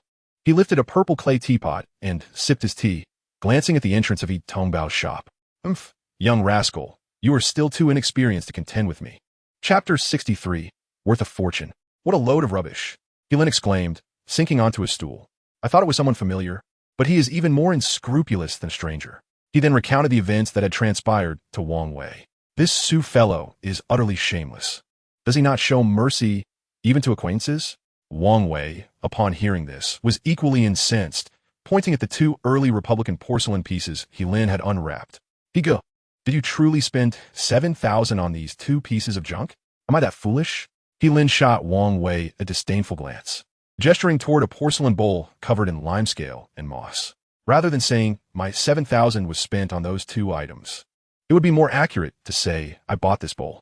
Wang Wei paused. What is so special about this bowl? What is special? Helin scoffed. This is exceedingly special. With that, he grabbed a cloth from the counter, dampened it, and meticulously wiped around the rim of the bowl. The grime and water stains vanished, revealing a porcelain bowl of a milky yellow hue, adorned with a network of cracks. Do you know what this is? It's from the Ru Kiln. Helin asked with pride. Wang Wei scratched his head. Is it really worth that much? Helin chuckled softly, narrowing his eyes as he carefully examined the ancient yet exquisite porcelain bowl in his hands. In the Song Dynasty, there were 2 brothers in Longquan County, both of whom achieved great success in the art of porcelain making. The elder brother's creations from Lutian were known as Ru Kiln, while the younger brother's work from Longquan were referred to as D Kiln. Both kilns were titans among folk kilns, capable of rivaling official kilns, and were classified as one of the 5 great folk kilns of China, used for tribute to the imperial court. Coincidentally, this very bowl was produced from the Ru Kiln. Is that for real? Wang Wei exclaimed, leaning in to scrutinize it closely. If what you say is true, this porcelain bowl could be worth a fortune. Old Wang, Helin replied with a disapproving glare. I usually advise you to enrich your knowledge of antiques, yet this is your current level? I'm diligently supplementing my knowledge. Wang Wei retorted with a chuckle. I've just been focusing on bronze artifacts first. He stepped closer, giving He Lin a playful shoulder squeeze. Come on, He Lin. Enlighten me about this Gu Kiln porcelain bowl so I can broaden my horizons. Only about 100 complete Gu Kiln porcelain pieces remain intact today. Do you think they are not valuable? He Lin finally relented, saying, I recall a recent large auction overseas where Song Dynasty Gu Kiln octagonal-eared pot fetched an astonishing 28 million. 28 million. Wang Wei could not help but swallow hard, his face a mask of disbelief. Are you serious, He Lin? Do I look like I'm joking? He Lin shot Wang Wei a sidelong glance and replied with utmost seriousness. Though this bowl cannot compare to the octagonal-eared pot I mentioned. Its lines are smooth and elegant, exuding a sense of natural antiquity. Moreover, the glaze is as warm as jade. The surface glaze is relatively thick, and the bowl is adorned with ice cracks and subtle fissures. I estimate its market value to be at least 10 million. He Lin, you're simply incredible. Wang Wei exclaimed, excitement bubbling over. In just a few days, the treasures that have passed through your hands are nearing 1 billion. If this keeps up, we will reach the pinnacle of life. Get lost, He Lin retorted, though with a hint of amusement. Yes. Wang Wei straightened up, grinning. Rest assured, He Lin. I won't let the momentum falter. In the following days, He Lin did not rush to procure goods from the antique wholesale market. Instead, he often wandered through the stalls of the antique street, searching for suitable items. Since the so-called acquaintances were unreliable, he decided to take his time. 2 days swiftly passed, and the final date for the contract with Jin Yuanquan was approaching. He Lin eagerly agreed and promptly provided Anna with the address of his shop, instructing her to come directly after finishing her tasks. Wang Wei, perched behind the counter, rubbed his hands together in excitement, saying, let us quickly resolve that troublesome issue with Jin. Once we reopen our shop, it will be my time to shine. Huh, who wants to shine? At that moment, a series of mocking laughter echoed from the entrance of He Tongbao's antique shop. He Lin and Wang Wei turned their gazes towards the sound, only to see 2 figures standing at the entrance, a man and a woman. The man wore a bitter smile, while the woman, with one hand on his arm, stifled a chuckle. It was none other than He Budong and He Mom. Dad, Mom, what brings you here? He Lin asked, astonishment etched on his face as he hurried over. Mom, you're out of the hospital? Yes, after a couple of days of observation. The doctor said my condition has improved significantly, so I decided to check out today. He Mom replied with a smile, her vitality evident. Hey, Uncle He, Andy, Wang Wei exclaimed, quickly joining them, draping a handkerchief over his shoulder. He Butong nodded, chuckling, little Wang, I shall eagerly await your flamboyance in future endeavors. Just you wait. Uncle He, Wang Wei grinned, scratching his head. He Lin couldn't help but laugh. Dad, there is no need to wait. Old Wang is already quite the dandy. Ha ha ha. He Butong burst into hearty laughter. You impudent lad, what nonsense are you spouting? He Mom feigned sternness. Old He, is it really appropriate for you and your son to tease young Wang like this? Andy, it's all in good fun, Wang Wei chuckled. I've grown accustomed to He Lin's playful banter. Oh dear, old Wang, you're slandering me. He Lin quickly protested. Such a rascal. You won't even let young Wang speak the truth? He Mom rolled her eyes playfully. Still, it's Annie who cares for me, Wang Wei remarked with a grin. Uncle He, Annie, please come in and sit down. You must be tired. I'll prepare some tea for you. Very well. He Mom, supported by He Dad, made her way inside. It's nothing, Dad. He Lin smiled. This is merely my duty. Indeed, Uncle He, Wang Wei chimed in, standing beside him. You and Auntie must prioritize your health. Leave the heavy lifting to me and He Lin. We'll ensure everything is taken care of. Little Wang Lin. He Butong's eyes glistened with unshed tears as he sighed. You have endured much during these days. After all, the current predicament of the He family was one they had brought upon themselves, leaving He Butong feeling a sense of indebtedness. Oh, old He Mom, Lu Tsulan, displayed an air of determination as she cast a glance at He Butong. On such a joyous day, why are you, a grown man, shedding tears? Ahem, where's the crying? He Butong cleared his throat, hastily wiping his eyes. It's merely the wind. Some dust got into my eyes. He Lin remained silent, a smile playing on his lips, aware that his mother's antics were aimed at alleviating his father's guilt. By the way, Dad, He Lin approached the counter, retrieving an item. What do you think this is? At the sound, He Butong turned his head, focusing intently. Oh, this is a Gu Kiln porcelain bowl? Indeed, He Lin beamed. I found it at the market a while back. He Butong, astonished, hurried forward to cradle the porcelain bowl, his earlier guilt forgotten. Isn't this a genuine article? He Budong exclaimed incredulously. Well, what do you think? Have I brought you shame, dear father? He Lin chuckled, a grin illuminating his face. He Dong was taken aback, his mouth agape. This was no embarrassment, but rather a significant boost to the reputation of the He family. You, my boy, have truly stumbled upon a treasure. He Dong's spirits soared as he exclaimed, in my entire life, I have scarcely handled items of such considerable worth. Huh, there's more to it. He Lin replied with a mysterious smile, quickly turning to fetch the Wu Wang Fuchai sword and the Tang flower porcelain jar he had previously acquired. Today, he was determined to make it clear to his father that he had not tarnished the He family's name or the prestige of the He Tong treasure shop. Upon seeing the 3 priceless artifacts, He Dong was rendered speechless, his eyes glistening with emotion. Xiao Lin, you. Don't you think I've done our family name proud? He Lin replied with a proud smile. Indeed, indeed. He Dong shook his head vigorously, laughing and crying at once. Ha! You truly carry the spirit of your father in you. Seeing He Dong's heart finally at ease, his mother, Lu Tsulan, felt a wave of relief wash over her. Though she couldn't help but add, at your age, you're still so shameless. When you were young, you were nowhere near as accomplished as Xiao Lin. The student surpasses the master. He Dong, in high spirits, retorted with a playful tone, if Xiao Lin possesses such an eye for treasure, it must surely be a blessing from our He family's exceptional genes. Just then, a creaking sound interrupted their banter as the door of He Tong treasure shop swung open. He family, your contract is set to expire tomorrow. The visitor, Jin Yuanquan, called out even before stepping inside. Are you going to pay the penalty or hand over the shop? Upon noticing the He family present, Jin Yuanquan paused mid-sentence, his expression frozen in surprise. The previously lively atmosphere within He Tong treasure shop turned suddenly cold, a palpable awkwardness filling the air. Cough. I didn't expect he saw to have been discharged from the hospital. Jin Yuanquan finally broke the silence, managing a somewhat awkward smile. It seems your recovery is going well. Though she was a woman, Lu Tsulan understood the importance of maintaining neighborly relations, especially in the antique business. Believing some matters were better left unaddressed. Jin, how dare you show your face here? However, the forthright He Dong had no intention of holding back. He stood up abruptly. You need to clarify this. Was it you who caused my misfortune before?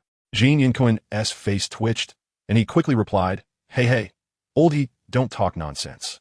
While I admit there was a mistake, this is ultimately your own lack of discernment. It has nothing to do with me. He Dong's face flushed with anger, ready to argue further, but Lu Tsulan pulled him back. Old He, stand aside. Yet He Dong gazed at Lu Tsulan with reluctance. Little did he know, Lu Tsulan shot him a fierce glare, silencing him instantly as he obediently stepped aside. One cannot deny that Lu Tsulan indeed held absolute authority within the He household. Mr. Jin, what brings you to our establishment at this late hour? Lu Tsulan inquired with an air of elegance. It's nothing of great consequence, Jin Yuanquan replied, smacking his lips, feeling a twinge of unease in the presence of the formidable Ms. He. Previously, when Mrs. He was ill and urgently required funds for surgery, I lent 500,000 yuan to Xiao He, and in return, I secured a written agreement that effectively mortgaged your shop to me. How dare you speak such nonsense, Jin? He Button exclaimed, her voice rising with indignation upon hearing that their family business had been mortgaged. Our He family has a century-old establishment. How could Xiao Lin possibly mortgage it for 500,000 yuan? You mustn't speak so harshly, Mr. He. Jin Yuanquan retorted without flinching. He produced the written agreement, waving it in the air. Your anger is futile. This document is a clear testament to our arrangement. Besides, a copy is in your son's possession. You may inquire whether this matter is indeed true. A sense of dread gripped He Butong as she turned to her son. Lin, did you truly mortgage our family shop? At that time, both He father and mother were hospitalized, and He Lin had refrained from burdening them with such troubling news. Even later, when He Lin possessed the means to resolve the matter, he chose not to mention it to his parents, wishing to spare them any additional concern. Who could have anticipated that this unfortunate situation would arise just as the couple was discharged from the hospital, coinciding with Jin Yuanquan's impatient demand for repayment? He Lin, feeling exasperated, simply nodded. Yes, Lin, you've acted foolishly. He Budong exclaimed in frustration. How could you mortgage our century-old family business for a mere 500,000 yuan? Uncle He, you've misunderstood my brother. Wang Wei interjected before He Lin could speak. He pointed an accusatory finger at Jin Yuanquan. This entire contract debacle is orchestrated by him. What do you mean I orchestrated anything?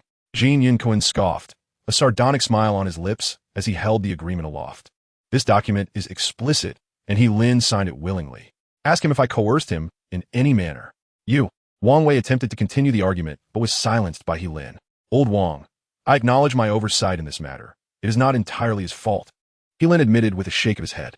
Ah, that is more like it. Jin Yuankun grinned, his demeanor shifting slightly. After all, we have been neighbors for many years. I am merely here to provide you with a timely warning. As he spoke, he glanced at his ostentatious watch. It is now 8:10 p.m., which means you have approximately 4 hours to prepare. If you fail to produce the 3 million yuan penalty by midnight, well. Jin Yuankun's greedy smile widened as he licked his lips. Your Hitong Baojian will have to bear the Jin surname.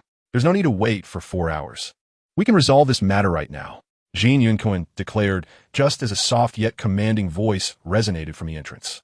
Everyone turned to behold the door of Hitong Baojian swing open, revealing a tall woman clad in a professional outfit, her polished heels clicking elegantly against the floor. It was none other than Anna. Miss Anna, your timing is impeccable. He Lin's face was alight with unrestrained joy. This truly affirms the saying, it's better to arrive at the right moment than to arrive early. Fortunately, your antique shop has a prominent facade, easily visible at the entrance of the antique street. Anna smiled lightly and quickly approached He Lin. Otherwise, with my sense of direction, I might have taken ages to find my way here. Hey, who are you, young lady? Jin Yuankun, seeing Anna enter the room and completely disregard him, felt a surge of indignation. I was engaged in serious business with this young man from the He family. And you, an outsider, have the audacity to meddle. Anna turned her gaze toward Jin Yuankun, her smile fading. Oh, I forgot to introduce myself. I am Anastasia from the Junha law firm. With that, she retrieved a business card from her briefcase and handed it to Jin Yuankun. Practicing attorney at Junha law firm. Jin Yuankun's expression shifted, a sense of alarm bubbling within him. Ah, so you're from the esteemed Junha law firm. May I inquire why you, Miss Anna, have come here so late at night? Of course, it was I who instructed Anna to come, He Lin declared proudly. Jin Yuankun's eyes twitched and his unease intensified. What do you mean by that? What do I mean? He Lin replied with a cold laugh. It is obviously to have Anna assist me with this document issue. Huh, what a joke. Jin even retorted angrily, shaking the document in his hand. He Lin, this document bears your signature and fingerprint. Do you think you can resolve this matter privately just by bringing a friend from the law firm? Of course it cannot be resolved privately, Anna said calmly. We can entirely proceed through the proper legal channels. Is it not merely a legal procedure? Jin Yuankun, unafraid of confrontation, scoffed. I have a legitimate document here. Do you think I fear going through legal procedures? Mr. Jin, is it? Anna said coolly, casting a glance at Jin Yuankun. To be frank, while your document bears He Lin's signature and fingerprint, it contains hidden clauses that suggest fraud and deception, constituting an act of contractual deceit. According to Articles 52 and 54 of the Contract Law of China, Mr. He can not only claim the invalidity of this document through the court, but he can also countersue you for fraud and extortion, seeking compensation for mental distress. Anna's words were delivered with an air of calm, yet an invisible pressure bore down on Jin Yuankun, leaving him breathless. By the end of her statement, he was sweating profusely, his complexion pale. Ah, Miss Anna, are you trying to intimidate me? This document is clearly valid. How could it possibly be invalid? And why should I have to compensate? I have said, if you do not believe me, we can proceed with a legal appeal. Anna interrupted coldly, her patience wearing thin. I have handled numerous cases of this nature before. While I do not wish to boast, my success rate is approximately 95%. If you, Mr. Jin, insist on testing this, I can initiate a case at the firm tonight. Upon hearing this, both He Lin and Wang Wei could not help but gasp in astonishment. A success rate of 95%. Are you still hesitant to speak too boldly? At this very moment, He Lin truly comprehended the essence of delivering the most profound insights in the most unassuming tone. It turns out that those who possess genuine capability do not require a loud voice or desperate shouts. A simple, breezy statement suffices. As for this matter of filing a case, there is no need to trouble Miss Anna. Jin Yuankun, wiping the sweat from his forehead, awkwardly chuckled. Well, I'll ponder over the contract myself. Huh, no rush. No rush. Although he had been immersed in this world for decades, he was utterly ignorant of legal matters. The clever tricks of printing fine print on documents worked well in the antique circle, but he never anticipated that they would be utterly ineffective in legal contexts. Moreover, after being thoroughly lectured by Anna, Jin Yuankun found himself utterly deflated, standing awkwardly in the He family's yard, his toes tense with embarrassment. He glanced around. eager to divert the conversation and alleviate the awkwardness. Of course, he wouldn't abandon the matter of the documents just yet. He planned to consult a lawyer the following day. Coincidentally, Jean Yuanquin's gaze fell upon the Gu Kiln porcelain bowl that Lin had just placed on the coffee table. "Oh, I never expected you had such a hidden gem in your shop. Old he. Haha, is it a piece from the Gu Kiln?" Lin, indifferent, shot Jean Yuanquin a glance and coldly replied, "Indeed, it is a genuine Song Dynasty Gu Kiln porcelain bowl." "Oh, that is quite remarkable," Jean Yuanquin said, a flicker of envy and jealousy in his eyes. Yet he jested. "Old he, why are you hiding such treasures? A Gu Kiln porcelain piece like this must be worth at least 10 million, right? With such a valuable item, why bicker with me over a mere 3 million? It seems our relationship has grown distant. Master Jean, I cannot aspire to such a relationship."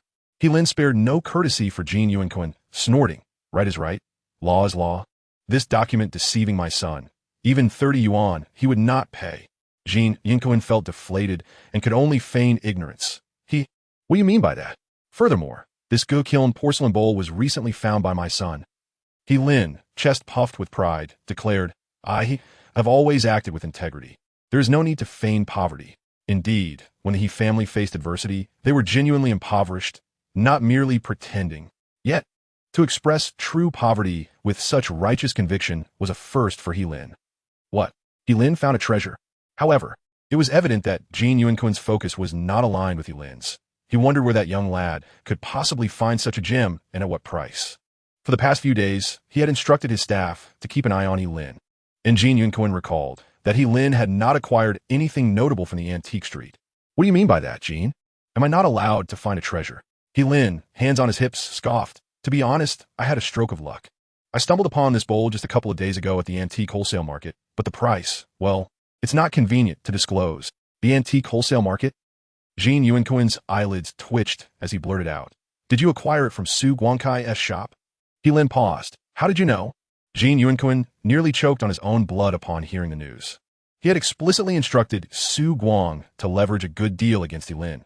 Yet somehow, Lin ended up acquiring a precious Gu Kiln porcelain bowl. Chapter 66, Reviving the Shop. "Hey Jean," Wang Wei, noticing Jean Yuanquin's grim expression yet silent demeanor, immediately exclaimed, "What are you still doing here? Do you have other matters to attend to? If not, you should get back to your duties. You little rascal." At that moment, Lu Sulan, who had been silent for quite some time, spoke up in a calm tone. Jean Yuanquin instinctively retracted his neck, suppressing his anger as he replied, "Ah, sister he." While others might be oblivious, Jean Yuanquin was acutely aware that Dong and he were cut from the same cloth. Both were henpecked, and it was Lu Tsuolan who held the reins in the He household. Dong might be a nuisance, but Lu Tsuolan commanded his utmost respect. "We have been neighbors for over a decade. It would do us no good to allow matters to escalate unnecessarily," Lu Tsuolan said with an even tone. "As for past grievances, my family has no desire to dwell on them. Ultimately, it was my husband's lack of discernment that led to misjudgment. Although you engaged in some underhanded dealings regarding the agreement with Lin, I must acknowledge that your 500,000 was a lifeline when I was in dire straits." A smile flickered across Jean Yuanquin's face. "Haha, sister He, you are indeed reasonable. The He family has always been clear-cut with grievances. Let bygones be bygones." However, suddenly, Lu Tsuolan's tone shifted as she fixated on Jean Yuanquin, her voice turning icy. "If certain individuals continue to engage in underhanded tactics in the future, they should not be surprised if the He family retaliates in kind." Jean Yuanquin shuddered, muttering to himself, "They say the most venomous hearts belong to women. This fierce tigress is truly ruthless. If there is nothing else, please take your leave, Mr. Jean," Lu Tsuolan concluded. "Very well, sister He, take care of your health. I shall not disturb you further." With a forced smile, Jean Yuanquin retreated from He Tong Baojian.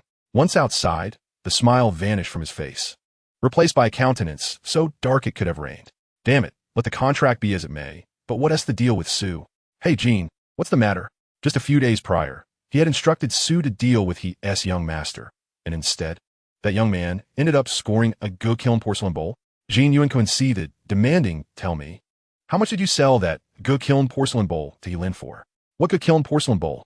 Su Guang on the other end of the line initially sounded confused, before suddenly recalling, "Oh, you mean that high imitation Gu Kiln porcelain bowl? It's not worth much. I intended to gift it to him as a token after dealing with He's young master."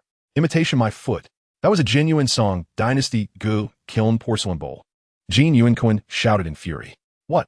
Su Guang's face paled, resembling fried liver in its ghastly hue, leaving him utterly speechless, as if his throat had been blocked by a stone. At that moment, within he Tong Baojin, quick, come, take a seat. Lin expressed his gratitude towards Anna. I truly appreciate your timely arrival. If it weren't for you, Jin Yuanquan would have dared to tread upon sacred ground.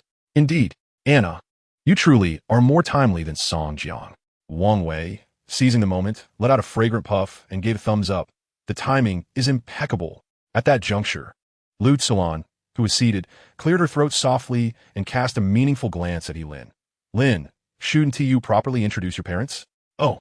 Lin hurriedly pointed to his parents, introducing them to Anna.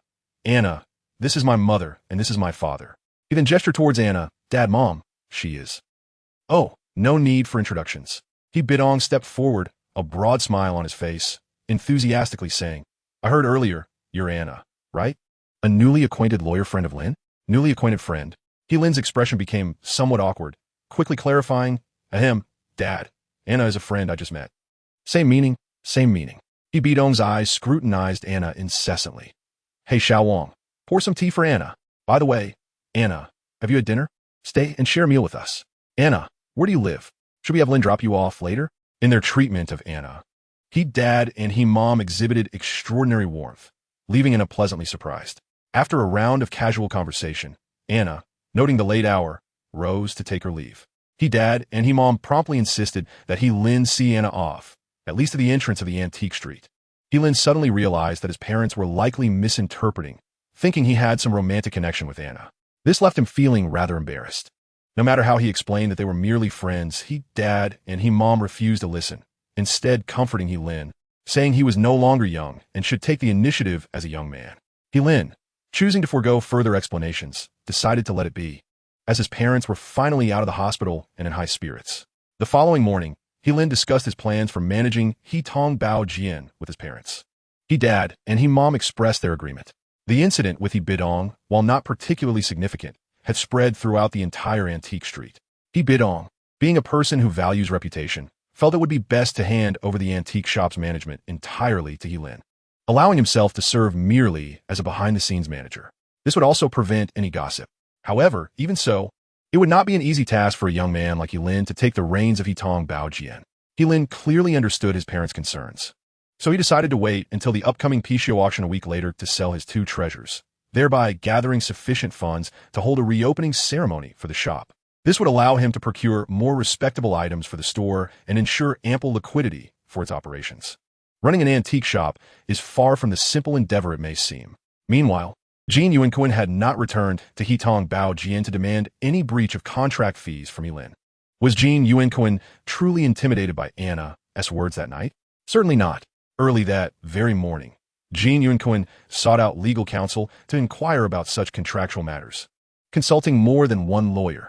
However, after consulting 3 legal advisors and discovering that their conclusions were largely in agreement with Anna's assertions, Jin Yuanquan completely abandoned the notion of demanding $3 million from Lin.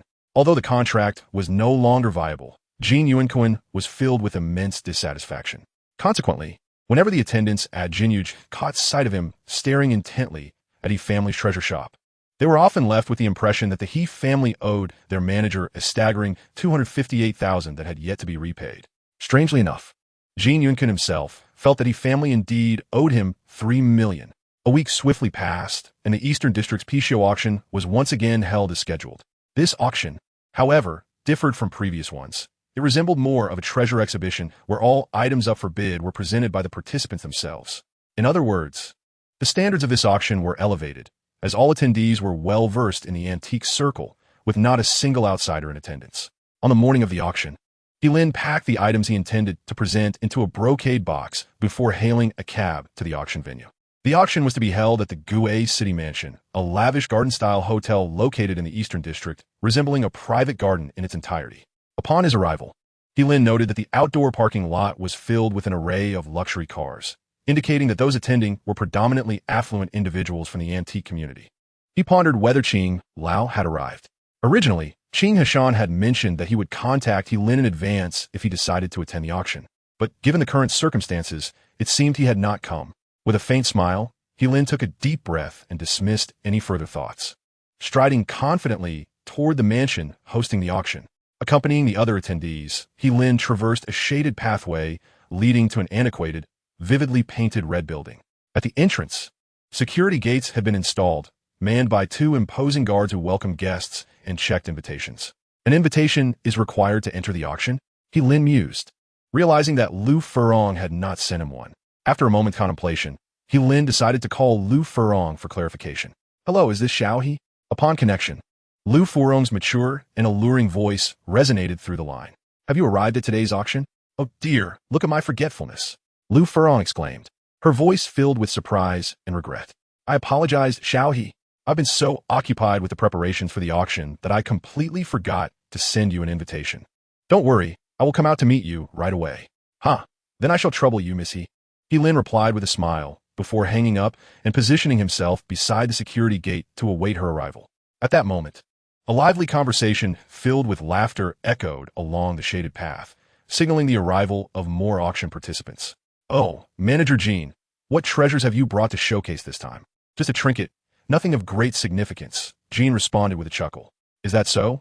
It seems rather mysterious. Why not unveil it for us to feast our eyes upon?" "Ah, what is the hurry? We shall soon know at the auction." "Haha, it seems that Master Jean has come prepared." Hearing the familiar chatter behind him, Lin couldn't help but furrow his brow. Could it really be such a coincidence? As he pondered, he cast a slight glance over his shoulder. There, he beheld 3 or 4 portly figures, each carrying a brocade box, while the one at the forefront, a rather slender individual, stood out conspicuously.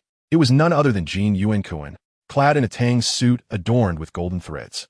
Jean Yuan wore a broad smile as he held a brocade box and an invitation card, clearly here to attend the auction as well. In order to avoid the unpleasantness of seeing Jean Yuan's smug face, Lin feigned ignorance and turned his head away.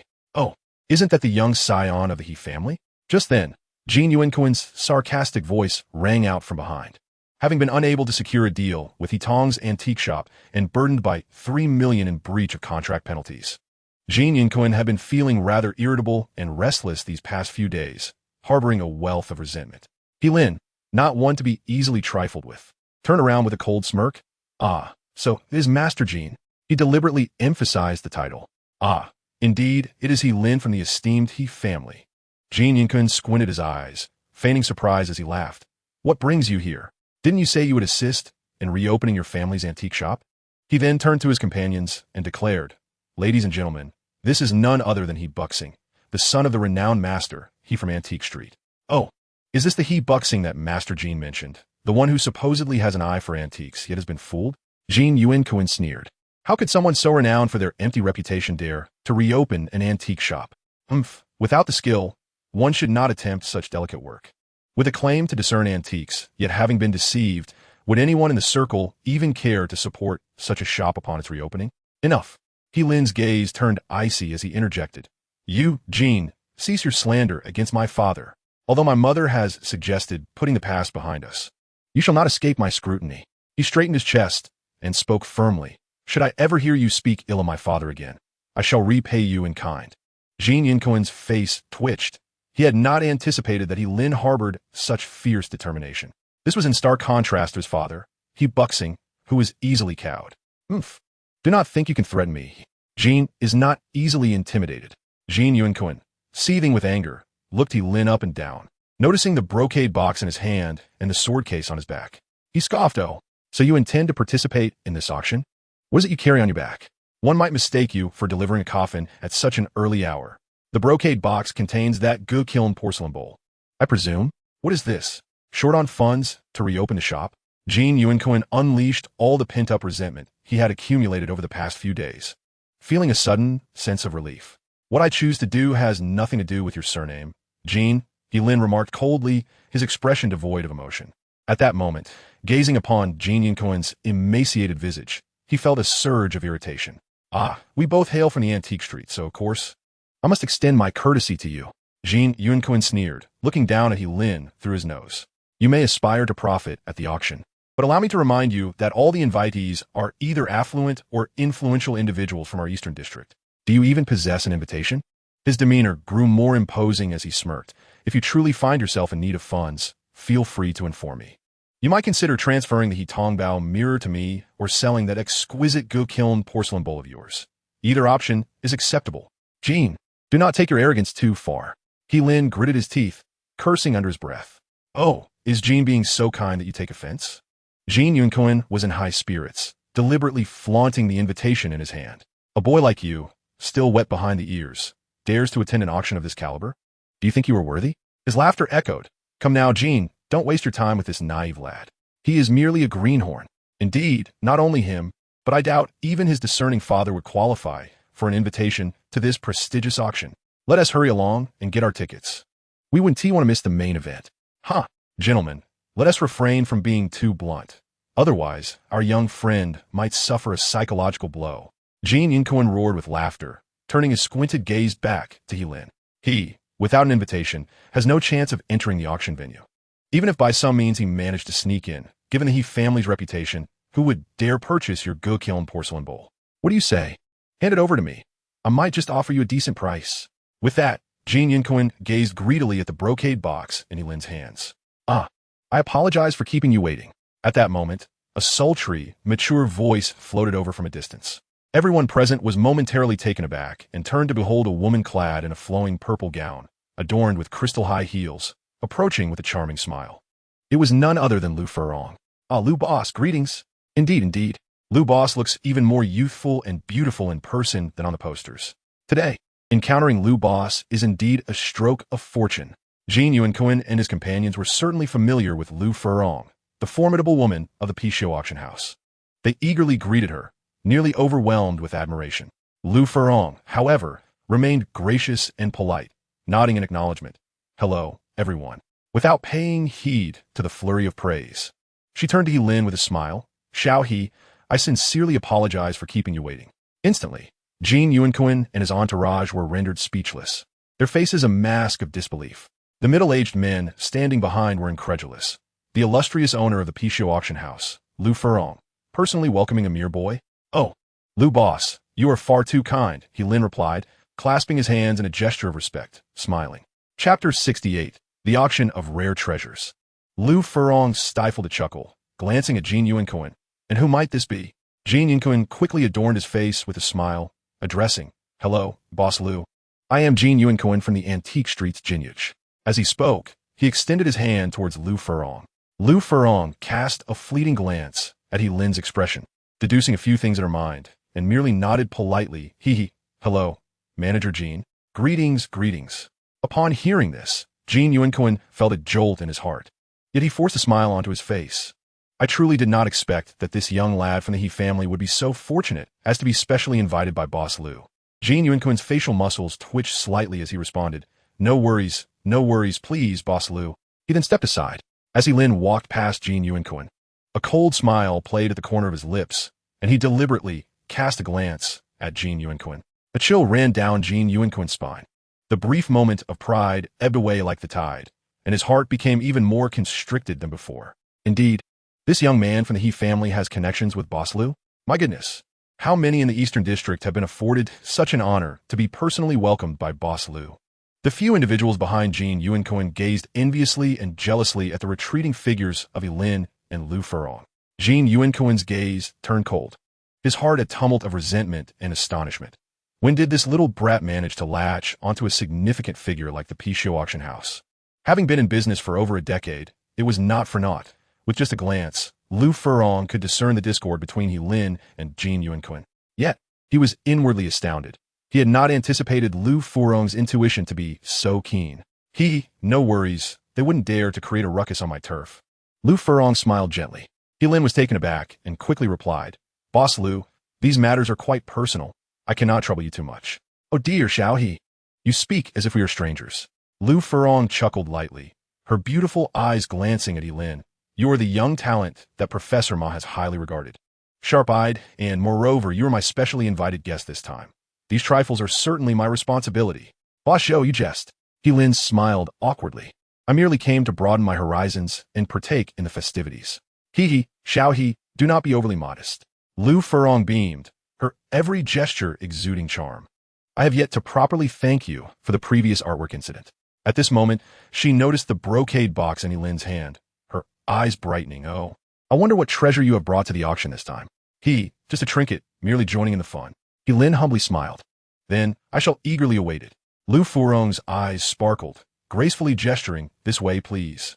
Under Lu Furong's guidance, Helin entered a spacious exhibition hall on the first floor. The hall was impressively expansive, larger than the previous auction venue by half, clearly indicating the effort Lu Furong had invested in this auction. Unlike the rows of wooden benches from the last auction, this time, all the seating had been replaced with leather sofas. The sofas, either designed for 2 or 4, formed a circle or round tables, where glass tables were set with tea, wine, and fruits, complemented by a dedicated server at each table. Before the auction platform lies a display table, crafted entirely from glass resembling crystal, allowing bidders to observe the auction items from every conceivable angle. No wonder Jin Yuanquan is so ostentatious. It appears this auction truly boasts remarkable prestige. Helin was equally taken aback by the scene before him. Since Lu Furong emphasized the significance of the guests, it clearly indicated that those arriving would indeed be of great importance. Very well, Boss Zhou. You may continue with your affairs. Helin humbly nodded. Ha. Please ensure Mr. Yang is well taken care of. Lu Furong instructed a nearby server before gracefully swaying away, her alluring figure captivating the room. Sir, would you prefer water, coffee, or champagne? The server promptly inquired with courtesy. Just water will suffice, Helin replied with a smile. The server immediately presented a bottle of mineral water, personally uncapping it and filling a glass. Please enjoy, sir. Should you require anything, do not hesitate to call me. Thank you. Helin noticed that the mineral water was imported from Belgium, far from the ordinary fare available on the market, exuding an air of sophistication. After seating himself, Helin placed the sword case and brocade box on the sofa. Surveying his surroundings and noting that each table was numbered, his table was VIP 02, situated in the first row of the display area, with an excellent view. Clearly, Lu Furong held Helin in high regard. Glancing back, he observed that Jin Yuanquan and his associates had also entered the auction hall, albeit seated farther back. Oh dear, this auction is indeed grand. Even prominent figures have been invited. Come, let us hurry to witness the spectacle. At that moment, a commotion erupted behind Helin, who has arrived with such fanfare. He muttered to himself, raising an eyebrow. He noticed many attendees rushing to greet the newcomers, including Jin Yuanquan, indicating that a significant figure from the antique circle had arrived. However, tranquility was elusive as the noise escalated. At last, I have the honor of meeting Elder Qing. Elder Qing, greetings. If you do not mind, please take a seat at my table. Elder Qing, please join me. Elder Qing. Helin's heart skipped a beat. Could the newcomer be? Elder Qing, this is the spot I have arranged for you. Lu Furong's voice resonated from behind him. Helin gasped in surprise. At that moment, Qing Hashan spotted Helin. The elderly and the young exchanged a moment of stunned silence. Well, look who it is. Qing Hashan's face broke into a broad smile. The crowd surrounding him was equally perplexed and astonished. What was the connection between this prominent figure in the antique circle and the young man before them? Elder Qing, you know Young-hee? Lu Furong asked, equally astonished. Of course I do. Qing Hashan chuckled heartily, leaning on his cane as he approached Helin's table. I shall sit here. Ding. I thought you might not attend this auction. Helin wore a smile on his face. Yet his words carried a playful tone. Someone once told me that if they were to come, they would notify me in advance. Qing Hashan paused momentarily, then struck his forehead in realization, exclaiming, Oh dear, look at my forgetful mind. Lastly, he added, You mustn't take offense, young man. Chapter 69, An Extraordinary Radiance. I would never dare to be upset with you. Helin chuckled, jesting, If you truly feel sorry, then I shall trouble you to keep a watchful eye for me in the future. Qing Yishan, taken aback, erupted into hearty laughter. Very well, whatever you need. Feel free to seek me out. I shall express my gratitude in advance for your assistance. Esteemed Qing, Helin replied with a smile. The onlookers, captivated by the exchange, were taken aback. Who was this young man, conversing so effortlessly with the renowned Antiquities magnate, Qing Yishan? Among the crowd, Jin Yuanquan's face turned a shade darker than fried liver, perplexed as to how this insignificant brat, devoid of power or influence, managed to engage with formidable figures like Lu Furong, the owner of the Pichio auction house, and Qing Yishan himself. Having navigated the Antiquities circle for over a decade, Jin Yuanquan had scarcely had the chance to exchange a few words with someone of Qing Yishan's caliber. Let alone cher ayist. The thought only fueled his anger and envy. How fortuitous, he sneered inwardly. At that moment, Lu Fu Rong's beautiful gaze shimmered as she looked at Lin, smiling. I hadn't realized that young he was acquainted with Elder Qing. Xiao Liu. I shall share a table with young he. Please remove the seating in the back, Qing Hishan instructed. Lu Fu Rong promptly directed the staff to clear away the double-seated VIP sofa. Once seated, Jin Yuan Kuan shot a venomous glare in Lin's direction, thinking to himself, how infuriating. Does he truly believe that associating with Elder Qing will transform him into something extraordinary? A crow remains a crow. Aside from that Ru Kiln porcelain, he carries a coffin board as well. I shall see what treasures this brat dares to present at the auction. If there's even a hint of fraud. As he contemplated, a smirk crept onto his lips. I shall expose the truth regarding your father's discerning eye, ensuring the He family gains notoriety throughout the Eastern District Antiquities circle. As the guests settled down, Lu Fu Rong ascended the podium. Ladies and gentlemen, it is my honor to welcome you to this special treasure auction hosted by our Pishio Auction House. Holding the microphone, Lu Fu Rong beamed. As members of the Antiquities community in the Eastern District of Gui City, you would have seen the auction process outlined in your invitations. I trust you have all perused it. With a playful addition, she remarked, for those who have yet to review the auction process, now is the time to do so. The audience responded with laughter, instantly enlivening the atmosphere of the venue. Well, I shan't say much more. Lu Fu Rong smiled. I imagine everyone is eager to begin today as proceedings, uncertain who among those present wishes to seize the opportunity as the first to present their treasure. A murmur of anticipation ripples through the crowd as her words fade. This inaugural presentation is laden with significance. It symbolizes not merely fortune, but also serves as a splendid occasion to capture attention. However, the individual who steps forth must bear considerable pressure, should their prized possession fail to shine, or, worse yet, be revealed as flawed. It would result in scandal echoing throughout the entire Eastern District. Lin surveyed the assembly. Although the audience buzzed with lively discussion, no one seemed inclined to step forward. I shall. At that moment, a voice emerged from the rear, startling Lin. To his astonishment, it was none other than Jin Yuan Kuan, who had mustered the audacity to take the spotlight in such a setting. I am Jin Yuan Kuan, proprietor of the Jinyu Pavilion on Antique Street. He stood, bowing respectfully to the assembled crowd. Today, I dare to claim this opportunity and be the first to present my treasure. I hope you will all indulge me. Lu Furong, standing on the stage, was momentarily taken aback but quickly smiled and said, very well, we invite Master Jin to the stage. Without hesitation, Jin Yuan Kuan grasped his ornate box and, under the gaze of all, approached the display platform. Today, I shall humbly present a treasure I fortuitously acquired, he announced, opening the box with a flourish. The audience gazed in anticipation as he revealed a small blue and white porcelain jar nestled within. A tempered glass tray, designed to showcase the piece and facilitate full rotation, awaited at the front of the display. Jin Yuan Kuan carefully lifted the jar from the box and placed it upon the tray for all to admire. Lin examined the jar, noting its antiquated elegance, with a small mouth, a gently rounded belly, and delicate feet. The mouth measures approximately 10 centimeters in diameter, while the belly spans about 20 centimeters, with a base of merely 12 centimeters. The entire jar stands at approximately 30 centimeters tall, its robust body exhibiting clear seams where it joins the outer wall. The jar's mouth is adorned with wave patterns, and the base features a lotus petal motif, seamlessly transitioning into depictions of figures and stories. The jar's belly showcases an intricate design of a qilong, a dragon-like creature swirling through the sea, its fierce eyes glaring. For claws poised upon the clouds, exuding an aura of majesty and splendor. One magnificent blue and white qilong jar. The patina and condition are remarkably pristine. Lu Furong, standing at the edge of the stage, marveled at the treasure Jin Yuan Kuan had brought forth. Lin, fully engrossed, scrutinized the qilong jar, his brow slightly furrowed. Initially, he had contemplated challenging Jin Yuan Kuan, yet he could not ignore the jar's exquisite craftsmanship and well-preserved state. The jar radiated a golden sheen, suggesting authenticity rather than imitation. Lin sighed inwardly, recognizing that Jin Yuan Kuan indeed possessed a notable treasure. Ladies and gentlemen, this is the qilong blue and white jar I have brought for you today. As Jin Yuan Kuan observed that his treasured porcelain jar had garnered sufficient attention, he began to introduce it with great pride. This ceramic jar possesses a robust form, far from delicate, with vibrant cobalt blue hues. The overall design is fluid and bold, characterized by composition that is intricate yet harmonious.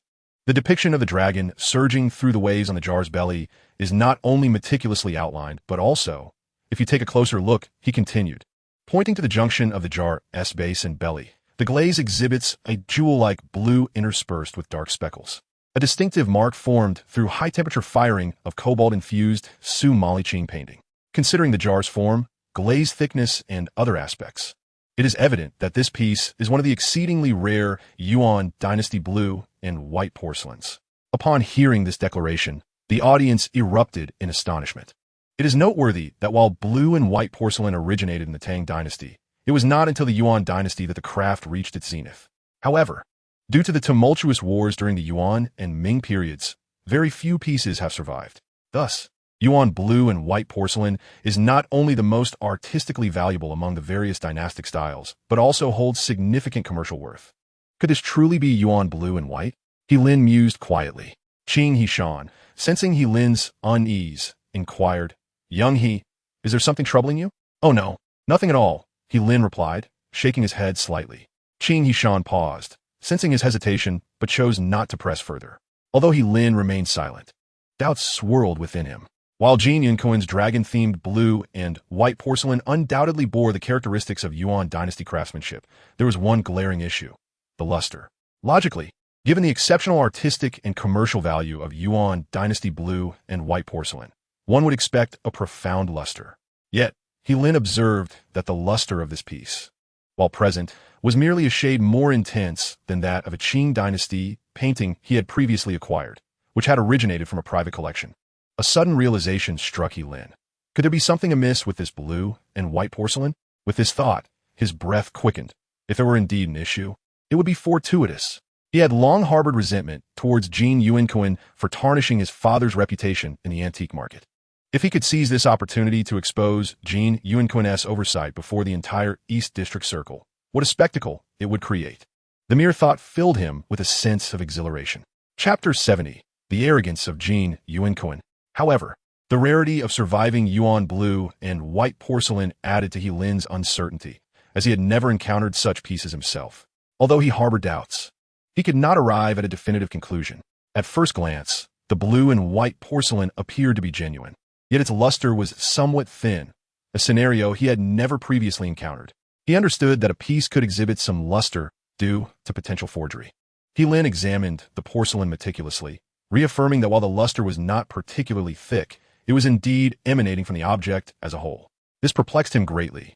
As he scratched his head in confusion, Qing Yishan raised an eyebrow and turned back to He Lin, asking, Young He, what have you been muttering about? Oh, I see. Qing Yishan stroked his beard and chuckled softly. Indeed, while ancient blue and white porcelain is abundant, Yuan blue and white is exceedingly rare, particularly those adorned with narratives featuring figures. Such examples are truly scarce. Is the figurative blue and white so uncommon? He Lin inquired, astonished. Qing Yishan replied with a smile. The Zhou Yafu and the Willow Camp narrative is among the very few that exist in the surviving Yuan blue and white porcelain. Such depictions are indeed rare, as phoenix feathers and unicorn horns. He Lin paused, realizing that should this transaction succeed, Jin Yunquin would undoubtedly reap considerable profits. This simply won't do. By the way, Elder Qing, he called out softly, do you believe this blue and white porcelain is genuinely from the Yuan dynasty? Qing Yishan pondered for a moment. This piece, at first glance, resembles authentic Yuan blue and white porcelain in terms of shape, glaze, and patina. However, lacking the opportunity to examine it closely, I cannot assert its authenticity. He smiled and continued. It is important to note that while genuine Yuan blue and white is rare, numerous imitations emerged during the Ming and Qing dynasties. Imitations of Yuan blue and white. Upon hearing this, He Lin's mind sparked with recollection. Suddenly recalling that his father had mentioned a significant number of porcelain pieces mimicking those of the Yuan dynasty had indeed surfaced during the late Ming and early Qing periods, with craftsmanship so exquisite that they could easily be mistaken for originals. However, as Emperor Kanshi's preferences shifted, these imitations lost their market and faded from the historical stage. Could it be that this blue and white porcelain is truly a later imitation of the Yuan blue and white? Yet, as this thought crossed his mind, He Lin felt a flicker of doubt. Jin Yunquin was a man who would not act without certainty. How could he possibly mistake the difference between Yuan blue and white and Ming Qing imitations? What troubles you, young he? Qing Hashan noticed He Lin's silence and instinctively asked, have you discerned something? No, no, He-Lin shook his head, smiling. Such porcelain must be examined in person to truly ascertain its quality. Qing Hashan merely smiled, resuming his observation of the auction. Meanwhile, a wave of admiration and applause rippled through the crowd, indicating that Jin Yuanquan's eloquence was indeed remarkable. All right, everyone. Jin Yuan grinned broadly, his voice resonating. Since we are all acquainted in this circle, I shall not beat around the bush. My purpose for taking the stage first is to familiarize myself and forge connections. As for this porcelain jar, I shall start the bidding at a fortunate number. 66 million, a sign of good fortune. Interested parties may step forward to take a closer look. With that, he stepped aside, and it was evident that many were intrigued by the piece. Before long, a throng of admirers had gathered around the stage. Oh, this jar is stunning from a distance, and upon closer inspection, it is exquisite, they exclaimed. The porcelain body is substantial, and the shape is full. It undeniably embodies the style of Yuan blue and white porcelain. The dragon depicted has a slender neck, a robust belly, and a short tail, with a painting style that unmistakably reflects the characteristics of Yuan blue and white. Listening to the crowd's comments, Lu Furong leaned in to observe the jar, noting that from every angle, it indeed exuded an air of high quality. Her keen eye also caught a detail. The dragon on the belly of the jar had 4 claws. To discern the distinctive 5-claw design of the Yuan dynasty's official kiln dragon motif, one must understand that the folk kiln ceramics are limited to 3 or 4 claws. It is likely that this piece of porcelain originates from a folk kiln. Nevertheless, the surviving specimens of Yuan blue and white porcelain are exceedingly rare. And even among folk kiln items, a piece in such remarkable condition is indeed a precious treasure. Manager Jean, exquisite pieces like this are becoming increasingly scarce. Lu Furong smiled as she congratulated Jin Yuanquan. As the proprietor of the Pishio auction house, it is only natural for her to cultivate relationships with those who possess valuable items. Such is the nature of commerce, devoid of excessive personal sentiments. You flatter me. Boss Lu, Jin Yuanquan replied with a proud bow. Afterward, he refrained from further conversation with Lu Furong and instead cheerfully attended to those interested in his porcelain. It was evident that Jin Yuanquan was somewhat inflated with pride at this moment. Lu Furong maintained her smiling demeanor, but chose not to elaborate further. Let's go and join the excitement, Qing Hashan suggested to He-Lin. Excellent. He-Lin eagerly rose to follow. As Qing Hashan approached the stage, everyone present wisely made way. Such is the grandeur of presence. Lu Furong also moved beside Qing Hashan and whispered, Elder Qing, could you lend your discerning eye? Her invitation to Qing Hashan for this auction was intended to add an extra layer of assurance to the event. For this reason, she had not invited any other appraisers. One Qing Hashan was sufficient. Qing Hashan nodded, donned his white gloves and reading glasses, and began to meticulously appraise the porcelain jar. Seizing the opportunity, He-Lin also drew near to closely examine the blue and white porcelain jar. Upon closer inspection, He-Lin discovered that the dragon motif jar exhibited a rich patina, unlike the porcelain of the Ming and Qing dynasties, and indeed appeared to be of Yuan blue and white origin. He-Lin was momentarily perplexed. Could it truly be a Yuan blue and white piece, given its deep patina? However, the brilliance of this treasure surely could not deceive me.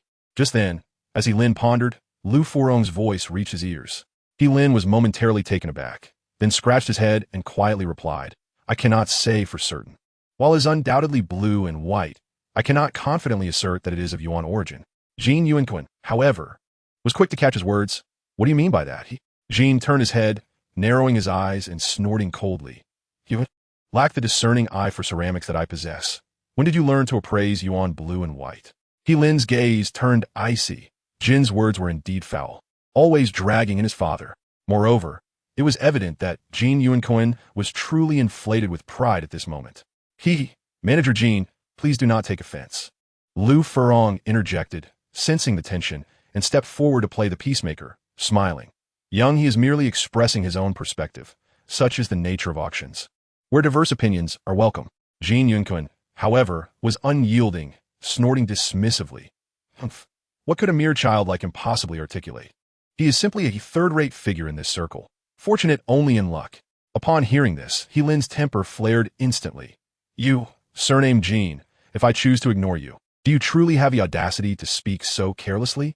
It appeared that Jin Yuanquan had become so arrogant that he no longer remembered his own name. Enough of the bickering.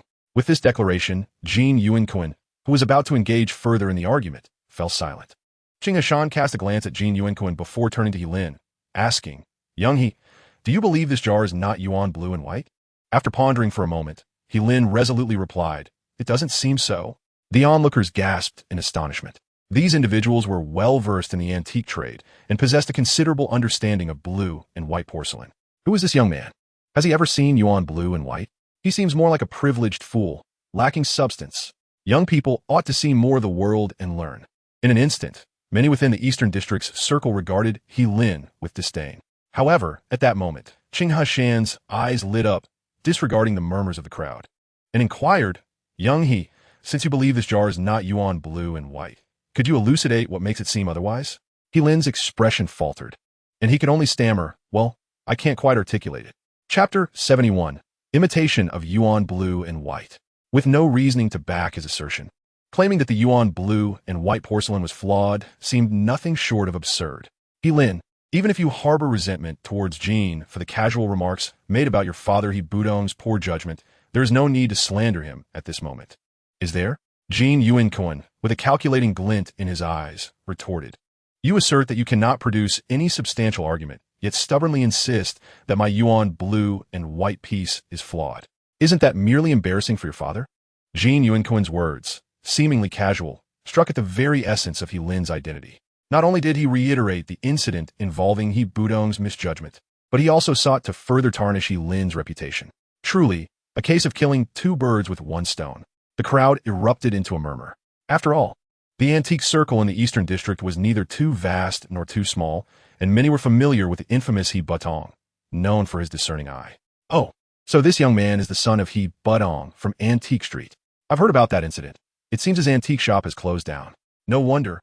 He inherited his father's poor judgment and now causes a scene. Qing Hashan was momentarily taken aback, realizing that the tall, slender middle-aged man before him was indeed the Jin Yuanquan that He Lin had previously mentioned as having tricked his father.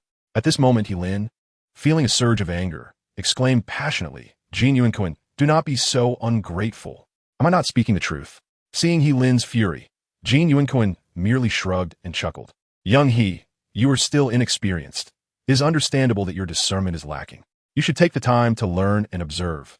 Otherwise, how will you ever reopen your family's antique shop?" With these words, the crowd regarded He Lin with even greater skepticism. With such limited ability, he aspired to reopen an antique shop? Was this merely a delusion? Even if he were to reopen it, who would dare to conduct business with him? Truly, what a disgrace. Enough. Listening to the rising murmur of discussions, Qing Hishan issued a stern admonition. Today is the auction of rare treasures. Not the time for personal grievances. Can I speak now?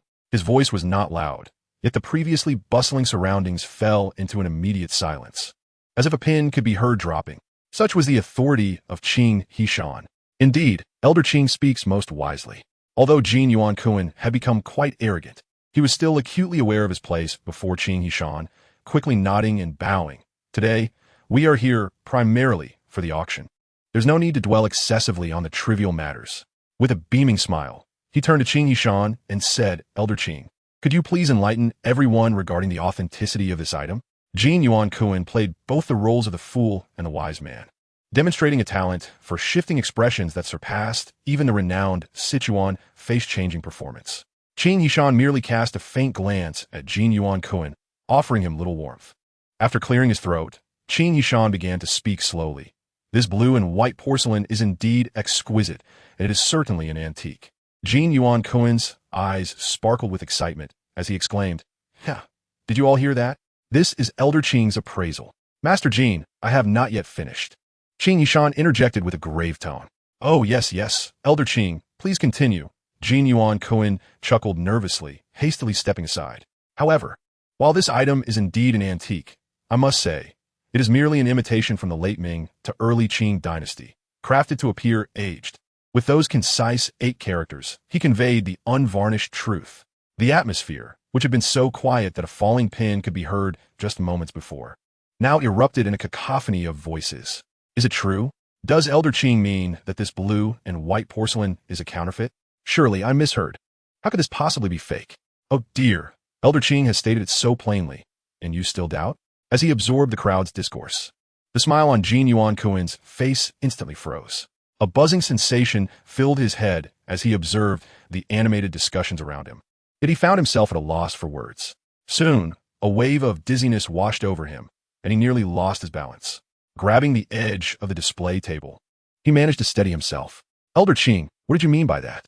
Jin Yuan Kuan stammered, still in disbelief, trembling lips repeating. Having been in the antique circle for over a decade, how could I possibly misidentify a piece of blue and white porcelain? Elder Qing, are you suggesting? Qing Hishan's gaze turned cold. Master Jin, are you implying that I have erred in my judgment? Pale-faced, Jin Yuan Kuan quickly shook his head. No. That is not what I meant. It's just.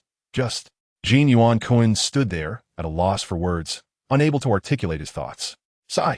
Master Jin, I comprehend your thoughts. Qing Yishan sighed, continuing, this cannot all be attributed to you. The craftsmanship on this Jilin dragon vase is exceptionally refined. Had I not examined it closely just now, even I might have overlooked the fact that this vase is merely a Qing Dynasty imitation. What? A Qing Dynasty imitation? The entire audience erupted in astonishment, for Qinghe Mountain's words served as a definitive verdict on the blue and white porcelain. How could this be? How could this possibly be? Jin Yuankuan's complexion turned pale, his already frail body trembling uncontrollably. He seized the porcelain jar from the display and scrutinized it from all angles. Qing Lao, please tell me, where does this jar exhibit any flaws?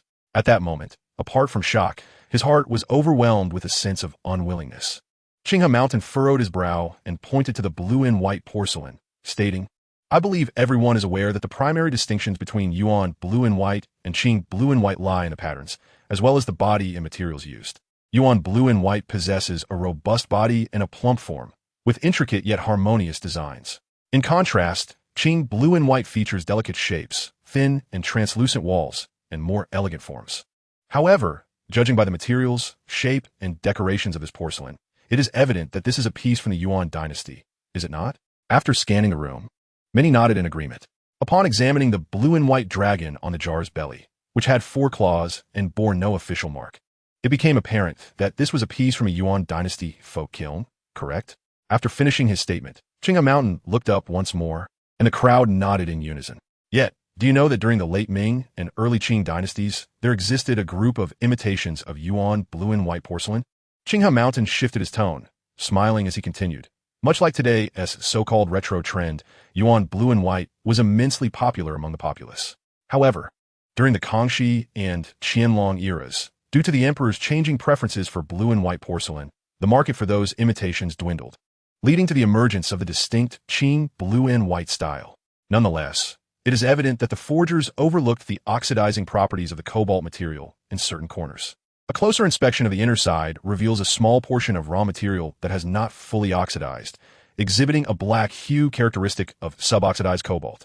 Having said this, Qinghe Mountain returned the jar to Jin Yuankuan, saying, Master Jin, you must understand that if this were indeed Yuan blue and white porcelain, such instances of incomplete oxidation would be utterly impossible. Jin Yuankuan hastily took the jar, examining its inner side under the light.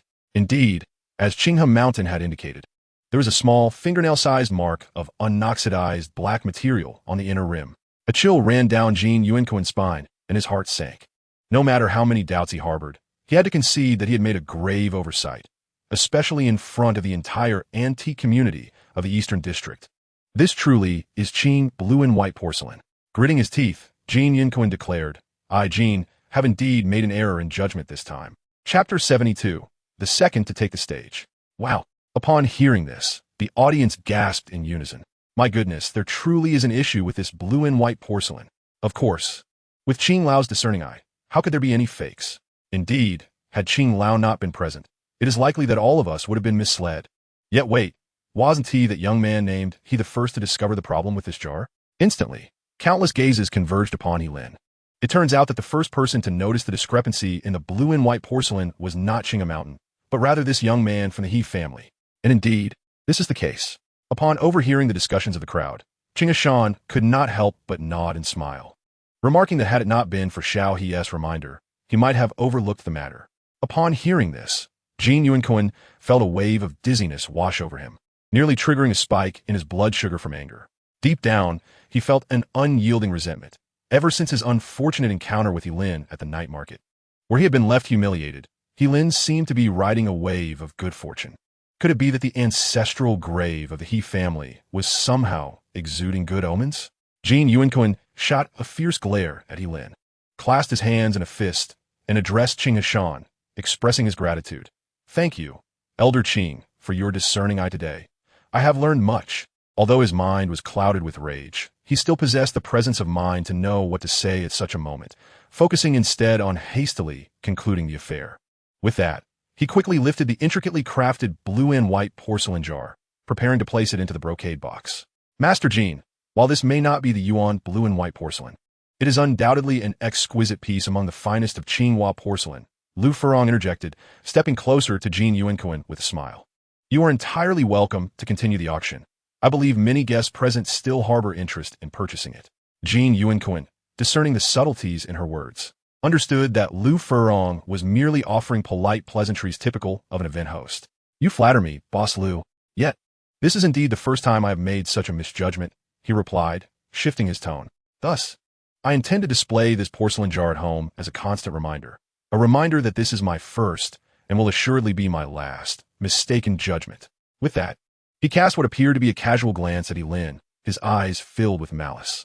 However, He Lin could not help but internally chastise Jin Yuanquan, deeming him an old fox. While Jin Yuanquan acknowledged his error, he cunningly attributed the blame to the exquisite craftsmanship of the counterfeit and his own arrogance, avoiding any mention of his flawed judgment. Despite this public blunder, Jin Yuanquan's reputation within the circle would likely remain unscathed. In He Lin's mind, it was clear as day. Although Jin Yuanquan spoke eloquently, who could say what he might do behind the scenes, perhaps selling this jar as genuine Yuan blue and white porcelain? At that moment, Lu Furong, microphone in hand, addressed the gathering crowd. All right, everyone, let us take a brief respite. We shall soon proceed with the next auction item. It must be said that following today's events, Qing Hashan held a newfound respect for He Lin's perceptiveness. Ah, Elder Qing, you flatter me. He Lin chuckled lightly, jesting. Once my family's Yitongbao antique business is on track, should you not find me bothersome, I will be glad to assist at King Fanjuan. What He Lin intended as mere jest unexpectedly sparked a glimmer of interest in Qing Hashan's eyes. It's a promise. He Lin was momentarily taken aback, then managed a wry smile. A promise it is, a promise it is. Very well, everyone. Just then, Lu Furong returned to the center of the display stage. Her voice resonant. The auction will now continue. Who wishes to take the stage next? Before her words had fully settled, He Lin swiftly rose from his seat. Oh! Lu Furong, with her captivating gaze, expressed a hint of surprise as she inquired about the treasures he had brought today, inviting everyone to witness them together. The crowd below, upon seeing He Lin rise, was equally astonished. After all, He Lin had not only garnered the favor of the esteemed Elder Qing at a young age, but had also discerned the flaws in the blue and white porcelain presented by Jin Yuanquan. Now, he was audaciously requesting to take the stage, which only heightened the anticipation among the onlookers, leading none to contest his opportunity for a second bid. Elder Qing, I shall take to the stage first and risk exposing myself, He Lin said, bowing slightly as he lifted the brocade box. Qing Hashan's eyes glimmered momentarily before he nodded with a smile, watching as He Lin ascended the stage with the box in hand. At the back of the bidding area, Jin Yuanquan, witnessing He Lin's second appearance, was incensed, hastily sipping tea to compose himself. He had only just drawn attention to his own offering, and now He Lin was immediately showcasing his treasures. Jin Yuanquan could surmise the implications with the utmost clarity. Damn it! I'm eager to see what else you brought besides that Ru Kiln porcelain bowl. Jin Yuanquan glared fiercely at the sword box on He Lin's back and scoffed. If there's a problem, I'll make you regret it. At that moment, under the gaze of the crowd, He Lin placed the sword box aside on stage. He first unfastened the brocade box and gently extracted the Tang flower porcelain double-handled jar, placing it on the display tray. The tray, now burdened, began to rotate slowly. By coincidence, one of the two treasures I have brought today is indeed a piece of porcelain, He Lin announced with clarity into the microphone. The Tang flower porcelain double-handled jar has a starting price of 6,666,000. This proclamation sent ripples of excitement through the audience. Upon hearing He Lin's words, Jin Yuanquan was so taken aback that he spat out his tea in shock. Goodness, this little rascal brought something other than that Ru Kiln porcelain bowl. Jin Yuanquan's features twitched with disbelief, his eyes fixated on the stage. When did the He family acquire such treasures? And 666,000. This is clearly a provocation. Jin Yunkoin cursed under his breath, his gaze cold as he resolved to ascertain the authenticity of the item. Meanwhile, Qing Hashan, stroking his beard with a smile, was already aware of the two pieces Helin had brought, leaving him unperturbed. Lu Furong, positioned closest to Helin, stepped forward to examine the Tang flower porcelain double-handled jar as soon as he announced it. Bathed in the stage lights, the jar exuded an ancient, rounded form, robust and weighty, accentuating its inherent elegance. Indeed, it is a remarkable piece. Lu Furong nodded slightly in approval. As the predecessor to June Kiln porcelain, Tang flower glaze porcelain undeniably serves as a pivotal link within the continuum of Chinese ceramics. Its bold and vibrant use of materials has propelled Chinese porcelain into an unprecedented realm of artistry. "Ah, Boss Lu, may we step up for closer inspection?" Came a chorus from the audience, clearly eager to scrutinize such a rare specimen of Tang flower glaze porcelain. Lu Furong offered a gentle smile and remarked, "It seems that everyone is quite intrigued by this piece of porcelain. I shall refrain from unnecessary chatter. Please, come forward and take a closer look." With that, she stepped aside, and the crowd eagerly rose to approach the display, keen to behold the exquisite Tang flower porcelain double-handled jar. Jin Yuanquin, too, promptly followed suit, eager to inspect it thoroughly. However, as he scrutinized the piece, his expression grew increasingly grim. The Tang flower porcelain double-handled jar, crafted in a rich black glaze, revealed its true hue near the base, adorned with 4 patches of gray-blue patterns that appeared as if they had flowed naturally, a strikingly whimsical creation. Jin Yinquin found himself captivated and utterly convinced of its authenticity. Furthermore, the jar's form remained impeccably intact, its beauty illuminated under the lights. Why had Helen acquired such a treasure? Jin Yuanquin pondered silently. Chapter 73, A Second Offer of Treasures. "Jin, have you discerned anything of significance?" Helen inquired, noticing Jin Yuanquin's rapt attention. He approached from behind with a teasing tone. "If you fancy it, I could sell it to you at a handsome price." "Goodness, you startle me," Jin Yuanquin exclaimed, leaping aside like a startled cat, his gaze darkening as he shot a glare at Helen. "Do not get too smug. The tides may turn, and we shall see." With a huff, Jin Yuanquin descended from the stage, muttering under his breath. Shortly thereafter, the remaining attendees, after appraising Helen's Tang flower porcelain double-handled jar, also made their way off the stage. The Tang flower glazed porcelain holds a unique position in the annals of Chinese porcelain history. It is a remarkable artifact embodying both historical and artistic value, cherished by collectors. Unsurprisingly, after several rounds of bidding, Helen's Tang flower porcelain double-handled jar ultimately fetched an astonishing price of 12 million. If the elderly man who sold Helen the porcelain were to learn of this, one could only speculate whether he would suffer a heart attack from shock. Ladies and gentlemen, after the successful transaction of the Tang flower porcelain double-handled jar, Helen seized the microphone once more. "In addition to the aforementioned piece, I have brought forth another gem for your consideration. Should you be interested, we may continue the bidding." With that, he deftly turned a nearby sword case towards the stage. "I shall see what treasures lie within this little coffin of yours." Jin Yinquin narrowed his eyes from the audience, skeptical. "I refuse to believe that the He family possesses such an abundance of treasures." At that moment, Helen opened the sword case. "Dear friends, I trust you are all familiar with the legendary sword of Gojian, the king of you from the spring and autumn period," Helen proclaimed by coincidence. "Today I present to you the very sword of Wu Wang Fuchai, the king who triumphed over King Gojian. With a resounding clang, a bronze ancient sword, inlaid with turquoise and embellished with a beast motif, materialized in Helen's hand. It was indeed the sword of Wu Wang Fuchai. "Ah!" Jin Yuanquin gasped, spraying his tea in astonishment, his eyes wide with disbelief. How can this be possible? Aside from him, the other attendees were equally astonished upon witnessing the sword in Helen's grasp, and the auction hall erupted in a cacophony of excitement. "My goodness! Is this truly the legendary sword of King Fuchai of Wu? It is known that only 9 of these swords have ever existed. How could a 10th one possibly be here? Oh, look at that sword. Its blade is inscribed with characters, and its form and patina do not appear to be counterfeit. If this is indeed the long-lost 10th sword of King Fuchai, its value would be extraordinary." Listening to the murmurs of the crowd, Jin Yinquin's already grim visage shifted between shades of green and white, his gaze fixated on the bronze sword in Helen's hand. "Goodness, this is utterly astonishing. If this sword were a forgery, it would be one matter, but if it is genuine, that fellow he could not possibly escape today." Jin Yuanquin quickly shook his head, trying to dispel the thought. "This sword must surely be a fake. May the Bodhisattva protect me." At that moment, Lu Furong, closest to He Lin, was also taken aback, covering her mouth in surprise when He Lin unveiled the sword.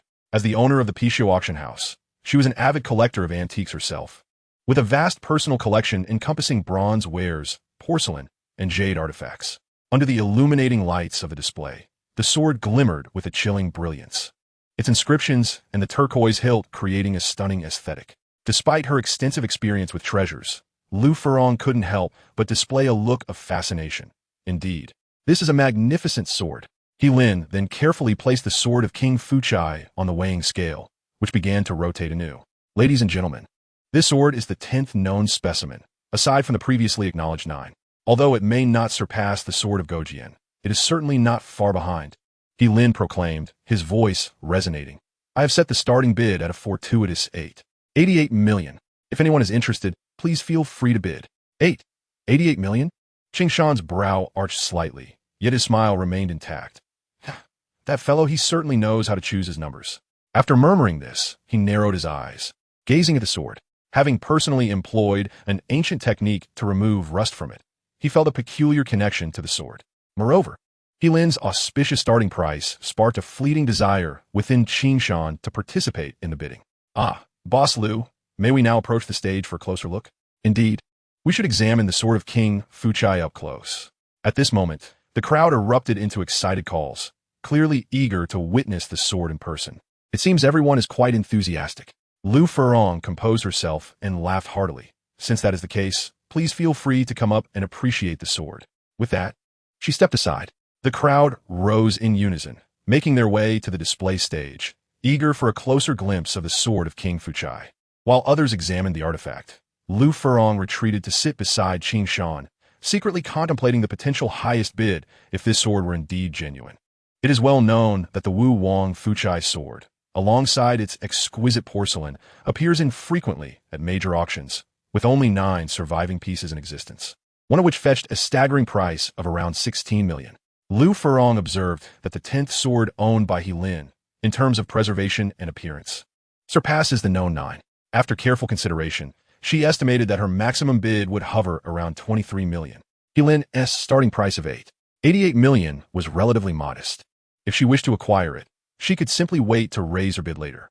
Having made up her mind, Lu Furong glanced around, only to discover that Qing Hishan had taken the stage to inspect the item. She quickly rose to follow him. King Lao, could you please assess whether this Wu Wang Fuchai sword is genuine? Many gathered around Qing Hishan, urging him to conduct a thorough appraisal. With a smile and a slight nod, he addressed the crowd. Ladies and gentlemen, I must be frank with you. This Wu Wang Fuchai sword was presented to me by Young He over half a month ago. Upon hearing this, the audience fell silent, especially Jin Yuanquan, who had been poised to critique the bronze sword, turning pale as the implications sank in. It was clear to anyone with discernment that since He Lin had already sought Qing Hishan's expertise before the auction, the sword's authenticity was beyond question. Jin Yuanquan's face twitched, and he shot a resentful glare at He Lin standing at the edge of the stage. Young He, how did you come into possession of this bronze sword? Lu Furong inquired softly, standing beside him. I was fortunate. It was unearthed from the cultural market. He Lin replied with a smile. Hearing this, Lu Furong's eyes brightened. Indeed, a hero emerges in youth. You flatter me, Lu boss. I merely had good fortune. He Lin responded, maintaining his composure with a smile. At this moment, Qing Hishan laughed heartily. Rest assured, I, as a representative of Qing Fongyuan, guarantee that this Wu Wang Fuchai sword is indeed authentic. You may bid with confidence. This proclamation dispelled any lingering doubts among the crowd. The fact that Qing Hishan was willing to vouch for the sword under his esteemed name was a solid endorsement. Turning to He Lin, Qing Hishan chuckled. Young He, you certainly know how to set a price, making me feel a twinge of envy. He Lin was taken aback, offering a wry smile and shaking his head. Qing Lao, please don't jest. I assure you, I am not joking. Qing Hishan replied, breaking into another hearty laugh. However, He Lin still suspected that Qing Hishan was jesting, considering that he had not expressed interest in purchasing the sword when it was first revealed, and now, due to He Lin's advantageous starting bid, he was keen to participate in the auction. To anyone with a modicum of common sense, it seemed like a jest. Meanwhile, Lu Furong, upon hearing this exchange, noticed a change in expression and gently tapped Qing Hishan's shoulder, giving him a meaningful look. Qing Lao, may I have a word with you privately? Qing Yishan is a person of discernment, and he chuckled, saying, "Please, Boss Lu, King Lao, I shall not beat around the bush." Lu Furong, with a radiant smile, poured a cup of tea for Qing Yishan and remarked, "I have a fondness for the Wu Wang Fu Chai sword. I hope Qing Lao can make a concession. It is well known within the antique circle of Glacier City that with Qing Yishan's financial prowess, should he truly desire to contend for a treasure, few would stand a chance against him." Qing Yishan was momentarily taken aback, but then his eyes sparkled as he laughed. "Ha ha. I have long heard that Boss Lu is a seasoned collector, and today, I see that your reputation is indeed well-deserved." Lu Furong also smiled. "Qing Lao, you flatter me. I hope you can grant my request today." Qing Yishan lifted his teacup, savoring its contents, and replied, "Ha, that is agreeable. Although I too have a passion for collecting antiques, I do not wish to snatch away the delight of others, especially that of Boss Lu." Lu Furong's anxious heart finally found relief, and she exclaimed, "I am truly grateful to you, Qing Lao." "Haha, Boss Lu is too kind," Qing Yishan said with a gentle shake of his head. "If Boss Lu wishes to express gratitude, that is rather simple. I have heard that you recently acquired a Langyao Buddha statue. If you are willing to part with it and propose a price for me, it would be the greatest form of thanks." Lu Furong, being a clever individual, understood the implication behind Qing Yishan's words. Maintaining her smile, she inquired, "Haha, Qing Lao, what treasures have you not seen? Why do you suddenly desire my Langyao red Buddha statue?" The Langyao red is a precious traditional red grapefruit porcelain that gained fame during the Qing dynasty, crafted under the supervision of the official potter Lang, making it a quintessential representative of Qing dynasty official kiln porcelain. As one ages, one naturally seeks some divine protection. Qing Yishan sighed half-jokingly. Lu Furong's eyes shimmered with an inscrutable glimmer, revealing her thoughts.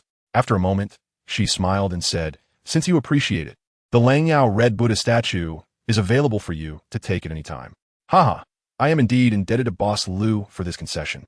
Qing Yishan laughed heartily. "Not at all. I must thank Qing Lao for your generosity." Lu Furong replied with a playful smile. "Although the Langyao red Buddha statue is valuable, it pales in comparison to the Wu Wang Fu Chai sword currently being auctioned by Helin, not to mention the rarity of only 9 surviving specimens of the Wu Wang Fu Chai sword in history. Since Qing Yishan was purchasing the Buddha statue at market value, Lu Furong could still make a small profit while acquiring the coveted Wu Wang Fu Chai sword. It is a win-win situation. Dear guests, have you all had your fill of appreciation? Lu Furong, with her alluring figure, gracefully approached the display stage and inquired with a smile. Everyone nodded in agreement. "Xiaohe, this Wu Wang Fu Chai sword is truly exquisite," Lu Furong remarked. Turning to Helin with a smile, "You have stirred my interest." Helin was momentarily taken aback, but quickly regained his composure, smiling. "Boss Lu, why do you jest with me like Qing Lao?" "Xiaohe, I assure you, I am not jesting." Lu Furong maintained her smile, gazing intently at Helin. Helin's heart raced, and his expression stiffened. "Lu, is that truly the case? Is there any possibility of it being a jest?" Lu Furong smiled gently, then turned to the crowd and declared in a clear voice, "Ladies and gentlemen, given my keen interest in the Wu Wang Fu Chai sword, I shall temporarily relinquish my role as host to Mr. He." Without waiting for Helin's response, Lu Furong handed the microphone to him. "Why are you still standing there in a daze, you silly boy?" she said with a smile, gently urging the astonished Helin, "Take the microphone." At that moment, Helin fully realized that Lu Furong was genuinely interested in the Wu Wang Fu Chai sword. Of course, it was not just Helin. The other attendees were equally astonished, as they had not anticipated that the esteemed host, Lu Furong, had her eyes set on an ancient sword. "Well then, let us see what you can do, young he." With that, Lu Furong cheerfully descended to the audience. Feeling a bit awkward, Helin scratched his head and said, "To be honest, this is my first time hosting an auction, so I hope everyone will forgive any shortcomings." After exchanging pleasantries, he did not linger. "All right, I shall take the liberty of announcing the starting bid for the Wu Wang Fu Chai sword at 88 million. If anyone is interested, let the bidding commence." 9 million. As soon as Helin's words fell, someone in the audience raised their paddle and called out, 5 million, before the previous bid could settle. Another voice immediately raised the stakes. 10 million. 15 million. Someone boldly raised their bid by 5 million, leading the crowd into a momentary silence. All eyes turned to the source of the bid, which was none other than Lu Furong. Lu Furong remained composed under the scrutiny, her face adorned with a polite smile. The crowd collectively gasped, realizing that the astute Lu had indeed set her sights on acquiring the Wu Wang Fu Chai sword today. Naturally, Lu Furong's substantial increase of 5 million was a strategic move aimed at intimidating indecisive bidders and preventing unnecessary price inflation for the auction item. Indeed, her tactic proved effective, as many eager bidders prudently withdrew their restless hands. 16 million. Just as the crowd speculated that there might be no further competition, a haughty voice rang out from the bidding seats. Ah, so the eldest son of the Zhou family is also interested in the Wu Wang Fu Chai sword. Someone murmured from the crowd. Hearing this, Lu Furong turned her gaze to see a middle-aged man in his 40s, sporting a slicked-back hairstyle and clad in a black suit, bidding confidently with an air of arrogance. It was he who made Lu Furong's brow furrow slightly. The man was none other than Zhou Mingfan, the eldest son of the prestigious Zhou Ji winery in the East District, known for his domineering demeanor. Zhou Mingfan's presence at the auction raised concerns about what antics he might conjure in pursuit of the sword. At this moment, Lin also noticed Zhou Mingfan. Although he had never met him before, upon hearing the crowd below call out young Master Zhou and observing Zhou Mingfan's appearance, it was not difficult to deduce his identity. Could this be the elder brother of Zhou Deshen? Lin mused to himself, recalling the polite demeanor of Zhou Deshen when he purchased his exquisite Qilin-patterned jade pendant. Hey, up there! At that moment, Zhou Mingfan impatiently called out to Lin, "What are you daydreaming about? Is anyone going to bid, or should we start the countdown?" Lin furrowed his brow and immediately shouted, 16 million for the first time. Although Zhou Mingfan was a brother to Zhou Deshen, their temperaments and approaches to matters were worlds apart. 16 million. 17 million. Lu Furong pondered briefly before raising her paddle once more. 18 million. Zhou Mingfan swiftly raised the bid again without hesitation. The current bids remained within budget, and Lu Furong did not hesitate too much. 20 million. At that moment, Zhou Mingfan raised his paddle, directly increasing the bid by 2 million. No one had anticipated that Zhou Mingfan would raise the stakes by such a considerable amount at 18 million, causing an uproar among the crowd below. Bozliu, it seems you have met your match, Qing Ashan commented with a sip of tea and a smile. Lu Furong inhaled sharply, realizing that this young Master Zhou was indeed intent on acquiring the sword of King Wu, Fuchai. Yet, she was equally puzzled. The Zhou family's eldest son had always been indifferent to such pursuits. When had he developed a passion for antiques? For a moment, Lu Furong found herself hesitating, and a brief silence fell over the auction. Zhou Mingfan, clearly impatient, brusquely shouted at Lin. Chapter 75, I will not sell. Lin then understood that, like Zhou Deshen before him, Zhou Mingfan was here to prepare a gift for the elder of the Zhou family. However, the attitudes of these two brothers were markedly different. Lin frowned, ignoring Zhou Mingfan, and quietly inquired of Lu Furong, "Boss Lu, will you continue to bid?" Zhou Mingfan, noticing Lin's disregard, snorted coldly, "Humph. An ungrateful fellow." After a moment's contemplation, Lu Furong finally declared 21 million. This bid was very close to her maximum budget of 23 million.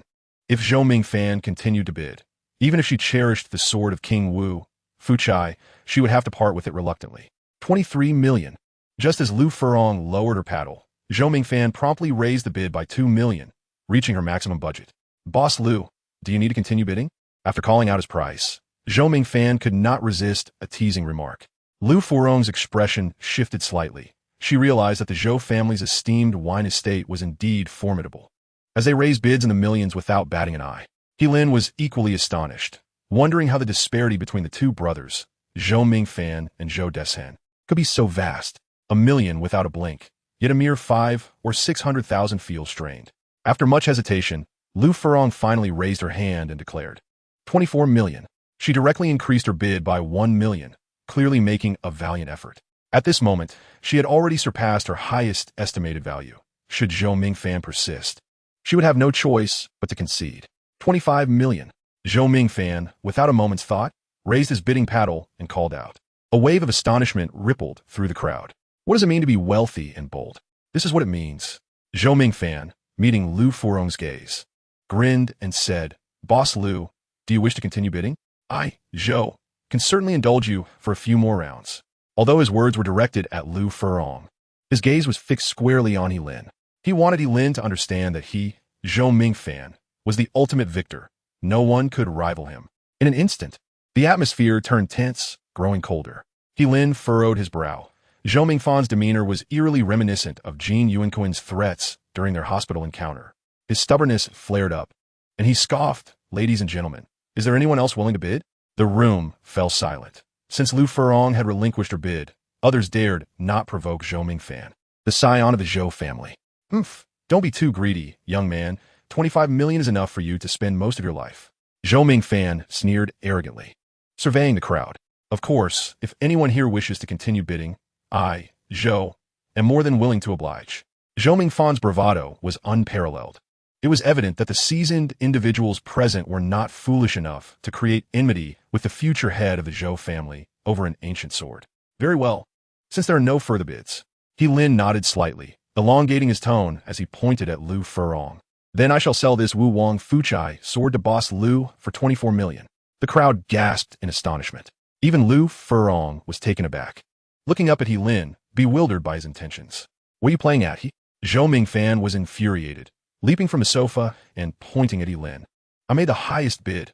What does it mean that you want to sell it to me? It means nothing, He Lin retorted coolly, casting a sidelong glance at Zhou Mingfan. This Wu Wang Fuchai sword has always belonged to me. I am now halting the auction. I will not continue. You, Zhou Mingfan, pointing at He Lin, was so enraged he could hardly articulate his frustration. You can't just stop the auction like this.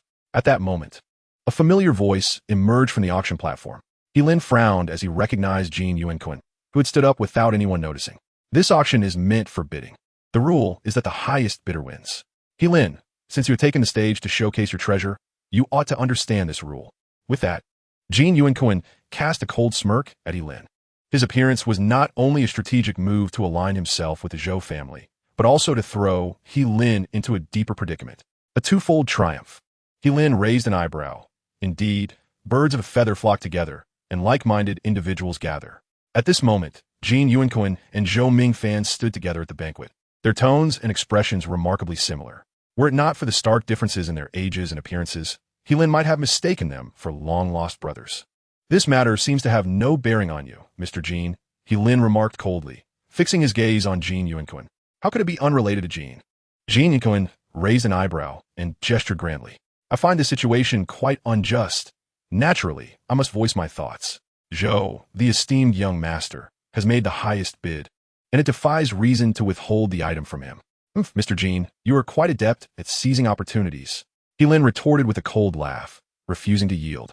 This auction is fundamentally about the exchange of treasures, intended for the attendees to broaden their horizons. There are no formal bidding contracts or deposits involved. Moreover, the 24 million was merely the price proposed by Boss Lu. It is my possession, and I shall sell it to whomever I choose. He Lin articulated each word clearly. What concern is it of yours, Jin Yuanqun? If you wish to sell, you may offer your own Qinghua porcelain from the Qing dynasty to young Master Zhou. Upon hearing this, both Jin Yuanqun and Zhou Mingfan wore identical expressions of displeasure. The onlookers, well-versed in the intricacies of the situation, realized He Lin had inadvertently offended both parties. However, from another perspective, He Lin's argument held some merit. After all, the auction's purpose was indeed centered on the exchange of treasures rather than a commercial auction, devoid of fixed agreements. Furthermore, since the Wu Wang Fuchai sword was He Lin's personal possession, it was only reasonable for him to sell it to whomever he desired. Nevertheless, He Lin's bold maneuver had undoubtedly incurred the ire of Zhou Mingfan. Ridiculous. Jin Yuanqun's eyes narrowed, and he exclaimed, so according to your logic, regardless of how high the bids may soar, you could ultimately decide not to sell? Are you merely toying with everyone and ridiculing all the bidders? Jin Yuanqun raised his voice dramatically. Why I choose to sell is none of your business. He Lin, equally obstinate, shot back with a disdainful huff. I intend to sell it to Boss Lu at a low price, and what of it? You. Jin Yuanqun was taken aback by He Lin's audacity, momentarily rendered speechless by his anger. At that moment, Zhou Mingfan, in a fit of rage, laughed mockingly and turned to Lu Furong, saying, Boss Lu, your auction seems designed to create a buzz for this Wu Wang Fuchai sword, doesn't it? Zhou Mingfan found it incomprehensible that a seemingly impoverished young man like He Lin would be reluctant to part with money, and upon further reflection, he began to suspect Lu Furong was orchestrating the entire affair. A sword of such potential notoriety merely required a slight elevation in recognition within the community to fetch a staggering price at a larger auction in the future. Young Master Zhou, I truly cannot engage with such remarks, Lu Furong replied, not foolish enough to overlook the implications of Zhou Mingfan's words. I refuse to sell. He Lin fixed his gaze on Zhou Mingfan, asserting firmly, young Master Zhou, Not everything can be resolved with money. Mutual respect among individuals is essential.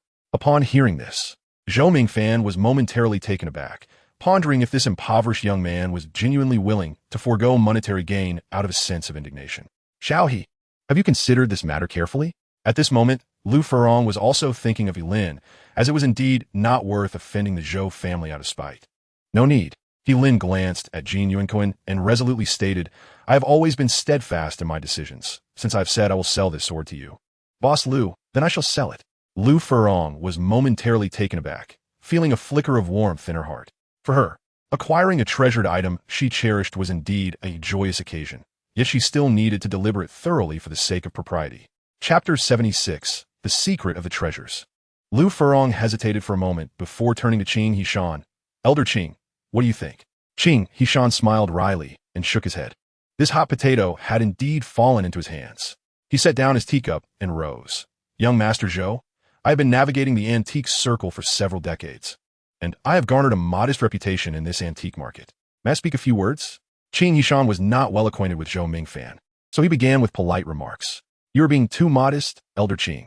Although Zhou Mingfan was often domineering in his dealings, Qing Hishan was a leader in the antique community, deserving of respect. As a titan in the world of antiques, please feel free to express your thoughts. Qing Hishan nodded and spoke clearly.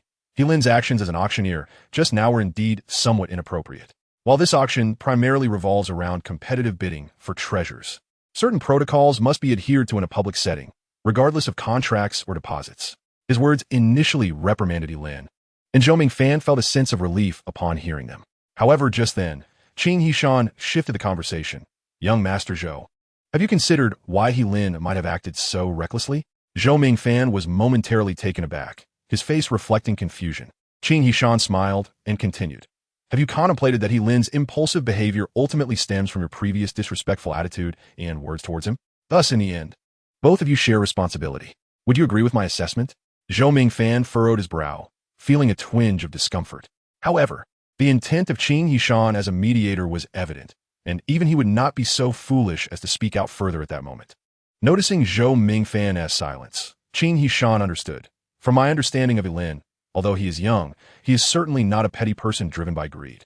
As the current owner of the Wu Wang Fuchai sword, if he does not wish to sell, we cannot force him, can we? Zhou Mingfan took a deep breath and coldly snorted. Very well, since Elder Qing has spoken on Yilin's behalf, I shall not insist. He then cast a chilling glance at Yilin. Yilin, I shall remember this day. Qing Yishan's expression slightly tightened, but quickly returned to calm. Since young Master Zhou has stated it thus, Xiaohe, you may handle this sword as you see fit. Thank you, Xiaohe, Lu Furong said with excitement as she received the sword case, her face alight with joy. I truly appreciate your assistance in this matter. Yilin smiled and nodded, and stepped down from the stage. Indeed, he almost forgot the main event. Lu Furong chuckled as she patted her head, placing the brocade box on her seat. She took the microphone and gracefully ascended the display stage, saying, Shall we continue with the auction, everyone? As Lu Furong took the stage to host, the previously buzzing discussions gradually subsided, and the auction resumed. In the ensuing auction, a plethora of items was presented, ranging from calligraphy and paintings to jade bracelets, porcelain, and bronze artifacts. Each piece radiated a unique brilliance, indicating that everyone had come well prepared for this treasure auction. After several rounds of bidding, Yilin suddenly discerned a pattern. Though the various objects emitted different hues, the colors of the brilliance were predominantly restricted to 5: red, yellow, white, green, and black.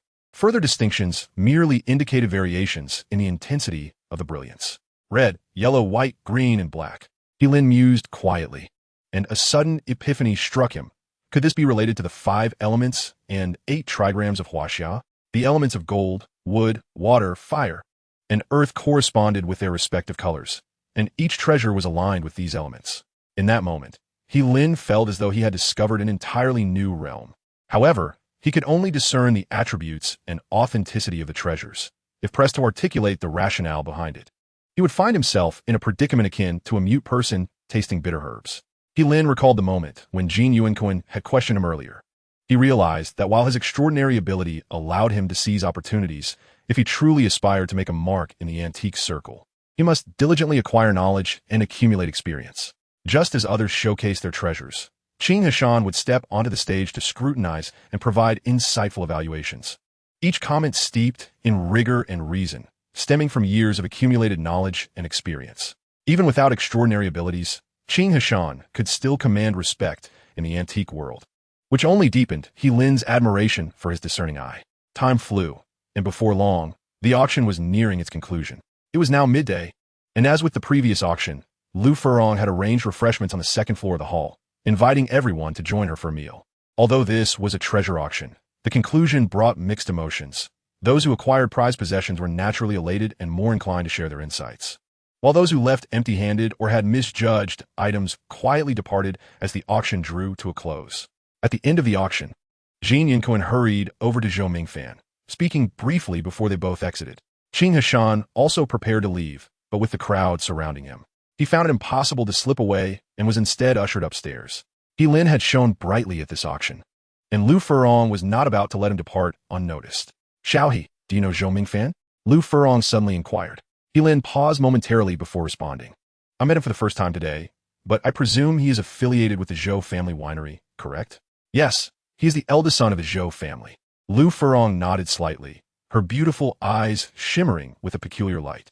Since you have deduced that he belongs to the Zhou family, you must be aware of the influence of the Zhouji winery in our Eastern district, correct?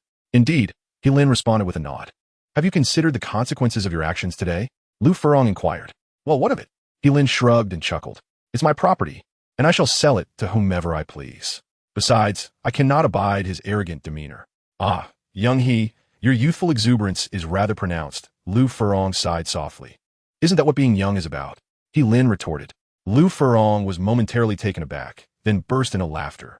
Huh, truly, your temperament is quite unmanageable. But never mind, the deed is done, and you did it for the sake of selling the ancient sword to me. With a radiant smile, Lu Furong added, if you encounter any troubles in the future, do not hesitate to let me know. I will certainly assist you. Thank you, Miss Lu. He Lin's eyes brightened as he clasped his hands in gratitude. Please, no need for such formality.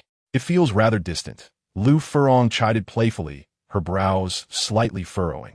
From now on, just call me Lu Jia. Do you hear? He Lin paused, then smiled. Yes, Lu Jia. Exactly. That sounds much better.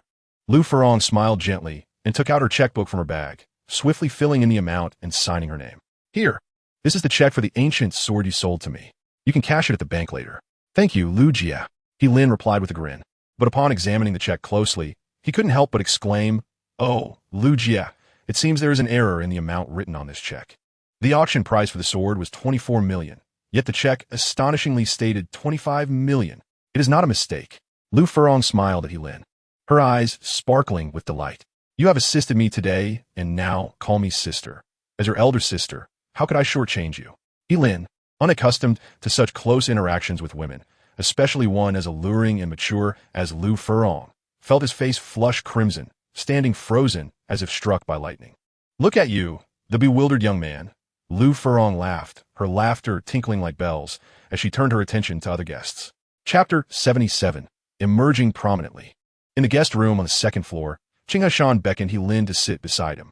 Many attendees who greeted Qing Hashan also took notice of He Lin and greeted him warmly.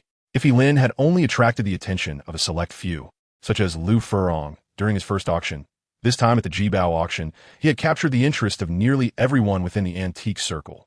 To many, He Lin was not only youthful, but also recognized by the likes of Qing Hashan and Lu Furong. If this trend continued, his future in the antique world appeared exceedingly promising. One might wonder, why not forge connections with such an emerging talent now, if not when? Today, He Lin has parted with two rare treasures, prompting many to cautiously inquire about whether he possesses other valuable artifacts that he might be willing to sell. It was hardly a moment after He Lin sat down when he began receiving numerous business cards from eager collectors. Naturally, he welcomed each one, fully aware that having multiple acquaintances could open many doors. While accepting the cards, He Lin also took the opportunity to announce that his family's antique shop, Hitong Bao Jian, would soon reopen, effectively generating free publicity. It seems that after today's auction, you have fully entered the circle of antique enthusiasts in Glacier City. The next step is to see how you will reopen your antique shop, said Qing Hashan with a smile. Yes, I understand, He Lin replied, raising his teacup in a toast to Qing Hashan. I am merely at the beginning of my journey, and I will need your guidance in the days to come. He Lin was acutely aware of his own limitations. Had Qing Hishan not been present today, even with his unique ability to perceive the issues with Jin Yuanquan's porcelain, he would have struggled to articulate his thoughts. Setting aside his extraordinary vision, he was still a novice in the realm of antiques, with much to learn. You've set quite a high benchmark for yourself, Qing Hishan remarked, sipping his tea. Young people like you, with such discerning eyes, are a rare find in today's world. I must admit, you have earned my respect today. He continued playfully. You must be careful. Such excessive humility can come off as arrogance.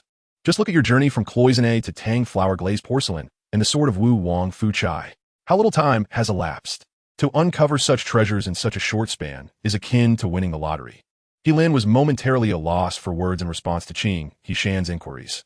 He could not simply reveal his abilities. Noticing He Lin's silence, Qing Hishan chuckled. Perhaps you're simply extraordinarily lucky and destined to find treasures. They say that fate and fortune are intertwined, a notion that may seem mystical. Yet some beliefs hold merit. However, remember, luck alone cannot substitute for hard work. You must continue to learn and remain humble as you embark on this long journey ahead. Do you understand? I understand, Elder Qing. He Lin replied respectfully, clasping his fists in a gesture of gratitude. After a while, the waiter began serving the banquet, presenting an array of exquisite dishes that underscored Lu Furong's commitment to the auction. Enjoying the sumptuous meal, He Lin did not forget his parents. After disembarking, he intentionally selected some fresh fruits before heading home. His residence lay in a quiet alley behind the antique street, merely a crossroad away from his shop. He Tong Bao Jian. Upon entering his home, he saw his father, He Bu Tong, peeling an apple, while his mother, Lu Chui Lan, sat on the sofa, engrossed in the television. He Lin peeked out from the doorway and suddenly called, "Dad, Mom." Lu Tzuan jumped in surprise, exclaiming, "What are you doing, you little rascal?" Startling us in broad daylight. He Bidong chuckled and set down the apple in his hand, asking, "So, has the auction concluded?" "Yes, it's over." Upon noticing that the apple in his father's hand was no longer fresh, He Lin quickly urged, "Dad, that apple is about to spoil. Don't eat it. Here, I brought you some fresh fruit." With that, he placed all the fruits he was holding onto the coffee table. "It's hot outside. You should eat more fresh fruit. No need to save money for food. What is the point?" He Lin said with a grin. He Bidong gazed at him with a smile, saying, "Look at you all proud. Did you have a good haul today?" "Not bad, just SOSO." He Lin replied as he reached into his pocket, pulling out a check.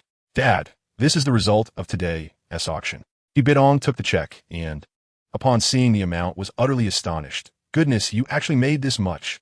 Lu Tzuan leaned in, exclaiming, 250 with 6 zeros. 25 million. Shocked, she covered her mouth with her hand, her eyes wide as she looked at He Lin. "You little rascal, you earned over 20 million from a single auction."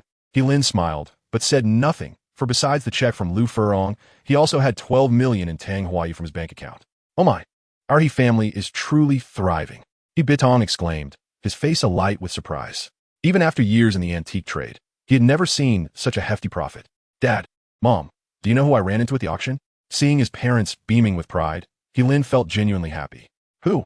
"Jin Yuanquan." He Lin pronounced each word distinctly. He then recounted the incident at the auction concerning Jin Yuanquan's misjudgment, omitting any mention of Jin's attempts to undermine him. After all, his parents had just been discharged from the hospital. He didn't want them to worry unnecessarily. Naturally, He Lin also withheld the detail about discovering the flaw in the porcelain, simply stating that Jin Yuanquan had been pointed out by Qing Lao as having made an error. "Ha ha ha, splendid." He Bidong laughed heartily, slapping his thigh. "The tides have turned. That Jin fellow has made quite a name for himself in our antique circle." Hearing about Jin Yuanquan's blunder finally relieved the pent-up frustration in He Bitong's heart, filling him with a sense of joy. Fortune has shifted. Indeed, fortune has shifted. Lu Tzuan, now composed, clasped her hands together and said softly, "It seems the heavens are still looking out for our He family." "Oh, Tzuan, don't be too superstitious. It's all thanks to He Lin's solid expertise, combined with a dash of luck," He Bidong said cheerfully, his brow relaxing. It appeared he had fully emerged from the previous gloom. That's why adversity turns to fortune, allowing our He family to flourish. "You know nothing." Lu Tzuan cast a disdainful glance at He Butong and remarked, "Above our heads, there are deities watching. It is wiser to believe in their existence than to dismiss it. Do you understand?" He Butong's expression faltered, and he forced a chuckle. My dear wife. You have a point."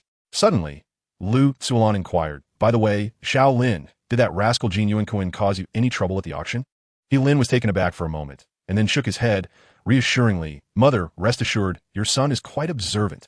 That's good to hear, Lu, Tsulon nodded, cautioning. While we should not harbor ill intentions, we must also remain vigilant against others. With a sidelong glance at He Butong, she advised He Lin, Shaolin. It would be wise to keep your distance from someone as cunning as Jin Yuanquan, lest he schemes against you in shadows.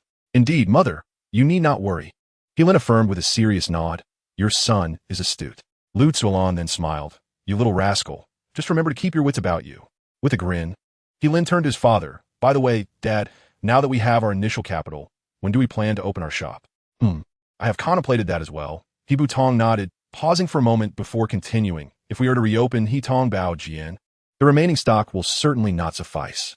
That fellow surnamed Su is unreliable. We cannot source goods from him. That's correct, He Lin reminded. Yes, I'm aware of that. He Butong patted He Lin's shoulder. Do not worry. I will contact your Uncle Jean to procure some jade artifacts, cultural relics, and paintings for our store's display. He Lin eagerly responded, his heart swelling with joy at the thought of his father entrusting him with the task of sourcing goods. After all, from this moment on, he was no longer the child he once was, but a young man capable of standing on his own. Little rascal, don't go spending your money frivolously. Lu Tsulon interjected with a hint of concern. Hee, mother, I am aware. He Lin chuckled. You can rest easy. Tsulon, the child has grown. He Butong supported. It is time to let him have a go at things on his own. After saying this, he turned to He Lin and cautioned, Lindsay, fortune has favored you these days, but learn from my example. The world of antiques is fraught with peril, so do not become arrogant or complacent. Understood? Yes, I understand.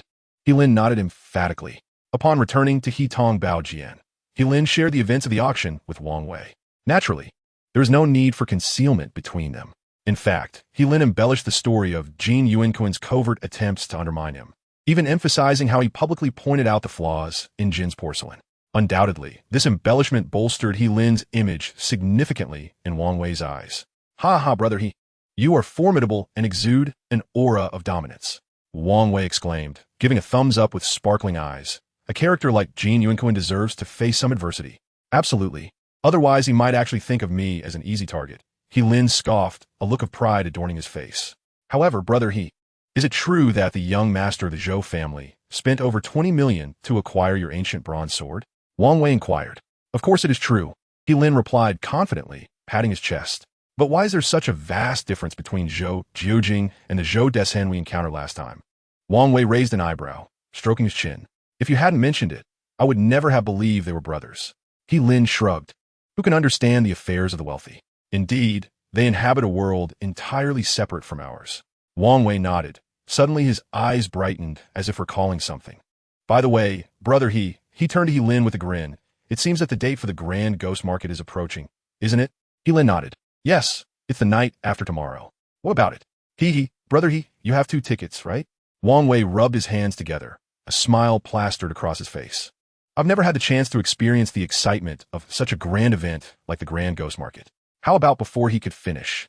He Lin's familiar ringtone interrupted. Old Wang, wait a moment. He Lin gestured for Wang Wei to be silent, clearing his throat before answering. Hello? Qingla? Little brother He. I heard from Grandpa that you made quite a fortune at the auction today. Came the sweet voice of Qingla from the other end. Cough, just a little profit. He Lin feigned modesty. You should come to the antique street to inquire. Who doesn't Teen know my reputation as the master of spotting treasures, He Lin? Wang Wei, sitting nearby, could hardly contain his shivers at He Lin's boastful demeanor, feeling a chill run down his spine. Is that really true? Qing Lu's laughter chimed like silver bells. Little brother He, you must show me your treasure hunting skills next time. Absolutely, He Lin promised, thumping his chest. Next time, I will surely showcase my prowess. Let's make a pact.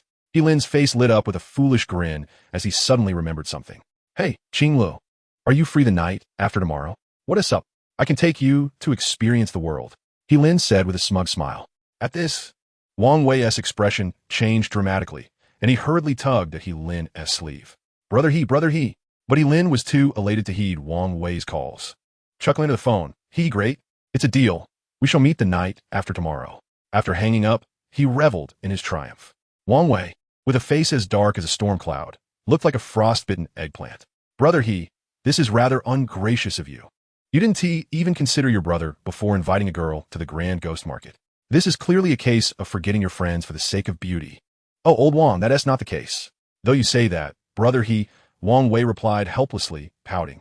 But really, having a girl like Qing Lu go to the Grand Ghost Market is merely for fun. It would be much more beneficial for me to go and gain some knowledge for work purposes. After all, I did contribute to the tickets. Certainly, I have indeed contributed. He Lin's lips curled into a faint smile as he comprehended the situation. Thus, I have decided to grant you a bonus equivalent to 10% of the previous transaction involving the Qilin pattern jade pendant. 10% of 600,000 amounts to a substantial 60,000. Upon hearing this, Wang Wei's eyes brightened, and after clearing his throat twice, he said, Ahem, brother he. To be honest, it matters not whether it is money or not, as long as you and Qing Lu enjoy yourselves at the Ghost Market. This small sacrifice for me means little. Good brother, your awareness truly touches me. He Lin, how would you prefer to receive this bonus, via Alipay or WeChat? Damn. 2 days swiftly passed, and before long, the day of the Grand Ghost Market in the Southern District arrived. He Lin had set out early, arriving near the Southern District Ghost Market, and settled into a cafe to await Qing Lu. The cafe, situated by the moat, was particularly tranquil with few patrons at night. Around 11 o'clock, the door of the cafe swung open. He Lin turned his head and immediately spotted the striking figure standing at the entrance. It was none other than Qing Lu. This evening, she donned a casual light beige shirt paired with a petite denim skirt, her jet black hair cascading naturally, radiating a lively and youthful aura. He Lin was momentarily taken aback, momentarily lost in thought. Qing Lu, standing at the entrance, immediately noticed He Lin, who was gazing at her in a daze. She then broke into a bright smile and gracefully approached him with her long legs. Hey, little brother he, she exclaimed as she bounced to his side. Oh, He Lin stammered. What were you daydreaming about just now? Qing Lu inquired with a smile as she sat across from him. He Lin quickly shook his head, feigning composure, and replied, No, not at all. I was just pondering some matters. A glance at the enchanting Qing Lu, so close at hand, filled him with youthful exuberance, stirring his heart. Chapter 79, Journey to the Grand Ghost Market. By the way, little brother he, where are we headed tonight? Qing Lu asked curiously. Haha, Qing Lu. As an archaeology major, you must have heard of the Antiques Ghost Market, right? He Lin chuckled. Of course I have. Qing Li's eyes sparkled as she responded. She had heard countless stories about the Antiques Ghost Market from Qing Hishan since childhood. However, her father had always held a disapproving stance regarding such matters for a girl. Thus, despite being the granddaughter of Qing Hishan, she had never had the chance to experience the Ghost Market herself. Don't you wish to witness how I stumble upon treasures? He Lin asked, feigning mystery once more. Yes. Qing Lu eagerly nodded, her face alight with excitement. Little brother he, are we truly going to the fabled Ghost Market? He Lin glanced at the time. It was already 11:50. I haven't been either. We'll find out once we arrive. The Grand Ghost Market in the Southern District was scheduled to commence at 12:30, and the entry ticket indicated a nearby location, allowing ample time to stroll over after finishing their coffee. Once they had savored their coffee, He Lin guided Qing Lu towards the address marked on the entry ticket. One cannot help but remark upon the exquisite beauty of the South District Moat's nightscape during midsummer. The air is filled with a melodic chorus of chirping insects, complemented by the twinkling lights of fishing boats dotting the river, creating an ambience reminiscent of a cinematic scene. As He Lin gazed at Qing Lu beside him, his heart swelled with sweetness. An unsuspecting observer might well mistake them for a young couple enjoying a nocturnal stroll. As they meandered along the riverbank, He Lin and Qing Lu arrived at the entrance of an ancient street, its cobblestones glistening underfoot. A plaque stood prominently at the entrance, inscribed in small seal script with the words Sifong Street. He Lin took out his entry ticket to confirm their location. Indeed, this was the place. Yet, an unsettling silence enveloped them. Not a soul was in sight. Qing Lu glanced around at the pitch-black surroundings, the night breeze sending a shiver down her spine. Brother he, did we take a wrong turn? She inquired timidly. He Lin surveyed the direction of Sifong Street, reassuring her, let us proceed. The address is correct. With that, he stepped forward into the darkness of the street. Brother he, it's too dark here. I'm a bit scared, Qing Lu whispered, her voice barely audible. Grasped by He Lin's hand, her cheeks flushed crimson, her earlier trepidation evaporating, replaced by a wave of shyness. Brother he, she called softly once more. And no worries. She hastily added, shaking her head. Let's hurry along. As the night deepened, He Lin remained oblivious to Qing Li's unease and continued leading her towards Sifong Street. By now, it was well past midnight, and the street lay desolate. The shops that had adorned the sides during the day had long since closed. leaving the thoroughfare devoid of light save for the pale glow of the moon. After walking for about 3 to 5 minutes, Qing Lu suddenly called out, "Brother, there's light ahead." He then looked forward to see a faint flicker illuminating one side of the street, resembling a ghostly flame in the night. A shiver ran down his spine as he muttered, "No way. Could it truly be a ghost?" Rubbing his eyes, he focused once more, and this time he discerned that the dim light emanated from a kerosene lamp placed by the roadside. Beside the lamp stood a shadowy figure, unmistakably a person clad entirely in black. Had it not been for the flickering light casting eerie shadows across the individual features, Lin might have missed the fact that it was indeed a human presence. In the desolate midnight street, the figure stood alone, exuding an aura of strangeness and mystery. What on earth is that person doing standing there like a ghost? Lin pondered aloud and turned to Qing Lu, saying, "Let's go take a look." "Brother He, perhaps we should not. They look rather frightening." Qing Li's face paled, her body trembling slightly. The figure, not inherently friendly in appearance, appeared even more sinister under the wavering light of the lamp, resembling a specter of the night. "Fear not, I am here with you," Lin reassured with a smile. Tightening his grip on her hand, with determination, he led Qing Lu toward the imposing figure. "Good evening, sir," Lin greeted, taking the initiative. The tall man cast a sidelong glance at Lin and inquired nonchalantly, "Is there something you need?" "I would like to ask for directions." Lin replied with a smile. "Could you tell me how to get to the ghost market in the South District tonight?" Upon hearing the man's enigmatic utterance, Qing Lu instinctively tightened her grip on Lin's arm. "Hey, it's rather late, sir. Please don't frighten us." Lin, however, maintained a smile, saying, "To be honest, we are here to attend the ghost market." At this, the man's eyebrows arched in skepticism as he queried, "Do you possess entry tickets?" Without hesitation, Lin produced the 2 tickets from his pocket and handed them to the man. The man accepted the tickets and held them to the flickering light of a kerosene lamp. To their astonishment, an ominous pattern resembling a malevolent spirit emerged on the previously blank tickets. "Indeed, they're authentic," the man conceded, nodding. He then proceeded to ignite the tickets with the flame, which, to their disbelief, ignited instantly and turned to ash. Lin was momentarily taken aback, realizing that the entry tickets to the ghost market concealed such a mystery. "Follow me," the man commanded, scattering the ashes with a breath and turning towards a narrow alley. Lin and Qing Lu hurriedly followed. The square once again fell into an eerie silence, with only a solitary kerosene lamp flickering along the roadside, casting a ghostly glow that was particularly uncanny, leading Lin and Qing Lu through the alley and around several bends. The previously impenetrable darkness suddenly gave way to a vista illuminated by scattered lights. From a distance, it resembled the glimmer of fireflies in summer or the flickering of ghostly flames atop graves. Lin focused intently, realizing that those twinkling lights were none other than the glow emitted by numerous kerosene lamps. "This is the ghost market," Lin exclaimed in excitement. The scene before him bore a striking resemblance to the one he had witnessed in his childhood. Each kerosene lamp was accompanied by a stall, and at each stall stood a shadowy figure, their heads bowed as if they were wandering souls.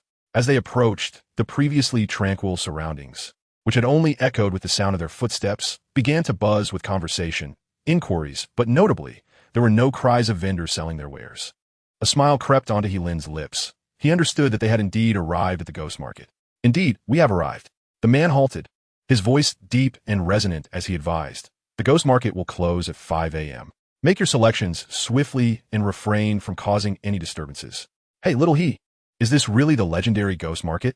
Qing Lu gazed around at the stalls and bustling patrons, her prior trepidation evaporating, replaced by delight and exhilaration. "It truly looks just as my grandfather described. This is exhilarating." Lin chuckled wryly, scratching his head, pondering how one cannot escape the allure of something so captivating. "By the way, little He, how did you know that man was affiliated with the ghost market?" Chapter 8, The Evolution of Abilities. With a chuckle, Lin remarked, "Just a moment ago, there wasn't a soul in Sifong Street, save for that burly man standing by the roadside, flickering a kerosene lamp. If he isn't mentally unhinged, he is most likely the guide for the great ghost market." A smile graced Lin's face as he continued, "In such bustling ghost markets, many items originate from dubious sources. To evade scrutiny from the relevant authorities, the organizers of these markets truly go to great lengths." He explained that the so-called Ghost Market Guide serves as a liaison, primarily responsible for overseeing the market's operations. "Oh, I see now." Qing Lu acknowledged with a nod after hearing Lin's explanation. No wonder that man burned the ticket after inspecting it. He was afraid of being caught.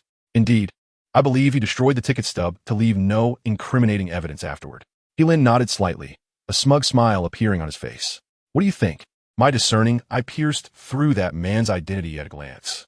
Qing Lu stifled a laugh, nodding in agreement. Yes, yes, you are indeed remarkable. Reflexively, she attempted to cover her mouth with her hand, only to realize that their fingers were still intertwined.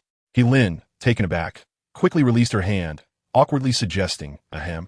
Qing Lu, shall we stroll ahead? Her cheeks flushed. Qing Lu responded with a sweet smile. Yes, let us go. Fortunately, the awkward atmosphere did not linger long. The two began to meander through the ghost market, exchanging light-hearted banter. With an air of curiosity, Qing Lu looked around, as though she had discovered a new world, eagerly exploring this realm of novelty and intrigue. Lin quietly followed her side, keeping an eye out for any worthy treasures. Whenever Qing Lu had a question, he generously offered explanations without hesitation.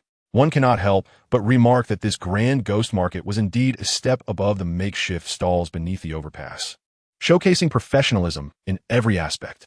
As they wandered, Lin noticed that the items for sale at the various booths were not only of superior quality compared to those of the roadside stalls, but many also bore the rich scent of earth, indicating they had recently been unearthed. Thus, upon entering the grand ghost market, Lin examined each stall meticulously, fearing he might overlook any hidden gems. After perusing only a few booths, he discovered several newly unearthed marvels. However, upon inquiring about the prices, he found them rather unappealing and resigned himself to disappointment.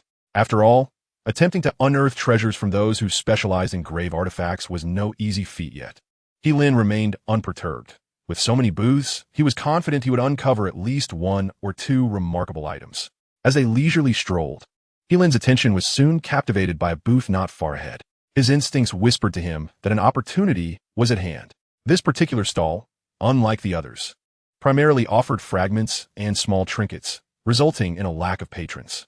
The stall owner appeared to have resigned himself to the lack of business. Leaning against a pillar beside his stand, a straw hat pulled down over his face, giving the impression that he was asleep. However, when Lin's gaze swept over the stall, his eyes unexpectedly brightened. Even in the dimness, his unique ability allowed him to discern a multitude of flickering treasures emanating a faint glow, among which one particular item radiated a rich, resplendent white light. This intense white glow stood out remarkably, akin to a new moon amidst a starry sky. At the preceding stalls, virtually all items were meticulously arranged by the sellers, according to the intensity of their luminous qualities, implying that the sellers were likely aware of the value of their wares. In contrast, the haphazard collection of items at this stall suggested that the owner had yet to recognize the true worth of the treasures before him. A surge of excitement coursed through Lin's heart as he pointed at the stall and said, Qing Lu, let's take a look here. Noticing Lin's eagerness, Qing Lu quietly inquired, Little he, have you discovered something valuable? You'll find out soon enough, Lin replied with an enigmatic smile, rising to approach the stall. The stall owner, hearing the commotion, slightly adjusted his hat, and upon seeing Lin and Qing Lu squatting before his display, merely remarked in a nonchalant tone, Feel free to look. If you wish to purchase, inquire about the price. If not, kindly move along. Though his voice was low, his words were articulated with remarkable clarity. A smile tugged at the corners of Lin's mouth. It seemed that the sellers at this bustling market shared an equally irritable temperament. Unfazed, he began to sift through a collection of assorted trinkets. After a few minutes of rummaging, Lin was astonished to discover the vast temporal span of the items on display. Some dated back to the late Republican era, while others traced their origins to the Tang and Song dynasties. He found himself pondering how such disparate artifacts ended up haphazardly piled together. Was it due to the owner's laziness, or was he merely a novice? Lin couldn't help but murmur to himself, glancing up at the stall owner, who remained motionless. Disregarding him, Lin continued his search until he finally unearthed the object radiating the intense white glow from the heap of fragments. The item was palm-sized and round, covered in a patina of copper rust, with faintly visible engravings adorning its surface. At first glance, it resembled the lid of some sort, akin to a bronze mirror. Lin inwardly mused as he reached out to grasp the mirror. Upon holding it, he felt a slight heaviness, accompanied by a sudden chill that surged through the luminous white light, striking directly at his mind. Buzz! Lin's head was instantly engulfed in a wave of dizziness, causing him to falter and collapse onto the ground. The bronze mirror slipped from his grasp, landing with a thud before the stall. Qing Lu, startled, hurriedly rushed to support He Lin, exclaiming, "Little He, are you all right?" I'm fine. He Lin quickly shook his head, scrambling to his feet. He couldn't possibly afford to lose face before the goddess. At this moment, however, his mind was buzzing inexplicably, as though something had surged into his head. He Lin took a deep breath, striving to regain his composure. What on earth is happening? Could it be due to that bronze mirror? He quickly glanced over at the stall where the bronze mirror lay, still quietly resting and emanating a soft, white radiance. Yet, He Lin was taken aback, for he noticed that the brilliance of the mirror seemed somewhat diminished. Could it be that I have truly absorbed its radiance? Are you all right, brother He? Qing Lu inquired with concern. No, I'm fine, He Lin replied hastily. King reposed, then picked up the bronze mirror to inspect it from different angles. It seems quite ordinary, just a metal disc. A cold sweat broke out on He Lin's forehead as he reached out to take the mirror. He trembled, nearly dropping it once again. Hey, be careful. Don't damage my other ceramics, the stall owner admonished gruffly. Ah, yes, understood, He Lin responded quickly, nodding like a chick pecking at grains. What on earth is going on? Could it truly be because I absorb its radiance? He Lin instinctively checked his body, relieved to find no other abnormalities. A mix of shock and joy washed over him. My abilities seem to have mutated. Chapter 81, The Western Han Bronze Mirror. Hey, brother, are you going to buy it or not? The stall owner, noticing He Lin's dazed expression, exhibited a frown of dissatisfaction. If you're not buying, kindly step aside. You're disrupting my business. I will buy. I just need to choose something suitable first. There's no rush, He Lin promptly replied. At this moment, he had no time to ponder the reason behind his mutated abilities. He needed to seize the opportunity. Maintaining his composure, he examined the bronze mirror closely once more. He observed that the mirror's round knob was prominently centered, and within the inner side of the mirror, the yin-yang bagua was intricately displayed. It appeared that this mirror had not only served a decorative purpose in ancient times, but was also used for sacrificial rites. The reverse side of the mirror featured delicate carvings in a flat relief technique, adorned with two concentric circles of patterns, interspersed with inscriptions that seemed to have been added later. However, due to the tarnish on the mirror and the play of light, He Lin could not discern them clearly. Moreover, He Lin noted that this Han Dynasty Xiaoming mirror exuded a distinct earthy scent, indicating that it had recently been unearthed. Previously, he had only perceived its rich radiance, not realizing it was indeed an artifact from the Han era. Turning around, he discovered numerous other bronze mirrors at the stall, each from different periods. After some contemplation, he set the Han Xiaoming mirror aside and casually picked up a Qing Dynasty bronze mirror, inquiring, "What is the price for this one?" The stall owner glanced at it and replied, 1,500. He Lin raised an eyebrow and then picked up a Tang Dynasty bronze mirror, asking, "And what about this one?" He Lin was momentarily startled. His heart skipped a beat. Could it be that the stall owner possessed an expert eye for identifying treasures? The two items appeared quite similar. How could their prices differ so greatly? Qing Lu muttered softly beside him. These two bronze mirrors are indeed quite different. The vendor adjusted the straw hat on his face and casually remarked, "One is a Tang Dynasty four-spirit mirror, and the other is a Qing Dynasty folk mirror. Can their prices be the same?" He Lin was taken aback upon hearing this. Although Qing Lu, being the granddaughter of Qing He Mountain, specialized in archaeology, her practical experience was quite limited. It was entirely normal for her not to discern the differences between the two bronze mirrors in her hands. However, the vendor was different. Even under the dim light, he could effortlessly distinguish between the Tang and Qing bronze mirrors. His tone indeed suggested he was knowledgeable in this field. He Lin felt like a mute person eating bitter lotus seeds, unable to express his frustration. Continuing to haggle seemed futile. So he resolutely picked up the Han Dynasty Zhao Ming mirror and directly asked the vendor, "What is the price of this one?" The vendor glanced at him indifferently and replied, 60,000. 60,000. He Lin was momentarily stunned. This vendor was certainly not an expert. "Hey, are you buying or not?" Seeing He Lin holding the bronze mirror in silence, the vendor frowned. "Brother, if you're not buying, please don't linger here and disrupt my business. Selling this Ming imitation of the Han Zhao Ming mirror for 60,000 is already a bargain." An imitation of the Han Zhao Ming mirror from the Ming Dynasty? He Lin shuddered in realization. So, the vendor had mistakenly identified this Western Han Zhao Ming mirror as a Ming imitation. Bronze mirrors, having emerged as decorative items during the Warring States period, reached the pinnacle of craftsmanship and innovation by the Tang Dynasty. However, during the Ming and Qing dynasties, the art of bronze mirror making gradually declined, leading to the production of many imitative pieces in the style of previous dynasties, particularly the Han dynasty.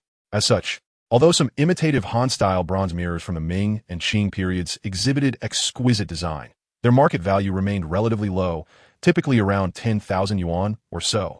Yet, it struck He Lin as peculiar. In this day and age, which seller would not attempt to pass off a fake as genuine. This vendor, however, had the audacity to misrepresent a genuine item as a fake. The more He Lin pondered, the more confused he became, prompting him to directly inquire, "Boss, are you certain this is a Ming imitation of the Han Xiaoming mirror? What do you mean by that?" The vendor retorted, "Am I supposed to be deceiving you?" Upon hearing He Lin's skepticism, the vendor's demeanor noticeably cooled further. He pointed to the side. "Look, these items were just excavated from a Ming tomb a few days ago. The earthy smell has yet to dissipate." Turning his gaze, He Lin indeed spotted a collection of bronze and porcelain fragments of various sizes beside the stall, predominantly featuring intricately designed bronze mirrors and unfinished bronze mirror blanks, with dirt still clinging to them. He casually picked up a few bronze mirrors for inspection, and to his surprise, they were all indeed artifacts from the Ming dynasty. At this moment, He Lin finally understood. The vendor had assumed all the accompanying burial items were from the Ming dynasty simply because they were excavated from the same tomb. However, he never anticipated that among these Ming bronze mirrors, there was also an artifact preserved from the Western Han period. This heap, consisting almost entirely of bronze mirrors and mirror blanks, suggested that the tomb's occupant must have been a craftsman skilled in bronze mirror making. At this point, King le Kitli remarked. He Lin's eyes sparkled with excitement as he chuckled. It might actually be true. There are indeed imitation floral designs on bronze mirrors from various dynasties. Regardless of what that vendor did in his previous life, are we buying or not? Clearly, the vendor had little interest in He Lin's banter, leaning back against a roadside pillar and stating, "If you're not buying, then be on your way. You're disturbing my sleep." What attitude! It's rare to encounter such a rude seller. Qing Lu furrowed her brows and voiced her discontent on behalf of He Lin. In all her life, she had never met a vendor with such poor demeanor. "That's just how I am. Buy if you want or don't." The vendor lifted one leg over the other, adopting a nonchalant air as he continued. "If you keep talking, I might just refuse to sell." "You!" Qing Lu exclaimed, her lips pouting as she prepared to retort. "Oh, Qing Lu, this fellow is just trying to earn a living. Don't take it too personally." Noticing He Lin's attitude, the vendor seemed somewhat surprised, but quickly dismissed it. Gesturing toward a sign at his stall, "Look, there's a payment QR code and bank account. Just show me a transfer." "All right then." He Lin chuckled and, without hesitation, took out his phone to scan the code and make the transfer. "Boss, it's done." After glancing at the confirmation of the successful transfer, the vendor adjusted his straw hat over his face, saying, "Fine, that's enough." With that, he lazily turned back against the pillar, seemingly ready to continue his nap. "All right, Qing Lu, don't be upset." He Lin grinned and explained, "These vendors at the night market are quite different from those we deal with in our usual business. It's perfectly normal for them to have a foul mood. If they were as warm as the antique shop owners during the day, I might hesitate to purchase." Suddenly, He Lin's face broke into a mysterious smile as he weighed the bronze mirror in his hand, saying, "We've already snagged a good deal. Even if that vendor insults us a bit, we're not at a loss." Qing Li's eyes brightened with curiosity. "But didn't that vendor say this is a Ming dynasty imitation of a Han mirror? What good deal have we got?" Did he really say that?" He Lin replied smugly, gently lifting the bronze mirror and whispering, "Though this mirror originates from a Ming tomb, it aligns with what you mentioned earlier. Based on the unearthed artifacts, the tomb's owner was likely a craftsman of bronze mirrors. This mirror might very well be a model from the Han dynasty that the tomb owner replicated when creating a Han-style mirror, and it was buried with him." Qing Lu gasped in surprise, covering her mouth as she exclaimed, "Little he, are you suggesting that this bronze mirror is a Ming imitation, but an actual Han artifact?" You're quite clever, Qing Lu." He Lin praised her sweetly, then feigned seriousness. "From my experience, this bronze mirror is most likely a genuine Han artifact." Chapter 82. The Enthusiastic Vendor. Qing Li's eyes widened in delight as she excitedly asked, "Is what you said true, little he?" Seeing He Lin's confidence, Qing Lun nodded in agreement. Although the Xiaoming mirror is the most common type of bronze mirror from the Han dynasty, it is also the most typical and representative one. Furthermore, as the origin of bronze mirrors, the significance of the Han dynasty is undoubtedly profound, and its market value today is certainly not negligible. I didn't expect your knowledge from books to be so solid, Helin chuckled. Of course. Qing Lu proudly pouted her lips. Helin smiled mysteriously and continued, however. Qing Lu, this particular one is not just an ordinary Xiaoming mirror. It is a rather special translucent mirror. Translucent mirror? Qing Lu furrowed her brow in confusion. Scratching her head, Helin puffed out his chest and declared proudly, among the Xiaoming mirrors, there exists a special type called the Xiaoming translucent mirror. At first glance, it appears similar to a regular Xiaoming bronze mirror, but when light shines upon its surface, the translucent mirror reflects the pattern on its back. A phenomenon the ancients referred to as a phantom mirror. The Xiaoming mirrors from the Western Han Dynasty are already rare, let alone the translucent ones. I estimate this item would fetch at least 1 million in the market, and if it were placed in a major auction, the price would surely rise significantly. Upon hearing this, Qing Li's eyes sparkled with excitement as she exclaimed, Little Higa, you know so much. Helin chuckled modestly, just a trivial skill, keeping it low-key. Despite his words of modesty, Helin nodded proudly. But there wasn't any light source just now. How did you discern that it was a translucent mirror? King de question. Well. Helin's expression faltered momentarily, quickly searching for an excuse. Ahem, that certainly requires a keen eye. Once you have more exposure to antiques, you'll understand. Without waiting for Qing Lu to inquire further, he strode ahead, saying, Come on, let's continue to explore. So, the two wandered around several stalls. But the situation remained largely the same. The prices were relatively high, and Helin had to give up. Just then, a stall selling incense boxes and hairpins caught Qing Li's attention. She bounced over to the stall and picked up a silver hairpin, placing it atop her head to pose. Little Higa, do you think this hairpin looks good? To be fair, with her gesture, Qing Lu indeed exuded a hint of classical beauty. It looks good, mainly because you're already beautiful. Qing Lu, anything you wear naturally looks splendid. Helin timely complimented her and squatted down beside the stall. If you like it, I'll buy this hairpin for you. It must be said that after spending time with Wang Wei, Helin had learned a few tricks to please girls. He glanced at the silver hairpin in Qing Li's hand, noting its delicate carvings and the faint sparkle of jewels upon it, clearly indicating it must be an item from the late Qing dynasty. Oh, little Higa, how thoughtful of you. Qing Lu teased, her face beaming with delight. But won't this hairpin be very expensive? Ha, little girl, it's not expensive at all. The vendor, an elderly gentleman of approximately 60 years, greeted with warmth and a broad smile that revealed a few sparse yellow teeth. These items are all treasures unearthed from my ancestral home. Their provenance is transparent. That silver hairpin of yours is a relic from the Qing dynasty, and it can be yours for merely 12,000. 12,000? Helin raised an eyebrow, silently acknowledging the truth. Those who exhibit such exuberance in this bustling market typically offer items of mediocre quality, yet demand exorbitant prices. Generally, silver ornaments of the Qing era fetch around 1,000. Yet here, this old man boldly quoted a price nearly tenfold. However, if it could elicit a smile from a beautiful lady, then 12,000 or even 22,000 would be a trivial matter. Do not question the rationale. Merely consider that he was financially secure and still single. Well, Qing Lu, what do you think? Helin inquired with a smile. Yes, it is indeed beautiful. Qing Lu replied hesitantly, her gaze drifting back to the vendor's stall. Helin, seizing the moment, suggested, if you are uncertain, take your time to choose. Indeed. I have an abundance of hairpins, bracelets, and rouge boxes, the old man chimed in, his face radiating joy, the wrinkles on his visage crinkling together. Take your time to select. Purchasing two will even grant you a discount. Helin remained silent, merely casting a glance at the vendor's offerings.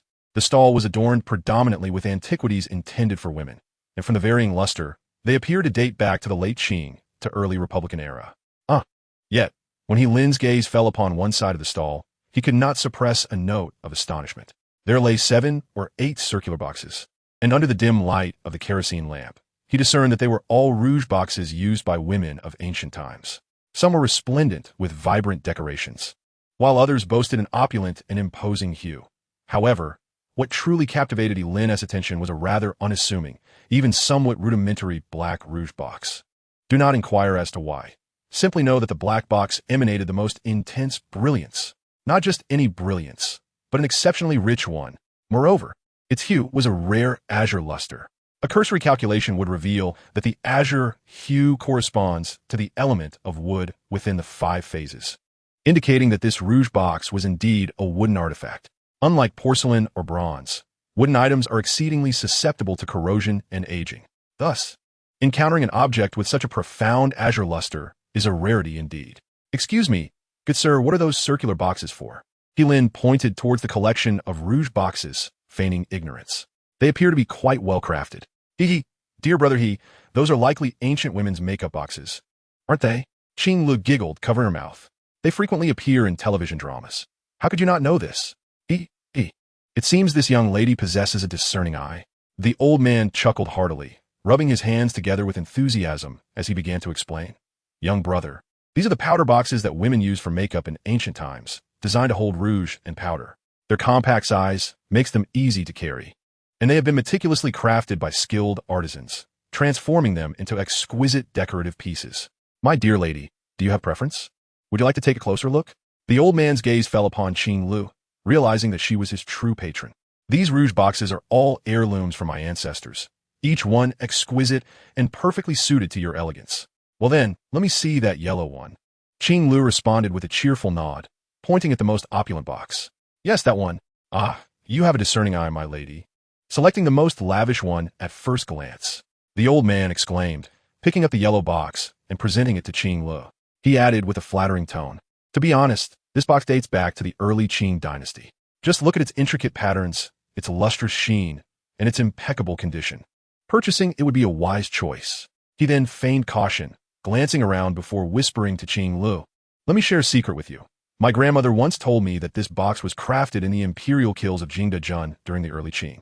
In other words, it once belonged to the palace. Lin, standing nearby, remained silent, unable to suppress a cynical smile. Though he had not handled the box, its faint aura indicated it was merely a late Qing artifact, far from the grandeur of the imperial collection. What nonsense! Chapter 83, all in the performance. Is that true? Lin feigned astonishment, chuckling as he inquired. I thought this box looked rather splendid. It turns out it might have royal origins. He then cast a glance at the old man. I assume the price must be quite substantial. Ah, young brother, you flatter me. Quality items naturally command a higher price. The old man replied with a sly grin, rubbing his rough hands together. However, since the ghost market has only just begun, I have yet to officially open for business. If you're genuinely interested in purchasing, I am willing to offer you a discount. Lin raised an eyebrow, intrigued. Oh, how much of discount? Well, young brother, I would normally sell this box to others for this amount. The old man gestured with one grimy, calloused hand to signal 4, then 3. A broad smile lighting up his face as he addressed both Lin and Qing Lu. For you two, I would only charge this amount, a 25 discount, as a celebratory gesture for the opening. 3,000. Lin pretended to be naive. Oh, you young men are quite the joker. The old man chuckled. I meant 30,000. Lin could not help but let out a cold laugh, teasingly remarking, Old man, that price is rather steep. My boy, you get what you pay for. And this box is indeed a palace artifact. 30,000 is not unreasonable. The elderly man wore an innocent expression and cast a glance at Qing Lu, saying, Moreover, the elegance of this beautiful lady is perfectly complemented by this rouge box. Once you miss this opportunity, you shall not find another.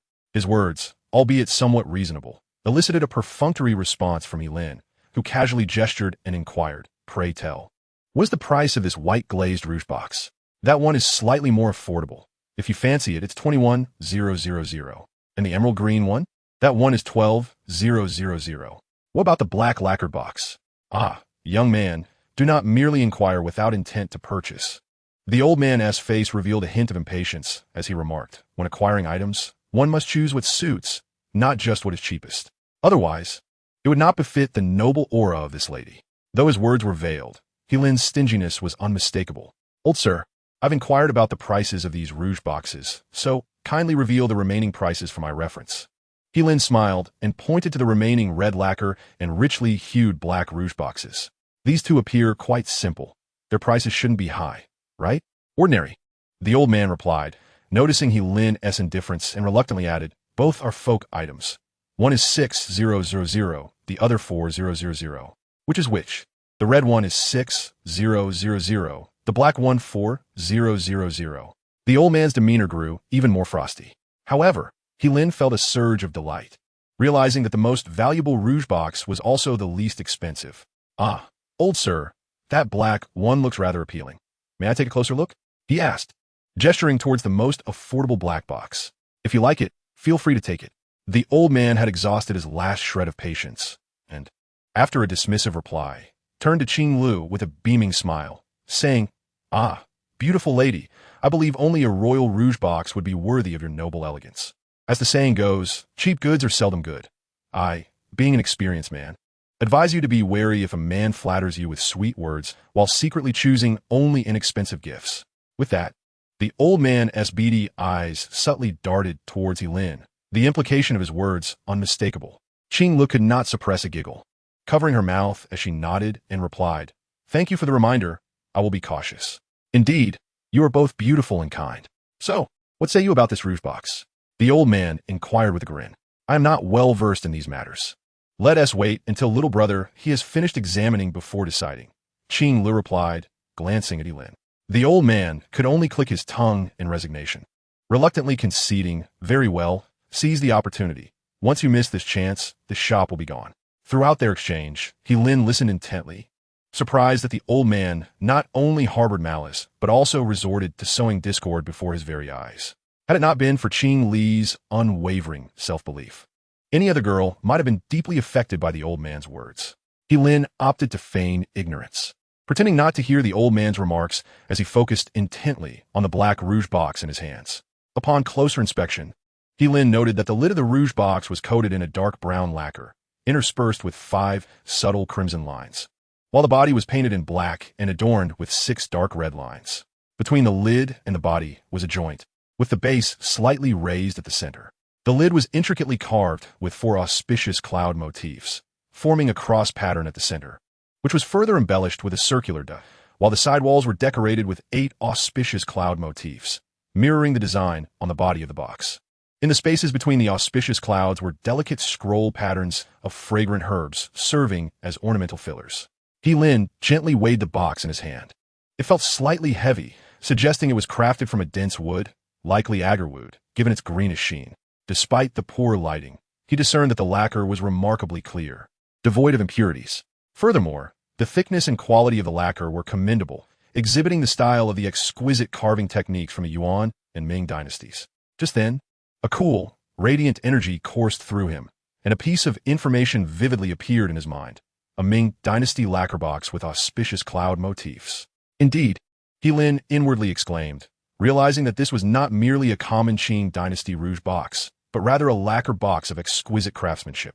The lacquer box, originating from the Yuan dynasty, was a refined piece of carved lacquerware, requiring multiple layers of different lacquer colors to be applied before carving could commence, thus holding immense artistic value. Suddenly, as he gently touched the bottom of the lacquer box, Helin discovered that a small corner of the circular base was missing. Turning the box over to examine it under the flickering light of the oil lamp, he noticed a faint golden sheen at the chipped corner. His pupils dilated in surprise, as he thought, could it be that fortune smiles upon me, allowing me to encounter such a treasure? A cold smile crept across his face as he calmly raised the lacquer box and inquired of the old vendor, "Excuse me, sir, why does this lacquer box have a small chip at the corner of the base?" The old man was momentarily taken aback, then cleared his throat and replied, "Young man, this is an item from many years ago, not a palace artifact. You know that common folks often engage in rough labor, and such mishaps are inevitable." He then pointed to the yellow rouge box in Qing Li's hand, saying, "Look at this fine piece from the palace. Its preservation is nearly flawless. The difference in quality between cheap items and expensive ones is something I need not elaborate on, right?" Helin narrowed his eyes, clearly sensing the flicker of the old man's gaze, as if he were concealing something. However, Helin was disinclined to speculate. Since the price of the black lacquer box was the lowest, other matters seemed trivial. He chuckled softly. "Indeed, sir, you speak the truth. You get what you pay for." "Ah, that is precisely it." The old man smiled, nodding in agreement. "Naturally, the quality of more expensive items is significantly superior. So what do you say? Are you interested in purchasing this Palace Rouge box?" "Ah, dear sir, I too wish to procure that Royal Rouge box as a gift for my girlfriend." However, Helin, feigning embarrassment, abruptly paused mid-sentence. "Girlfriend?" Qing Lu beside him was momentarily taken aback, gazing at Helin with disbelief. "But what?" The old man immediately pressed for clarification. "Yet we hastily left home today and have not brought much money." Chapter 84. Enemies Reunited. Do not believe me? Look, I only have over 3,000 yuan on my phone. As Lin spoke, he showed the old man his mobile balance. We are merely college students, and this amount was originally intended for my monthly living expenses. 3,000. The old man squinted and, indeed, saw that Lin's WeChat balance was a mere 400 yuan. He promptly frowned. With only this amount, why bother asking me about prices for so long? Is this not a waste of my time? Go away. If you have no money, do not hinder my business. The old man's demeanor shifted from warmth to impatience as he waved dismissively. Truly a waste of my breath. Students with no money should not be wandering about such a market. Upon hearing Lin, Qing Lu recognized his ruse. Yet she did not expect the stall owner to change his attitude as swiftly as turning a page. She felt a surge of indignation. Brother, let us forget about the rouge box and silver hairpin. We shall leave. As she spoke, she began to rise to depart. Lin, quick of thought, turned to the old man. Sir, look, my girlfriend is upset. Although my funds are insufficient to purchase your royal rouge box, we have at least inquired about it for some time. How about this? I cannot let your efforts go unrewarded. I will offer you 3,000 yuan for this slightly damaged black rouge box. The old man frowned, somewhat reluctant, muttering, this rouge box is worth 4,000 yuan. You are offering only 3,000. Lin, with a clever glimmer in his eye, replied, you see, as your first customer, could you not grant me a discount and sell it for 3,000 yuan? It would please my girlfriend after all, would it not? At this moment, Qing Lu understood Lin's scheme and feigned impatience. Brother I am leaving. I truly do not want it anymore. Lin's heart leapt with joy. The girl was indeed playing her part well. As expected, the old man, seeing Qing Lu insisting on leaving, gritted his teeth and relented. Fine. Let be a loss on my part. 3,000 it is. For the sake of good fortune with my first transaction. As he spoke, he handed the QR code sign at his feet to Lin. Scan it. Show me once you have done so. Lin, elated, wasted no time in taking out his phone to make the payment. Sir, look, it has been transferred. Good. The rouge box is yours, though it comes without packaging. Thank you. Lin was unfazed, eagerly grabbing the lacquerware.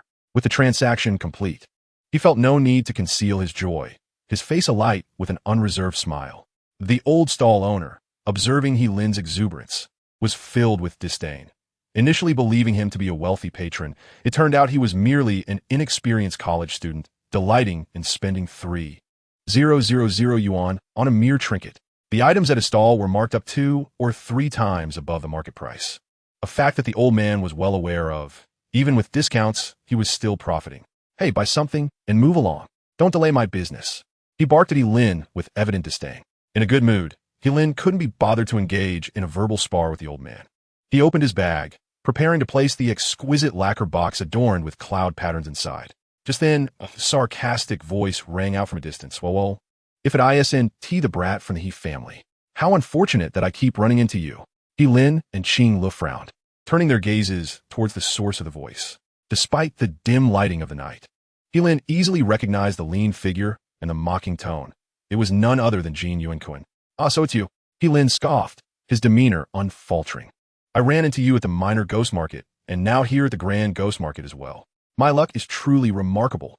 Having encountered Jin Yuankun previously at the minor ghost market and the auction, Lin had expected that Jin would avoid him if they met again. To his surprise, after a few days apart, Jin had the audacity to openly ridicule him, which took Lin aback slightly. Don't think that a stroke of luck has changed your identity. Jin Yuankun's cheek twitched as memories of his previous misfortunes with Lin flooded back. Let me remind you, you're still just a novice in my eyes. As Jin approached, he noticed Qing Lu beside Lin and raised an eyebrow in mockery. Oh, what is this? You're not with your buddy today, but have a lovely lady accompanying you instead? I just heard someone haggle over 3,000 bucks for a trivial item. I've never seen anyone so miserly. Jin's gaze fell upon the dark lacquer box Lin was holding, his teasing becoming more pronounced. My dear lady, I advise you to steer clear of this scoundrel. He may have money in his pocket, but he pretends to be poor. He is not worth your time. Jin, how I choose to spend my money is none of your concern, is it? Lin raised an eyebrow, retorting coolly, I never imagined that at your age. Your hearing would be sharper than a dog's. To hear my voice from such a distance. Oh, what is this? Jin, doesn't he look kindly upon scoundrels who deceive women? Jin Yuankun's expression darkened as he raised his voice, drawing many curious glances. You're haggling over a few thousand bucks and trying to charm the ladies. Are you truly that desperate? I'm not quite mad with desperation yet. Lin replied with a cold smile, his tone dripping with sarcasm. By the way, Jean, I haven't yet parted with that pair of walnut shells you lost to me last time. What? Are you here to offer me another fine item now that you see I'm short on cash? Upon hearing Lin mention his pair of ornamental walnuts, Jean Yinken reacted as if a cat's tail had been stepped on, erupting with indignation. Don't get too cocky. It's merely a pair of walnuts. I have plenty of money, and just because you've had a stroke of good fortune once or twice, do you truly believe you'll be lucky for life? Let me tell you, fortunes ebb and flow. When your luck runs out, you'll amount to nothing. After this outburst, Jean Yuancoin turned to Qing Lu, stating, Beauty, just the other day, I sent this scoundrel 100,000 for those worthless walnuts. Look at him. Today he hesitates to paint even a $3,000 piece. To such a scoundrel, I advise you to sever ties as soon as possible. To Jean Yuancoin's surprise, Qing Lu frowned, scrutinizing him from head to toe before turning to Lin and inquiring, Lil He, who is this person? He seems a bit unhinged. Although Qing Lu lowered her voice, the atmosphere in the ghost market was so hushed that even Jean Yuancoin could hear her clearly, and passers-by couldn't help but glance at him in appraisal. His mind has never been particularly sharp. Let us disregard him, Lin remarked with a cold smirk. Jean Yuancoin's eyelids twitched. Had the lighting been better, Lin would have noticed that his complexion had soured to an alarming degree. Very well. Jean Yuancoin inhaled deeply, regaining his composure before hissing through clenched teeth.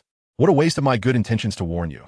I didn't realize you were just a foolish girl lacking sense, destined to be deceived. Jean, don't overstep your bounds. Lin's gaze turned icy as he retorted, after stumbling twice before me. Are you still not satisfied? Is it the courage bestowed upon you by Liang Jingru that emboldens you?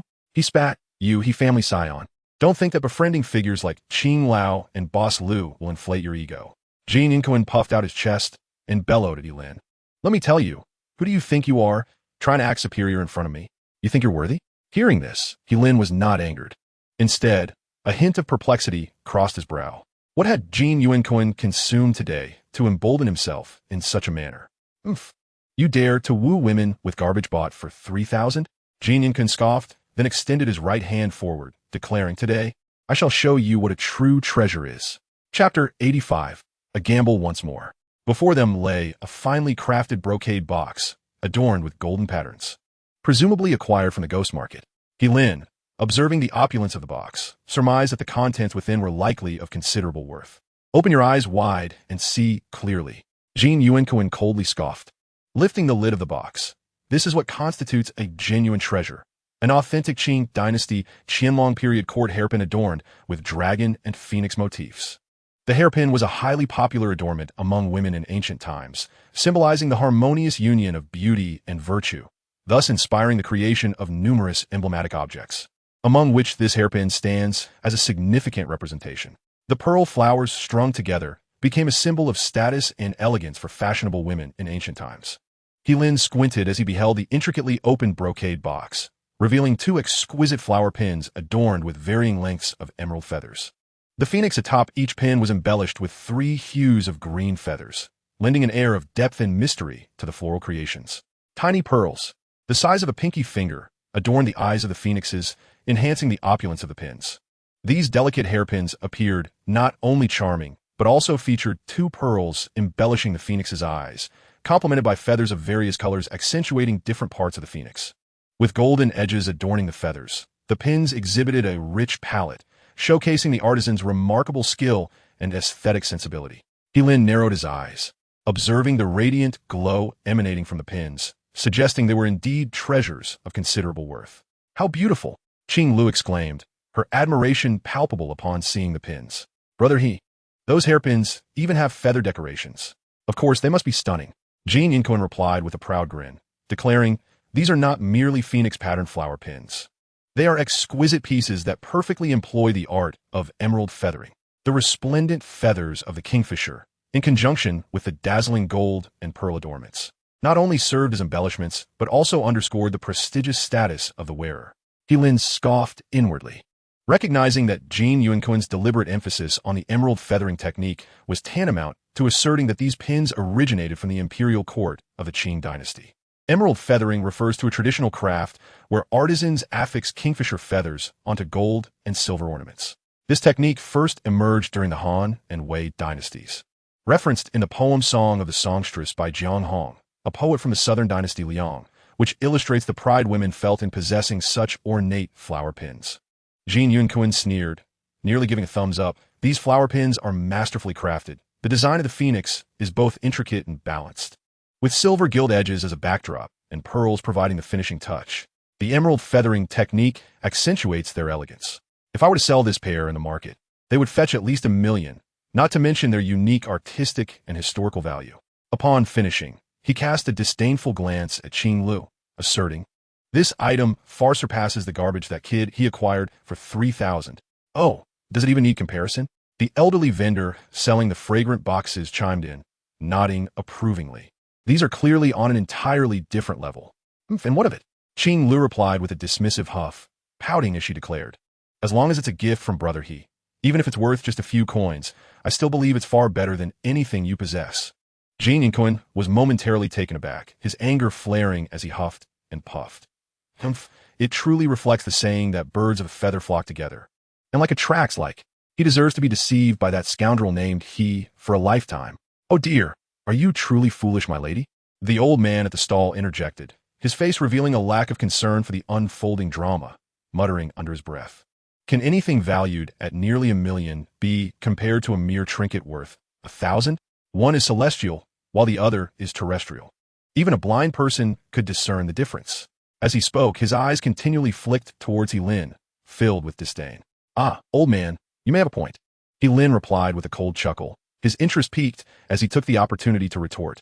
"But some people's vision might indeed fall short of even that of a blind person. All you can do is spout nonsense." The old man shot a dismissive glance at He Lin, snorting derisively. "You're hesitant to part with a few thousand yet flaunt yourself here? Can you truly compare to that floral ornament worth over $1 million? I've encountered many young people like you, and apart from an eloquent tongue, you possess nothing." "Old man, your words reflect a narrow-minded view, don't you think?" He Lin narrowed his eyes and replied coldly, "This is our first encounter. How can you presume to judge my character? Are you not trying to put on airs? You can't even afford a cosmetic case worth a few tens of thousands. Yet you stubbornly stand your ground before others. What else could that be but a display of bravado?" The old man settled himself on the curb with an air of disdain, casting another scornful glance at He Lin. "I merely sell women's accessories. Let me remind you, that gentleman's pair of emerald phoenix hairpins is undoubtedly a rare treasure, likely from the imperial court. You, my friend, simply cannot compete. Ha ha ha. No wonder the saying goes that the older the ginger, the spicier it is. This old gentleman certainly has a keen eye." A smirk appeared on Jin Yunquin's face as he triumphantly declared, "He, the seller himself, has spoken. Yet you still attempt to flatter me, trying to save face." Then, turning to Qing Lu, he added, "Young lady, allow me one final piece of advice. This he is quite cunning. He swindled me out of nearly $1 million with his antique walnuts, and now only buys you this $3,000 garbage. Do not foolishly follow him. Be wary of being sold off while counting his money." With that, Jin Yunquin fixed a cold smirk upon He Lin, silently vowing, "After your previous attempts to deceive me, today I shall ensure your romantic pursuits come to ruin." Oh, by the way, Qing Lu had yet to speak when He Lin chuckled. "I almost forgot to introduce you. This man here," he gestured towards Jin Yunquin, "is the proprietor of the neighboring establishment, Jin Yunquin. He, indeed, that's me," He Lin grinned. Upon hearing this, Jin Yunquin's face twitched, the smile fading. "What slander have you been spreading about me behind my back? Isn't fabricating rumors your forte, Jin? I can't quite master that skill." He Lin replied with a smirk. "I am merely speaking the truth. You know well the deeds you've committed," He Lin remarked, narrowing his eyes with interest.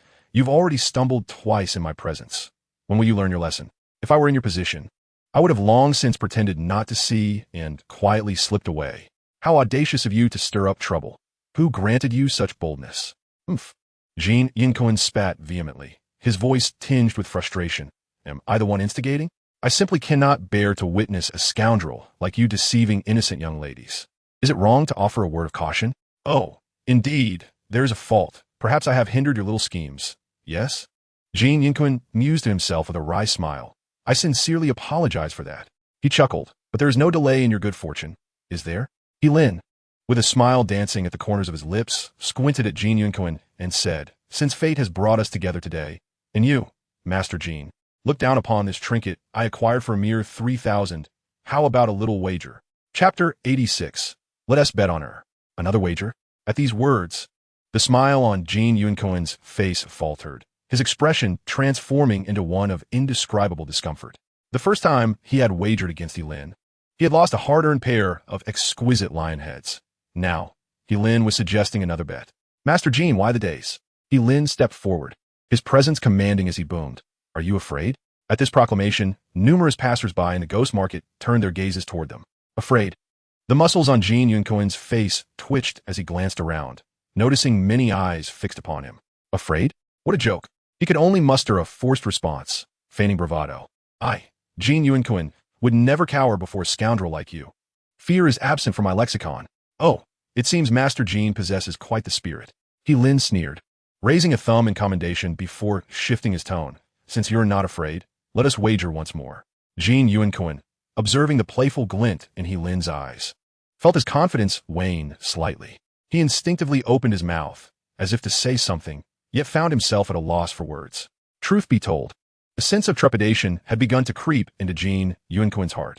The familiar expression on Elin's face struck a chord of unease within him. He was uncertain of the intentions concealed within Elin's mind, leaving him hesitant to make a decision. As Jean Yuncoin hesitated, some onlookers could not resist fanning the flames of provocation. If it were me, I would wager without hesitation. Why fear? Indeed, why act coy like a bashful maiden? Are you truly intimidated by this young lad? To hold something worth nearly $1 million, yet hesitate to wager against a trinket worth a few thousand. This is a first for me. Amidst the clamor of voices, Jean Yuncoin's countenance fluctuated between shades of green and white. If Master Jean is reluctant to gamble, I shall not press the matter, Elin remarked coolly, adding with a smirk, but should we cross paths again, I kindly ask you to steer clear and refrain from seeking trouble, especially if you lack the courage to face the consequences. Upon concluding his words, Elin turned and strode towards Qing Lu, leaving behind a remark. What a coward. The elderly man selling the incense boxes was left astonished, his mouth agape, in disbelief at the unfolding scene. Oh dear, what are you afraid of, sir? Jean Yuncoin's eyelids twitched, his heart momentarily engulfed in indecision. To gamble or not to gamble? At that very moment, a voice imbued with a hint of arrogance echoed from a distance. The hesitation on Jean Yuncoin's plump face dissipated, replaced by sheer joy. The speaker was none other than Zhou Mingfan, the eldest son of the Zhou family. It was evident that it was Zhou Mingfan who had just spoken. Helin's heart raced. How was Jean connected to this prominent figure from the Zhou family? At this moment, Zhou Mingfan regarded Helin with a cold gaze, his eyes reflecting not only disdain, but also a flicker of animosity. The incident at the auction, where Helin had publicly embarrassed him, lingered vividly in his mind. Zhou Mingfan, who was inherently petty, had restrained himself at the auction due to Qing Hishan acting as a mediator for Helin. But encountering Helin again today at the Grand Ghost Market meant that old grievances had to be settled. Young Master Zhou, you have arrived. Jean Yuncoin bowed and scampered over to Zhou Mingfan, resembling a sycophant. Little brother who is he? Qing Lu could not help but inquire softly. He is Zhou Mingfan, the eldest son of the Zhou family from the East District, Helin replied quietly, then turned to speak aloud. I never expected Manager Jean to possess such impressive social skills, managing to mingle with young Master Zhou at an auction. At this moment, he finally comprehended why Jean Yuncoin had been so audacious in provoking him earlier. It was because he had Zhou Mingfan backing him. Zhou Mingfan, however, was disinterested in Helin, and instead, when his gaze fell upon Qing Lu, his eyes brightened. Ah, how do you do, miss? May I inquire your name? One could not deny that Qing Lu's youthful and vibrant visage stirred a sense of desire within Zhou Mingfan. Young Master Zhou, please refrain from such frivolities. Helin furrowed his brow and stepped protectively in front of Qing Lu. She is my girlfriend, and I would appreciate it if you refrained from such antics in my presence. Oh, your girlfriend? Zhou Mingfan narrowed his eyes, a cold smirk escaping his lips. How could such a beautiful lady possibly be interested in a pauper like you? Truly, a flower placed in dung. Indeed, young Master Zhou speaks wisely. I previously cautioned this young lady that the fellow surnamed he was so miserly he could barely spare a few thousand for gifts. Ultimately spending only 3,000 on a worthless trinket, Jean Yuncoin interjected hastily. Oh, only willing to spend 3,000? Zhou Mingfan raised an eyebrow in inquiry. Correct.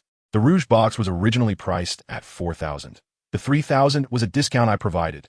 The elderly vendor, sensing Zhou Mingfan's noble demeanor, eagerly chimed in, "Sir, you seem to possess extraordinary elegance. Would you care to choose some items to present to your female friend? I have many fine goods at my stall." Kilin could not help but furrow his brow, inwardly cursing. What an old scoundrel. Even at this moment, he still takes the opportunity to stab me in the back. After all, I am his client. Zhou Mingfan, indifferent to the street vendor's ramblings, squinted at the black rouge box in Helin's hand. 3,000 for that trinket? Indeed, it was that.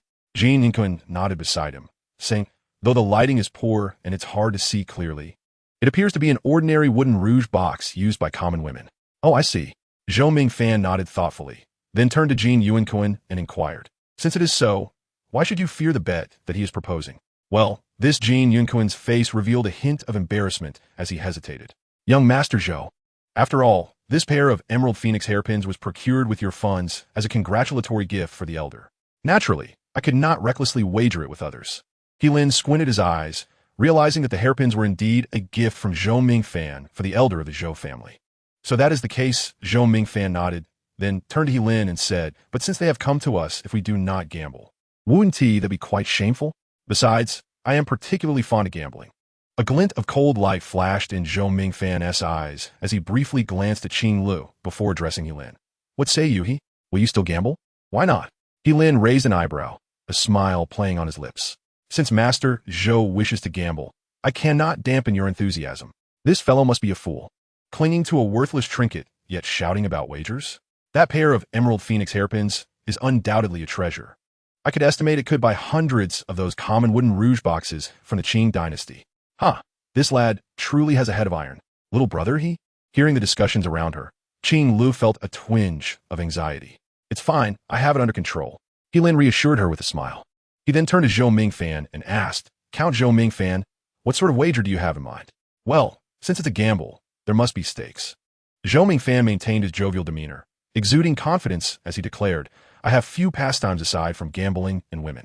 He then pointed at Qing Lu, "Choose your stake. But should you lose, she will belong to me." Chapter 87. Do you dare to bet? Impossible. "Oh."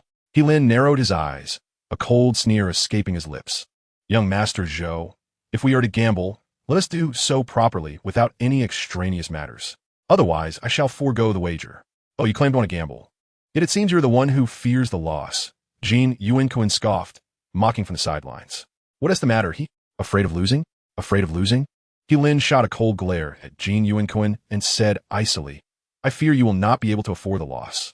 It must be said, the more he looked at Jean Yinquin, the more he found him insufferable. "You're not afraid of losing? Then what is it you fear?" Jean Yinquin straightened his back, feeling invigorated as if he had been injected with a stimulant, with Zhou Mingfan backing him up. He taunted Heilin, saying, "If I were in your position, I would take the gamble.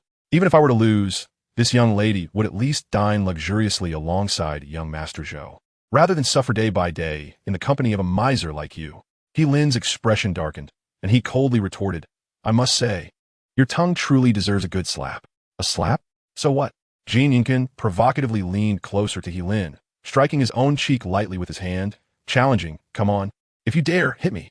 You, who are so fickle and cowardly that you won't even gamble." A surge of anger welled up within Heilin.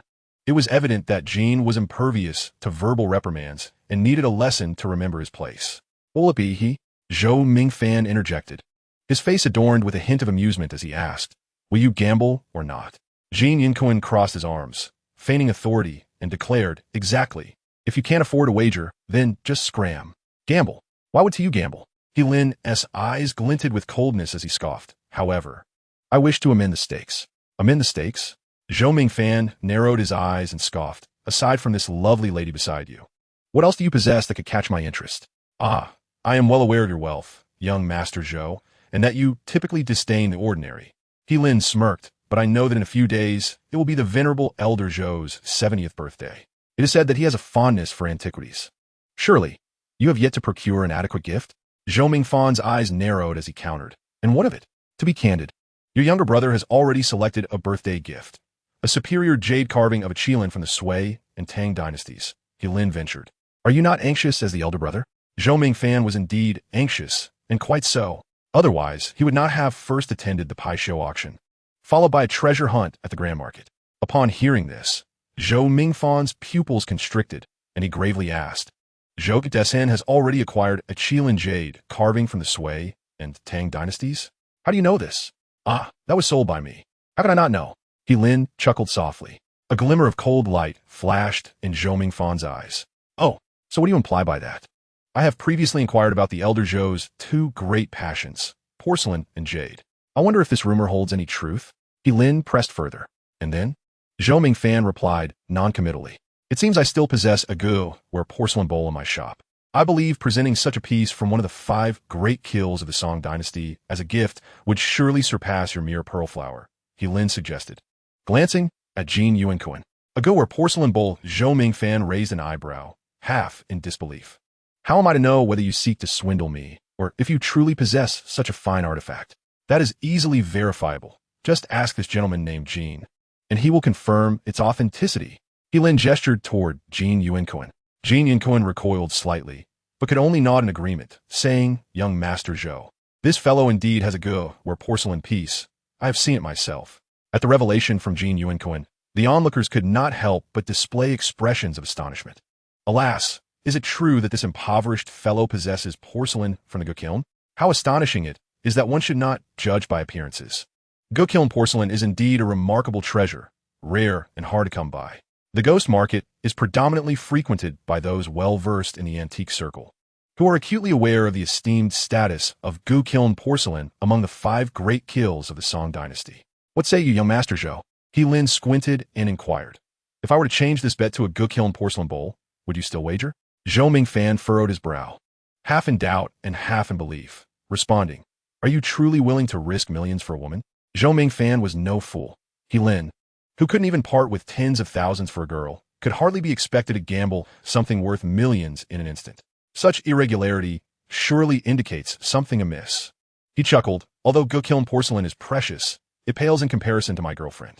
He Lin cast a sidelong glance at Qing Le, providing Zhou Mingfan no opportunity for further contemplation, and promptly declared, I've already offered you a chance, young Master Zhou. Since you do not cherish it, do not blame me. If you are too timid to wager, then so be it.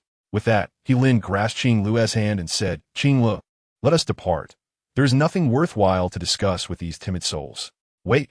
Just as He Lin turned, Zhou Mingfan, his brow furrowed, called out, Fine, as you say. A glint of coldness flashed in Zhou Mingfan's eyes as he spoke icily. If you lose the bet, that sole Kiln porcelain bowl shall belong to me. He Lin's heart leapt. This fellow had finally taken the bait. Of course, he replied. He then squinted at Jin Yuanquan and said with a smile, Master Jin, do you not agree with this reasoning? He Lin was already confident in his victory.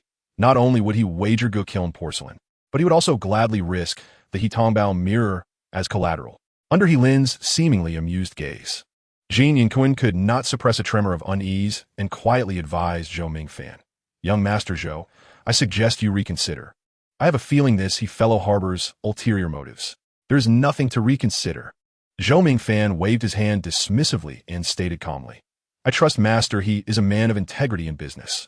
Since such words have been spoken, he will certainly uphold them. Otherwise he paused and continued, the consequences may be severe, and I believe Master he is well aware of that.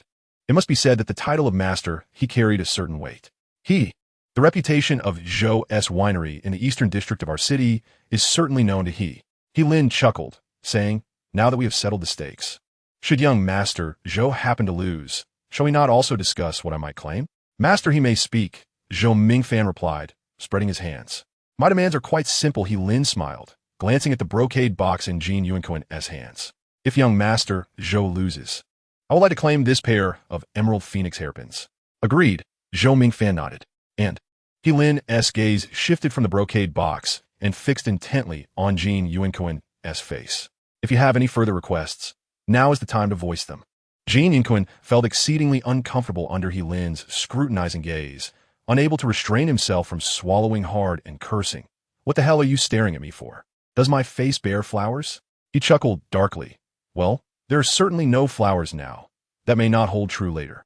He Lin let out a cold laugh and turned to Zhou Mingfan, declaring, in addition to that pair of emerald phoenix hairpins, if I win, I shall deliver 50 resounding slaps to the esteemed manager Jin. No more, no less, precisely 50. What? Jin Yuanquan's heart sank, and his complexion turned a shade of pale green. Are you out of your mind? He Lin, unfazed by Jin Yuanquin's outburst, simply fixated his gaze on Zhou Mingfan.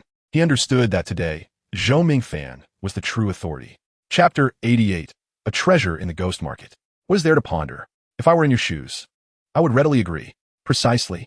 This is clearly a winning proposition. Should you win, you'll acquire the prized Ru Kiln porcelain. Were I in your position, I would willingly accept 100 slaps if I lost. I would take 200. The onlookers erupted into a cacophony of encouragement, each eager to stir the pot. Zhou Mingfan found himself momentarily hesitant. He glanced at Jin Yuanquin and then at the brocade box in his hands. Manager Jin, do you have confidence in this gamble? Jin Yuanquin's eyelids flickered, and he steeled himself, responding, of course. How could the few thousand in that brat he's hands possibly compare to our treasures? However, young Master Zhou, regarding the stakes. Enough. Zhou Mingfan raised his hand, cutting Jin Yuanquin off. If you have confidence, that suffices. Manager I shall take charge of this wager on Manager Jin's behalf. Zhou Mingfan regarded He Lin with an indifferent gaze, although Jin Yuanquin had mentally prepared himself for this. Hearing Zhou Mingfan's proclamation made his plump face twitch uncontrollably, and his expression darkened significantly. Yet, he dared not voice his discontent towards Zhou Mingfan, merely casting resentful glances at He Lin. Manager Jin, glaring at me is futile. Blame your own foul mouth. He Lin scoffed, and then turned to Zhou Mingfan. Young Master Zhou, it is not that I doubt your integrity, but you see, I am alone here. Should you lose the bet, what if Manager Jin changes his mind? Are you really so sure of your victory? Zhou Mingfan could not help but furrow his brow. Before He Lin could respond, a few eager spectators began to shout from the crowd. Don't worry. If our young brother wins, we will assist you. Yes, indeed. If you win, should this fellow dare to renege, we shall seize him on the spot. Right, we will hold him down. Upon hearing the crowd willing to lend a hand, Jin Yuanquin's face shifted from green to white, and he bellowed angrily, Get lost. Do you think I will lose? Why are you all making such a ruckus? Huh. With such support, I feel reassured. He Lin grinned and bowed to the onlookers before turning back to Zhou Mingfan.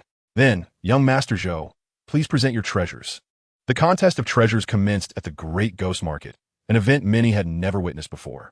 In an instant, a multitude of vendors and passers-by were drawn to the lively scene. To ensure that the wager between He Lin and Zhou Mingfan was conducted fairly and impartially, many individuals brought their own kerosene lamps and flashlights, illuminating the area for the two participants. Before long, the originally dim ghost market was transformed into a brightly lit space, surrounded by a throng of onlookers forming a circle. At this moment, Jin Yuanquin let out a cold snort and retrieved a pair of exquisite emerald phoenix hairpins from the brocade box, placing them in the light.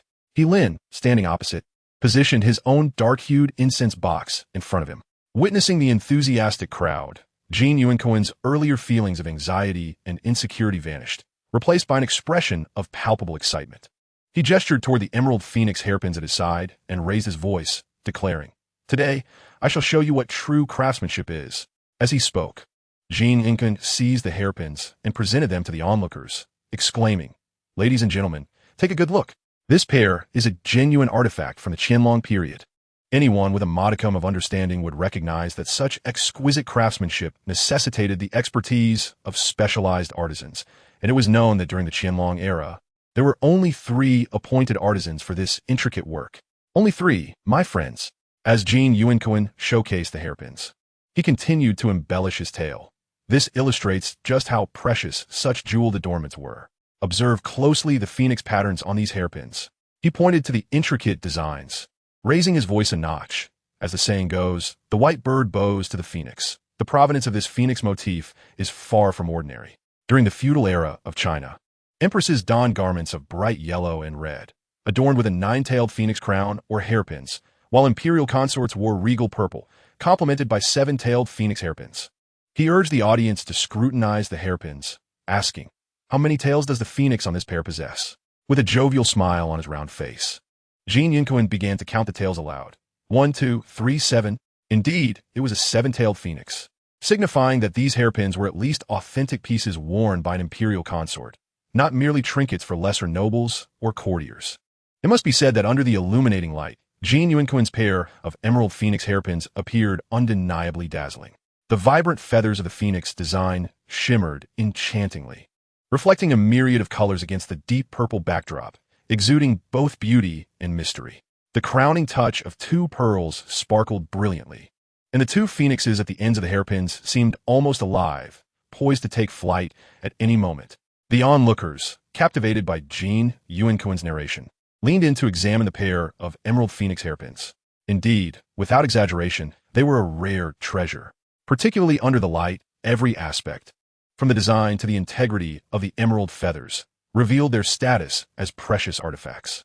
TSK, TSK, TSK, if this truly belongs to the esteemed imperial consort, then the value of this pair of turquoise phoenix pattern hairpins must commence at no less than $1 million, don't you think? I believe it's even more. If presented at a grand auction, the price could very well double. Listening to the murmurs of the crowd, Jin Yuanquan wore a smug expression. Ladies and gentlemen, I believe I have made my point clear. As for the market value of my hairpins, there is no need for further elaboration, is there? After saying this, he provocatively cast a glance at Elin, internally scoffing. Let us see how you plan to outdo me this time. Ha ha. Manager He, at that moment, Zhou Ming Fan, beaming with delight and a subtle smile gracing his lips, remarked, I trust you heard what Manager Jean just articulated? He Lin shrugged nonchalantly, nodding in acknowledgement. Observing He Lin's indifferent demeanor, Zhou Mingfan's brow slightly furrowed. Manager He, do you perhaps hold a differing opinion regarding Manager Jean's assertions? None whatsoever. He Lin raised an eyebrow, glancing at Jin Yuanquan. Although Manager Jean may not be the most amiable, his knowledge concerning antiques is indeed quite robust, I must admit. One cannot expect wisdom from a fool. Jin Yuanquan's expression darkened as he coldly retorted, What gives you the audacity to critique me? I am most curious to see what trinket you purchased for a few thousand. After this, Jin Yuanquan cast a disdainful glance at Elin's black incense box, sneering. That dark and dreary box would merely serve as scrap material in rural China. I say, Helin Manager He. Jin Yuanquan grew increasingly animated, hands on his hips in mockery. Have you become inflated with pride after a couple of fortunate finds? Do you genuinely believe yourself to possess exceptional discernment, capable of stumbling upon treasures at will? Following this, he erupted into hearty laughter. Manager Jean, you ought to enjoy your mirth while you can. I fear you might not find the opportunity to laugh later, He Lin said, running his hand over the black incense box with a cold smirk. Whether this item is mere scrap cannot be determined solely by your words. Oh, I see. You wish to surprise me? Jin Yuanquan feigned astonishment, then burst into laughter. Is this not a piece of junk? I seem to have underestimated my own vision. Clearly, my son's eyes are sharper. The lights are bright here. No need to rely on touch. The onlookers, not blind to the situation, couldn't help but express their discontent with murmurs and chuckles. Chapter 89. How can one know without trying? Young man, we are all seasoned in this circle. If that truly is a treasure, do enlighten us. It seems this lad has run into a brick wall today. Still too young, too stubborn, thinking he can strike gold every time he tries. Consider this an expensive lesson. We've all been through the ringer at some point. Listening to the rising tide of discussions among the onlookers, Zhou Mingfan's smile became increasingly audacious. Manager He, I trust you have heard the words of the crowd? He cast a glance at the black incense box in front of Elin, frowning as he remarked, This dark object is rather unsightly. Dispose of it at once. Oh, and by the way, I shall personally come to your shop tomorrow to collect that Ru Kiln porcelain bowl. Zhou Mingfan crossed his arms, coldly addressing Elin, if not. Don't blame me for being impolite.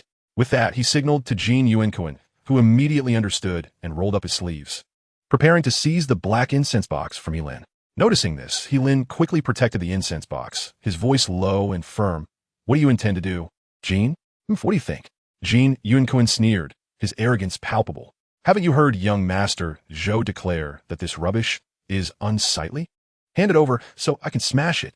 You wish to destroy my treasure? Elin's eyes narrowed, his tone icy. I fear you might not be able to afford the consequences. Treasure? Jin Yuanquan was momentarily taken aback, then burst into laughter, clutching his stomach. Are you still living in fantasy? You think that black wooden lump is a treasure? He spat at Elin's feet and turned to grab the headpiece. Once I secure my headpiece, I'll personally smash this worthless wooden object for you. Indeed, hurry and secure my headpiece. Elin chuckled softly, his voice cold. If it gets damaged, I won't let you off easily. What? Jin Yuanquan leaned in, feigning ignorance.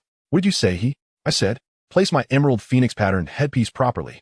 Elin enunciated each word, emphasizing the word my. Did everyone hear that? Jin Yunquin erupted in laughter, addressing the crowd. This kid dares to claim my emerald phoenix pattern headpiece as his own. After laughing, Jin's expression darkened, and he glared at Lin. Have you forgotten your medication today? There's a limit to foolishness. The surrounding crowd couldn't help but burst into laughter at his words. Little brother Qing Luxiu furrowed her brow, calling out with concern. Yet Lin remained unfazed, turning to her with a smile. Don't worry, everything is under my control. At that moment, Zhou Mingfan also let out a couple of laughs, then coldly stated, you have already lost the bet. Do you intend to feign ignorance to evade your obligation? Evasion of obligation? Lin's eyes narrowed, and he snorted, Young Master Zhou, you may indulge in reckless eating, but you cannot speak recklessly. Oh, I speak recklessly? Zhou Mingfan's expression darkened as he fixed a cold stare on Lin. Manager a bet must be honored, if you continue to play the fool. Do you believe I won't ensure you cannot leave this ghost market tonight? I believe, given young Master Zhou and the Zhou family's capabilities, I certainly do. Lin maintained his smile, spreading his hands as he remarked. However, it seems that during the treasure contest, only Master Jin spoke at length. Well, I have yet to utter a single word, haven't I? Oh, Zhou Mingfan raised an eyebrow, coldly scoffing. Master do you still believe you have a chance of winning? How would I know without giving it a try? Lin shrugged. Young Master Zhou, allow this lad to speak. At that moment, Jin Yunquin pointed at Lin, no longer exhibiting the previous signs of trepidation. I am indeed curious to hear what this fellow can concoct. Zhou Mingfan arched an eyebrow, a playful smile crossing his face. Very well, in deference to Master Jin, I shall observe what tricks this lad has up his sleeve. I shall rely on Master Jin to speak on my behalf. Lin replied with a grin, gesturing towards Jin Yunquin. For that statement, I shall grant you a few less slaps later. Jin Yunquin spat towards Lin, grumbling. If you cannot articulate a coherent point, just wait and see how I shall deal with you. Indeed, I must say, Master Jin, a person like you is quite insufferable. Lin shook his head in jest. Without waiting for Jin Yunquin's response, he turned to the onlookers and called out, Ladies and gentlemen, does anyone have cooking oil? Just any edible oil will suffice. Upon hearing this, the crowd erupted into a buzz of discussion. Cooking oil? ISNT that used for frying? This is a ghost market, not a supermarket. Is this lad deranged? His request was met with a mix of ridicule and curiosity, as many wondered what he was up to. After a brief moment of hushed deliberation, someone from the crowd shouted, Hey young man, will vegetable oil do? I have some rapeseed oil I use to lubricate my bicycle. Lin turned to see a middle-aged man dressed in rural attire, holding up a half-filled mineral water bottle of rapeseed oil. Yes, that will do splendidly. Lin's eyes lit up as he hurried over to accept the bottle from the kind-hearted man. Brother, I am grateful for your generosity. It's nothing. I merely wish to join in the excitement and see what you intend to do. The middle-aged man replied with a warm smile, embodying simplicity. Lin, somewhat speechless, managed an awkward smile. Thank you once again. With that, Lin took the half-filled bottle of rapeseed oil to the center of the illuminated area. He sat down on the ground, pulling out a silk scarf from his pocket, dabbing it with the oil, and raising the scarf above his head. Ladies and gentlemen, open your eyes wide and observe closely. He then began to gently wipe the surface of his black incense box with the oil-soaked scarf. As he continued, the black stains on the surface gradually faded, revealing glimpses of a red-black inner layer. This was astonishing. Jin Yunquin's pupils involuntarily constricted, a sense of inexplicable unease gnawing at his heart. Zhou da xiao. I can hardly wait to see what he can conjure up. Before Jin Yunquin could finish his statement, Zhou Mingfan abruptly interrupted him. I truly do not believe that with mere vegetable oil, he could transform a worthless piece of wood into a treasure. The onlookers began to take notice of the changes in the incense box held by Lin, buzzing with murmurs of curiosity. What in the world is that lad up to? Look, it seems as if the black lacquer on that box has been wiped away. Indeed, it appears he has stripped the lacquer right off. At this moment, Lin paid no heed to the chatter around him, his focus solely on the object in his hands. With repetitive motions, he toiled for a good 10 minutes before finally lifting his head, exclaiming, It's done. The crowd turned their gaze to him, witnessing that the once pristine white cloth was now marred with dark stains. Simultaneously, the incense box in his other hand had undergone a remarkable transformation. The black lacquer and grime had been entirely removed, and though it still bore a shade of darkness under the light, it was no longer the pure black it once was. Instead, it radiated a deep, crimson-black hue. In other words, it was a shade of red so dark it appeared black. with the surface black lacquer stripped away. The intricate carvings on the lacquer box became strikingly clear. The swirling patterns of the auspicious cloud motifs on the sides and top of the box flowed gracefully, displaying the exquisite craftsmanship of the sculptor. Lin gazed at the lacquerware that had nearly regained its original appearance, his smile growing ever more radiant. Yet his eyes began to chill with resolve. Zhou da xiao. While I may not be able to turn this worthless wood into a treasure with just a few wipes. Lin squinted slightly, gazing at Zhou Mingfan. I can indeed reveal the true form of a valuable artifact. With that, he presented the now dark red incense box before him, proclaiming loudly, "Ladies and gentlemen, behold, this box is none other than a Ming Dynasty carved rhinoceros horn lacquer box." Upon hearing this, the crowd erupted into hushed whispers. Is that truly a carved rhinoceros horn lacquer box? Did he really score a Ming Dynasty carved rhinoceros horn lacquer box for merely 3,000 yuan? What a ridiculous claim. Those present were mostly seasoned individuals from the antique realm, well aware of the priceless nature of carved rhinoceros horn lacquerware.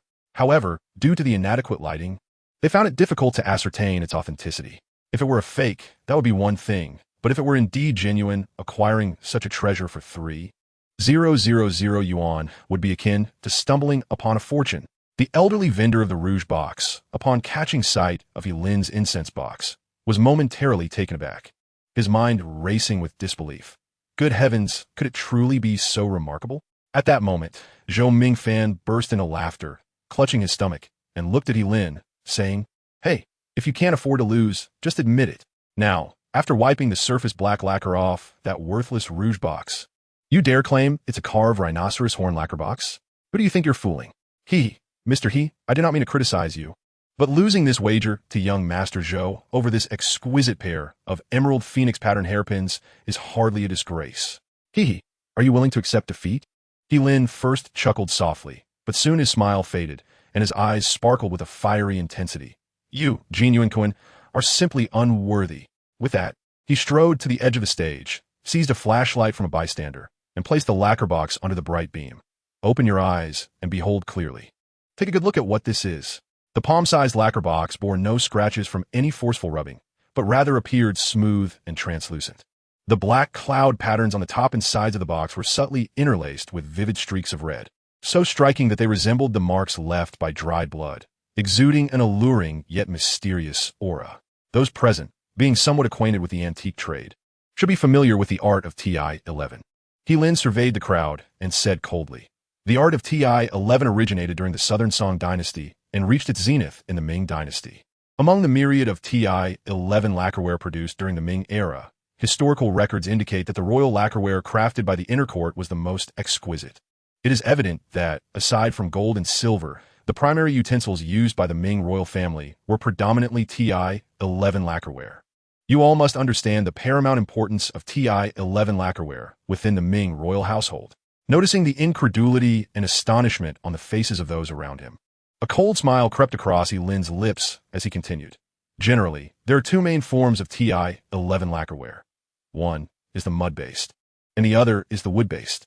The mud-based method involves creating a base from clay, followed by dozens of processes including filling with ash, lacquer application, polishing, and air drying to yield a semi-finished product, which is then further processed with colorful lacquer and various decorations.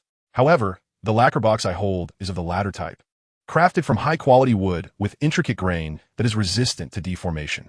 This type of wood-based lacquerware typically features black and red lacquer as its primary colors. Each piece of Ti-11 lacquerware undergoes multiple layers of lacquer application, sometimes exceeding 100 coats, making this a labor-intensive and time-consuming craft. Yet, it is precisely due to this meticulous process that Ti-11 lacquerware can withstand the test of time, remaining uncorrupted and undamaged. Anyone with a modicum of knowledge knows that lacquerware should not be cleaned with water. Hence, I used cooking oil to cleanse the surface grime of this piece.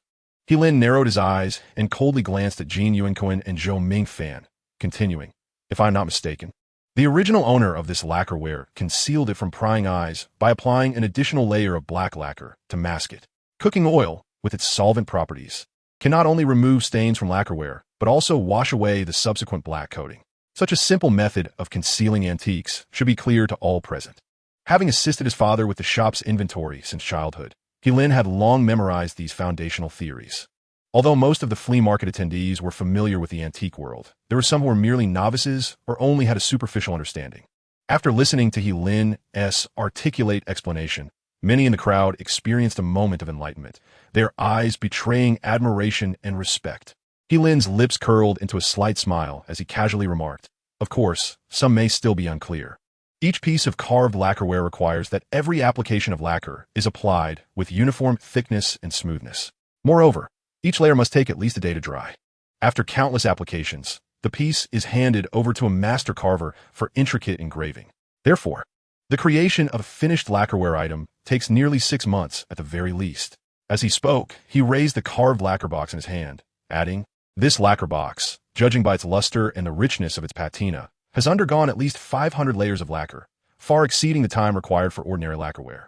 Furthermore, the fluidity of the auspicious cloud pattern and the meticulous detailing indicate that the carver of this box is undoubtedly a master of the highest caliber." At this point, He Lin raised his voice and boldly questioned, "I dare to ask, how could such an exquisite treasure as this carved lacquer box compare unfavorably to a pair of Qing Dynasty Phoenix hairpins adorned with emeralds?" Upon his utterance, the previously boisterous crowd fell into an abrupt silence. It was eerily quiet, aside from the chirping of crickets. The only sound that could be heard was the collective breath of the onlookers. A moment later, Jean Yuanquin was the first to break the silence with a dry chuckle, saying, "Mr. He, no matter how much you speak, it is merely a ploy to inflate the price of your lacquerware. Yet, even if you were to speak until you were hoarse, the piece in your hands is nothing more than an unproven artifact." Earlier, when He Lin was polishing the lacquerware, Jean Yuanquin had keenly observed the base of the item and, upon confirming the absence of any markings, felt emboldened to make such a claim. Moreover, Jean Yuanquin's eyes narrowed as he declared, "Has anyone noticed that this fellow's lacquerware is missing a leg? How can such a flawed piece possibly be compared to a pair of intact Qing Dynasty court phoenix hairpins?" With this reminder, the crowd shifted their attention to the base of the lacquerware in He Lin's hands. "Oh dear, it truly is missing a leg," they exclaimed. "How could we have missed that?" What had once sounded impressive now appeared merely as a defective item. At this moment, Zhou Mingfan exhaled sharply and coldly remarked, "Well, mister He, what do you have left to say?" "Indeed, I have much to say," He Lin retorted without a hint of retreat, his voice resonant. With that, he boldly turned the lacquerware upside down, exposing the base. Since this group wished to scrutinize the flaw, he would oblige them with clarity. Confronted by He Lin's audacity, Zhou Mingfan's demeanor grew even colder. A flawed piece is still a flawed piece, especially one without provenance. No matter how eloquently you speak, I doubt you can conjure up anything further. "Ah, young Zhou, your words are rather hasty. I am known for my adherence to facts. I would never fabricate stories." He Lin replied with a chuckle, adding, "But I must admit, this carved lacquer box does indeed possess a certain charm." Regarding the historical accounts of the past, He Lin was already well versed in them. Without further ado, let us delve into the tale. Surely, the name of the Hongwu Emperor, Zhu Yuanzhang, is familiar to all? He Lin turned and inquired of the gathered crowd, who nodded in agreement, indicating their familiarity. It is well known that Zhu Yuanzhang, despite his revered image in Chinese history as a diligent and incorruptible ruler who valued the talented, was also notorious for his cruelty and ruthlessness, earning him the moniker of the Butcher Emperor among scholars. With an air of confidence, He Lin continued, "Since ascending the throne, Zhu Yuanzhang, like his predecessors, summoned 3,000 beauties to his imperial harem, yet among them, the most favored was none other than Consort Li. Not only was she intelligent and beautiful, well-versed in poetry, literature, and the arts, but she also executed her tasks with remarkable efficiency, displaying a decisiveness befitting a statesman. Due to her style of governance, she was often praised by Zhu Yuanzhang as the Han Dynasty's Banjiu." He Lin paused momentarily, observing the expressions of the onlookers. At that time, in his affection for Consort Li, Zhu Yuanzhang commanded the palace artisans to spend 9 months crafting an exquisite lacquerware piece as a gift for her, which indeed caused quite a stir in the palace. Naturally, Consort Li cherished this gift from the Hongwu Emperor. However, her excessive fondness for the lacquerware led to a mishap. One day, while handling it, she accidentally dropped it, causing one of its legs to break. Fearing that the emperor would hold her accountable, she ordered someone to take the lacquerware to the market and have a golden repair done on the broken leg. At this point, He Lin paused once more. And then? What happened next? The crowd urged him to continue, expressing their dissatisfaction with his incomplete narrative. He chuckled, shining his flashlight upon the broken leg of the lacquerware. Behold, this is how it appears now. The gathered spectators craned their necks to see, and under the beam of the flashlight, the broken leg sparkled with flecks of golden light. It was none other than the gold powder. Oh my, is that real gold powder? Is it genuine? After all this time? Could it be that the lacquerware in his possession is indeed the one gifted by the Hongwu Emperor to Consort Li? It certainly seemed plausible. The golden leg must have been removed by later generations. Amidst the murmurs of speculation from the crowd, one individual appeared particularly distressed. This man was none other than the elderly vendor who had sold the exquisite lacquerware to He Lin. While others remained in a state of conjecture about He Lin's earlier statements, the old man knew all too well that the tale of the golden leg was indeed true, for he himself had been the one to remove it. The lacquerware and several other rouge boxes were indeed salvaged by the old man from his ancestral home. At that time, he regarded the lacquerware as rather unremarkable, save for a small corner of gilded feet at the bottom. Consequently, he decided to remove the gilded part and bring the lacquerware to the ghost market for sale. Upon hearing He Lin's earlier explanation, the old man felt as if he were a mute suffering from an unspeakable anguish. At that moment, he wore a mask of torment, regretting his actions deeply. Just then, he sensed someone casting a gaze in his direction. Looking up, he found He Lin smiling at him. The old man's heart sank, and his face turned the color of fried liver. He Lin, noticing the old man's reaction, merely scoffed and proclaimed, "Ladies and gentlemen, do you now believe that my incomplete rhinoceros horn lacquer box is inferior to that pair of Qing Dynasty Phoenix hairpins?" Upon this utterance, a profound silence enveloped the crowd. In the realm of antiques, items with verifiable provenance are undoubtedly more valuable than those of ambiguous origin. If He Lin's earlier remarks held any truth, then even with its missing feet, the lacquer box once bestowed by Zhu Yuanzhang and used by Consort Li would command an elevated price. The issue at hand was no longer whether it could compare to Zhou Mingfan's pair of phoenix hairpins, but rather how much greater its market value would be. At this juncture, Zhou Mingfan's expression had darkened considerably, nearly dripping with discontent. He had allowed He Lin to speak, only to be taken aback by the latter's extravagant claims. Jin Yuanqun, feeling a wave of trepidation, swallowed hard and interjected, He Lin, are you truly basing everything on mere words? You assert that your lacquerware was used by Consort Li, and thus it must be so? He raised a finger toward his own brocade box, stating, I could just as easily claim that these hairpins were personally commissioned by Yongzheng to be gifted to the Empress Olenara. Oh, Master Jin, are those hairpins indeed gifts from Yongzheng to the Empress? He Lin squinted and chuckled coldly, saying, any item crafted under the direct order of an emperor would bear signature. Do your hairpins possess such a mark? Upon hearing this, a glimmer of intelligence sparkled in Jin Yuanquan's small eyes. He had been waiting for He Lin to make such a statement. It's understandable that my minor hairpin lacks a signature, Jin Yuanquan retorted. But you claim that your lacquerware was personally ordered by Zhu Yuanzhang, yet it appears to bear no signature whatsoever. After such a lengthy discourse, it seems you are merely spinning a fanciful tale. Jin Yuanquan's reminder prompted the onlookers to crane their necks toward the lacquerware in He Lin's hands. Indeed, the bottom of the lacquerware lacked a signature. How peculiar! It had neither an official seal nor a signature. Thus, this young man had been playing the fool all along. Listening to the murmurs of the crowd, He Lin remained composed, a smile dancing at the corners of his eyes as he fixed his gaze on Jin Yuanquan, saying, Master Jin, who said my lacquerware lacks a signature. Upon uttering those words, Jin Yuanquan involuntarily trembled, although he was oblivious to the true intent behind He Lin's statement. A sense of inexplicable guilt welled up within him. What nonsense are you spouting? The base of the lacquerware is clearly. Before Jin Yuanquan could finish his sentence, He Lin coldly lifted the lid of the lacquerware, revealing the bold inscription Internal Official Supervision on its inner side. How could this be possible?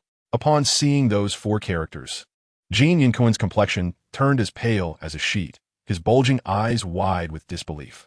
For Jin Yuanquan, those 4 characters were no strangers. They represented the exclusive seal of craftsmen under royal supervision. What now, Mr. Jin? Master Jin, He Lin's voice rang out emphatically as he repeated, you must be more familiar with these 4 characters than I am, right? Now, what do you have to say? Under He Lin's fierce gaze, Jin Yuanquan's legs went weak, and he collapsed onto the ground in fright. And Master Zhou, please, you must help me.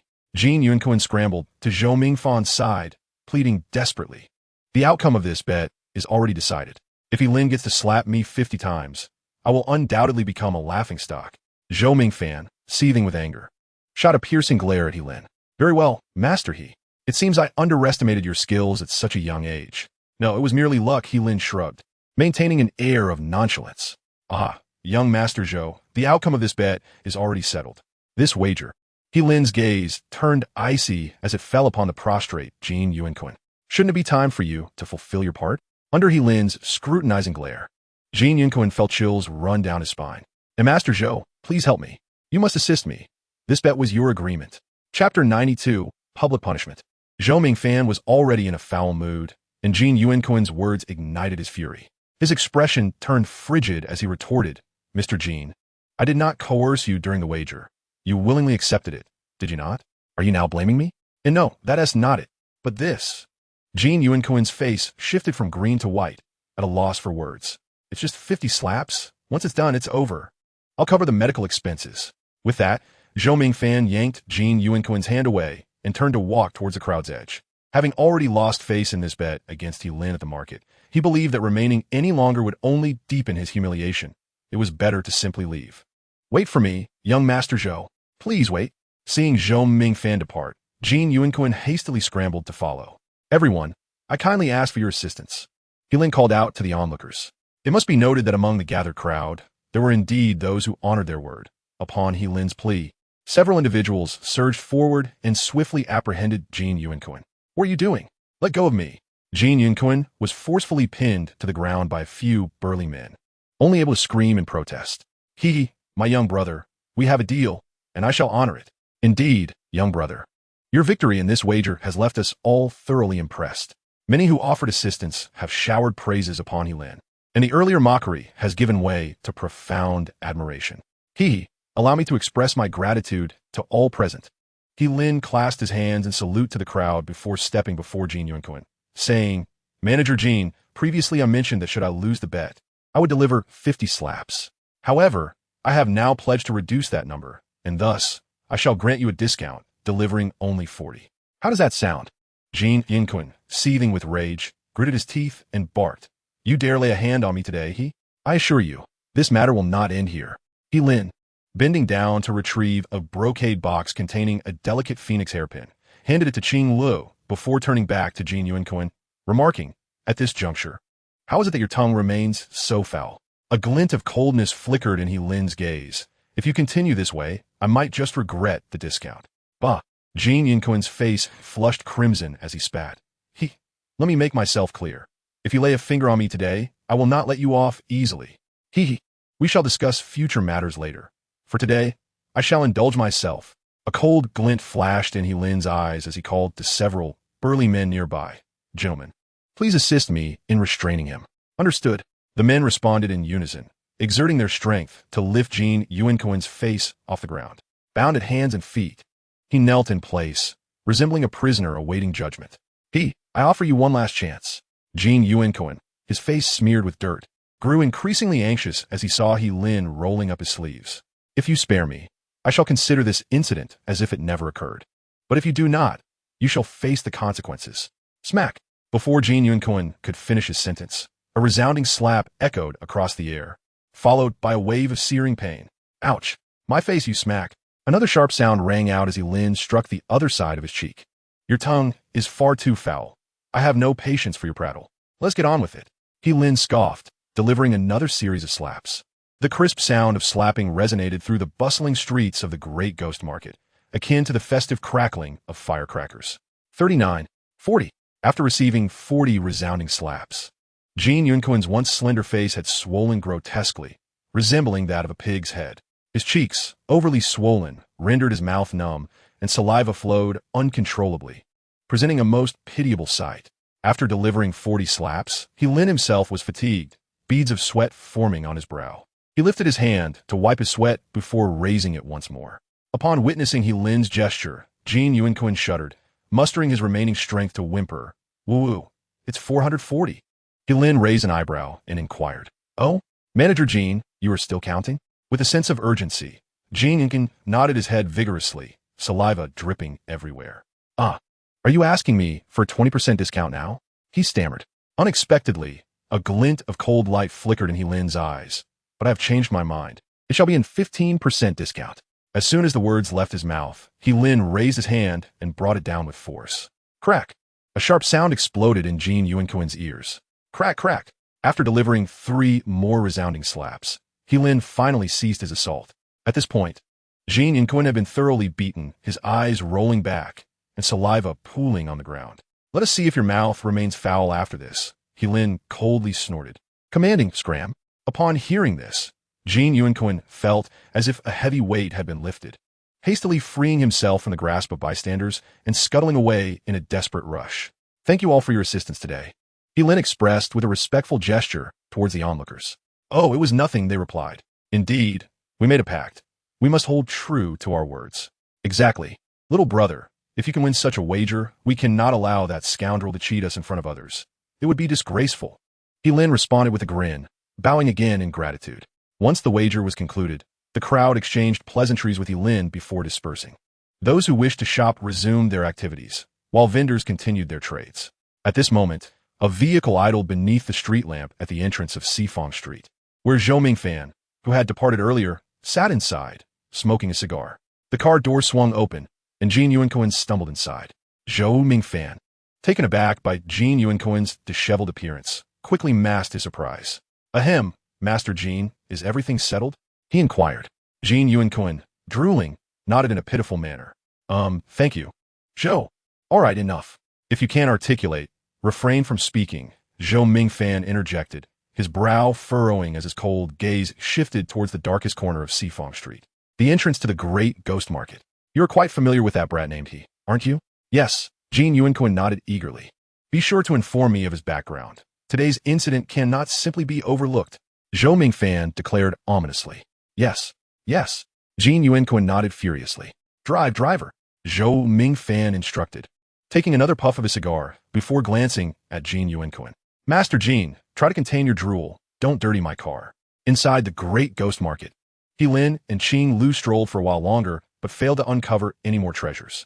Eventually, they exited the market, greeted by the brightness of the outside streets, which offered a refreshing change of scenery. Here, Qing Lu, these 2 items are for you, Lin announced as he presented a brocade box containing a phoenix pattern hairpin and a lacquered piece adorned with cloud motifs. Qing Lu smiled gently, reaching for the brocade box. I only want this. That won't do. I promise to buy you the lacquerware as well. Lin was taken aback and quickly replied, Qingla, this lacquerware of mine is worth several times more than your hairpin. Oh, I do not care about the market value of objects. As long as it is a gift from you, little Higu, that is sufficient, Qingla giggled, covering her mouth. However, you should keep this lacquerware for yourself. Otherwise, after a whole night of effort, you would have nothing. Who said that? Lin straightened his neck and declared proudly. Did I not just find a Han Dynasty bronze mirror? That trinket is worth far more than these 2 items. Chapter 93, Meeting Old Friends Again. Come out. Take this lacquerware. Qingla pouted, saying if you keep insisting, I might just get upset. Well then, I suppose I have no choice. Lin scratched his head in acceptance. That's much better, Qingla smiled, sticking out her tongue playfully. The lacquerware was an item Lin had discovered himself, and it was quite valuable. Since Lin had already gifted her the exquisite phoenix pattern hairpin as a trophy, Qingla naturally refused to accept any other items from him. Besides, in her eyes, that hairpin was far more beautiful than the lacquerware. Lin, shall I help you try on this hairpin? Qingla asked eagerly. Sure, Lin nodded. How does it look? After adorning herself with the hairpin, Qingla eagerly inquired. Ha! It looks wonderful, of course. Lin chuckled foolishly, nodding emphatically. Qingla took out a small mirror she carried and examined herself, shaking her head and pondering. Would it look even better if I style my hair up? Only you would say something so dismissive. Qingla blushed slightly, giving a huff. Not at all. Lin hurriedly explained with utmost sincerity. What I said is entirely true from the heart. Qingla, you truly are stunning. With a playful scoff at Lin's earnest demeanor, Qingla couldn't help but burst into laughter. All right, I believe you. Suddenly, Qingla seemed to recall something, and a faint blush appeared on her cheeks. By the way, Lil Higu, you mentioned in the ghost market that I am your girlfriend, cough. Lin was startled and coughed a couple of times, quickly clarifying, haha, Qingla, that was just the situation. Please do not take it to heart. Oh, is that so? Qingla's gaze dimmed slightly. Indeed, Lin continued, oblivious, scratching his head and laughing. Just like the last time you called me your boyfriend. We are even now. Oh, Qingla's smile faded, and she replied flatly, "Little Higo, you truly are clever." Hee. Just average, He Lin chuckled in response. After speaking, he strolled directly to the street corner and hailed a cab to leave. Hey, He Lin called out twice, but the car had already driven away, leaving him to scratch his head and murmur, "This woman changes her mind faster than flipping a page. Her heart is so small." The next day, He Lin did not arrive at Hitong Bao Jian until nearly noon. "Oh dear, Higo, you arrived at this hour?" Wang Wei, upon seeing He Lin arrive at the shop, immediately approached with a playful grin and remarked, "Ha, sleeping until the middle of the afternoon. Were you indulging yourself last night, feeling a bit under the weather?" He then added teasingly, "Come on, old Wang, why does your mind seem to be muddled all day?" With a smirk, he continued, "Wasn't tea last night a delightful escapade for two?" Wang Wei rubbed his hands together with a mischievous expression and said, "It's only natural for me to think that way. It's merely brotherly concern." Indeed, brotherly concern," He Lin responded with a hint of resignation. Glancing around the store, he noticed that under his father He Budong's guidance, the shop was nearly ready. Only a few decorative items were needed, and once an auspicious date was chosen, they could reopen. "By the way, old Wang, where's my dad?" He Lin inquired. Wang Wei poured He Lin a cup of tea, sporting a gossipy demeanor as he chuckled. "What transpired last night, Higo? Do share the details with your brother." Reluctantly, He Lin recounted the events from the ghost market the previous night. "No way. Could it be that coincidental?" Wang Wei exclaimed, covering his mouth in astonishment upon hearing Jin Yuanquin's name, unable to suppress his excitement as he exclaimed, "You mean that Jin Fellow and the young master of the Zhou family were also at the ghost market?" "Indeed," He Lin replied with a smug smile, adding, "The best is yet to come." He then succinctly summarized his wager with Jin Yuanquin. Wang Wei listened, his eyes widening in disbelief. And only when he heard about Jin Yuanquin receiving dozens of slaps did he burst into hearty laughter. "Ha ha! I was wondering why Jin Yuga didn't open the doors at Jin Yu Pavilion today. Turns out it was that Jin Fellow who fell victim to your scheme." Higo. Wang Wei laughed, holding his belly. "My goodness, what a shame not to witness Jin's foolishness last night." He couldn't help but clap his hands and sigh. Mentioning Jin Yuanquin made He Lin chuckle again. "It truly is a pity that Jin Fellow was left looking like a pig's head." "Yes, I agree." Wang Wei nodded in agreement. "Alas, the antique world has become entirely commercialized," He Lin lamented, shaking his head as he sipped his tea. "People like Jin Yuanquin will betray their integrity for a bit of money, and the antique circle is no longer as pure as it once was. Why dwell on such things, Higo?" Wang Wei moved to the door, glancing at the scorching sun in the sky. "We can't control others, but as long as we conduct our business with integrity, that's what matters." "Oh." He Lin raised an eyebrow, scrutinizing Wang Wei. "Why, old Wang, when did your professional ethics become so commendable?" "Not commendable, just principles in life and work," Wang Wei replied with a chuckle. He Lin nodded and said, "In light of that statement, consider it a bonus." "Really? How much?" Wang Wei asked eagerly. We made quite a profit at this ghost market. I'll give you 30,000 at the end of the month as a bonus. We haven't even sold the goods yet. They serve as stock for the grand opening." "Hey, that's reliable," Wang Wei exclaimed, clapping his hands in joy, secretly delighted. Indeed, choosing to team up with Higo after graduation has proven to be the wisest decision of my 20 years. A monthly bonus of 30,000 is significantly more rewarding than the 45,000 earned by those university graduates toiling away for a month. Wang Wei wiped the beads of sweat from his brow and muttered, "This weather is indeed harsh. It was tolerable in the morning, but by noon it has become unbearable. Now, in the sweltering summer heat, it is to be expected." He Lin licked his lips, reminiscing about the taste of ice cream from earlier. "Old Wang, how about treating yourself to an ice cream?" "That sounds delightful. I want strawberry flavor." Wang Wei immediately perked up, rising from the ground and extending his hand towards He Lin. "All right then." Wang Wei took the money and dashed towards the street corner. With some idle time on his hands, he picked up a cloth and began to wipe the tables and chairs. Just then, a series of crisp, high-heeled footsteps echoed at the entrance of the shop. He Lin, sensing a visitor, quickly draped the cloth over his shoulder and raised his head to greet. "Feel free to browse. Our little shop is currently in a trial operation." However, before He Lin could finish his sentence, he froze in place upon catching sight of the visitor's face. The newcomer was tall and graceful, adorned in a floral dress, with dyed blonde hair cascading over her shoulders and oversized sunglasses that lent her an air of sophistication. Yet even behind those shades, He Lin instantly recognized her as his ex-girlfriend, Li Kaiping. "Ah, It was evident that Li Kaiping was equally taken aback upon seeing He Lin, promptly removing her sunglasses and coldly remarking, "This Gue city truly is small. We ran into each other at a restaurant last time, and now here again. Are you following me?" The previous encounter with Qing Lu, who drove a luxury car and claimed to be He Lin's new girlfriend, had left her feeling bitter for quite some time. Chapter 94. I've laid my cards on the table. I, too, am a rich second generation. Huh, you are overthinking it.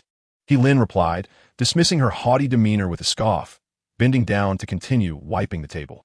In the past, he might have felt a twinge of lingering affection for Li Kaiping, but after the events at the restaurant, he had long since lost all fondness for her. Even considering it's superfluous to exchange a few words, Li Kaiping, noticing He Lin's indifference, felt a pang of bitterness. It was well known that He Lin had once been her most devoted admirer.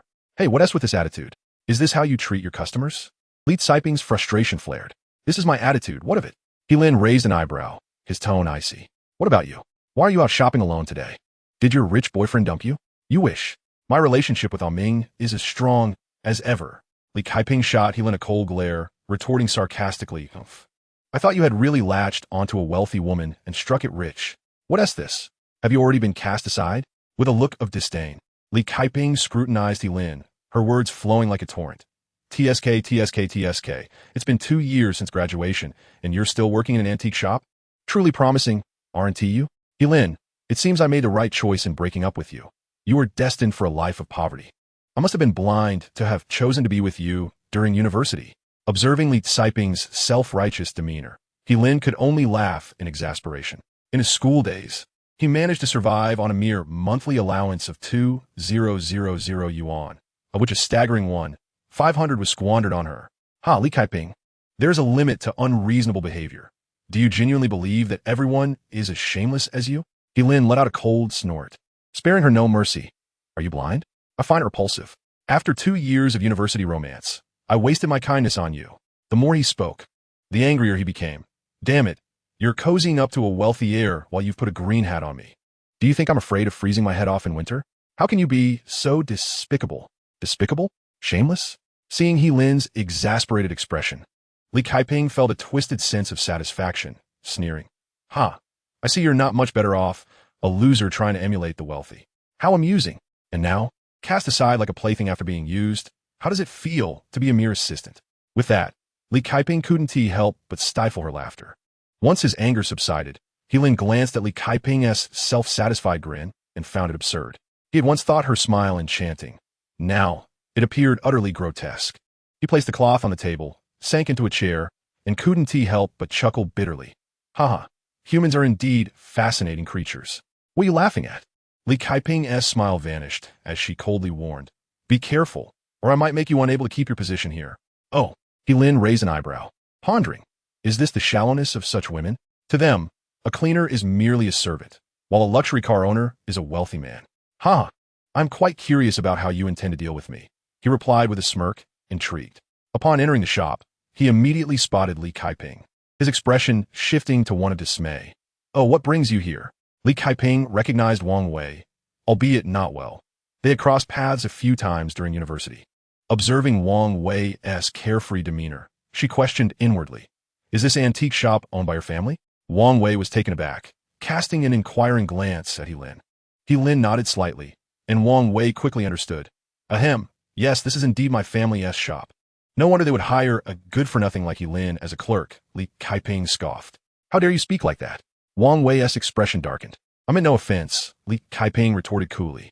I simply believe that someone like He Lin is unfit to be your assistant. Here, that's the deal.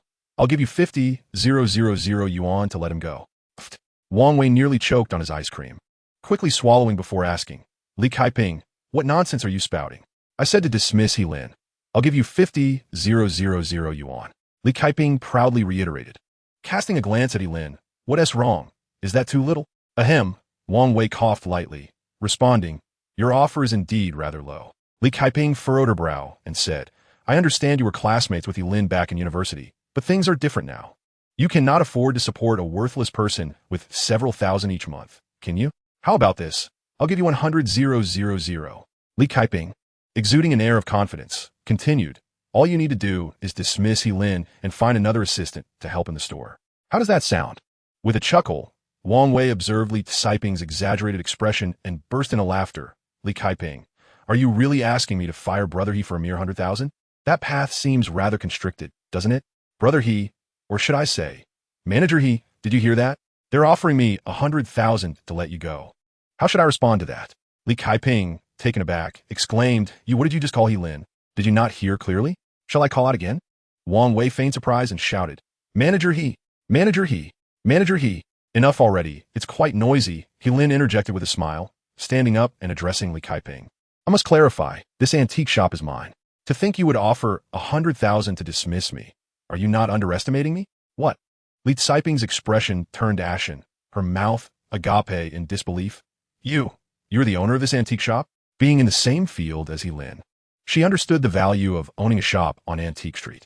Typically, the rent for an ordinary storefront begins at 20 to 30,000 a month, not to mention the prime location of Hetongbao Jian. When factoring in the interior decor and the items within, the value becomes incalculable. How is that possible? What a joke. Where did you acquire such wealth? Li Caiping's face was a canvas of incredulity. Although she and He Lin had been in a relationship for over 2 years during university, they had never reached the stage of discussing marriage. And He Lin had never divulged his family background. Over time, she had come to see He Lin as a mere underachiever living on a monthly allowance of 2,000. Where do you think I got all this money? He Lin replied with a playful glint in his eye. I must confess, I am also a scion of wealth. My humble university days were merely a disguise. With that, He Lin exchanged a knowing glance with Wang Wei. Wang Wei immediately understood and stepped forward to offer He Lin a cup of tea. Here, Manager He, enjoy some tea. He Lin gladly accepted. This young man knows how to handle things. Once we are officially open, you must receive a raise. Thank you, Brother He. Wang Wei, acting like a sycophant, began to massage He Lin's shoulders. Brother He, you must be tired. Let me help you with that. At that moment, seeing the camaraderie between He Lin and Wang Wei, Li Caiping felt a pang of apprehension. Could it be that He Lin had been concealing his affluent background all along? Choose whatever you like, He Lin said, a look of satisfaction on his face as he lazily glanced at Li Caiping. Currently, I don't have many valuable items in the store. Most are only worth around 1 million. If you find something appealing, just let me know. With that, he closed his eyes, no longer paying Li Caiping any attention. 1 million? And you claim there are no valuable items? Li Caiping's face flushed crimson, torn between feelings of embarrassment, anger, and regret. Upon witnessing He Lin's understated display of wealth, and recalling the mention of the 100,000 yuan, Li Caiping felt an overwhelming urge to vanish into the ground. Enraged, she stamped her foot and swiftly turned away, departing from He Tongbao's appraisal as if propelled by the winds.